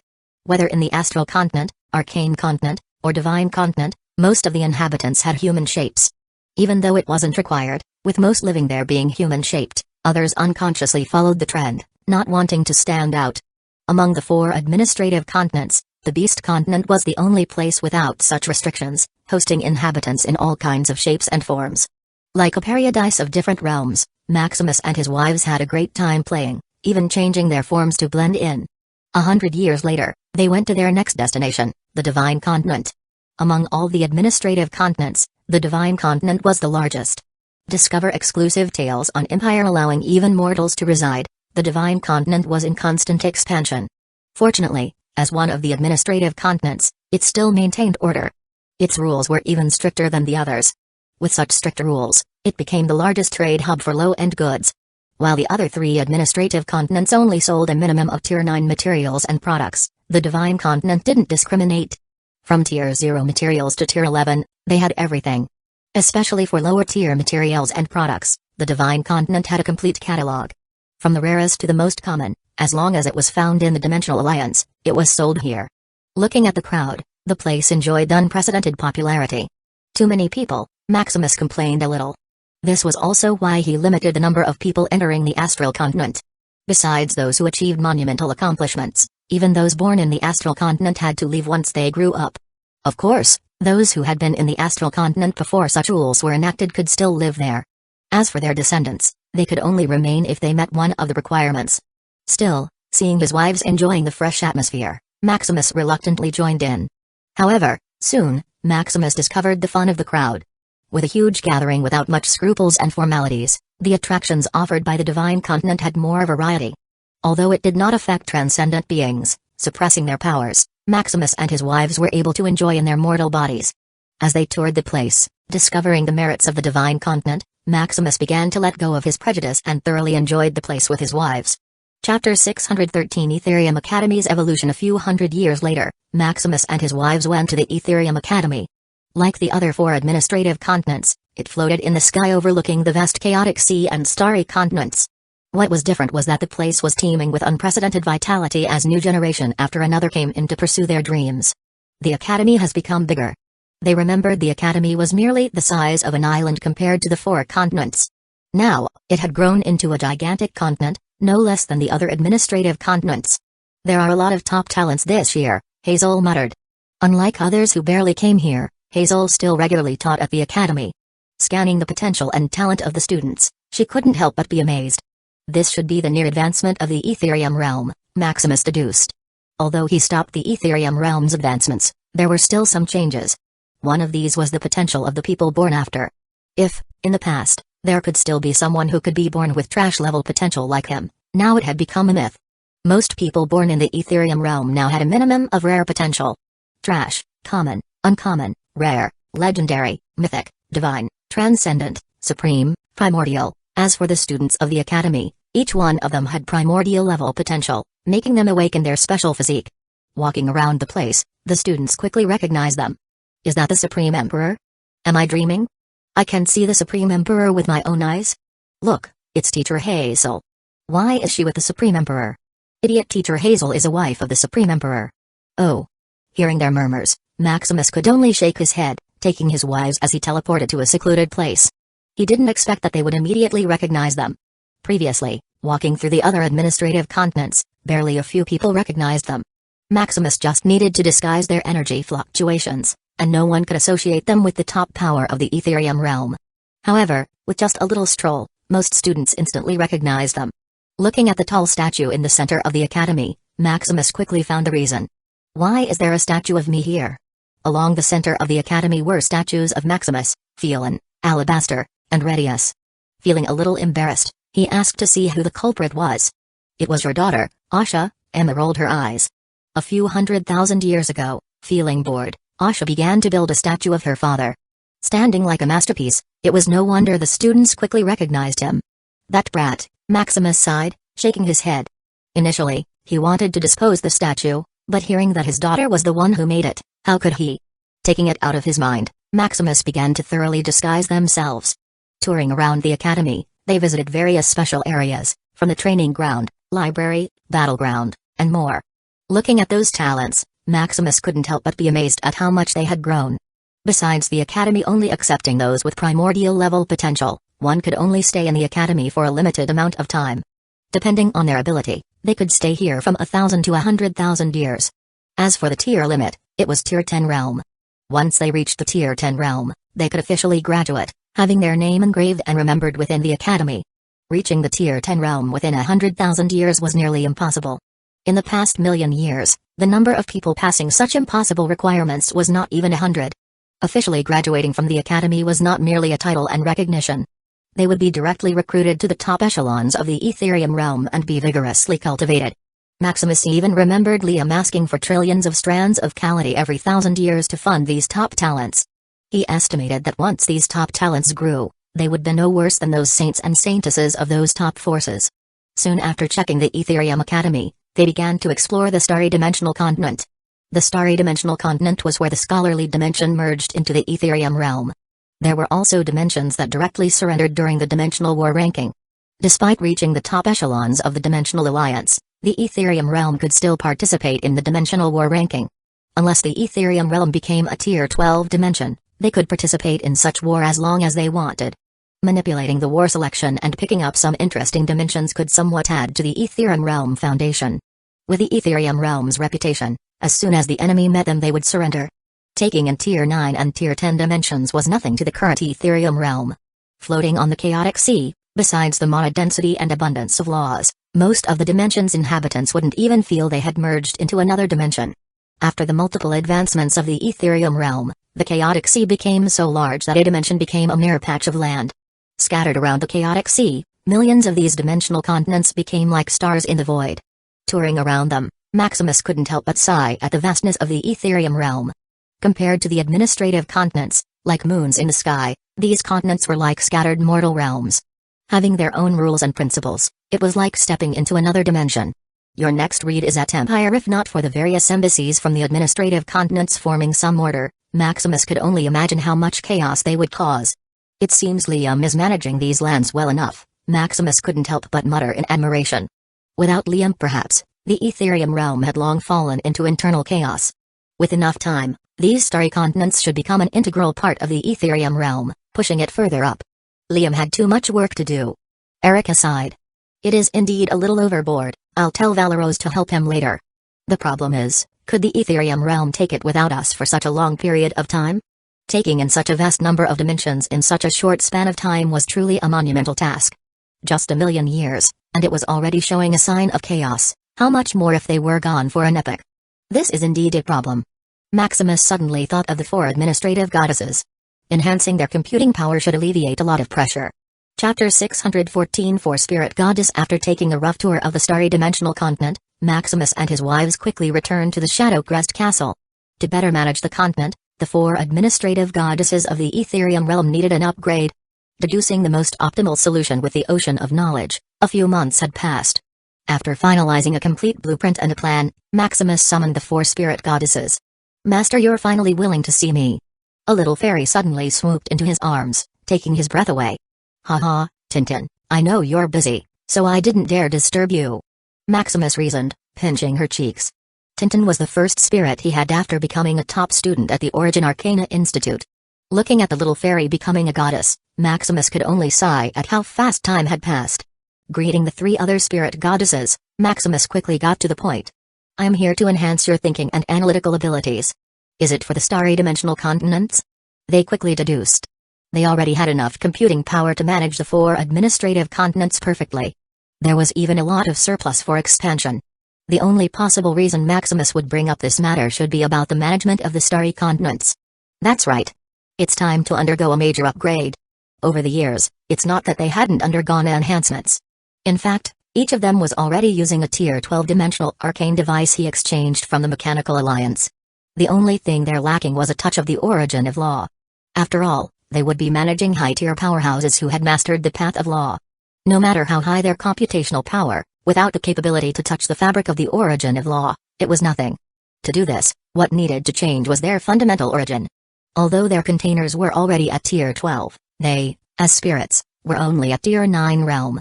The advancement of spirits was harder to achieve than that of normal species. It was like a dimensional will wanting to undergo an evolution. Even Wanderer's advancement to Tier 11 realm was regarded as a miracle by the Mechanical Alliance, much less these treasure spirits without much potential. As for Eternal Voyager, she had already reached Tier 11 realm based solely on potential and unlimited resources. "Are you four ready?" "This will be painful," Maximus joked. "We are ready." Rather than pain, they were more excited to see how much their power would grow. "Then let's begin." The materials were already prepared. Maximus even prepared Tier 12 ultimate materials for good measure. Although they couldn't be fully integrated, they could serve as a foundation for the future. Soon, mobilizing his power and the ocean of knowledge, Maximus began to change their fundamental origin. From low-level spirits to top spirits, Maximus infused various materials, refining their bodies to a higher level. A few hundred years later, seeing their spirit bodies leap in life level and awaken a special physique, Maximus couldn't help but smile. Nice. A special physique is the carrier of the origin of law. Without it, no matter how many treasures or elixirs one consumed, it was useless. Looking at his masterpiece finished evolving, Maximus didn't stop. Weaving their wills, he merged them into the source of knowledge, just like the process he used with the ultimate treasures and seeds of path. Soon, after over 1,000 years, Tintin and the others slowly opened their eyes. "Master," they said in unison. Evolving into higher beings and being blessed by the source of knowledge, they felt their minds open up. Feeling more alive than ever before, they couldn't help but be excited. "How does it feel?" "It feels good, Master. I feel like I could control the Etherium realm within the palm of my hand," Tintin said excitedly, clenching her fist. "We seem to have been granted the power of dimensions," the arcane goddess muttered, feeling more clearly. The others also felt their changes. Besides the endless intelligence and calculation power, they felt more affinity with the Etherium realm. "I connected you to the origin of the Etherium realm. From now on, you four will be a spirit dimensional will species, the first of its kind." Although not having the same potential as Etheria, the four were now veritable dimensional wills. Initially, he was only experimenting. He didn't expect to succeed. Creating such a species with his own hands, Maximus felt the unprecedented power of knowledge. After testing their powers and newfound calculation abilities, Maximus began to tell them about their new responsibilities. Besides managing the 4 administrative continents, they would also take care of the starry continents. Although it didn't require micromanaging, the place needed to be in order, showcasing the style of the Etherium realm. Experience more content on Empire. This included enforcing justice, managing disputes, setting rules, and establishing an administrative system, among other duties. Hearing their responsibilities, instead of feeling burdened, the 4 spirit goddesses became more excited. "We've got it, Master. Leave everything to us." "Good. I look forward to seeing a better Etherium realm when we return from the primordial origin realm." With the 4 spirit goddesses managing the Etherium realm, even if they were gone for a few epochs, nothing should go wrong. Leaving everything to the 4, Maximus continued his journey with his wives. 1,000 years later. After thoroughly exploring the Etherium realm, Maximus and his wives went to other dimensions to play. Strolling through the underwater realm, Maximus suddenly received a message. Phelan, Alabaster, and Redius had successfully contracted an origin of law. Success? As expected. With their talent and his help, how could they not succeed? Compared to the top prodigies, the only thing they lacked was an ultimate manual. Halting their trip, Maximus went to the virtual trial domain to congratulate them in person. "Congratulations. You have officially ascended to the upper echelons of the Eon plane. Isn't this all thanks to you?" Phelan said with a smile. "Just say the word, and we'll follow without hesitation," Alabaster promised, not blinking an eye. "The same for me. If not for you, we wouldn't be here," Redius said wholeheartedly. They didn't think their mere power and potential were enough to reach such heights. Compared to the top talents, they were merely lucky to have befriended Maximus. Chapter 615 Loaning Ultimate Treasure. Enjoy new tales from Empire. You don't have to be too formal. Contributing to the Etherium realm is already enough to repay me. For Maximus, as long as they were well and developing, it was enough. What he gave them were mere conveniences and a few favors, nothing too much. Getting such a solemn promise made it feel too distant. We are just grateful, not for anything else. Alright, when I need something in the future, I hope you'll help me. After settling the matter, Maximus began to ask about their next plan. We are planning to join the dimensional competition. Do you think we have a chance? Redius asked in concern. Although becoming a master of the river of law and contracting an entity of law made them confident, the dimensional competition this time was different. If, in the past, the only competitors were talents from the Dimensional Alliance, this time, they would be fighting the whole Eon plane.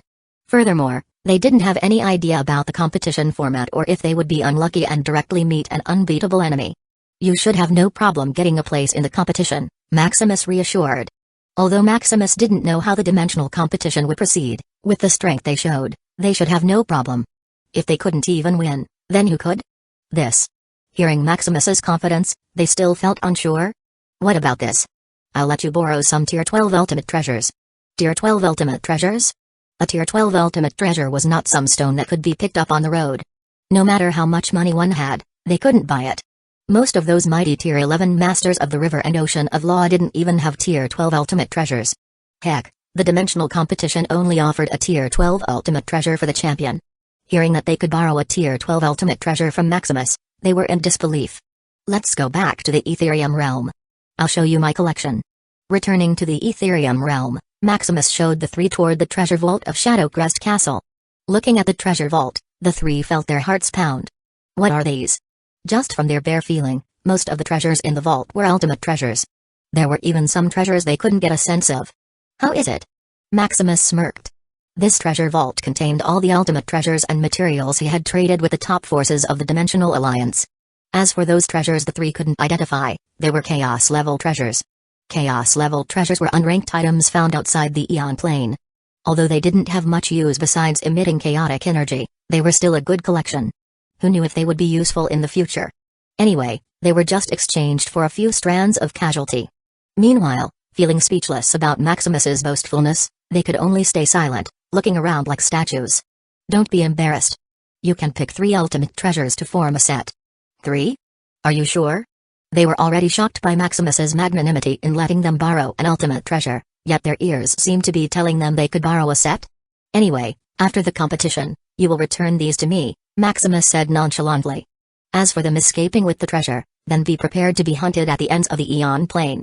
Hearing Maximus's confirmation, they could no longer hold back and began checking and testing each ultimate treasure. Soon, after testing each treasure, they chose 3 of their favorites. Binding the ultimate treasures on the spot, their eyes overflowed with excitement. With these treasures, they no longer feared anything. If nothing else, they were looking forward to the dimensional competition. Overflowing with excitement, they thought of sparring with each other. If you want to fight, the castle has an arena. Exiting the treasure vault, Maximus led them to the castle's training area. Huh? Not bad. This room is quite solid, Alabaster muttered, testing the hardness of the room. You can fight here to your heart's content, you don't have to worry about dying. A simulation? Alabaster asked in disappointment. Although battles in the virtual realm are one-to-one with reality, they still feel somewhat artificial. No, you can fight with your flesh and blood. How could Maximus build a mere simulation arena? From time to time, his family liked to fight with their real bodies. A real battle of flesh and blood was incomparable to one in a simulation.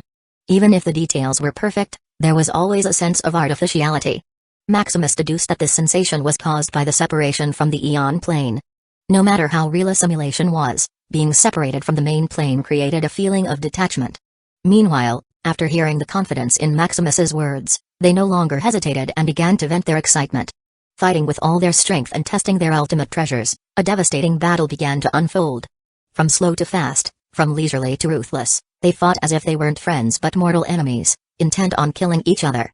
Watching the battle, Maximus occasionally nodded in approval, shook his head when he noticed mistakes, and offered advice when he felt it was needed. Finally, after several hours of decisive attacks, their bodies began to disintegrate. As the damage came close to their origin, a barrier of light activated, protecting them and preventing their inevitable destruction. Too reckless, Maximus sighed as he watched. Fortunately, the room was anything but ordinary. It was constructed using 3 ultimate materials for protection, healing, and reinforcement. A few months later, under the unlimited energy and the healing properties of the ultimate material, they returned to perfect condition. This is fun. What about another fight? Ha ha ha, sure. I'll take the win this time. Feeling invigorated after such a thrilling fight, they looked at each other, brimming with fighting intent. What a bunch of brutes, Maximus muttered. We're just warming up for the competition, they replied, hearing his mockery. I see. Perhaps I should also train my family. Chapter 616 Last sprint training. There were less than 3,000 years remaining before the dimensional competition. Having had enough of vacation, Maximus decided to conduct a final sprint of training. A few days later, as everyone returned one after another, Maximus began to explain his intentions. A final sprint training? Not bad. We can use this to warm up, Liam nodded. Is father going to be teaching us personally? I'll be your trainer. It had been a long time since he oversaw his family's training. Usually, they trained independently, either solving problems by themselves or seeking advice from their sect instructors. Only when they encountered a major issue would they seek his help. How about you call the family allies, father? Fighting by ourselves is boring, Max suggested. The others also nodded, thinking the same. Fighting among themselves was indeed too repetitive and lacked excitement. Furthermore, they couldn't go all out and risk hurting one another. That's feasible. Wait, I'll ask them. Calling the Ashura sect, Immortal Palace sect, Sterling family, Elfound family, and Fritz family, Maximus proposed a joint training session. Soon, receiving replies, Maximus smiled and informed his children of the result. They'll be sending their top talents for joint training. You should prepare. Yes. Ha ha ha, it's time to show some muscles. A few months later, the top talents of his allies began arriving one after another. Huh? Where's Gear? Didn't he join the training? Max asked in disappointment. Gear was one of the primordial candidates, a friend of his, who shared the same love for fighting. He is being personally trained by my master, Malgrun replied. This time, the dimensional competition was different. Even Malgrun's reclusive master, who typically paid no attention to the outside world, had been forced to step in and train the sex representative. Too bad. Well, I can only hope his training pays off. Soon, after all participants had arrived, Maximus gathered them in the battle arena. Before we start, I'll introduce who your enemies in this competition would be. Waving his hands, a virtual projection of thousands of individuals appeared in the room. At the top of the pyramid were Sira, Nyx, Zar, and Paragon. Moving down were the primordial candidates of the Dimensional Alliance and the secret prodigies of the Devourer faction. Finally, at the bottom were the saints and saintesses of the Dimensional Alliance and the princes and princesses of the Devourer faction. Recognizing the projection images, the people in the room became solemn. I'm sure you know many of these prodigies. Where did you find the others, Your Majesty? Lido, a talent from the Ashura sect, asked. Coming from the top forces of the Dimensional Alliance, they were familiar with the strongest talents in the Eon plane. However, looking at some unfamiliar faces, they couldn't help but be shocked. You don't have to worry about that. Just know that these will likely be the strongest participants in the dimensional competition. To prepare for every possibility, Maximus had been deducing who the top contenders might be. With the ocean of knowledge, unless an overlord hid someone, nothing could escape his gaze. Nodding in understanding, they continued to listen to Maximus. What you'll do next is fight these individuals, from the lowest rank to the highest. On the side, we'll give you advice and strategies for each fight, pointing out your shortcomings and what you can improve. Besides Maximus, there were also ocean-level powerhouses from his allies. With their different perspectives and opinions, the guidance would be more comprehensive and effective. Soon after introducing the rules, they began choosing opponents to fight. Starting from the bottom of the pyramid, the joint training commenced. As the training progressed, Maximus's family began to show their power. Defeating each of the bottom-level talents without losing once, the others couldn't help but be amazed. As expected of the Shadow Crest family. TSK, it seems the rumor that they are comparable to a primordial candidate is true. Maybe they're even stronger? Impossible, how could they be comparable to the top talents of the Dimensional Alliance? Alright, stop gossiping. You haven't even defeated 100 opponents. How do you have time to comment on others? Hearing the warning from their teacher, they unconsciously trembled. The training seemed simple at first, as they only needed to defeat their opponents. From the weakest to the strongest it initially felt too easy. However, once they lost, their hell began. Losing to an opponent didn't just earn them advice but a brutal grilling. All their weaknesses and the reasons for their losses would be engraved into them by their teacher, ensuring they never repeated the same mistakes. As for the methods, it involved nothing but repetition and pain. Simulating the same action, they were required to come up with the perfect response. After being beaten again and again, no matter how stubborn they were, they eventually learned. After receiving this advice, they could defeat the enemy flawlessly. Becoming numb to pain, they mechanically moved on to the next opponent. Meanwhile, Phelan, Alabaster, and Redius were also having a difficult time. They had thought that with their skills and experience, as long as their opponents weren't too strong, they would have no problem winning. However, after starting their fights, they realized they were merely frogs at the bottom of a well. Their billions of epochs of experience seemed nothing to these top prodigies who had undergone top-notch training since they were born. Undeterred, they continued to fight and learn from their losses. Soon as Maximus's family moved on to the next tier of the challenge, they finally encountered a defeat. Lost? How is this possible? Looking on in disbelief, they hadn't expected to lose. Although they were stronger, their enemies seemed to have endless tricks. Did you increase the difficulty, father? They had already conducted this same training countless times. After hundreds of thousands of years of memorizing their opponents' movement patterns and habits, they could win with their eyes closed. Even against the prodigies at the top of the pyramid, they could hold their ground for a while. Losing to the same opponent, they couldn't believe it for a while. I didn't increase the difficulty. I merely added some details, Maximus smirked. Fighting a monotonous enemy wasn't challenging. Instead of simply simulating raw information about the enemy, Maximus personally deduced all the possibilities these prodigies might use. Taking all this information, the simulated opponent would have a perfect response based on their abilities. In other words, the opponents they were fighting could win against all odds. The only way to win against such opponents was to overpower or don't make any mistakes. You still have thousands of years. I'm sure you can overcome this challenge. Chapter 617 Eve of the Dimensional Competition. A few years later. After countless trials, his family still hadn't defeated a single opponent in the middle bracket of the pyramid. This is too difficult, father. We don't have any chance of winning, Max complained. Against such a perfect opponent who didn't make any mistakes, even with overwhelming power, he couldn't win. Can you make it easier, father? Just a little. Asha asked cutely. The ocean of knowledge was still incapable of simulating the full abilities of an entity of law. Otherwise, with the power of destiny, Asha could suppress even a perfect opponent. Your father must have intentions for the trial, Sky persuaded. As parents, although they were also fatigued, they didn't say a word of complaint. No matter how tired they were, they still smiled and cheered on their children. That's right. We haven't even given up. How could you? Now stand up, let me see your fighting spirit. Isabella cheered. Okay. They nodded reluctantly. Can father give us a clue? Lily asked. With transcendent fighting skills, the instructors invited by their father couldn't give them much advice. Among the instructors, only Malgren and their father could guide them.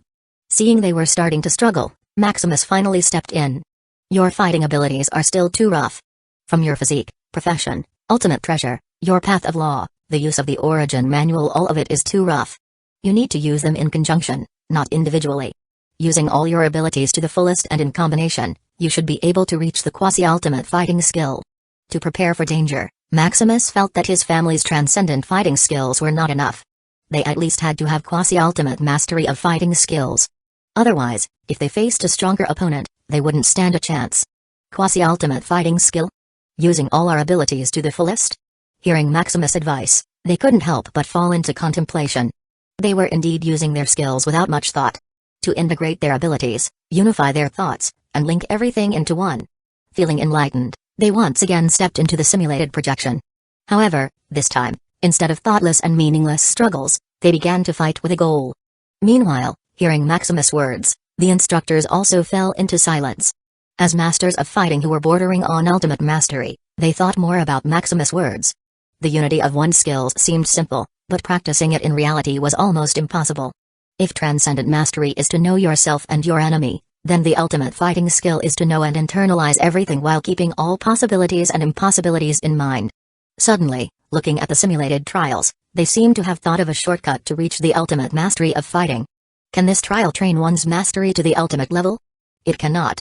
The ocean of knowledge doesn't have the ability to make one an ultimate master of fighting, Maximus said, clearing their misunderstanding. How could ultimate mastery be simple? Malgren rolled his eyes, seeing their eagerness. Ultimate is the pinnacle of everything. Ultimate physique, ultimate manual, ultimate treasure, ultimate mastery. It's the pinnacle one could achieve. Among all of these, the hardest to achieve was ultimate mastery. If all the others could be acquired, ultimate mastery could only be learned. In the entire Aeon plane, the number of those who achieved ultimate mastery in fighting might not even reach 10. Besides the 6 overlord powers, the only ones Malgren knew who had ultimate fighting mastery were him, his master, and Paragon. If a mere ocean of knowledge could assure one of reaching an ultimate mastery, Then mass-producing an overlord was not far off. Hearing this, they couldn't help but blush. Indeed, mass-producing an ultimate master of fighting was too good to be true. Seeing their disappointment, Maximus didn't care. Maybe in the future. Maximus thought to himself. His path of law was only at the ocean level. Once he reached the absolute of knowledge, or even higher, ultimate mastery would be a mere level, not a peak. Whether it's ultimate fighting skill, ultimate profession, ultimate manuals, etc., everything could be mass-produced. Turning to his family, he saw they were finally progressing. Although they were still being defeated, they were becoming more skillful. Not bad. Thousands of years later, one of his wives, Sky, finally broke through. Entering the stillness and perfection of power, she used all her abilities to their limit. Combining them into one, no matter how her opponent moved, she could hit them. Finally, after whittling it down, Sky killed her opponent in one hit. Thud. With a dull sound of the void, the head of her opponent fell. Clap clap clap. Beautifully done. Awesome. Someone defeated such an opponent? Is this the wife of Instructor Maximus? Strong. As expected of the Shadow Crest family, someone entered quasi-ultimate mastery in just thousands of years. Watching Sky's thrilling fight, they couldn't help but applaud. Her enemy didn't make a mistake whatsoever, yet watching the fight, it was as if Sky was merely playing with them. Suppressing her opponent to the limit, then delivering a killing blow, it was like a masterpiece building to a crescendo. Congratulations, you've already touched the gate of ultimate. Maximus said, hugging Sky happily. Although ultimate mastery wasn't required to advance to the overlord realm, one couldn't be without it. If they couldn't even achieve ultimate mastery over something, how could they reach the peak of the Eon plane? Seeing Sky successfully touch the gate toward such a mastery, with his help, reaching the overlord realm was only a matter of time. It's thanks to husband's teaching, Sky smiled. No, it's thanks to your hard work and persistence. Maximus quickly refuted. Sky's fighting ability didn't have elegance but was full of brutality. Fighting her opponent earlier, Sky had died at least 1,000,000 times before winning. If Sky hadn't been persistent, no matter how many lives she had, she could never have won. Then I'll continue to work hard. Hearing Maximus' insistence, Sky was no longer reserved and made a blooming smile. Breaking away from her husband's hug, she proceeded with the next opponent. There were over 30 middle bracket opponents, she still had 29 to go. Soon, Sky fought the next opponent. Becoming a quasi-ultimate fighter, Sky won another flawless round. Then, one after another, without pause, Sky began to ascend ranks, leaving all the others behind. A few years passed, and Sky defeated all 30 opponents. The last 4. I wonder how I will fare with my abilities. Tsar, Nyx, Syrah, and Paragon. With no particular ranking, it was up to her to choose who to fight first. It's you. Finally, after a bit of deliberation, Sky chose Paragon. Entering the virtual simulation, Sky began to fight Paragon. From days to months to years, her infinite resurrection skill began to lag, disintegrate, and soon, after a long and thrilling fight, Sky lost with a blank stare. How could this be? Even after reaching quasi-ultimate mastery, the process of her fight was still the same. No matter what she did or how much she improved, she seemed to be a puppet on strings, destined to die. Perhaps the only change was that she lasted a few more years. Not giving up, she tried to fight the other 3. Unfortunately, she was still beaten without a chance. Walking in a daze, Sky bumped into Maximus lifelessly. All her hard work and persistence seemed to be nothing in front of such monsters. They seemed to exist in a wholly higher realm that she couldn't hope to reach. How could I defeat them? Sky asked dazed. I don't know, Maximus shook his head, not knowing the answer. Even Maximus didn't know how far their power could reach. The Ocean of Law, which could even simulate a master of the Ocean of Law, seemed to malfunction when it came to them. Whenever Maximus thought he had deduced their full potential and power, he would be proven wrong as another deduction revealed new things. They seemed to grow endlessly, so much so that the deductions of the Ocean of Law couldn't keep up. Then who is stronger, you or them? Of course I am. No one has yet to be born that can defeat me, Maximus said confidently. Even if the Ocean of Law couldn't fully simulate the 4, Maximus still had unprecedented confidence in himself. As long as they were on the same tier, Maximus didn't think he would lose to anyone. That's great. Then we'll rely on you, husband. Sky's eyes lit up, seeing the pillar that would never break down.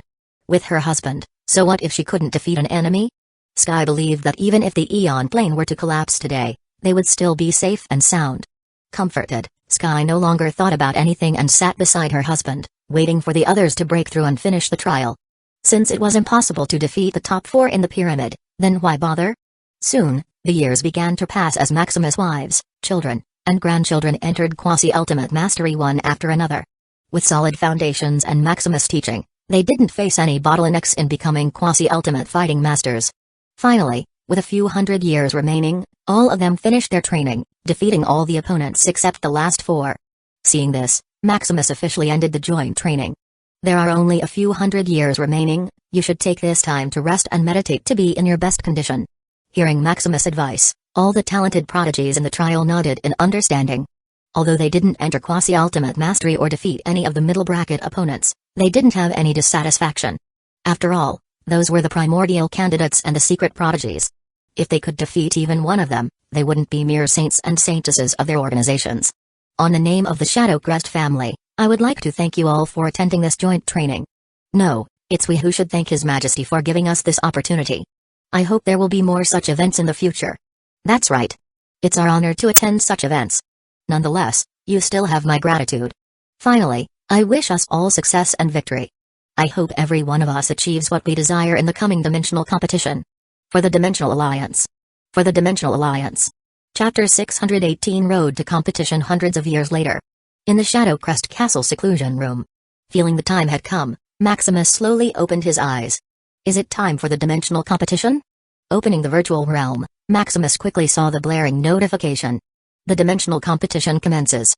Venue, Shattered Void Domain. Time left, 10 years, occupying almost all of the virtual realm's virtual platforms. No matter who it was, they would know about the competition. The Shattered Void Domain? It seems the elimination round will be a battle royale. The Shattered Void Domain was a group of scattered Tier 12 domains at the edge of the Aeon Plane. Although it didn't contain many dangers, the rules in such a place were quite chaotic, perfect for a battle royale to eliminate most of the competitors. However, the location is too far. Maximus frowned. The territory of the Dimensional Alliance was situated at the center of the Aeon Plane, with the most fertile and peaceful environment. Situated at the edge of the Aeon Plane, it would take epochs to travel even with a Tier 12 dimensional ship. Fortunately, there were void portal stations. Taking a few void leaps with each of the void portal stations, they should be able to reach the venue in just a few years. The only problem was that the edge of the Aeon Plane was the territory of the Devourer faction. As the enemy faction, how could they allow them to use the void portal stations? Looking further at the announcement, Maximus finally saw a detailed explanation. The problem he had been worrying about was also addressed.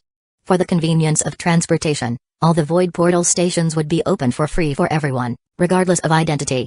Read the latest on Empire. A Tier 12 dimensional caravan would also pass through various void regions, offering free transportation to those who wanted to join. All of this would be funded by the Overlord's organization, ensuring a smooth process. Seeing no problem, Maximus began to notify his family to prepare. A few days later, after preparing everything, Maximus and his family boarded the Shadow Void ship. After many iterations, the Shadow Void ship had become worthy of the Shadow Crest family flagship. Although it was small, the aura it exuded could overwhelm even a master of the Ocean of Laws. Come on board, don't be embarrassed, we don't have all day, Maximus urged, seeing that the others still hadn't boarded. Besides his family, there were also Phelan, Alabaster, Redius, his old friends like Silas, Griffin, Ragnar, Doran, and so on. Furthermore, there were also hundreds of talents from the Ethereum Academy and the Order of Maxim. Although their talent was incomparable, as they still hadn't condensed their path of law or contracted an entity of origin, they still wanted to join the competition. With the coming dark disaster, this might be the last chance they had. Thus, regardless of anything, they wanted to go to the dimensional competition and prove their strength. Who knew if they could win the qualification to go to the primordial origin realm? As for the others who barely had the qualification, Maximus was too lazy to invite them. If they wanted to join, they could just wait for the dimensional caravan passing the Ethereum realm. Meanwhile, hearing Maximus, they no longer felt embarrassed and hurriedly boarded the ship.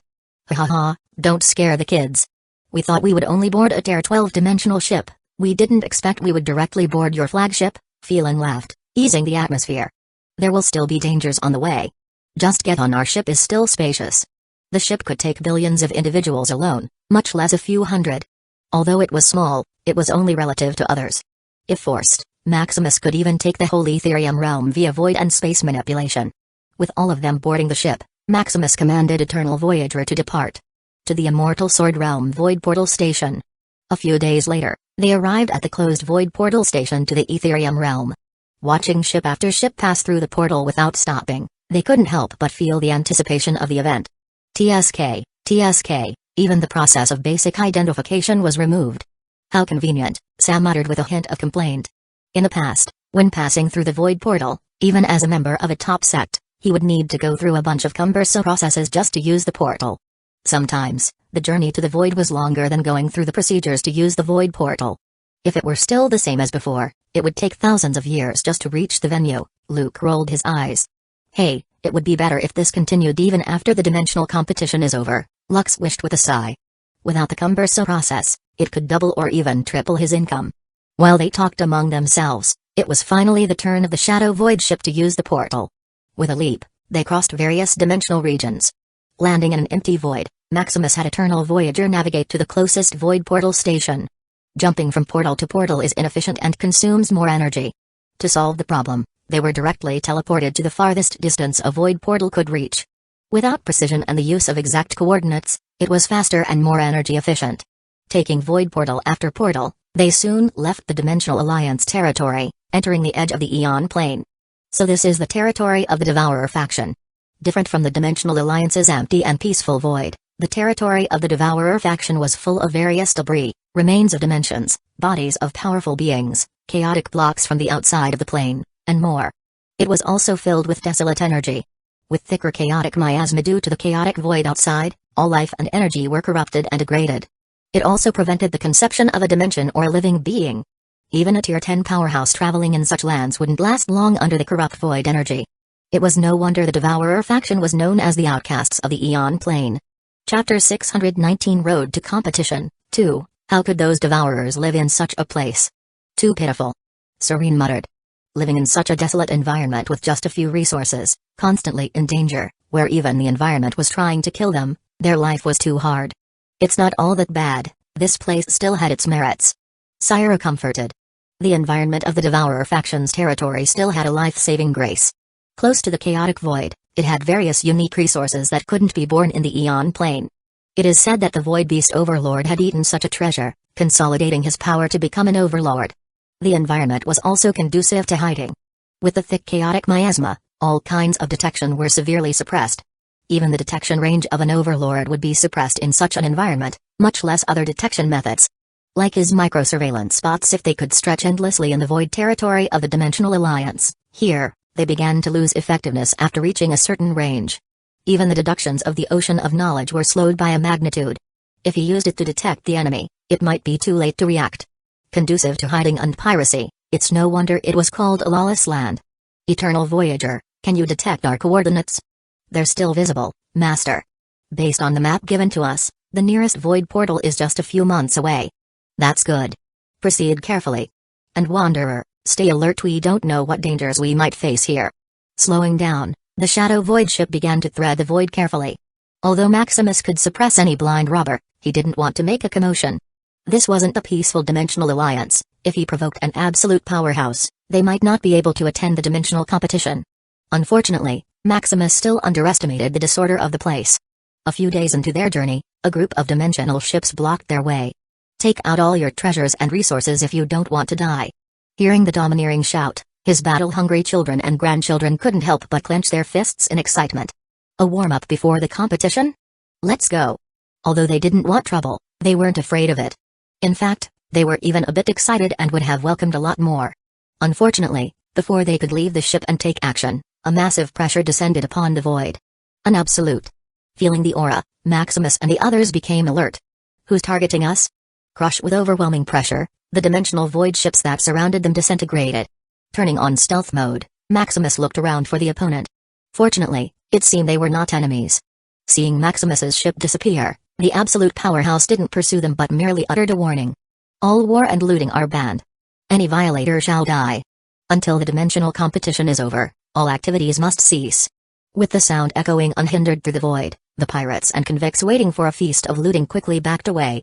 Initially, they thought they were about to get rich with the arrival of people from the Dimensional Alliance for the competition. Now, it seemed even their backer was against them. It seems the Dimensional Alliance and our faction have united. TSK, the dimensional competition, huh? What's it for? Isn't it just for illusionary status? No, the winners also get the qualification to enter the primordial origin realm. What's that? It's a treasured space where you can get the qualification to be an overlord. This. Humphrey. Since the two factions united, then let's also join. Instead of fear, most of them felt more interest in the dimensional competition. Just what kind of event was it that it could even unite the two factions? With unprecedented curiosity, they began to ask about the venue of the competition and went on their way. Meanwhile, after Maximus heard the absolute powerhouse's words, he heaved a sigh of relief. It seems we don't have to worry about the rest of the journey. With confidence that the Devourer overlords were also part of the game, the Shadow Void ship sped up. Passing through a void portal in the Devourer faction's territory, they were unimpeded. They were even offered a guide to navigate the void more smoothly. Declining the offer, they continued on their journey. A few years later, the Shadow Void ship successfully arrived at the venue. Looking at the open expanse, Maximus landed the ship. Around them were countless other ships waiting for the competition. Stepping out of the ship, their eyes wandered around. This is the scattered void domain? It's vast. Filled with the remains of a large number of Tier 12 dimensions, the venue seemed to stretch into infinity. The chaotic miasma was also so dense that they felt a heaviness as though their power had stagnated. It looks like we are being targeted, Liam frowned. The dense miasma not only suppressed their power but also their path of law and ultimate treasures. Trying to mobilize them felt much slower and consumed more energy. This should be to give everyone an equal chance, Lily concluded. Continue your journey on Empire if even ultimate treasures could be suppressed, then what about other treasures? They were basically ineffective. As for the suppression of the path of law, it seemed to be an incidental effect. But what about us mechanists and alchemists who rely on treasures? Sam muttered in dissatisfaction. During the past million years, they had eagerly prepared mechanical treasures, yet those treasures couldn't even be used in such a place. Indeed, but not entirely. Looking at the environment, using a treasure made from the materials here shouldn't be suppressed, Luke analyzed. Adapted to the chaotic miasma, such materials could ignore the suppression from the environment. What you should really watch out for is our opponents. There are so many here. I wonder what the format of the competition will be? Max asked excitedly. I hope it won't be too hard. Neo sighed. As they chatted, Maximus turned his attention to the countdown before the start of the dimensional competition. The dimensional competition commences. Venue, Shattered Void Domain. Time left, 3 years, 3 more years. Chapter 620 Elimination Round. 3 years later, after the long wait, the dimensional competition was finally about to begin. Looking excitedly, they suddenly felt an overlord aura descend. This aura. Overlord Isolin. Even without a clear look at the man, the dominating authoritative aura of the Overlord of the Interdimensional Council was easily recognizable. Silencing the crowd, Isolin didn't waste any time and quickly explained the rules. Within the scattered void domain, all contestants would be randomly dispersed and divided. Each scattered domain would hold an elimination battle. After being sent to the battlefield, one would only be able to get out when they surrendered or when only 10% of the contestants remained. Otherwise, they would have to continue killing each other. Aside from that, there were no other rules or even a time limit. After briefly explaining the rules, Isolin left, leaving a countdown above them. Feeling the pressure dissipate, the crowd fell into a frenzy discussing the competition. So it's a battle of survival. We only need to hide until there is only 10% remaining. There is also no time limit. Then how long do you think this battle would last? That's right. Without a time limit, we can just hide ourselves. What kind of competition is this? Instead of being relieved about the simple rules, they became doubtful, thinking it was a trap. It doesn't matter. We should know what is happening as we get into the battlefield. Instead of thinking of various conspiracies, they should think better about how to survive and be one of the last 10% remaining. Meanwhile, Maximus also began talking to his family about various precautions. If you meet those 4, don't be stubborn and quickly escape. If you can't, don't hesitate to surrender. Among the participants, the only ones who could match his strength were Sierra, Nyx, Czar, and Paragon. Find exclusive stories on Empire. Although he was confident he could defeat them, his family was another matter. We know that. You don't have to worry too much. That's right. This is only the elimination round. How could we be careless? Anyway, be careful. Maximus said one last time. Looking at the countdown, they began to wait in anticipation. 10.9.8.7.6.5.4.3.2.1.0. As the countdown ended, a light warped around their bodies, forcibly teleporting them to the scattered void domain. Landing on the battlefield, Maximus quickly surveyed the land. Tier 12 formation? Just a brief look and he quickly noticed the Tier 12 formation warping around the land. What is this for? Studying the array, he quickly noticed its similarity with the Ashura realm. To strengthen one with killing. The array seemed to absorb all of an individual's essence, then amplify and feed it back to the killer. This amplification is the main part. Amplifying an individual's essence was much more powerful than absorbing strands of casualty. Strands of Calamity merely boosted and filled one's energy. On the other hand, this essence strengthened physique, potential, and the very origin foundation of an individual. As long as there were enough bodies, one could even enhance their physique to origin grade.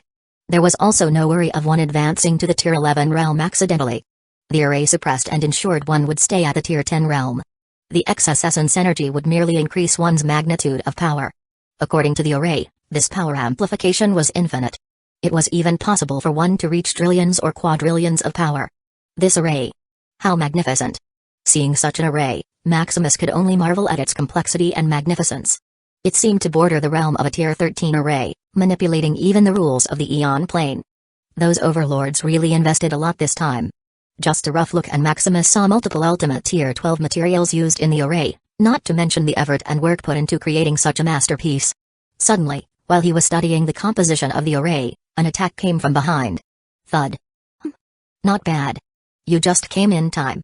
Crushing the helpless attacker, Maximus observed how the array operated. I see. That's ingenious. Seeing such a masterpiece of an array, Maximus had long forgotten he was in a competition. Besides the 4 peak talents of the Eon plane, Maximus didn't care about anyone else. Even if all of them came at him, Maximus wouldn't bat an eye. As for the array enhancing an individual that could threaten him, it could only enhance an individual's magnitude of power to a quadrillion at most, and that's only if one could kill most of the competitors. After millions of years of preparation, Maximus's magnitude of power had already reached a quadrillion. Plus, with his path of knowledge and origin explosion, he didn't fear anyone. Forgetting about the trial, Maximus continued to investigate the array. Peeking into the essence of the Tier 13 realm, a mere trial was nothing. Meanwhile, on another battlefield, Maximus's family was on a killing spree. Noticing even their path of law increasing with each kill, they couldn't hold back their excitement. They calculated that, with enough lives, they could even enhance their path of law to the ocean level. Sister, this is too bloody. Lydia complained. Don't complain. This is our chance to catch up with father, hee. Maybe we can even surpass him, Lila muttered with a smile. It's still bad. We shouldn't rely on the lives of others to advance. Serene also went pale with all the killing.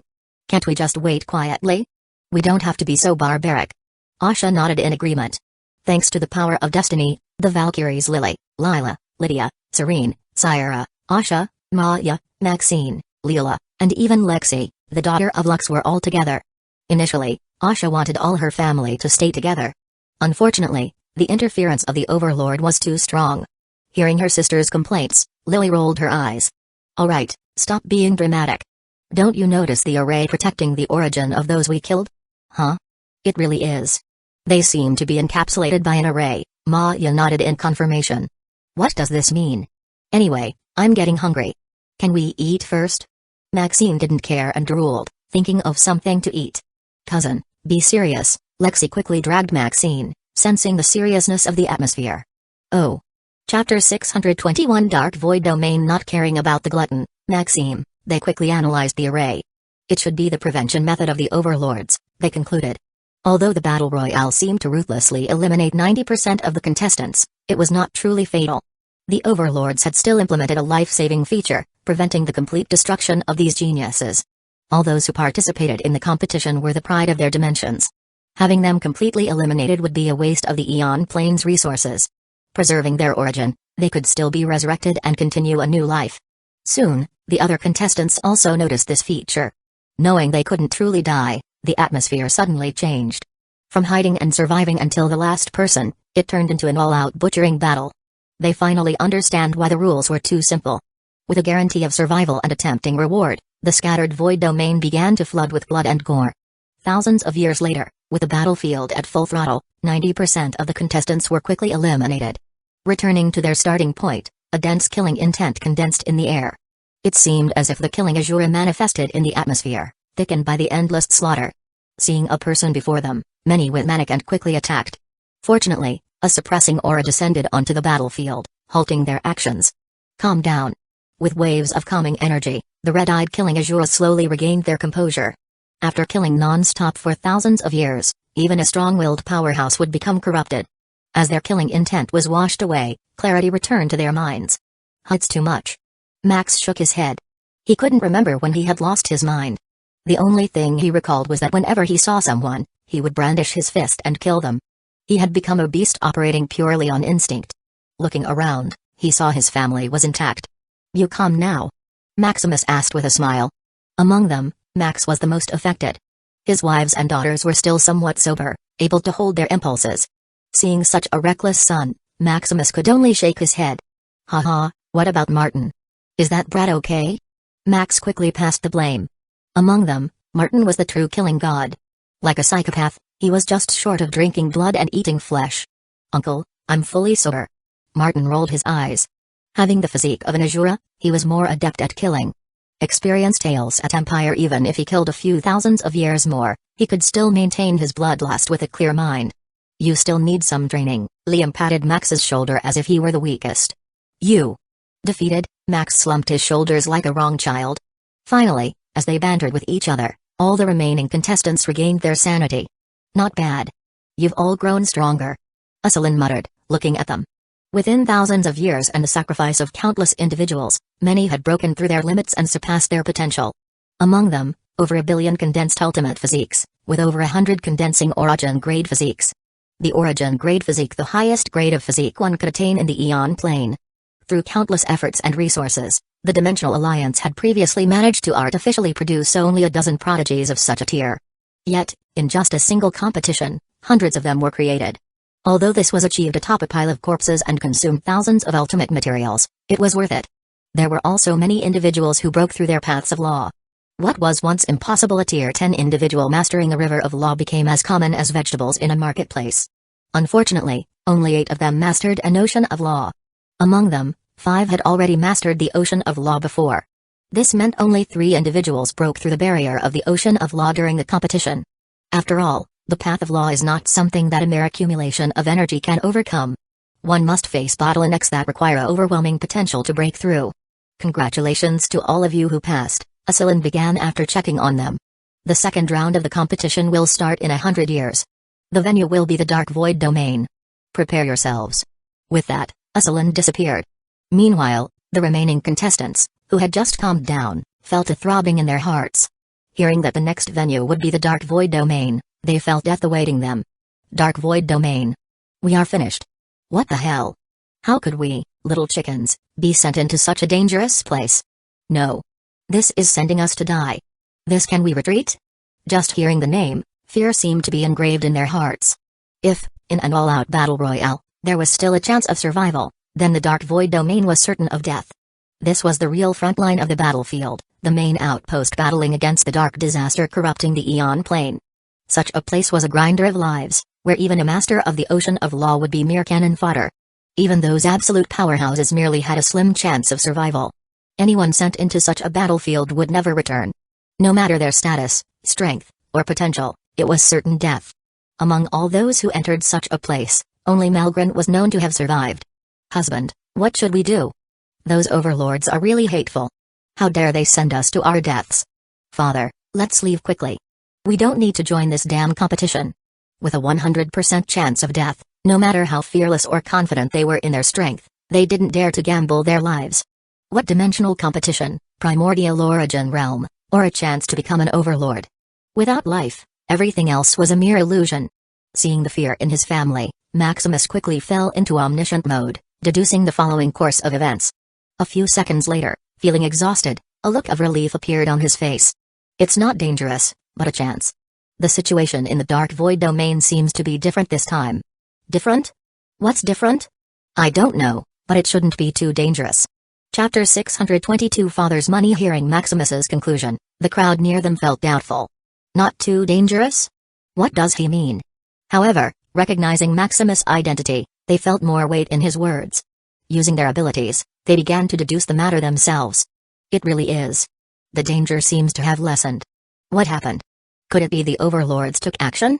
It should be, otherwise, why would they send us to our deaths?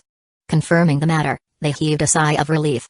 Although their deduction was not as detailed as Maximus, they still knew how to gauge the danger. Seeing death was not upon them, they felt more confident in the next round. This is an opportunity. Boarding the Shadow Void ship, Maximus and the others began their next journey. With 100 years left before the next round, they still had plenty of time to prepare. This time, going to the Dark Void domain would be like going into exile. Cut off from the outside world, they had to prepare for everything they might ever need. Counting the people on board, Maximus couldn't help but smile. Not bad, all of you passed. Among his family, friends, and the talents of the Ethereum realm, no one was eliminated. With the training of the Ethereum realm, how could we be eliminated in such a trial? Don't underestimate us too much, Your Majesty. That's right, have more confidence in us. The talents of the Ethereum realm spoke confidently. They were the tip-top talent of the Ethereum realm. Cultivated from a young age, sifted through countless other talents, and invested with numerous resources, they were comparable to the saints and saintesses of the top forces. Alright, I look forward to your performance in the next round. Don't let me down. Leave it to us. Eternal Voyager, to the Dark Domain outpost, let's stock up. A few months later, after passing through various void portals, they arrived at the Dark Domain outpost. This outpost was the last barrier toward the Dark Void domain. Jointly managed by all of the overlords, the place was unprecedentedly prosperous. Ocean-level powerhouses could be seen everywhere, and absolute-level powerhouses could also be seen resting in place. As the battlefront of the Eon Plane, the place was teeming with killing energy. Landing through the outpost, they couldn't help but look around excitedly. Father, give us some money. Layla said straightforwardly. Father. Asha acted cutely, shaking his hand. Grandfather, me too. Give me some money, Leela said softly. Looking at his daughters and granddaughters, Maximus couldn't help but shake his head. Alright, use this. Just buy whatever you want. Maximus said, giving them his virtual account. Having an unlimited credit limit, they could use it to buy whatever they wanted. Great. Thank you, Father. Thank you, Grandfather. Getting what they wanted, they quickly left to go on a shopping spree. You too, as a reward for passing the elimination round, I'll give each of you 1,000,000,000,000 origin coins. Thank you, Your Majesty. You are the best. Your Majesty is truly the most generous and handsome. Alright, get on with it. Let's meet here 100 years later. Watching them leave, the boys couldn't help but look at Maximus as if waiting for something. What? Money. Lux muttered, stretching his hands. Huh? What about our pocket money, Father? A few quadrillion origin coins are enough, Max asked impatiently. Enjoy exclusive adventures from Empire, Father. I'll also have to recalibrate my robots, Sam said, having thought of ideas to upgrade his mechanical creation. You already have a family, and yet you still have the guts to ask for money. I'll be satisfied with a few 100 trillion, Grandfather. I'm not greedy, Maxwell said innocently. Here, you go enjoy. Maximus smiled, giving Maxwell and his other 4 grandsons, Sylvan, Martin, Lance, and Ethan, a few quadrillions each. Thank you, Grandfather. Father, I'll help you stock up. Give me the same card as my sisters, Liam asked nonchalantly. Here, Maximus gave it without a thought. It's unfair. I protest. Lux and Max's faces fell. Maybe you're adopted, haha, Neo muttered, dragging his wife Arya back to the ship. These 2 homebodies didn't have much urge to shop, so naturally, they didn't need to ask for money. Nathan also didn't react and took Zoe for a simple date. As an old husband and wife, they didn't need much flair. As long as they were together, they were satisfied. Leaving one after another, only Max, Luke, Sam, and Lux were left, looking at Maximus pleadingly.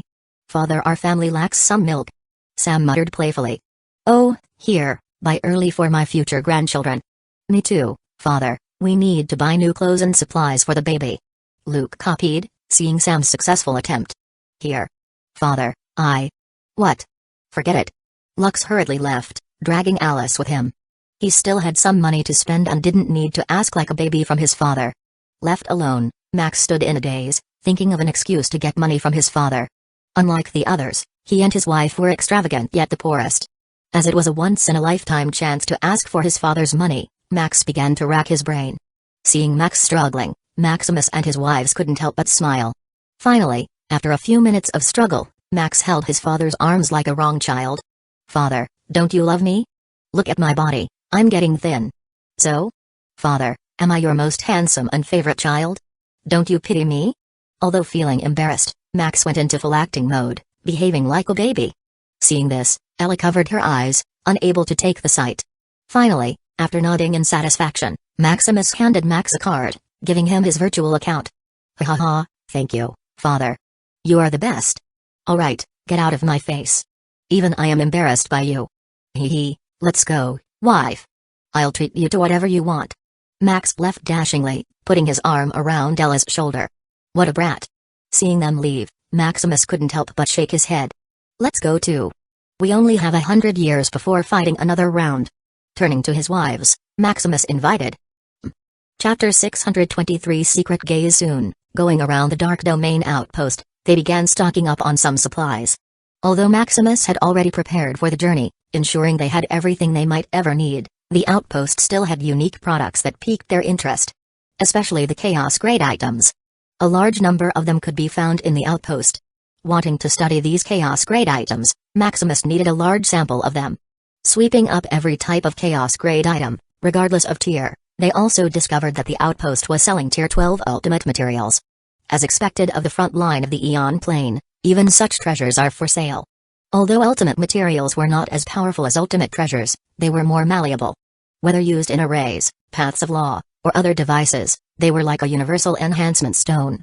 Looking at the absolute powerhouse selling the ultimate treasure, Maximus asked for the price. 1.25 billion crystallized casualty, Ka-Urvesh, the absolute of carnage, said nonchalantly, not thinking Maximus could afford it. A crystallized casualty contains 1 million strands of casualty. Besides the overlords, his regular customers, he didn't think anyone else could afford such a price. I'll take it, Maximus said without thinking. After a long accumulation, Maximus had saved a few quintillion strands of casualty or a few trillion crystallized casualty. Take it?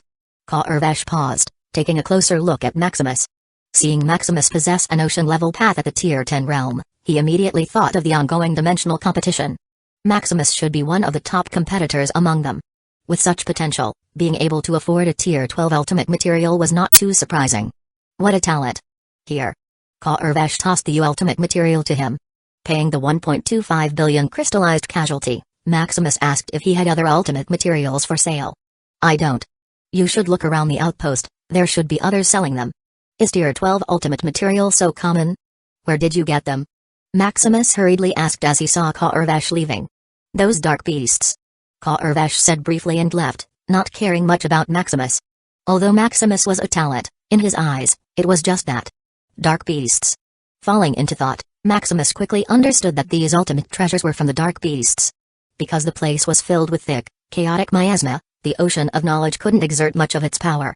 Besides some bits and pieces of scattered information, he didn't know much about the dark void domain. Looking at the piece of ultimate material in his hands, which appeared to be part of some beast, it further confirmed Maximus's deduction. It seems a dark beast is filled with treasures. Knowing one could refine ultimate materials from a dark beast, Maximus couldn't help but be excited. Earning billions of crystallized casualty from a kill, it was no wonder that, even if it was dangerous, absolute powerhouses flocked here.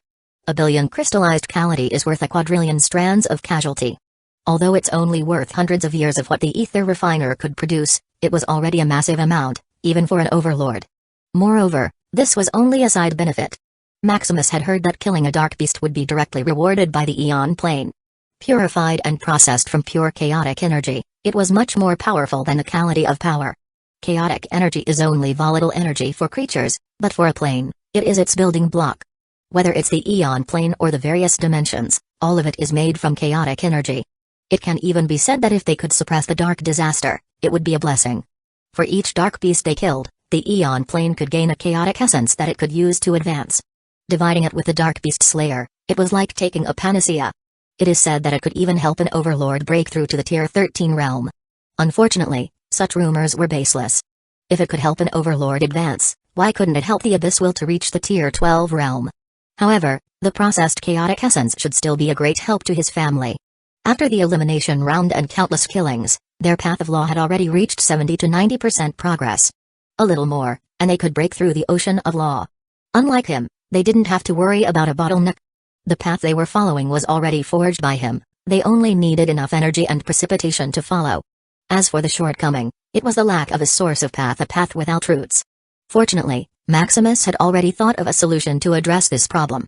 Once his path advanced to the absolute of law, he should be able to condense a source independent to the source of knowledge. With thoughts flashing through his mind, Maximus continued to shop with his wives. Buying ultimate materials, he couldn't be more energetic.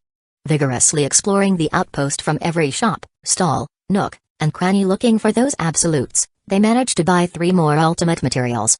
3 more ultimate materials. It seemed that the spawn rate of ultimate treasures from the dark beasts was higher than he expected. Why aren't there any dark beast bodies for sale? Eric is suddenly asked in pity. Enjoy new chapters from Empire. Initially, hearing that a dark beast produced ultimate materials, she thought about how delicious it would be if cooked. Unfortunately, after looking at all the shops and stalls, she couldn't even find a piece of the dark beast's body. What are you thinking? A dark beast's body is full of chaotic energy, then how could ultimate materials be extracted from them? They should be purified by the absolute of law, Lilith analyzed. If a river and ocean of law could purify origin energy to condense strands of casualty, then an absolute of law should be able to purify the volatile materials and make them usable. Don't worry. After we get on the battlefield, I'll let you have a dark beast body, Maximus said confidently. With his ability, he should be able to purify a dark beast. Then it's a promise. Continuing to look around the outpost, a scarlet eyes caught a glimpse of Maximus. Maximus, I finally found you, my husband. Chapter 624 Crimson Empress, Scarlet. Who is it? Maximus muttered, feeling goosebumps. Hurriedly looking around, he didn't find anyone. What happened? Maximus, are we being targeted? I don't know. Maximus frowned. The peeping eyes felt familiar. Yet, no matter how much he racked his brain, he couldn't think of anyone. Even after entering omniscient mode and deducing who the peeper was, nothing came to mind. Seeing this, his frown deepened. The only ones who could hide from him were powerful absolutes or the overlords. Maximus didn't think an overlord would peep at him secretly. The only ones who might take an interest in him covertly were the absolutes. But who was it? Shaking his head, Maximus decided not to dwell on it. Since it was done secretly, the stalker likely lacked confidence in their strength. Furthermore, with his current power, he should be able to fight if necessary. On the other side of the outpost, the Abyss Crimson Empress, Scarlet, hurriedly hid when she noticed Maximus had sensed her. Close. Scarlet muttered, clutching her beating heart. Taking a human form to match Maximus, Scarlet also had a heart. Feeling too nervous to meet him, Scarlet returned to her residence to calm down. It's not yet the time. It's not yet the time. It's not yet the time, Scarlet hypnotized herself over and over again. Thinking of Maximus, Scarlet couldn't help but fall into reminiscence. Unknown timeline in the past, Earth Universe Plane. Scarlet was once an unconscious will of Earth. It wasn't until a light the sun of the Universe Plane, Maximus was born on Earth that she began to awaken.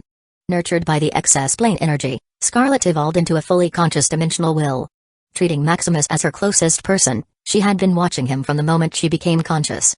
From his first reincarnation when Earth was still barren, to ancient times when Maximus became an emperor, to the World War where everything was in chaos, until the modern era. Regaining cognition of the world, Scarlet felt an overwhelming urge to repay Maximus with her very being. Directly incarnating herself during Maximus's modern reincarnation, Scarlet vowed to become his wife. However, fate played her like a cruel joke. Unknown to her, countless light years away from the void, the Universe Plane was engaged in an inevitable battle. Destined for destruction, the Universe Plane had already begun preparing for its escape. Nurturing Maximus through countless reincarnations and lives, it had prepared him as its last seed of hope. This moment came when Scarlet finally mustered her courage to be with Maximus. Watching as Earth was rapidly being swallowed by the dark disaster, Scarlet was unwilling to let go. Using the power of the Earth origin, Scarlet latched herself to Maximus at the last moment, vowing to protect and stay with him for eternity. Fully conscious, Scarlet carried Maximus through the endless chaotic void, enduring countless tribulations until his plane-level abilities guided them to the Eon Plane. Upon entering the Eon Plane, Scarlet thought they could finally live in peace. However, under the turbulence and rejection of the Eon Plane, she was separated from Maximus. Protected by his plane-level abilities, Maximus quickly adapted to the rejection of the Eon Plane. Scarlet, however, faced the absolute power of the plane like a helpless little chick. Luckily, grasping a glimmer of hope, she saw an enormous being of will like her own. Slipping through the absolute suppression of the Eon Plane, Scarlet successfully reincarnated into the Abyss. With the talent and potential nurtured by the excess energy of the Universe Plane, Scarlet quickly rose through the Abyss ranks, becoming the now notorious Crimson Empress. Unfortunately, due to the turbulence of her escape from the suppression of the Eon Plane, most of her memories became chaotic. Forgetting everything from the past, she became an authentic Abyss creature, fully blending with the rules of the Eon Plane. Faithfully, as if guided by destiny, the Crimson Abyss she commanded began invading the Etherium realm. Initially, Scarlet had no direct hand in the invasion, thinking it was just another mission. However, as the Etherium realm struggled, forcing her to descend personally, Scarlet finally saw the obsession of her life, Maximus. Going manic at the sight of her beloved, she even nearly killed Maximus. Fortunately, Maximus's fate was too strong for someone like her to end. Soon after their first encounter, Scarlet began to slowly regain and organize her past memories. After over 1,000,000 years, Scarlet fully remembered her past life. Wanting to meet Maximus, Scarlet attempted to enter the Dimensional Alliance territory.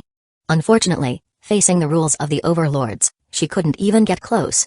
Hearing about the dimensional competition, Scarlet thought it was finally her chance to meet Maximus. Too excited to meet him, Scarlet nearly couldn't hold herself back. Calming down, Scarlet regained her poise. It's not the time to meet yet. Not wanting to disturb Maximus's focus on the coming dimensional competition, Scarlet could only hold herself back. It's too hard. Just a little more time. I have to wait. After an endless period of time, Scarlet's obsession with Maximus had already overflowed. Squinting her eyes, Scarlet thought about stalking Maximus again. Earlier, Scarlet had been merely careless, leading Maximus to sense her gaze. Being able to escape the sight of the abysmal and, more importantly, the Eon plane, how could a mere Tier 10 individual detect Scarlet? When it came to stalking hiding, no one dared to claim superiority over her. Acting on her thoughts, Scarlet began to stalk Maximus secretly. Just who is it? Maximus thought solemnly. Although he couldn't find anyone, he always felt someone was peeping at him. What happened, husband? Do you still feel someone watching you? No, I don't feel anything, Maximus shook his head. Besides the obvious gaze from earlier, Maximus no longer felt anything. However, his instincts, his plane-level ability seemed to be tingling, making him think back to the earlier incident. If you're still uncomfortable, why don't we return to the Shadow Void ship? Within the Shadow Void ship, they wouldn't even fear an overlord attacking them. With a ship, they would be fully capable of escaping any danger. No, let's continue. Maybe I'm just overthinking. Hidden from their sight, Scarlet couldn't help but snicker. Husband is so cautious. Chapter 625 The Scheduled Run 100 years later. After resting in the Dark Domain outpost, the time for the second round of the dimensional competition began. Boarding the Shadow Void ship, they followed the lead convoy to the venue of the competition. A few days later, they arrived at the Dark Void Domain. This such a thick chaotic miasma. The thick chaotic miasma even began to corrode their void ship, slowly damaging it. See, can we even live here? Forget about the competition, they didn't think their bodies could handle such chaotic energy. Furthermore, feeling the destructive aura from afar, their bodies stiffened as if warning them of great danger. Seeing this, Maximus also frowned. The environment was too unsuitable for the competition. Just the thick chaotic miasma alone could eat a normal Tier 10 individual alive. An array? I see. Looking from afar, Maximus noticed a fluctuation of an array. If there was an array barrier, then at least their living environment could be secured. Telling his findings to the people on the Shadow Void ship, they quickly calmed down. The others, however, too weak to detect the fluctuation of the array, couldn't help but hesitate. Can we still back out now? This place is not for living beings. What a bullshit competition this is, sending us to die. I'm out of here. However, just when some of them wanted to retreat, an overwhelming aura of an absolute locked onto them. Before the end of the competition, no one is allowed to go back. Feeling the crushing strength, those who wanted to retreat hurriedly paused. Is that the Absolute of Light? Lennox? Isn't he in seclusion? Why is he here? Lennox was the strongest Absolute General under the Interdimensional Alliance. Facing such a powerhouse, even the arrogant Devourers felt fear in their hearts. Go back. Commander Asselin will explain the rules to you. With no other choice, they slowly marched forward as if walking toward their execution. Fortunately, as they got closer, they began to feel the fluctuation of a great array. A Tier 12 barrier. There is an array barrier in front. Gasping at the life-saving straw, they jumped in joy. It seems we aren't being sent to our deaths. I wonder how strong this array is. Soon, with lighter hearts, they began to charge forward with expectation. A few days later, they arrived at a massive stronghold standing against the storm of dark creatures. Bombarded by thick, chaotic miasma, it stood like a solid stone, unbothered by the natural environment. Not seeing any dark beasts attacking the stronghold, it seemed it even had a stealth function. Scheduled Run, the Iron Shield of the Eon Plane. One of the top architectural wonders of the Eon Plane. How grand. Using the Scheduled Run for the dimensional competition? I have not lived in vain. The Scheduled Run is one of the top 10 architectural wonders of the Eon Plane. Known as the Iron Shield Stronghold, it has the strongest defense in the Eon Plane. It is said to be built with millions of Tier 12 ultimate materials, possessing the power of ultimate defense. There was even a legend that it withstood the bombardment of multiple Tier 13 dark beasts, buying time and saving the Aeon plane from inevitable collapse. Unfortunately, the dark disaster a few trillion epochs ago was said to have wiped out this majestic architecture. Now, only mere legends of it circulate in the Aeon plane. Never in their minds did they imagine they would see this wonder again. It's a replica. Maximus sighed in disappointment. A replica? What a pity. The people on board also muttered in pity. Just the thought of fighting on such a legendary stronghold had their minds in wonder. Unfortunately, it was only a replica. Don't be too disappointed. If it was really the Shuttle, would we even need to fight? Each of the top 10 architectures was a war machine of the Aeon plane against the dark disaster.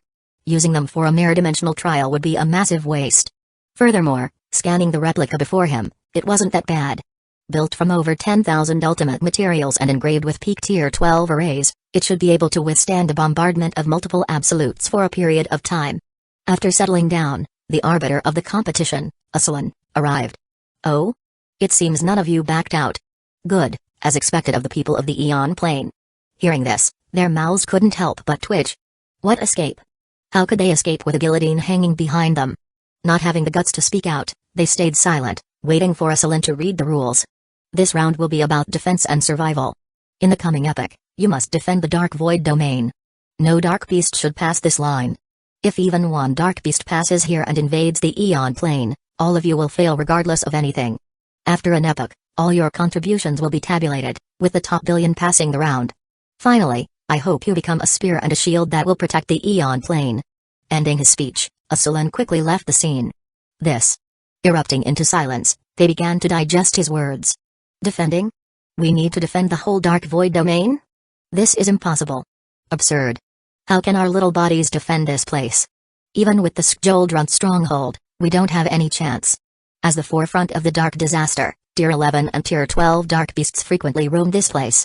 Much less the Tier 12 dark beasts, just the Tier 11 ones were already beyond their capacity. Feeling despair, their minds went blank as they looked around in a daze. Meanwhile, hearing the speech, Maximus's face also turned solemn. An epoch. An epoch is a billion years. Maximus didn't care about anything, but wasting time in the Tier 10 realm was unacceptable. The only reason he stayed in the Tier 10 realm was to build a solid foundation and to enter the primordial origin realm. However, if its price were to stay stagnant for such a long time, he would rather advance early and think of a solution later. Suddenly, Maximus noticed that the Absolute of Light, Lennox, had stayed. He should know something. Chapter 626 Fight for Authority. With a solemn look, he slowly walked toward Lennox. You, mind telling us the detailed rules? Maximus asked straightforwardly. If they really had to stay here for an epoch, Maximus didn't mind leaving. As for preventing them, a mere absolute was not worthy. What do you want to know? Lennox didn't mind Maximus's lack of respect. Knowing he was one of the strongest in this competition and one of the prodigies in the core plan of the overlords, Lennox treated him with high recognition. Do we need to stay here for an epoch? Is there an alternative way to end the trial? An alternative way? Hearing his question, the crowd unconsciously listened in. If they could stay here for less time, their chances of survival would skyrocket. Some, confident in their strength, also didn't want to waste their time. With all the attention on him, Lennox slowly nodded. Of course there is. You just need to kill a Tier 11 primal dark beasts, 1,000 Tier 11 apex dark beasts, and have the stronghold accumulate a quintillion points. Hiss. Isn't this just wanting us to die faster? Dark beasts are divided into 4 grades: feral, predatory, apex, and primal. At the Tier 11 realm, these roughly correspond to normal, river level, ocean level, and absolute level strength. Much less killing an absolute level dark beast, just 1,000 apex dark beasts was an impossible task. As for a quintillion points combined with the other tasks, it certainly wasn't easier. Furthermore, it is common knowledge that a dark beast is stronger than others of the same rank and tier. A Tier 11 primal beast could even wipe out a group of 10 absolutes if they were careless, much less their puny strength. Meanwhile, hearing the conditions to end the trial, Maximus heaved a sigh of relief. Although it was hard, or even almost impossible, it was better than staying stuck here for an epoch. Do you have other questions? Can you tell me how the points are tabulated? Yes, points will be tabulated in real time. Whether it's killing dark beasts, contributing to the stronghold, or providing information, points will be rewarded. I see. If you don't have any more questions, you should quickly decide the leader or this stronghold won't move. The stronghold leader? Suddenly, the The fear and trepidation of the crowd turned into excitement. Becoming the leader of the outpost. Wasn't that a shortcut to power? Furthermore, controlling the Skjoldrun stronghold meant they no longer had to worry about safety. I volunteer to be the stronghold leader. Suddenly, one of them erupted with confidence. What? Who are you? You're not even worthy of carrying my shoes. A bunch of weaklings. I'm Zoltan, the secret prodigy of the Voidblade Alliance. Step aside, I promise to lead you out of this alive. Zoltan? That sissy killer? If you can be the leader, why can't I, Fosca? The secret prodigies stood up one by one, showing off their power, vying to be the leader.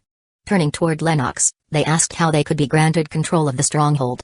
You just need to take control of the stronghold's core, Lennox said, pointing to the core control of the tower conspicuously floating in the center. Then I, Uther, shall take the reign. Like a signal for chaos, a group of powerful prodigies swooped toward the center, causing devastation to the ground. Humphrey. A bunch of ignorant savages. Not caring about the chaos, the prodigies from the Dimensional Alliance slowly backed away. Unlike the ignorant talents from the Devourer faction, they knew only two could be the leader of the Skjoldrun stronghold, Maximus or Tsar. Remembering their devastating battle that tore through even the fabric of the virtual realm, how could the others possibly match it? As for Paragon, he had long been dethroned as the most powerful primordial candidate. Nyx and Syrah also didn't show their strength, causing them to be overlooked. Besides their close subordinates, no one even knew their true identities. TSK, what a bunch of rabble, get down for me. Sure enough, with a wave of his hand, Tsar suppressed the chaos, bringing the flies to their knees. None of you are worthy. If you don't want to die, stay silent. Tsar muttered coldly. It's the noble Prince Tsar. They shouted in shock. Because of their hindsight, they only now noticed Tsar was in the competition. That monster is only at the Tier 10 realm? What a freak, I didn't expect that monster to be here. Tsar had a loud name in the Devourer faction, the noble Void Prince, the young Overlord, the next Beast Emperor, and more. Due to this, most of them assumed Tsar was already in the Tier 11 realm. Possessing the power to fight an absolute powerhouse head-on, how could this monster still be here? Did they make a mistake? Tsar couldn't possibly still be at the Tier 10 realm. Hey, shut up. Scratching his ear, Tsar turned toward Maximus. How about we fight for the stronghold control? Tsar invited with a boiling battle intent. He didn't care about controlling the Skjoldrun stronghold, he just wanted to relive their fight from 1,000,000 years ago. Being the first person to match him in the same realm, Maximus had left a deep impression on his mind. A fight? No. You can be the leader, I don't care. Maximus shook his head. He was still thinking about how to finish this round quickly. How could he have time to fight this maniac? As for the stronghold control, as long as one had enough strength, they could forcibly take control. As for becoming a leader and ordering them around like subordinates, it was nothing short of a dream. Become the leader if you want, just don't bother me, Maximus thought. Nyx, Syrah, and Paragon shared similar thoughts. Becoming the outpost leader was nothing more than a burden at his point. Instead of wasting time playing this childish game of house, they would rather investigate the Dark Void domain. Chapter 627, Controlling the Stronghold, Not Fighting? Tsar muttered in a daze. Tsar didn't seem to expect Maximus to refuse his challenge. Seeing Maximus couldn't bother to pay attention to him, Tsar felt bored. What a bore. With no one to fight, Tsar could only stare into the void, scanning for any sign of a dark beast. As for the core of the stronghold, it had long left his mind. Even so, the secret prodigies vying to become the stronghold's leader didn't dare to move forward. What a joke with Tsar around, becoming the leader was akin to painting a target on their back. Who knew if this beast was bored and challenged them into a fight? They might be killed the next second, incurring his wrath. Soon, with no one taking control, the Skjoldrun stronghold remained stationary. It seems no one wants to take the blame. How about I control the stronghold, father? Liam asked with interest. Looking outside the ship's window, Liam couldn't help but itch with excitement at the thought of managing such a group of prodigies. Whatever. Just remember to be careful. If those four trouble you, came to me immediately. Yes. Following his father's order, Liam began taking control of the Skjoldrun stronghold. Seeing a brave sheep take the lead, the prodigies of the Devourer faction watched silently, gauging Tsar's reaction. Soon after Liam fully refined the core of the Skjoldrun stronghold and seeing Tsar still hadn't acted, they thought it was their chance. Exchanging glances, as if in tacit agreement, they attacked Liam simultaneously. What daring fellows, Liam said with a smile, easily dodging their attacks. Although he had control of the stronghold, it only allowed him to direct its movements and access various auxiliary abilities, not combat capabilities. Seeing Liam dodge their attacks, The princes and princesses of the Devourer faction continued their assault. These people are really ignorant. They dare attack the eldest son of the Shadowcrest family. Ha ha ha, this will be a good sight to watch. I wonder if they can suppress the arrogance of the Devourer faction. TSK, just the prince and princesses of the Devourer faction. What are they? Having undergone the joint training of the Shadowcrest family, some saints and saintesses of the Dimensional Alliance sneered. Remembering the intense trial simulations they had endured, how could such a fight compare? The secret prodigies might have had a chance, but after seeing them cower like quails following Zara's display of strength, the saints only shook their heads. Soon enough, with Liam and a few members of the Shadowcrest family working together, they easily suppressed the crowd. Taking control of the stronghold and the situation, Liam began issuing one order after another. Order us. Hey, you wish. To hell with you, a fake leader. Hurry up and move the stronghold. Let's see what these notorious dark beasts are. Treating Liam as little more than a glorified driver, they began ordering him to push the stronghold forward. What an unruly bunch. Liam smiled in interest. Creating a task list, Liam hurriedly published it through the virtual projection of the stronghold. No matter what you do, we won't follow. Suddenly, as they glanced through the tasks, they froze. Task list: build a Tier 11 residential building. 1 point, set up a Tier 11 resource zone. 1 point, establish a Tier 11 autonomous defense tower. 2 points, investigate dark beast activities. 1 to 1 million points. Seeing the tasks offering points, they erupted in uproar. This leader can issue points? They still remembered that one of the conditions to end the trial early was to earn a quintillion points. Furthermore, at the end of the trial, they would be ranked based on the points they earned, with only the top billion advancing to the next stage. From this, one could gauge how valuable these points were. Even Zar, Nyx, Syrah, and Paragon, who weren't interested in becoming the leader, turned their attention to Liam. If they could become the leader, couldn't they directly assign points to themselves? Seeing the attention shift toward him, Liam remained calm. First of all, the rewards aren't issued by me but by the Stronghold's intelligent core. You can forget about giving yourself points. I can only issue tasks, and as for my salary, it's just 1 point per year, Liam said nonchalantly. Seeing they still seemed unconvinced, Liam hurriedly projected the information he received when he bound the stronghold. Reading the message, the top talents in the stronghold immediately lost interest. Managing the stronghold for a mere 1 point per year was a thankless task. It was better to kill 1 or 2 more dark beasts than waste time on this. As for the possibility of Liam forging the information, they still had confidence in their abilities to discern the truth. Seeing the crowd calm down, Liam smiled. If any of you have suggestions regarding the stronghold, you can tell me. Soon, one of them couldn't help but raise a question. Why are the tasks all about reinforcing the Skjoldrun stronghold? Don't we need to hunt dark beasts to prevent them from invading the Eon plane? Although the Skjoldrun was still bare, it should be enough for them to live. Just finish the tasks. Don't ask too many questions.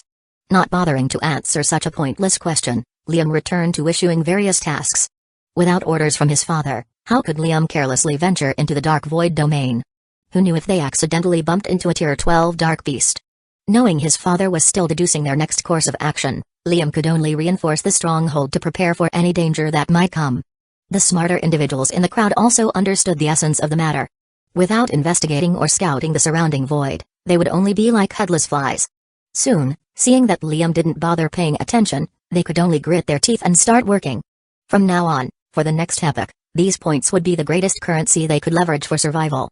Chapter 628 Dark Beast Wave. Soon, a few decades later, the Skjoldrun stronghold began to move. Seeing this, the people on board couldn't help but feel excitement and trepidation. Excitement because they could finally see action. Trepidation because they feared the notorious might of the dark creatures. I wonder if we'll get unlucky and encounter a Tier 12 dark beast? SHH. Don't jinx it. The leader shouldn't be that careless, otherwise, he wouldn't waste decades here. Just stay alert, and don't say anything.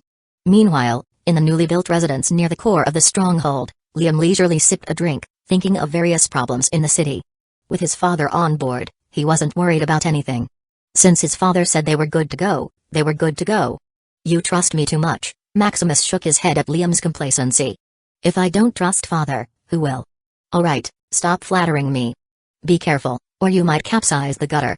Since you said there's no danger, then we wouldn't encounter any, even if I point in a random direction. You're more confident than me. I only deduced that we wouldn't encounter a Tier 12 dark beast. As for a Tier 11 primal dark beast, it's still uncertain. Because they were already at the very edge of the Eon plane, Coupled with the influence of the thick, chaotic miasma, the power of the ocean of knowledge was severely limited. I see.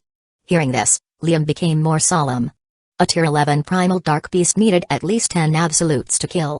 Even with the Skjoldrun and Lennox on board, they might crash if they encountered a Tier 11 primal dark beast. Taking his father's advice, Liam slowed the stronghold, issuing various reconnaissance missions to scan the void. Filled with talents from all over the Eon plane, some individuals' sensing abilities were no worse than his father's. Soon, under his careful direction, they finally encountered a wave of roaming dark beasts. No Tier 11 dark beast. Liam heaved a sigh of relief upon seeing the report. Since there's no danger, let's see what's going on with these dark beasts. With an order, all the talents quickly received a new mission. A wave of dark beasts? Finally, some action. I've been sick of staying put. I can finally stretch my muscles. Seeing there were no Tier 11 dark beasts in the report, they were fearless. Although a dark beast was stronger than its peers of the same tier, it was only relative. They were the most talented geniuses of the Eon plane. If they couldn't even suppress someone from the same realm, their reputation would be in vain. Attack. Ha ha ha, I wonder how many points I can get. Soon, like a signal, all the talents on the stronghold swooped into the enemy. Facing the dark beasts, although they were confident, they still felt dread in their hearts. Seeing the thick, chaotic miasma looming around their deformed and disgusting bodies, their initial excitement was doused with cold water. Roar. Noticing a group of high-energy beings, the dark beasts became frenzied. Die. Undeterred, they met the dark beasts with their attacks. Boom. With a clash, the dark beasts merely faltered as if being hit by mosquitoes. This how strong are their bodies? Humphrey. Give them another salvo. I don't believe they're invulnerable. Boom. Boom. Boom. With a rain of fire, they finally saw casualties among the dark beasts. It works. Give me another. Ha ha ha, come. Seeing the dark beasts weren't as strong as they had thought, their excitement returned as they began to look at the dark beasts like prey. Hearing the beeping sound of points being added to their accounts, they felt unprecedented motivation. In the past decades, they become aware of the value of battlefield points. According to the exchange rate, each point was equivalent to a crystallized Calamity or 1,000,000 strands of casualty. Although they came from various top forces, who wouldn't want more money? Each time they killed a dark beast, about 0.001 points would be added to their account. Looking at the countless dark beasts, they estimated they could earn dozens to hundreds of points in a single fight. Filled with motivation, they began to push their bodies to the limit, bombarding the dark beasts relentlessly. On the other hand, those confident in their strength dove directly into the heart of the battlefield. Maximus, as if walking through his farm, didn't mind being attacked, treating each dark beast like a rampaging sheep. What magnificent creatures! While killing each beast, Maximus couldn't help but examine their bodies. A dark beast wasn't merely built from chaotic energy but also contained an aggregate of something he couldn't identify. What is this dark energy? Too destructive. This so-called dark energy was incredibly destructive. Any energy or matter coming into contact with it would be completely shattered. Even the power of Calamity was helpless against such power. He also deduced that this dark energy was the cause of the dark beast's thoughtless drive for destruction. They seemed to lack a mind, will, spirit, or even an origin of their own, existing only as condensed energy seeking destruction. A Tier 13 energy matter? A Tier 14 energy matter? A Tier 15 energy matter? At this point, Maximus could only guess how high the tier of this energy was. Outside of the Eon plane, he was ignorant of the world. No matter, I'll recognize it when I'm stronger. Setting aside the strange dark energy, Maximus proceeded with his wanton killing of the dark beasts. Experimenting with all his methods, Maximus began to deduce the most efficient ways to kill them. Soon, having had enough fun and gathered the data he needed, Maximus returned to the stronghold. Killing these thoughtless sheep is boring. How about we fight? Zar suggested, seeing him return. Fighting the dark beasts hadn't even come close to satisfying Zar's thirst for battle. No. Why are you always bothering me? Look at those two over there. They look strong. Why don't you invite them? Maximus pointed at Nyx and Syrah, who were silently observing the battlefield. Those two are boring. They wouldn't even respond to me, Zar muttered, sounding like a wrong child. Can't you just beat them into submission? Chapter 629 Purifying Dark Beast. This seems feasible. Zar muttered, a light sparking in his eyes. Come on, good luck. As Zar approached, Maximus couldn't help but smirk. He had long wanted to test the strength of these two mysterious figures. Walking toward the two, Zar's expression turned cold. I want to challenge you to a fight. Don't disturb us, little brat, Nyx said coldly. It's not up to you. Without another word, Zar attacked. Humphrey. Ignorant little rascal. Feeling provoked, Nyx stretched out his hand as a black hole of abyssal energy began to swallow Zar alive. Strong. Instead of being intimidated, Zar's smile widened as he struggled against the suction. Soon, increasing his power to hundreds of thousands of times, Zar tried to break free. Break. Thud. With a forceful nudge, Zar felt like hitting a solid wall. Wiping his smile, his expression turned solemn. Looking at Nyx, he quickly increased his power another million times. Break. With another grunt, Zar finally realizes his despair. No matter what he did, he was still slowly getting sucked into Nyx's hand. It's useless. Now die. Closing his palm, Nyx's devouring power began to consume Zar's very being. No. Feeling the threat of death, Zar no longer cared about the fight and unleashed a billionfold surge of power. Boom. Shattering the devouring power, Zar quickly retreated in fear. Who are you? Feeling the injuries on his body, Zar couldn't help but stare at Nyx in terror. Nyx seemed to be from a completely different realm, as if he were already an overlord. It's none of your business. Nyx waved Zar away, like an adult dismissing a child. Nyx, as an incarnation of the Abyss will, only sought to enter the primordial origin realm not for status or reward. If not for wanting to conceal his incarnation from the overlords, he wouldn't have even joined such a childish competition. Seeing Nyx ignore him, Zar didn't press further. The billionfold amplification had taken a heavy toll on his body. Although, in theory, with his solid foundation, he could endure even a trillionfold amplification, it had to be gradual. Jumping to a billionfold amplification instantly was like smashing an egg with a hammer. Feeling his injuries, Zar could only glare at Maximus with a dark expression. Did you expect this? A little. I just didn't expect you would be so miserable. Maximus shrugged. You. Feeling indignant, Zar nearly punched Maximus in the face. Ha ha ha, you should rest first. Maximus laughed as he walked away. Such injuries should keep this troublesome child quiet for a few hundred years. Taking one last look at Nyx and Syrah, Maximus gave them a faint smile. It seems he noticed something. Syrah mocked. Hiding their incarnations and clones from others, Syrah and Nyx were in the same boat. The only difference was that Syrah didn't care if her clone was discovered. It was merely a backup plan, not a necessity. Nyx, on the other hand, was betting on his incarnation to break through the bindings of the Eon plane and finally become an overlord. Although he already had the strength of one, the gap between Tier 11 and Tier 12 was still immense. Humphrey. If he reveals anything, I'll kill him myself. Nyx muttered irritably. A few months later, under their cooperation, the stronghold finally wiped out the Dark Beast wave.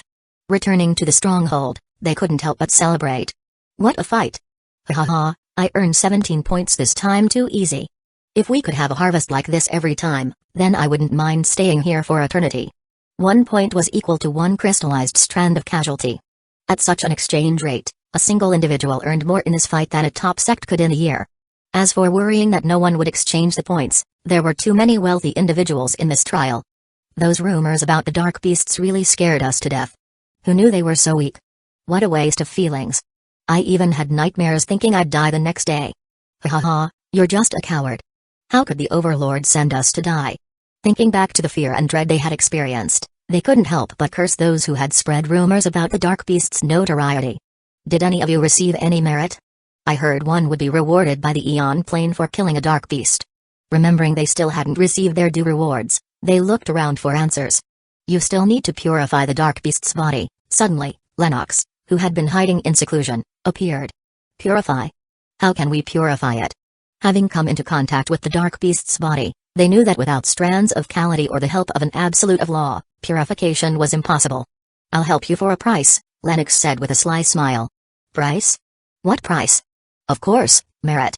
As long as you agree, I'll help you purify the Dark Beast, taking 70% of your merit. Although the Eon plane didn't have a will of its own, it was still quite intelligent. It knew who was who and what contributions they had made. If Lennox purified the Dark Beasts without their consent, he might still earn merit, but it would be a pitiful 10%. How could he accept such thankless work? Looking at the numerous Dark Beasts they had killed, taking a 70% cut should give him decent progress. That's too much. It took so much effort to kill the Dark Beasts. How can you take 70% by doing nothing? Although they didn't know the exact details of merit, they knew 70% was far too steep. Ha ha ha, it's up to you whether you need my help or not. Lennox laughed, unbothered by their indignation. By the way, if you don't purify the Dark Beasts, after a period of time, they'll resurrect. Furthermore, because of the energy from your attacks, the Dark Beasts will come back even stronger, Lennox added with a smirk. What? The thought of the dark beasts resurrecting made their faces pale. Although they laughed earlier about how weak the dark beasts were, it had only been to vent their emotions. In truth, even killing a single dark beast had pushed their bodies to the limit. If the beasts became stronger, what would they do? Damn it, too hateful. Chapter 630 Overlord's plan. Finally, after a grueling deliberation, they could only reluctantly agree with Lennox. No need to feel lost, there's always a price for everything, Lennox smiled. Still feeling indignant, they began collecting the bodies of the dark beasts, dividing them based on their points. Pound by pound, they ensured that everyone received what they had contributed.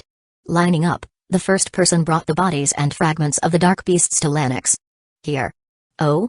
You have quite a number of complete bodies. What do you want, full purification or partial purification? What's the difference? Full purification gets you all the merit. With partial purification, I can condense the merit into usable ultimate materials. Ultimate materials? The crowd suddenly erupted in shock, realizing these dark beasts could be used to create ultimate materials. Although not comparable to higher-tier ultimate treasures, these materials were still valuable commodities sought even by overlords. Don't get too excited.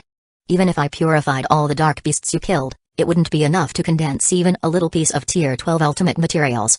With your loot, at most, you'd get a small piece of Tier 10 ultimate materials. This. Doused with reality, they couldn't help but feel disappointed. I want full purification. Since they couldn't obtain a Tier 12 ultimate treasure, they didn't bother trying. Although Tier 10 materials were rare, they were still purchasable. No problem. Using the absolute of law, Lennox quickly purified the pile of dark beasts. Feeling merit flowing into his body, Lennox couldn't help but smile. The Overlord, Aslan, had sent him here for this purification work. In case of emergency, he could also assist. One by one, Lennox purified the dark beast bodies, causing a surge of merit to flow through the group. Feeling the merit strengthening their bodies, their initial disgust with Lennox turned into smiles. So this is the plane's merit. How comfortable. With money and strength, no matter how many dark beasts I face, I will not back down. That's right. How could mere dark beasts dampen our will? Let's go. My sword is hungry and thirsty for more. Where is the stronghold leader? Let's get on with our next target. Hurry up, let's move. Regardless of their fatigue and injuries, they eagerly urged Liam to press forward. I know. Don't be impatient. Liam muttered angrily. The stronghold was still in chaos from the battle, how could they leave suddenly? Understanding Liam's concerns, those who weren't injured from the battle hurriedly began working. Task after task, even as exhaustion set in, they completed everything as quickly as possible. Having tasted the benefits of killing the dark beasts, they couldn't help but crave more. Meanwhile, in the Shadow Crest family's temporary residence, Maximus was carefully examining the bodies of the dark beasts. Wanting to study them to their very essence, Maximus locked himself away from the outside world. To hunt a Tier 11 primal dark beast, his current ability wasn't enough. Maximus needed to take his time and sharpen his knife before taking further action. First on his agenda was upgrading the micro-surveillance spots. Due to the thick chaotic miasma, they were essentially walking blind. To regain his eyes on the battlefield, the micro-surveillance spots needed an upgrade. To do that, the dark beast before him was the key. Mobilizing his path of law, Maximus began using strands of Calamity to purify the chaotic essence and dark energy of the dark beast. With strands of casualty, even the most stubborn chaotic energy could be purified. Although it was less cost-effective than using the absolute of law, it didn't matter to him. With his physique and ether devices, he could generate as many strands of Calamity as he needed. Soon, after being washed by casualty, the stubborn dark beast's body transformed into a Tier 9 ultimate material. Tier 9 ultimate materials were sufficient for the microbots to survive in the chaotic miasma. Thinking about this, Maximus couldn't help but smile lightly. I didn't expect I'd be treating Tier 9 ultimate materials like this. Remembering the past, when he had to go out of his way just to buy Tier 9 ultimate treasure, he felt ironic. Deep in his work, time began to pass. Meanwhile, deep in the dark void domain, 6 overlord powerhouses held off waves upon waves of dark beasts. Bam bam bam. Even with the void cracking under pressure, the 6 overlord powerhouses still leisurely conversing among themselves. Do you think this plan will work? Elvian muttered, glancing at Fur. It's only a prototype. Furthermore, we simply lack enough overlord powerhouses, Fur sighed. If they had more manpower, how could they struggle like this? They could only use those talents to fill the gap. The Dark Disaster was not unbeatable. As long as they could kill fast enough, the Dark Disaster could even turn into a farm. Unfortunately, with only the 6 of them, how could they kill enough? Under desperate circumstances, they had devised a solution: divide and conquer. They set up an unprecedented pseudo-Tier 13 plane array, constructed from billions of Tier 12 ultimate materials prepared over trillions of epochs. The array's function was simple: fragmentation. Each dark beast entering the Eon plane would be fragmented. From a Tier 12 beast, it would be divided into numerous manageable Tier 10 and Tier 11 dark beasts. With their power, they could single out each dark beast and wipe them out effortlessly. Unfortunately, their plan was only good on paper. The array couldn't contain the fragmented dark beasts. Anywhere in the Eon plane, a fragmented void beast could appear. No matter how strong they were, with their limited numbers, they couldn't protect or kill every dark beast across the Eon plane. Furthermore, some forbidden places in the void were inaccessible. Some areas even limit only mortals from entering. If such places became infested with dark beasts, the Eon plane would only grow more vulnerable. Dark beasts operated like a virus. The more they infested the Eon plane, the stronger and more frenzied they became. Considering this dire situation, their plan entered its second iteration. Chapter 631 Dark Energy Infection. The second follow-up plan was to isolate the fragmentation points of the dark beasts. If the pseudo-Tier 13 array weren't enough to isolate them, they would build another one. Unfortunately, it was a far-fetched idea. Just building the pseudo-Tier 13 array had taken them trillions of epochs to prepare, let alone constructing another one. The only viable solution was to isolate a separate space, the Dark Void Domain. This would act as a bubble to protect the Eon plane. The cost? Overdrawing the Eon plane's potential. Creating this semi-plane stunted the Eon plane's growth. Unless they could end the Dark Beast invasion, the Eon plane would never recover. Stuck as a Tier 12 plane, it could never hope to advance. Still, it was better than being destroyed. Now that their preparations had come to fruition, they now entered the testing stage. Treating the top talents of the Eon plane as executioners, they tested whether the Dark Void Domain could be cleared before it became saturated with dark beasts. Watching the Tier 12 dark beasts charging toward them, the 6 overlords beat it down until it could no longer move and stuffed it into the scattering array. This is a lot of work. After stuffing hundreds of Tier 12 beasts in just a few decades, they felt the strain. The dark energy is getting thicker and thicker. What are those little chicks doing? Elvian complained. With the increasingly dense dark energy, more and more dark beasts were being attracted to the Eon plane. If the issue wasn't resolved quickly, a Tier 13 dark beast could breach the Eon plane. Don't worry, I've already ordered the Absolutes of the Dimensional Alliance to come and help, Asalin said. Not too early. The Eon plane is still far from its limit. The Eon plane had a self-protection mechanism. As long as there wasn't enough dark energy, it could hold back Tier 13 dark beasts. I'm too tired. Nyx, Syrah, you need to move more. What are you doing slacking off? Elvian complained in dissatisfaction. The two were blatantly idle, always seeming dazed and offering little help. You should first convince that guy, Nyx said, pointing at the overlord of beasts, Lazo. What? Damn fat beast. What are you doing? You're still sleeping at a time like this? Elvian exploded, noticing that Lazo was still sleeping comfortably. Huh? Who called me fat? Come here and die. Hearing the insult, the sleeping Lazo went berserk, causing destruction and chaos. The invading Tier 11 dark beasts suffered greatly under his rampage. As the strongest overlord, Lazo's power was not something to scoff at. What am I doing? Venting his anger, Lazo suddenly became dazed again. Whatever. Sleep. Watching the fiasco, the 5 overlords were left speechless. How about we throw this fatty outside? I'm sure he'd come out just fine, Elvian jokingly suggested. If Lazo weren't so lazy, they wouldn't need to work so hard. Forget it. Lazo is still useful at critical moments, Asalin replied. TSK, what a pity. Hundreds of years later, as the Skjoldrund stronghold continued to hunt dark beast wave after wave, a hidden danger arose. Dark energy? Looking at the patient's body, Maximus couldn't help but frown. Recently, there had been a major fight, causing the first death in the stronghold. Feeling something weird, Liam hurriedly held down the perpetrator, taking it to his father to examine. Yes.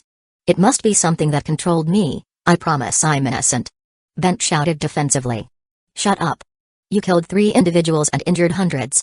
How can you still quibble? Leader, just kill this bastard. He must be threatening others for points again. That's right. He was usually a bully. He even scammed me of 2 points last time. Shouting in anger, they began to accuse the prisoner to death as their eyes, filled with rage, seemed devoid of logic. The others too? Maximus scanned the crowd. What do you mean? What about us? Suddenly, like a clap of thunder, they noticed their strange state. They were prodigies, confident in their strength and intellect. How could they fail to notice something wrong with Bent? Especially with themselves, they seem to be filled with thoughts of destruction and killing. Sir, can you please tell us what's happening? Hundreds of years had passed, and the weakest among them already had thousands of points. With everything going great, they seemed to have forgotten they were fighting the notorious dark beasts. It's dark energy. You were infected. Infected? What infected? Although they didn't know the full matter, thinking of the destructive tendencies of the dark beasts and what was happening to them, they began to piece the matter together. Shaking in fear, they quickly employed various purification skills, treasures, and medicines, yet nothing worked. Try using strands of casualty, Maximus advised. Taking his words to heart, they quickly used strands of casualty. Watching it flow through their bodies, then through their cores of origin, the thing that infected them finally reacted. A black, gooey energy clinging to their cores of origin like an aggregate, reacted like it got hit by an acid. What is this? Is this what Sir called dark energy? What kind of energy is this? It can only react with strands of casualty? Although strands of Calamity could ward off the dark energy, it wasn't very effective. Even after using thousands, it didn't even leave a dent in the black aggregate. At this rate, it would take them millions to billions of strands, depending on the severity of the infection.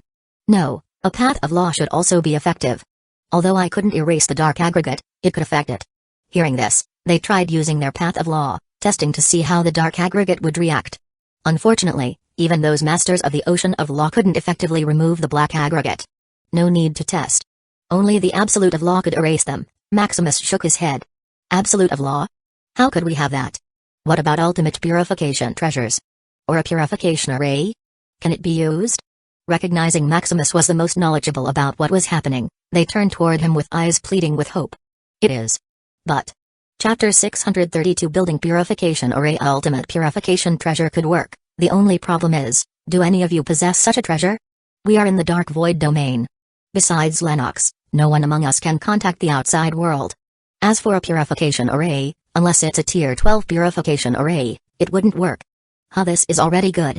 With our ability, setting up a tier 12 purification array should be feasible. Initially, they were disappointed, thinking that they indeed couldn't contact the outside world. Even then, with the importance of such an ultimate treasure, it was doubtful whether they could afford it. As for asking Lennox to use his absolute of law to purify the dark energy in them, it was impossible. To remove the dark energy, one would have to go through their core of origin. Letting others touch your core of origin was a taboo. Even the closest partner or family wouldn't go to such lengths. Once others got access to their core of origin, it was worse than handing their life to the other party. With just a slight move of their power, they could mark the core of origin, making them their slave. Thus, even when they were desperate, they didn't think of getting help from Lennox. Hearing that a tier 12 purification array could work, they couldn't help but heave a sigh of relief. Building the tier 12 purification array would take long. Maximus advised. A tier 12 purification array was no less than the tier 12 dimensional array in the Ethereum realm. With the manpower they currently had, it would take even longer. If the Ethereum realm could build its dimensional array in over 50,000 years, then with their ragtag group, it was already good if they could build it within 1,000,000 years. A tier 12 array was no joke. To build it, Maximus employed multiple masters of the ocean of law and an uncountable number of workers from the top sects and families. With their numbers barely in the trillions, their problems would erupt before the array could even be finished. It's alright, sir, we still have strands of Calamity to cope with the problem. Undeterred, they didn't think about the problem. The weakest of them had thousands of points. Exchanging them for strands of Calamity was enough to last a long time. Furthermore, they had only been killing dark beasts for hundreds of years. With more time, their points could grow higher. Unfortunately, they forgot one crucial thing: strands of Calamity are limited. Those rich prodigies, knowing the importance of strands of casualty, began to hide, keeping their property to themselves. With the time passing by as they built the purification array, their points continued to skyrocket. However, suddenly, they noticed the strands of Calamity were getting harder to exchange. There were fewer and fewer rich sponsors willing to part away with their strands of casualty. What? The exchange rate is 10 points to 1 crystallized casualty? Are you crazy? From 1 point equivalent to 1 crystallized casualty, now they needed 10 more points. This is my price. If you don't want it, then scram. Richard shouted nonchalantly. If not for their need to get a high ranking, they wouldn't even exchange strands of Calamity at a time like this. After thousands of years, the construction of the Tier 12 purification array barely progressed. At this rate, it would take hundreds of thousands or even millions of years before it could be built. Before then, their strands of Calamity were a life-saving item. Damn, Profiteer. I'll kill you. With eyes reddening from the influence of dark energy and anger, he lunged toward the profiteer before him. Easily dodging the berserk wild beast before him, Richard quickly called the guards.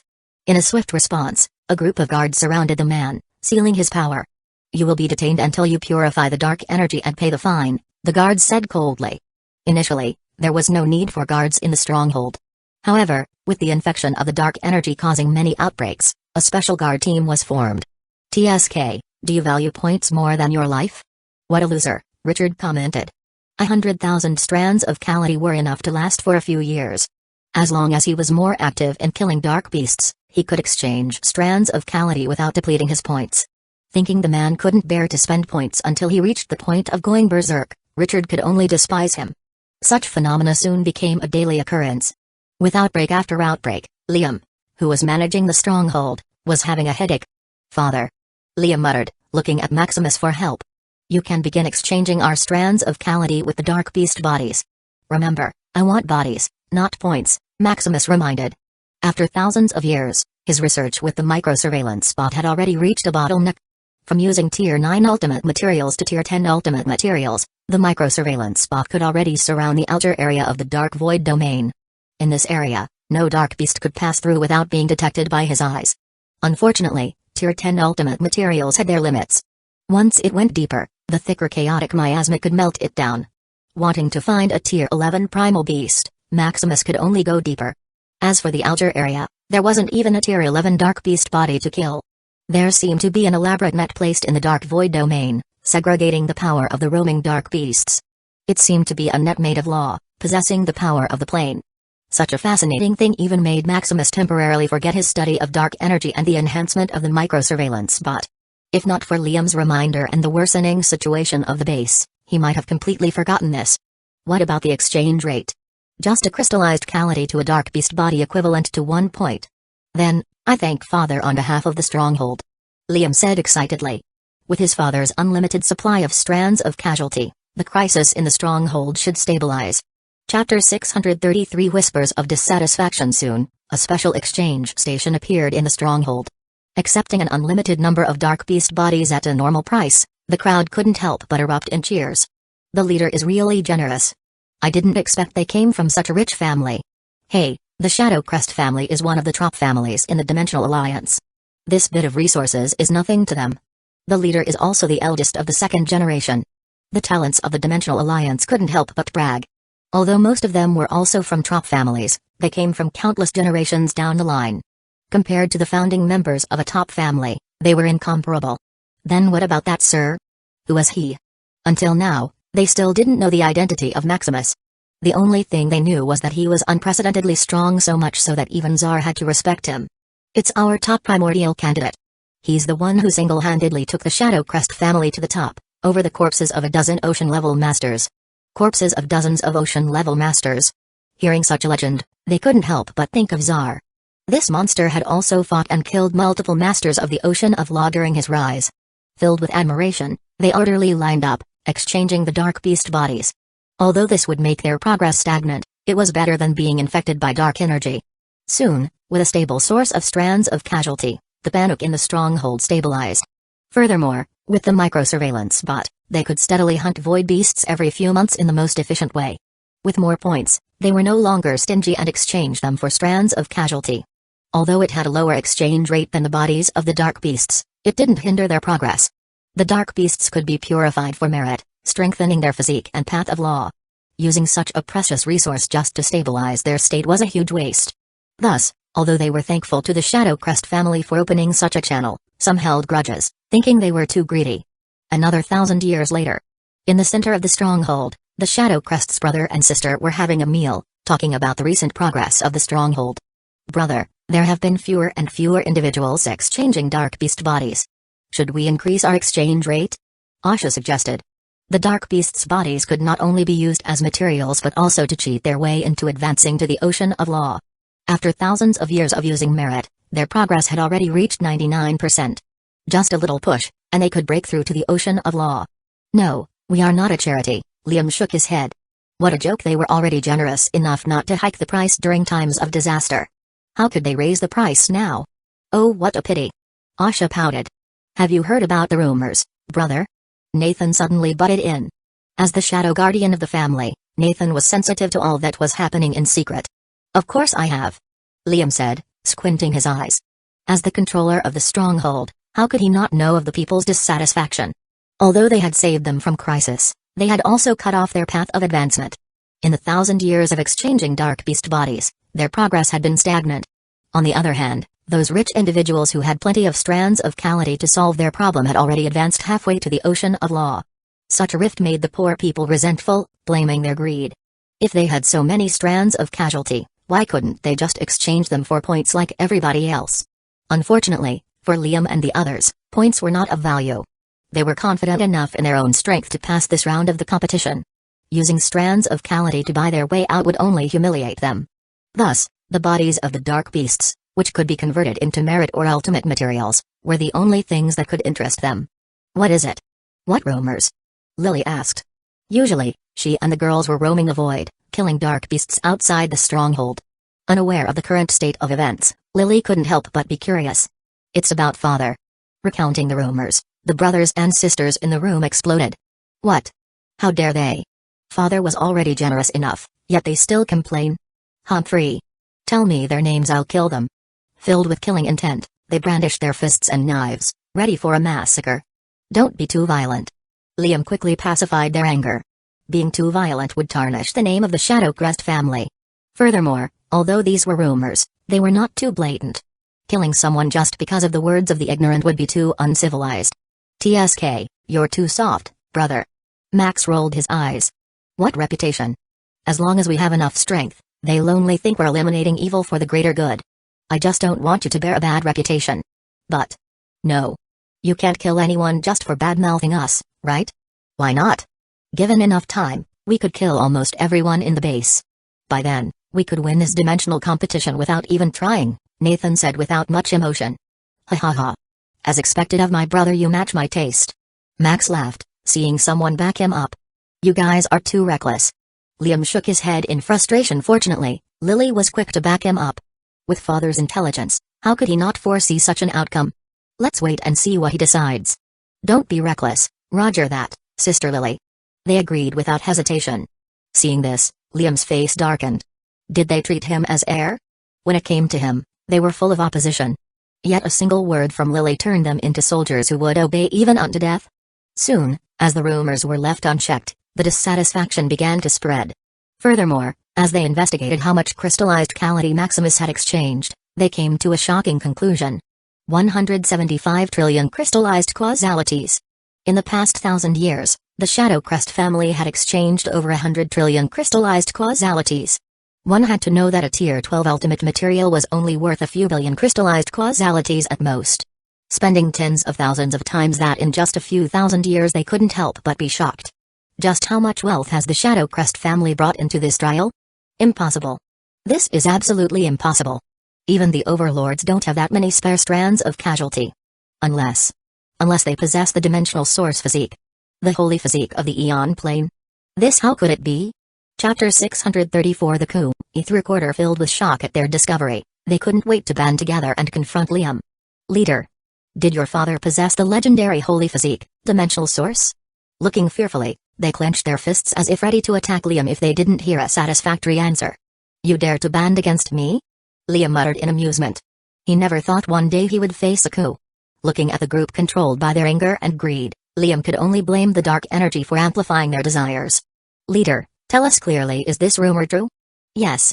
What? It's true? The Shadowcrest family really possesses the holy physique. I see. I see now, everything makes sense. From the talents from the Devourer faction to the Dimensional Alliance, all of them were shocked. They didn't expect the Shadowcrest family to really have someone with his fabled physique, the ability to produce limitless energy. From origin energy to strands of casualty, those who possessed such a physique could be infinitely richer, or at least, that was their thought. Thinking they exchanged over 100 billion crystallized Calamity in just a few thousand years, they couldn't imagine how much more wealth they possessed. Suddenly, they also thought the dark beast they painstakingly killed was exchanged for such resources. Breathing heavily, they looked at Liam with red eyes. The slightest dark energy in their bodies seemed to erupt, consuming them with greed. You, how dare you defraud us of our money? You already possess the holy physique of the Eon plane, couldn't you just help us? As a fellow being of the Eon Plane fighting the dark disaster, instead of helping, you still have the guts to exploit us? How dare you? How dare you? Og. With the dark energy eating away their reason, they brandished their weapons, attacking Liam in anger. Interesting. Really interesting. Liam laughed with cold eyes. Watching a hail of attacks about to fall on him, he began to mobilize his physique and path of law. Looking coldly at the crowd, he muttered, "Kneel." With an order, the space seemed to shake as almost all the crowd knelt. Feeling the suppressive power preventing them from moving, most of them sobered up. What is this power? Is this the strength of the Shadow Crest family? However, some who were deeply influenced by dark energy were still struggling, looking at Liam like he was their mortal enemy. Og. Let us go, you greedy monster. I'll kill you. Let go. Silence. With another order, their mouths were sealed shut. Looking at Liam with bulging eyes, they couldn't move or say anything. Now that's better. Liam smiled slightly. After multiple enhancements, his ultimate physique went from etheric echo to etheric order. Coupled with the advancement of his path of law to the ocean of law, most of the mob could be suppressed with his word alone. As for those top talents, they were on the sidelines quietly watching the show.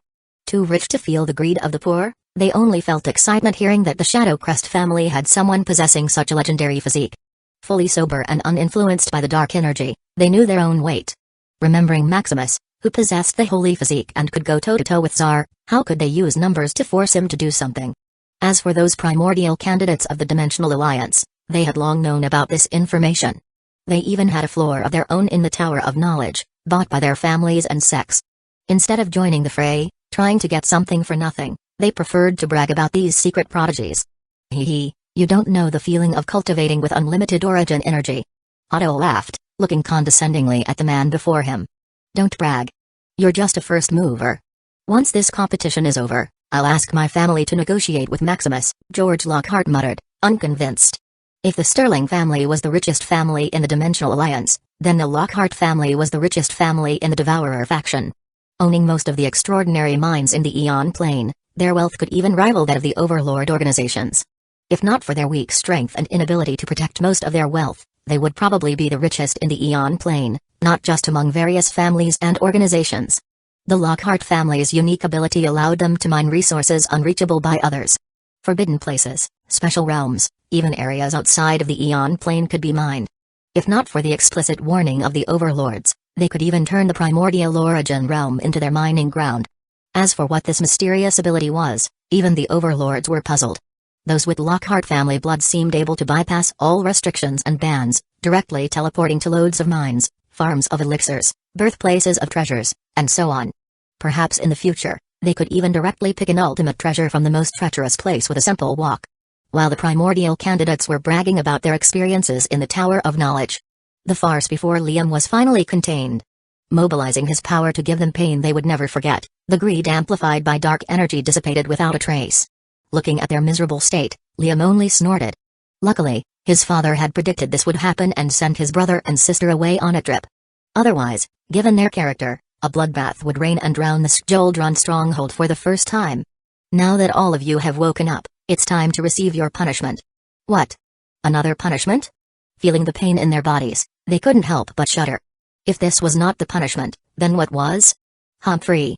Don't worry, I wouldn't be that violent. You only need to pay a little fine of 10,000 points. 10,000 points? Hearing this, the pain in their bodies seemed to dissipate in an instant. After fighting for almost 10,000 years, most of them hadn't even saved hundreds of points, much less enough to pay such a huge fine. Hey, you'll have to pay whether you like it or not. Otherwise. Chapter 635 Negotiating with Overlords at the edge of the Eon Plane, Nyx and Seer looked at the Overlords of the Dimensional Alliance with cold eyes. What happened to you two? Did you detect a Tier 13 Dark Beast? Elvian asked solemnly. Nothing, Seer muttered with a murderous look. Having just received the news that Maximus possessed the Dimensional Source physique, she was as shocked as everybody else. To the Zerg, who had an unlimited need for energy, Maximus was more than a living treasure.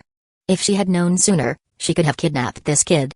By now, she might have already produced hundreds of absolute broods. What's the problem? You've been looking like you want to kill us, Usulin asked, noticing their thick killing intent. It's the holy physique. We just got the news, Nyx said without hesitation. Looking at their expressions, it was obvious these bastards already knew about it. They had probably even hidden it from them. Otherwise, how could news about such a physique be concealed from them until now? Oh? You just found out? We thought you had known long ago, Aslan shrugged. This brat has been causing a commotion in the Dimensional Alliance. We assumed you had already investigated his origin, Alvian added, playing dumb. Is that so? Ready to fight them to the death, Sierra and Nyx's auras exploded. Thinking of the strange actions of the Dimensional Alliance over the past million years, it was obvious they were already eating this cake. With most of the masters of the Ocean of Law on seclusion, their intentions couldn't be clearer.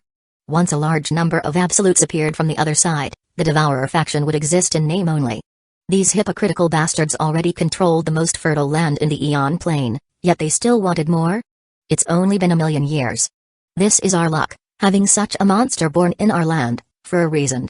With Maximus being born in their territory, wasn't it normal for them to taste it first? You old guy, do you want to butt in on this? Nyx warned. No, I just want to tell you that instead of taking it out on us, why not kill a few more dark beasts? TSK, what a boring guy. Hearing such reasoning, their anger dissipated a little. Anyway, their clones were in the Skjoldrun stronghold now and could directly negotiate with Maximus. Not wasting time, they hurriedly controlled their clones. At the Skjoldrun stronghold, in front of the Shadowcrest residence's gate, three individuals couldn't help but look at each other. With the same interest, they didn't need to say a word to unite. Looking at the gate before them, Zar impatiently knocked. Maximus, I know you're here. Come and fight me. Let's see what's so great about that so-called holy physique. Hearing the news about Maximus possessing the dimensional source physique, he wasn't as thrilled by the prospect as the others. There was only an overflowing interest as his prey became more unique. Seeing the gate slowly open, Zar couldn't help but clench his fists in anticipation as Nyx and Sierra watched from the side. Welcome to the Shadowcrest residence. My husband already expected you, Sky greeted. You are? I'm Maximus' wife, Sky. Please forgive me for the late introduction. I see. Are you strong? Do you want to spar? Zar asked excitedly. Although the lady before him didn't exude a formidable aura as strong as Maximus, since they were from the same family, she should be strong. Don't be rude to the lady. Are you void beasts this ungentlemanly? Sierra chided, hearing such words. Designating Maximus as the holy treasure of the Zerg race, she couldn't let anyone insult him in her presence. I'm just asking, Zar rolled his eyes, not daring to go further. After his fight with Nyx, he had also tried to attack this woman. Unfortunately, he only received a worse beating. Even now, although his injury had healed, it still ached. I'm not as strong as Lord Zar. Please forgive me for declining, Sky replied politely. Don't mind that rogue. His mind is only filled with fighting and killing, Sierra comforted Sky, taking her arm and asking her to lead them. Must be because he's overdue, Nyx muttered silently, glancing at Zar, who was born in their generation yet acting like a reckless child. What are you looking at? Zar asked defensively, quickly following the two. It was still better to fight Maximus, at least he could fight to his heart's content without getting injured. Soon after touring the Shadowcrest residence, they reached Maximus' lab. Husband, I brought the guests, Sky announced. Thank you, Maximus replied. Like him, his wives were also busy. Unlike the second and third generations of the family, who were having fun collecting points, his wives were studying ways to end this trial early. While Maximus was researching how to expand the microsurveillance spots, they were thinking of ways to defeat and kill an absolute. With the same configuration and strands of Calamity to deduce and calculate, they were no worse than him. Moreover, due to their specialized knowledge, they were even faster and more ingenious in some aspects. Thinking of his wives' busy schedules, he invited the three guests to a lounge area. You should already know who we are and what we want, Nyx said directly after taking a seat. I know. Based on their mysteriousness and strength, Maximus had long known the two were overlords in disguise. To have such beings visit him could only mean one thing, his physique. Tell me the price, Nyx asked impatiently. It's 3 ultimate materials per quota, Maximus replied. What? Didn't you charge the Dimensional Alliance only 1? Are you discriminating against us? No, that was the previous price. I didn't expect one could get ultimate treasures just by killing a few dark beasts. I'm already being generous, Maximus said truthfully. Thinking about how he had only charged 1 ultimate material for the Overlord organizations, Maximus felt at a loss. If not for fearing these two overlords would feel imbalanced, Maximus would have asked for 10 ultimate treasures per quota. Chapter 636 Negotiation with Nyx. Hearing Maximus' reason, Nyx was speechless. Using ultimate materials in exchange for a guaranteed absolute powerhouse was indeed cheap. Thinking those 3 overlords got it cheap, Nyx could only blame himself for not getting a bargain.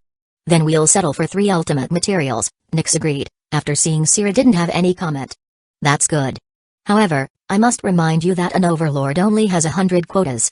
100 quotas? What do you mean? Literally. You could only have 100 quotas that I can provide with energy. Why is that? I know you still have about 500 vacant floors in the Tower of Knowledge. After realizing Maximus possessed the dimensional source physique, they quickly ran a background check on him. From his birth, rise, affiliation, and even the relationships of his children and their families and friends were not out of their radar. Knowing almost everything about Maximus, they also learned about the Tower of Knowledge. With 803 floors reserved for the Master of the Ocean of Law to advance, there should still be about 500 floors remaining. The remaining floors would be for others, Maximus replied. After all the overlords get their quotas, Maximus should have about 200 floors left. These 200 floors should be enough for him to recoup losses. Although he was not at a loss in the negotiation against the Dimensional Alliance, thinking the 3 overlord powerhouses scammed him of worthless Tier 12 ultimate materials, Maximus still felt regretful. Planning to get back this loss from those devourer faction families and organizations, he could not sell these remaining quotas. If you're unsatisfied with the price, just say so, Nyx frowned, thinking Maximus was too greedy. 100 quotas were too little for him. Unlike the righteous Dimensional Alliance, he could have as many Masters of the Ocean of Law as subordinates.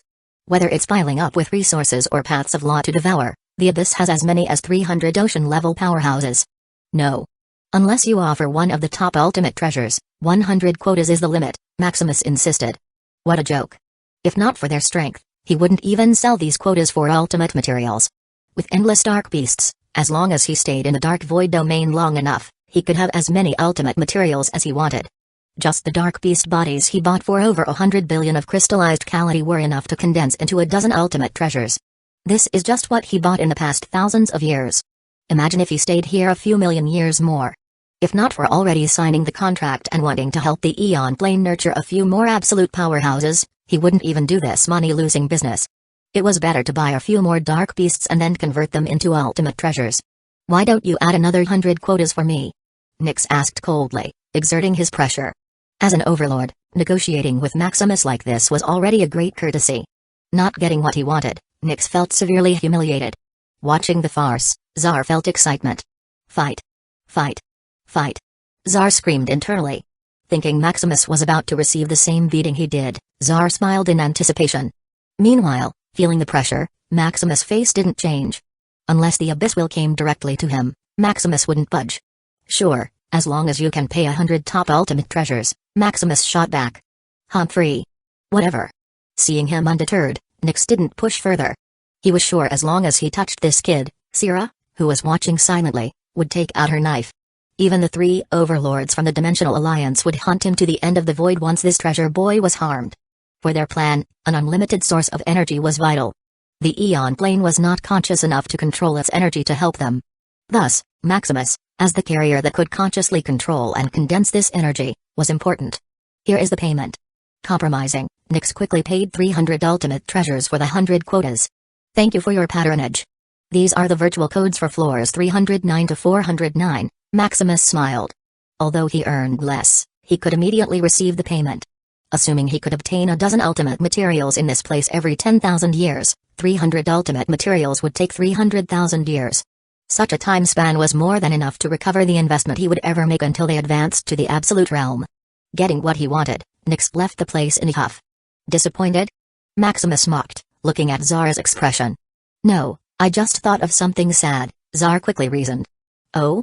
Then tell me why you are here. I still have something to do, Maximus asked, hinting at Sierra at the same time. The Zerg Queen was still silent until now. Staring at him with a scrutinizing gaze, Maximus felt a little uncomfortable. I want to have a spar, Zar said with a light gleaming in his eyes. Hearing that Maximus possessed the legendary dimensional physique, Zar wanted to test this so-called unlimited energy. As for asking Maximus for help, there was no need. His body had already been nurtured by the Eon Plane to perfection during his gestation over trillions of epochs. If he wanted, he could advance to the Tier 11 Absolute Realm as soon as he woke up.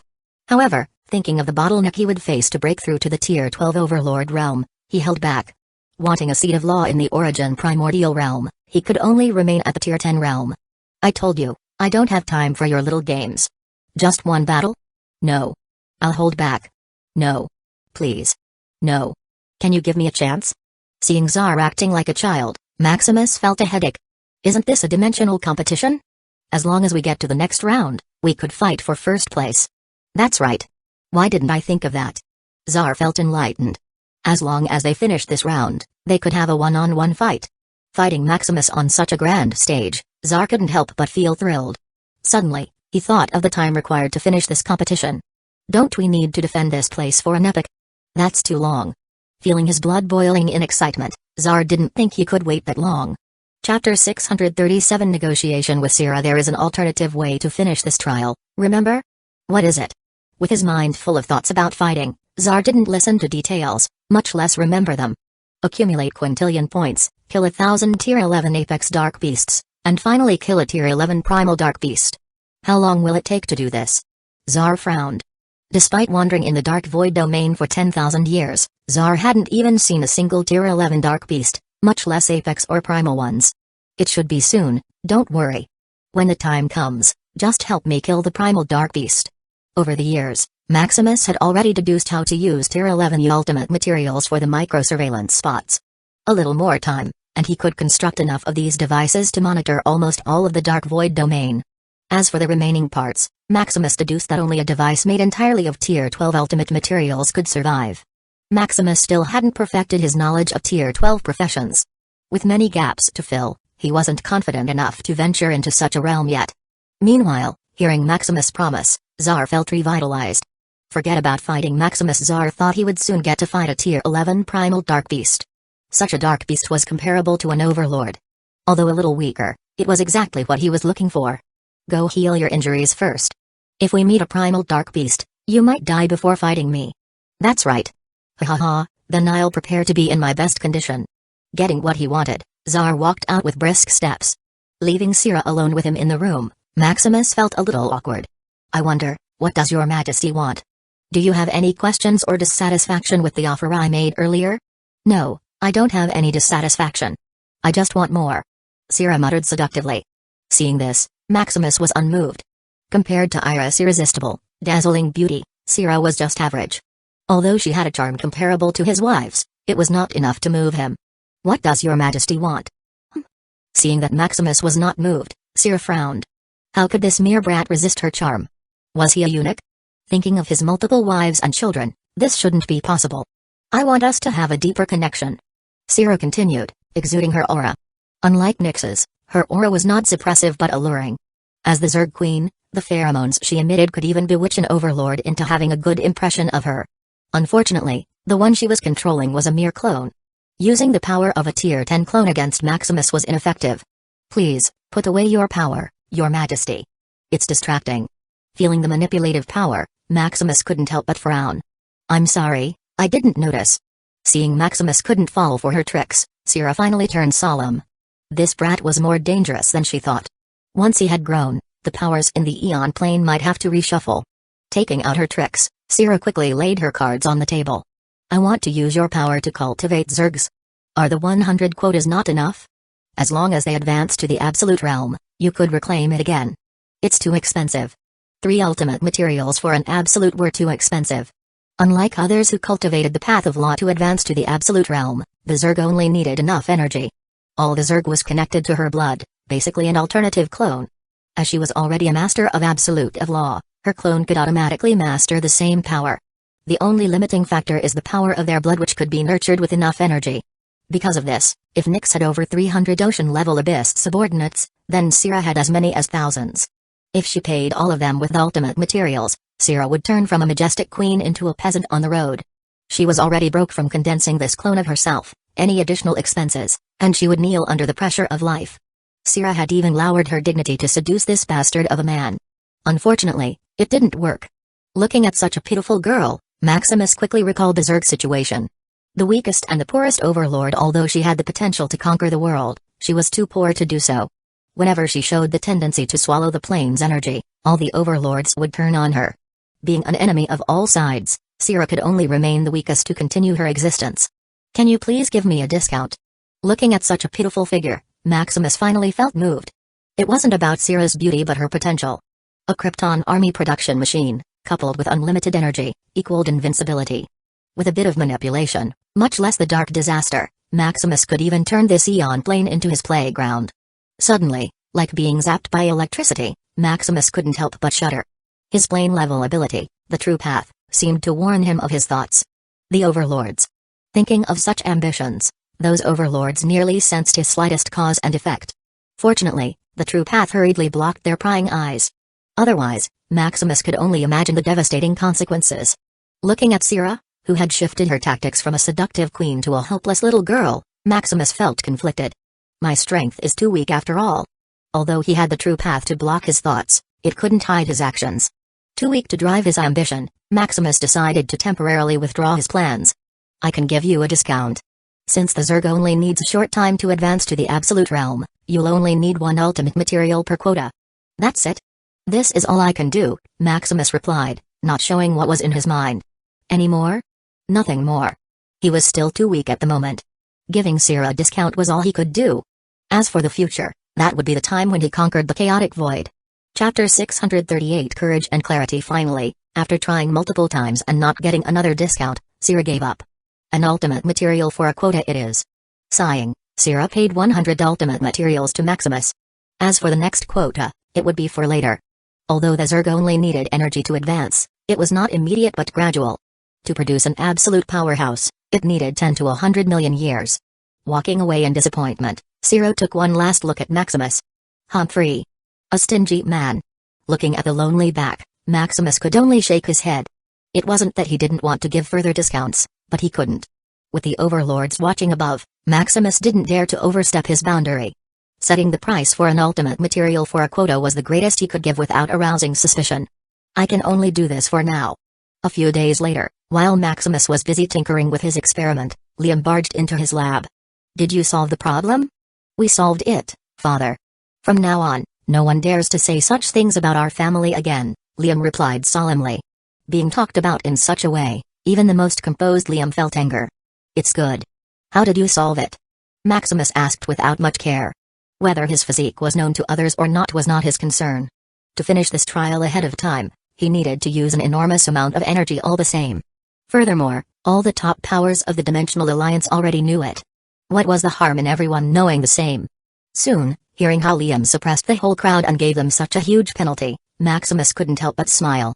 After he collected all these points, he could earn tens of quadrillions, a large chunk of what he needed to end the trial. This is good. What do we do now, father? Just the usual. That. Is there any problem? I needed a large amount of strands of Calamity from father.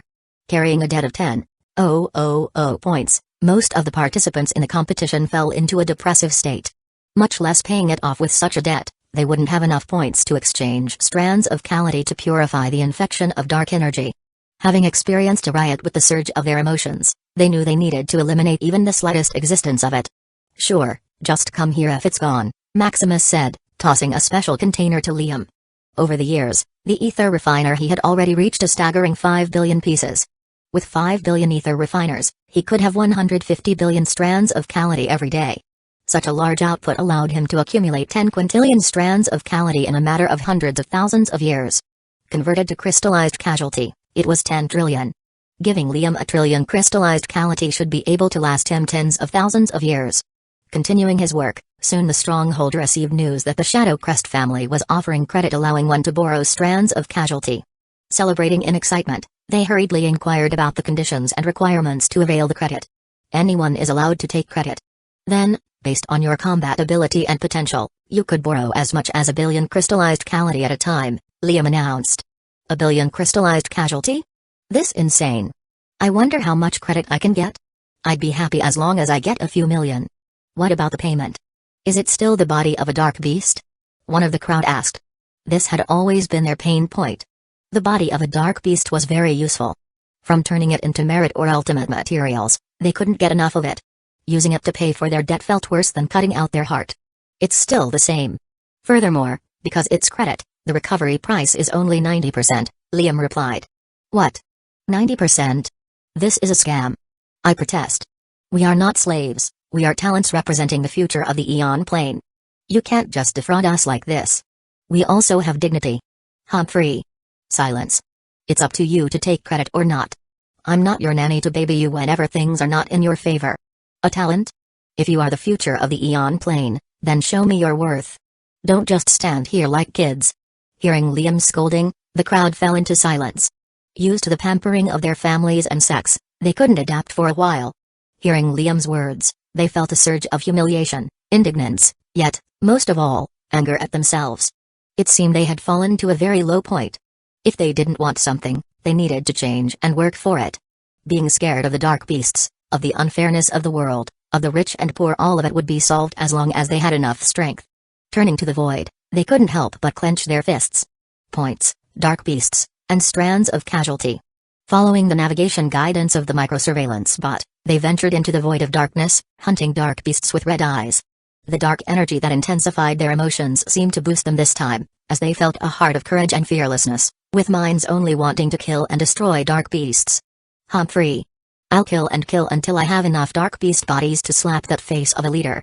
With newfound resolve, they brandished their weapons and fists, going on a killing spree. Watching such a display of courage, Maximus couldn't help but smile. Good.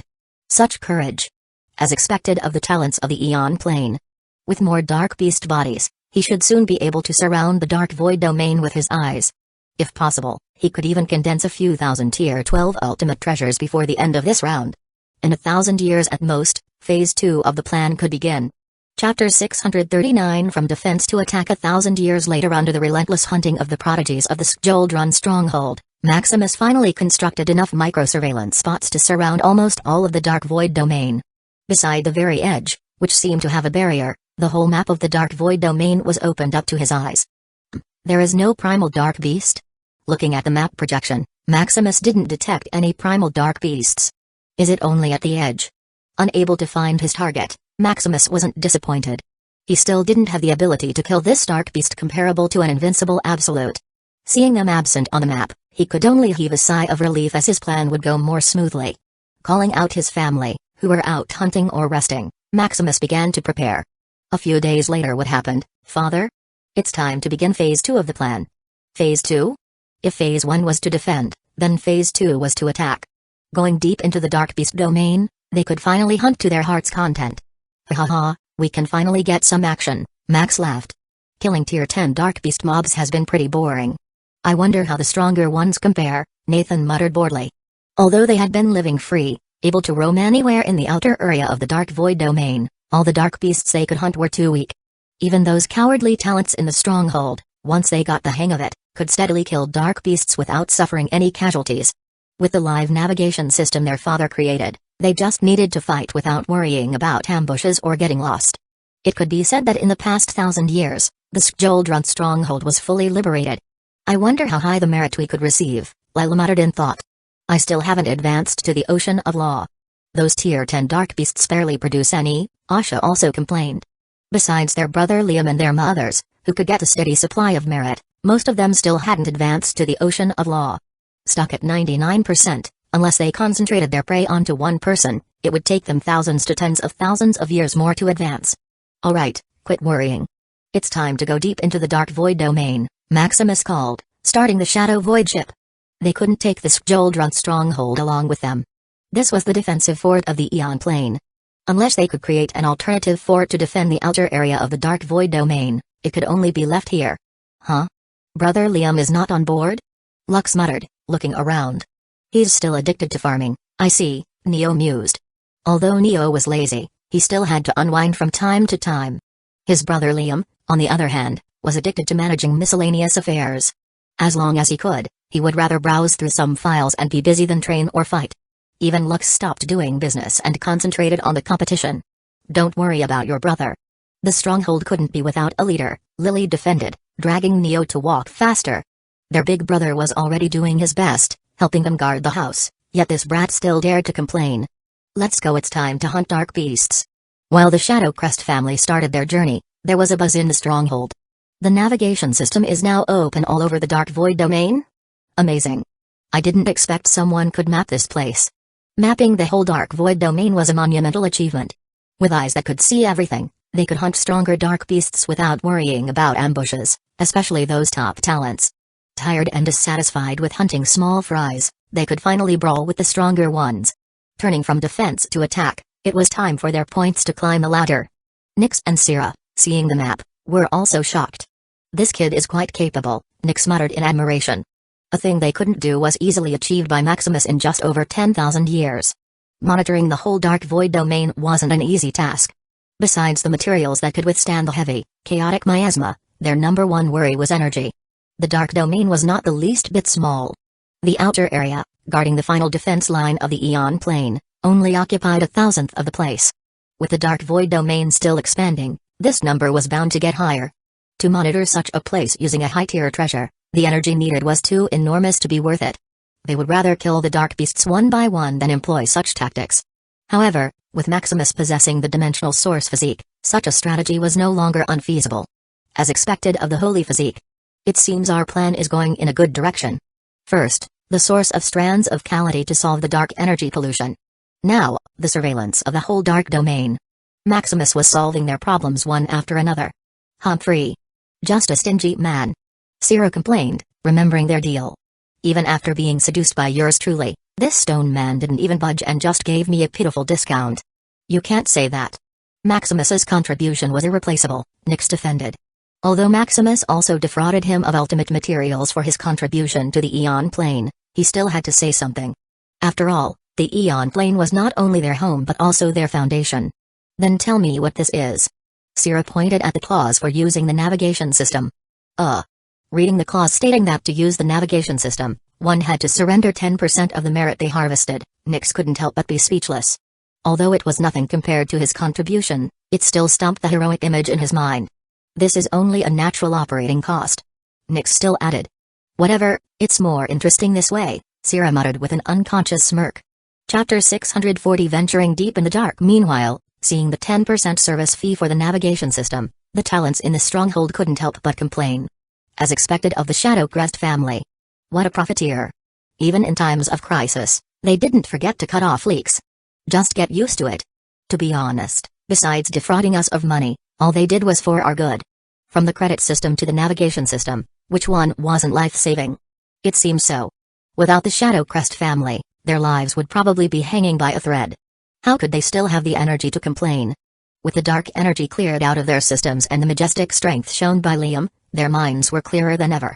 Thinking about it, besides claiming some money, the Shadow Crest family had helped them overcome one difficulty after another. Soon, availing themselves of the full navigation system, some of the top talents began to band together, wanting to explore deep into the dark void domain. Before that, however, they lined up at the credit station to borrow strands of casualty. "How much are you borrowing?" Eternal Voyager asked. Eternal Voyager was more proficient and experienced in controlling such a complicated stronghold. Leaving Wanderer to control the Shadow Void ship, she was helping Liam manage the stronghold. 1 billion crystallized casualty, Fosca muttered in anticipation. Potential S, Strength A+, eligible for the maximum credit line. Here you are. Getting the billion crystallized casualty, Fosca couldn't help but tremble. Although he was one of the secret prodigies, a peak prodigy in the Devourer faction, holding a billion crystallized calorie was still a huge burden on his spirit. Carrying heavy debt and wealth at the same time, Fosca even thought of escaping the dark void domain and living in seclusion. Money is really evil. Calming down, he walked back to his teammate, preparing for their hunt. Soon, all the other talents began to max out their credit one after another.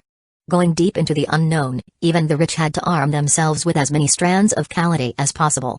Looking at the crystallized Calamity flowing like water, Liam also began to get nervous. 1 trillion. 2 trillion. 3 trillion. Too much. Before his father left, he had given him 5 trillion crystallized casualty. Seeing it about to drain before his eyes, Liam couldn't help but feel anxious. What if they escape? What if they band together and decide not to pay? What if all of these talents die and can't pay their debt? Although the more they borrowed, the more he could earn, lending such a large amount of Calamity was still nerve-wracking. With the ether refiner his father had, it would take about 20,000 years to accumulate 1 trillion crystallized casualty. Soon after the credit spree, the crystallized Calamity he had went from 5 trillion to a mere few hundred billion. Too much. I wish you a safe and plentiful harvest. Don't die on me. Clenching his fist, he wished for their safe return for the first time. A few days later, passing through an invisible barrier, the Shadow Void ship reached the middle layer of the dark void domain. This is the middle layer of the dark domain? The chaotic miasma is 3 times thicker. The path of law is harder to use. Even the laws are harder to mobilize. TSK. With such restrictions, we could only exert about 70 to 80% of our strength. Analyzing the place, they couldn't help but feel solemn. Being weaker while fighting a stronger enemy couldn't be worse. Isn't it just dark beasts? Let's go. I can't wait to fight one, Max muttered in excitement. What a brute. Rolling their eyes, they looked at the map projection, finding the closest enemy. A few hours later, they quickly met up with the first Tier 11 Dark Beast in the competition. It's a feral Tier 11 Dark Beast, perfect for a warm-up. Maximus smiled, inviting his family to clear out a wave. Getting out of the void ship, they suddenly felt the suffocation of the chaotic miasma. Waving his hand, Maximus blessed them with a calming origin barrier. Fight to your heart's content. I am here. Getting their father's encouragement, they swooped toward the enemy without hesitation. You can go too. It's time to move after a long seclusion, Maximus said to his wives. Oh, then keep your eyes on us, husband. Not fighting for a long time, their bodies were somewhat rusty. Soon, clashing with the Tier 11 feral dark beast, they felt a heavy pressure. How strong? Withstanding the first wave of their attacks, they felt a little shocked. Such an attack was enough to kill a normal Tier 11 individual over 100 times. Witnessing the dark beast take it on like nothing, they turned more solemn. Don't back down, it's just a big chunk of meat who couldn't dodge our attack nor hit us. It seemed so, just a tank with all defense. Calming down, they began to beat the dark beast like a punching bag. Bam bam bam. It's really thick. Barely causing any damage, they felt a little amaze. Unfortunately, after purification, only a few little pieces of material would be left. Soon, with the dark beast's clumsy movements, they began to whittle their life one by one. After a few days of siege, they finally killed all the hundreds of Tier 11 dark beasts. How boring. Finishing the fight, they felt a little tired. Besides having thicker health, these dark beasts didn't offer any challenges. Killing them mechanically with brute force was too laborious for their minds. This is only a feral dark beast. Don't be too complacent, Maximus warned. Studying the structure of the dark beasts, Maximus knew the higher the grade, the stronger their combat abilities would be. If not, Maximus was confident he could kill a Tier 12 dark beast just by grinding it to death. Hearing their father's reminder, they quickly calmed down. Indeed, feral beasts were merely cannon fodder. Having a thick health bar was already pretty good. Let's go. The fluctuations of the fight already alerted the surrounding dark beasts, Maximus urged. Seeing the map showing dense waves of dark beasts charging toward their location, they couldn't help but feel a cold chill. With billions of dark beasts heading their way, no matter how strong they were, they would be drowned. The dark void domain is too dangerous. Without the map projection, they wouldn't have even known they were about to be ambushed. Let's go. Collecting their spoils, they quickly left the area. Chapter 641 Venturing deep in the dark, 2, escaping a disaster, the family couldn't help but heave a sigh of relief. How could those dark beasts be so sensitive? In the outer area, no matter how much commotion they caused, at most, a few hundred or thousand dark beasts would be attracted. However, here, just a few days of fighting attracted billions of dark beasts swarming toward them. It's the chaotic miasma. The thicker it is, the more sensitive and stronger they are, Maximus explained. After studying dark energy for thousands of years, Maximus concluded that these dark beasts were almost invincible in a chaotic energy environment. Maybe even an overlord would have a hard time killing a Tier 11 dark beast if the fight was conducted directly in the chaotic void. Having experienced firsthand the power of a Tier 11 dark beast, they couldn't wait to purify it for merit or materials. Using strands of casualty, they slowly melted away the dark energy, keeping the most essential parts of the beast intact. The merit is 10 times higher. With this, it would only take hundreds of years for our path to advance to ocean level. TSK, killing these beasts for days has been worth it. Although it was harder to kill Tier 11 dark beasts, the return ratio was more generous. They could even save strands of Calamity during purification. Meanwhile, purifying the dark beast for material, Maximus couldn't help but nod in satisfaction. It's more cost-effective. Because the Tier 11 dark beast had a stronger and tougher body, purifying it for materials was more cost-effective than using Tier 10 dark beasts. If it would take 10 billion crystallized Calamity to condense a Tier 12 ultimate material using Tier 10 dark beasts, then it would only take a few billion using the Tier 11 dark beasts.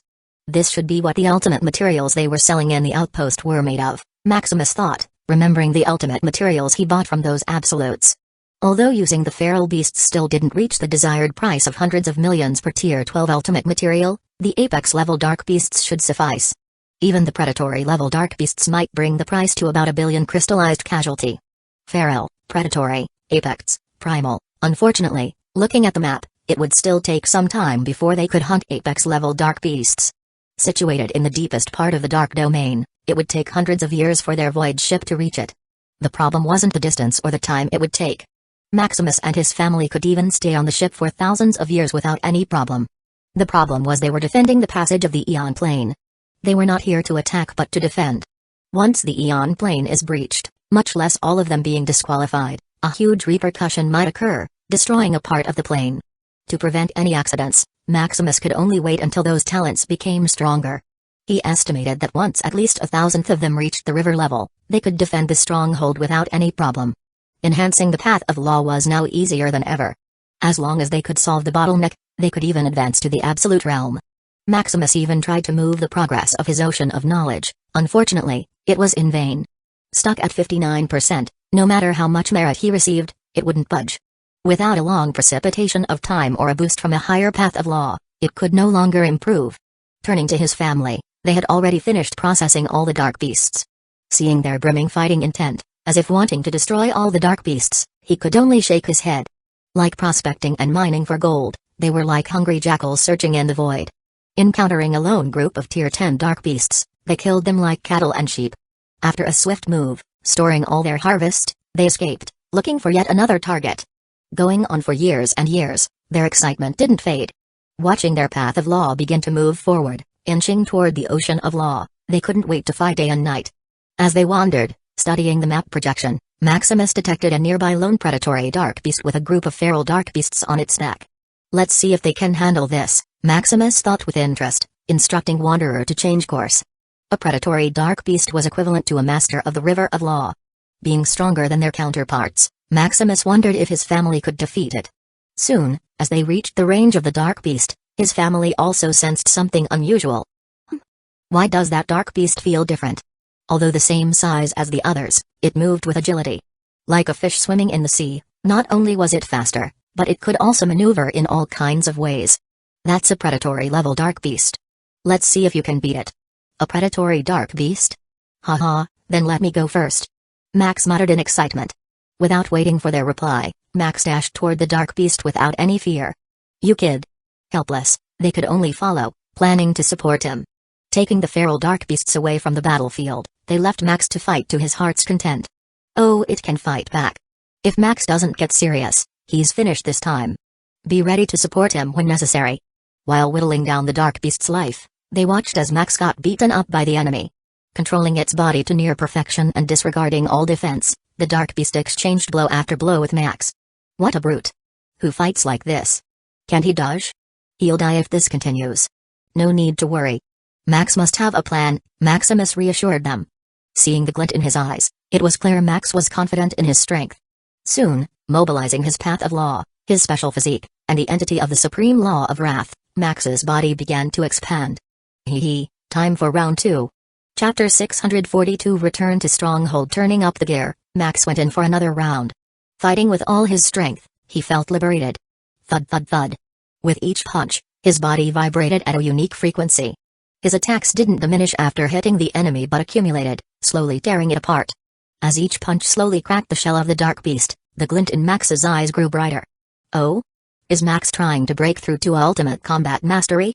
Maximus thought with interest. Integrating all his strengths into one, Max only needed a slight chance to break through. Unfortunately, as the dark beast began cracking under the pressure, Max was out of luck. A few hours later, before Max could achieve his breakthrough, the predatory dark beast suddenly shattered like a mirror. Crack. With a splash of flesh, a dark beast comparable to a master of the River of Law collapses. A little short. Max muttered in disappointment. If only it had been stronger, he might have broken through to ultimate combat mastery. Don't be down. Just get it next time. We have plenty of time and enemies, Maximus said, patting his shoulder in comfort. Unable to achieve his breakthrough, Max vented his frustration on the remaining dark beasts, killing them one by one. Although brother didn't break through, his strength has gotten stronger. Serene cheered. Although Max didn't break through to ultimate combat mastery, he learned a special skill, cumulative attack. By combining all his strength and following a unique frequency to accumulate damage, even the thick-skinned dark beasts became as crispy as potatoes. The hours it used to take to kill feral dark beasts now only took a few dozen minutes. After wiping out the Dark Beast group, they quickly cleaned up the battlefield and escaped. Boarding the Shadow Void ship, Max requested they look specifically for predatory or even apex Dark Beasts. Feeling an imminent breakthrough, Max wanted to fight another one. Nodding in agreement, Maximus instructed Wanderer to search specifically for stronger Dark Beasts. No longer wiping out every Dark Beast they came across, they soon found another lone predatory Dark Beast. Excited for another round, Max went in to fight without consulting anyone. Too impatient.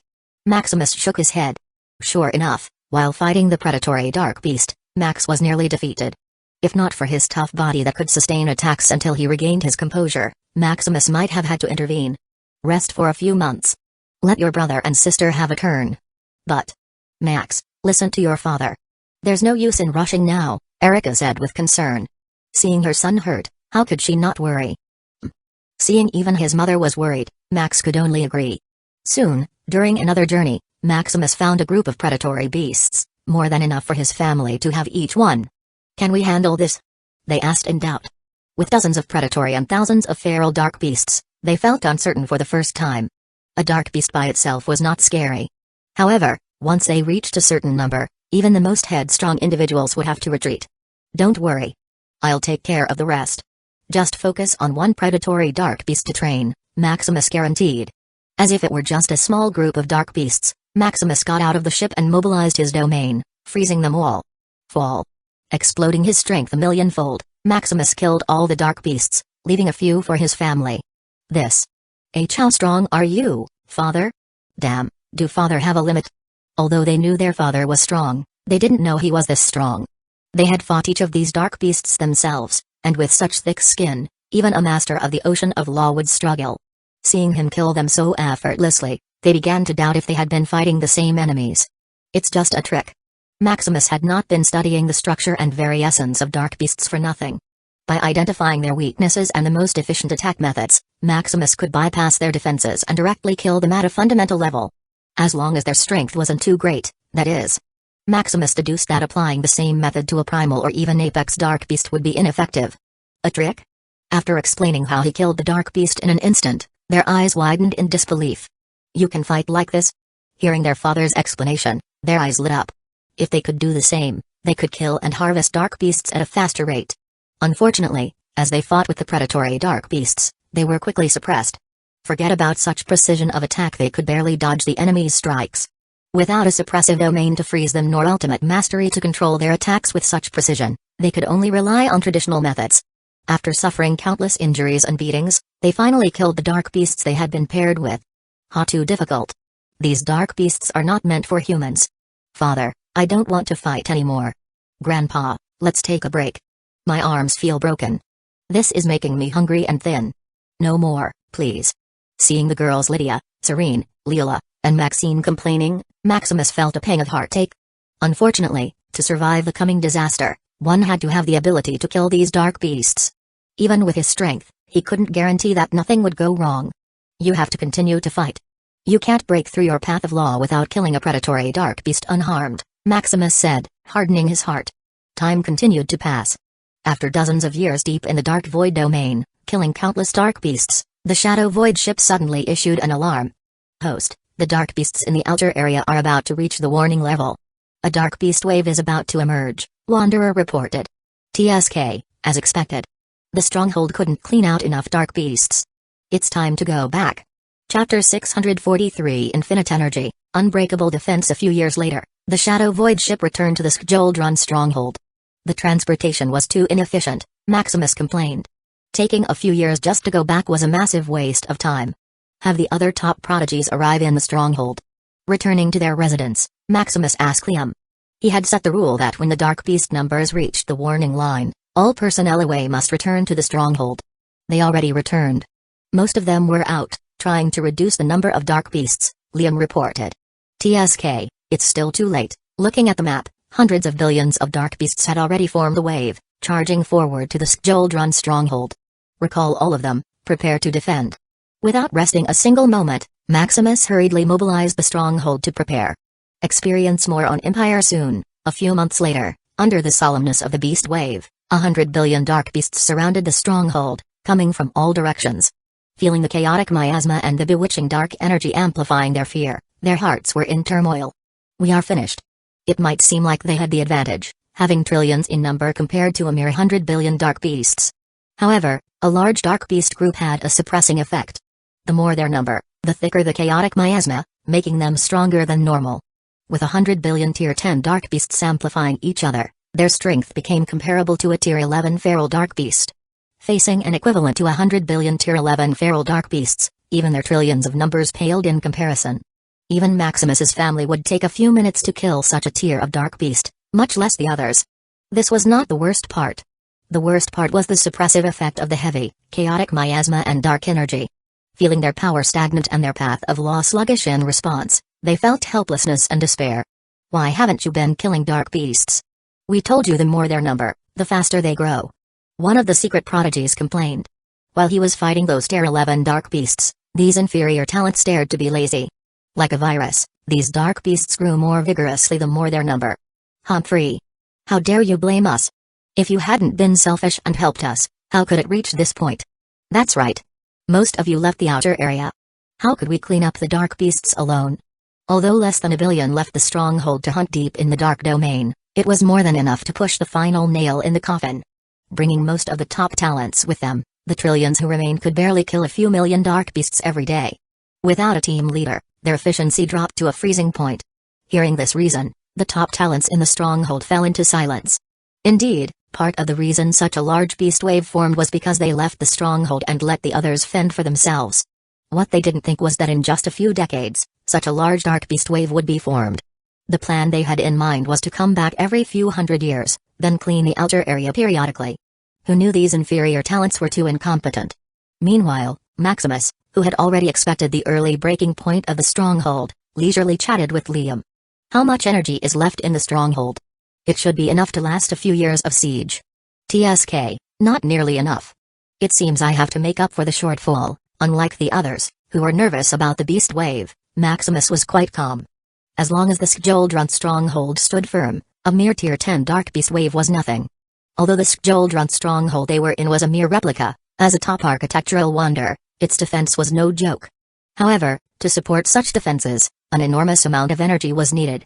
By absorbing the free void energy and converting it to origin energy, it could run by itself autonomously. Unfortunately, in times of emergency, it required active support. With how poor these talents were, this job could only fall to Maximus. It seemed the overlords also expected this and consciously constructed an energy core array. They even strengthened the energy consumption mechanisms to make up for the defense. As for the dark beast wave passing their stronghold to breach the entrance to the Aeon plane, it was impossible. Like moths to a flame, these dark beasts couldn't resist the blinding brightness of the stronghold. Holding trillions of delicious high-energy bait, these mindless dark beasts could only charge at the stronghold. Unless the stronghold collapsed and they all died, the Aeon plane wouldn't be breached. A few decades should be enough to clear this beast wave, Maximus calculated. How much would that cost? Liam muttered in a daze. With 100 billion dark beasts attacking at the same time, the energy consumption would be enormous. At the highest estimate, the stronghold might consume hundreds of quintillions of units of origin energy per day to defend. Converted to crystallized casualty, it would cost hundreds of millions.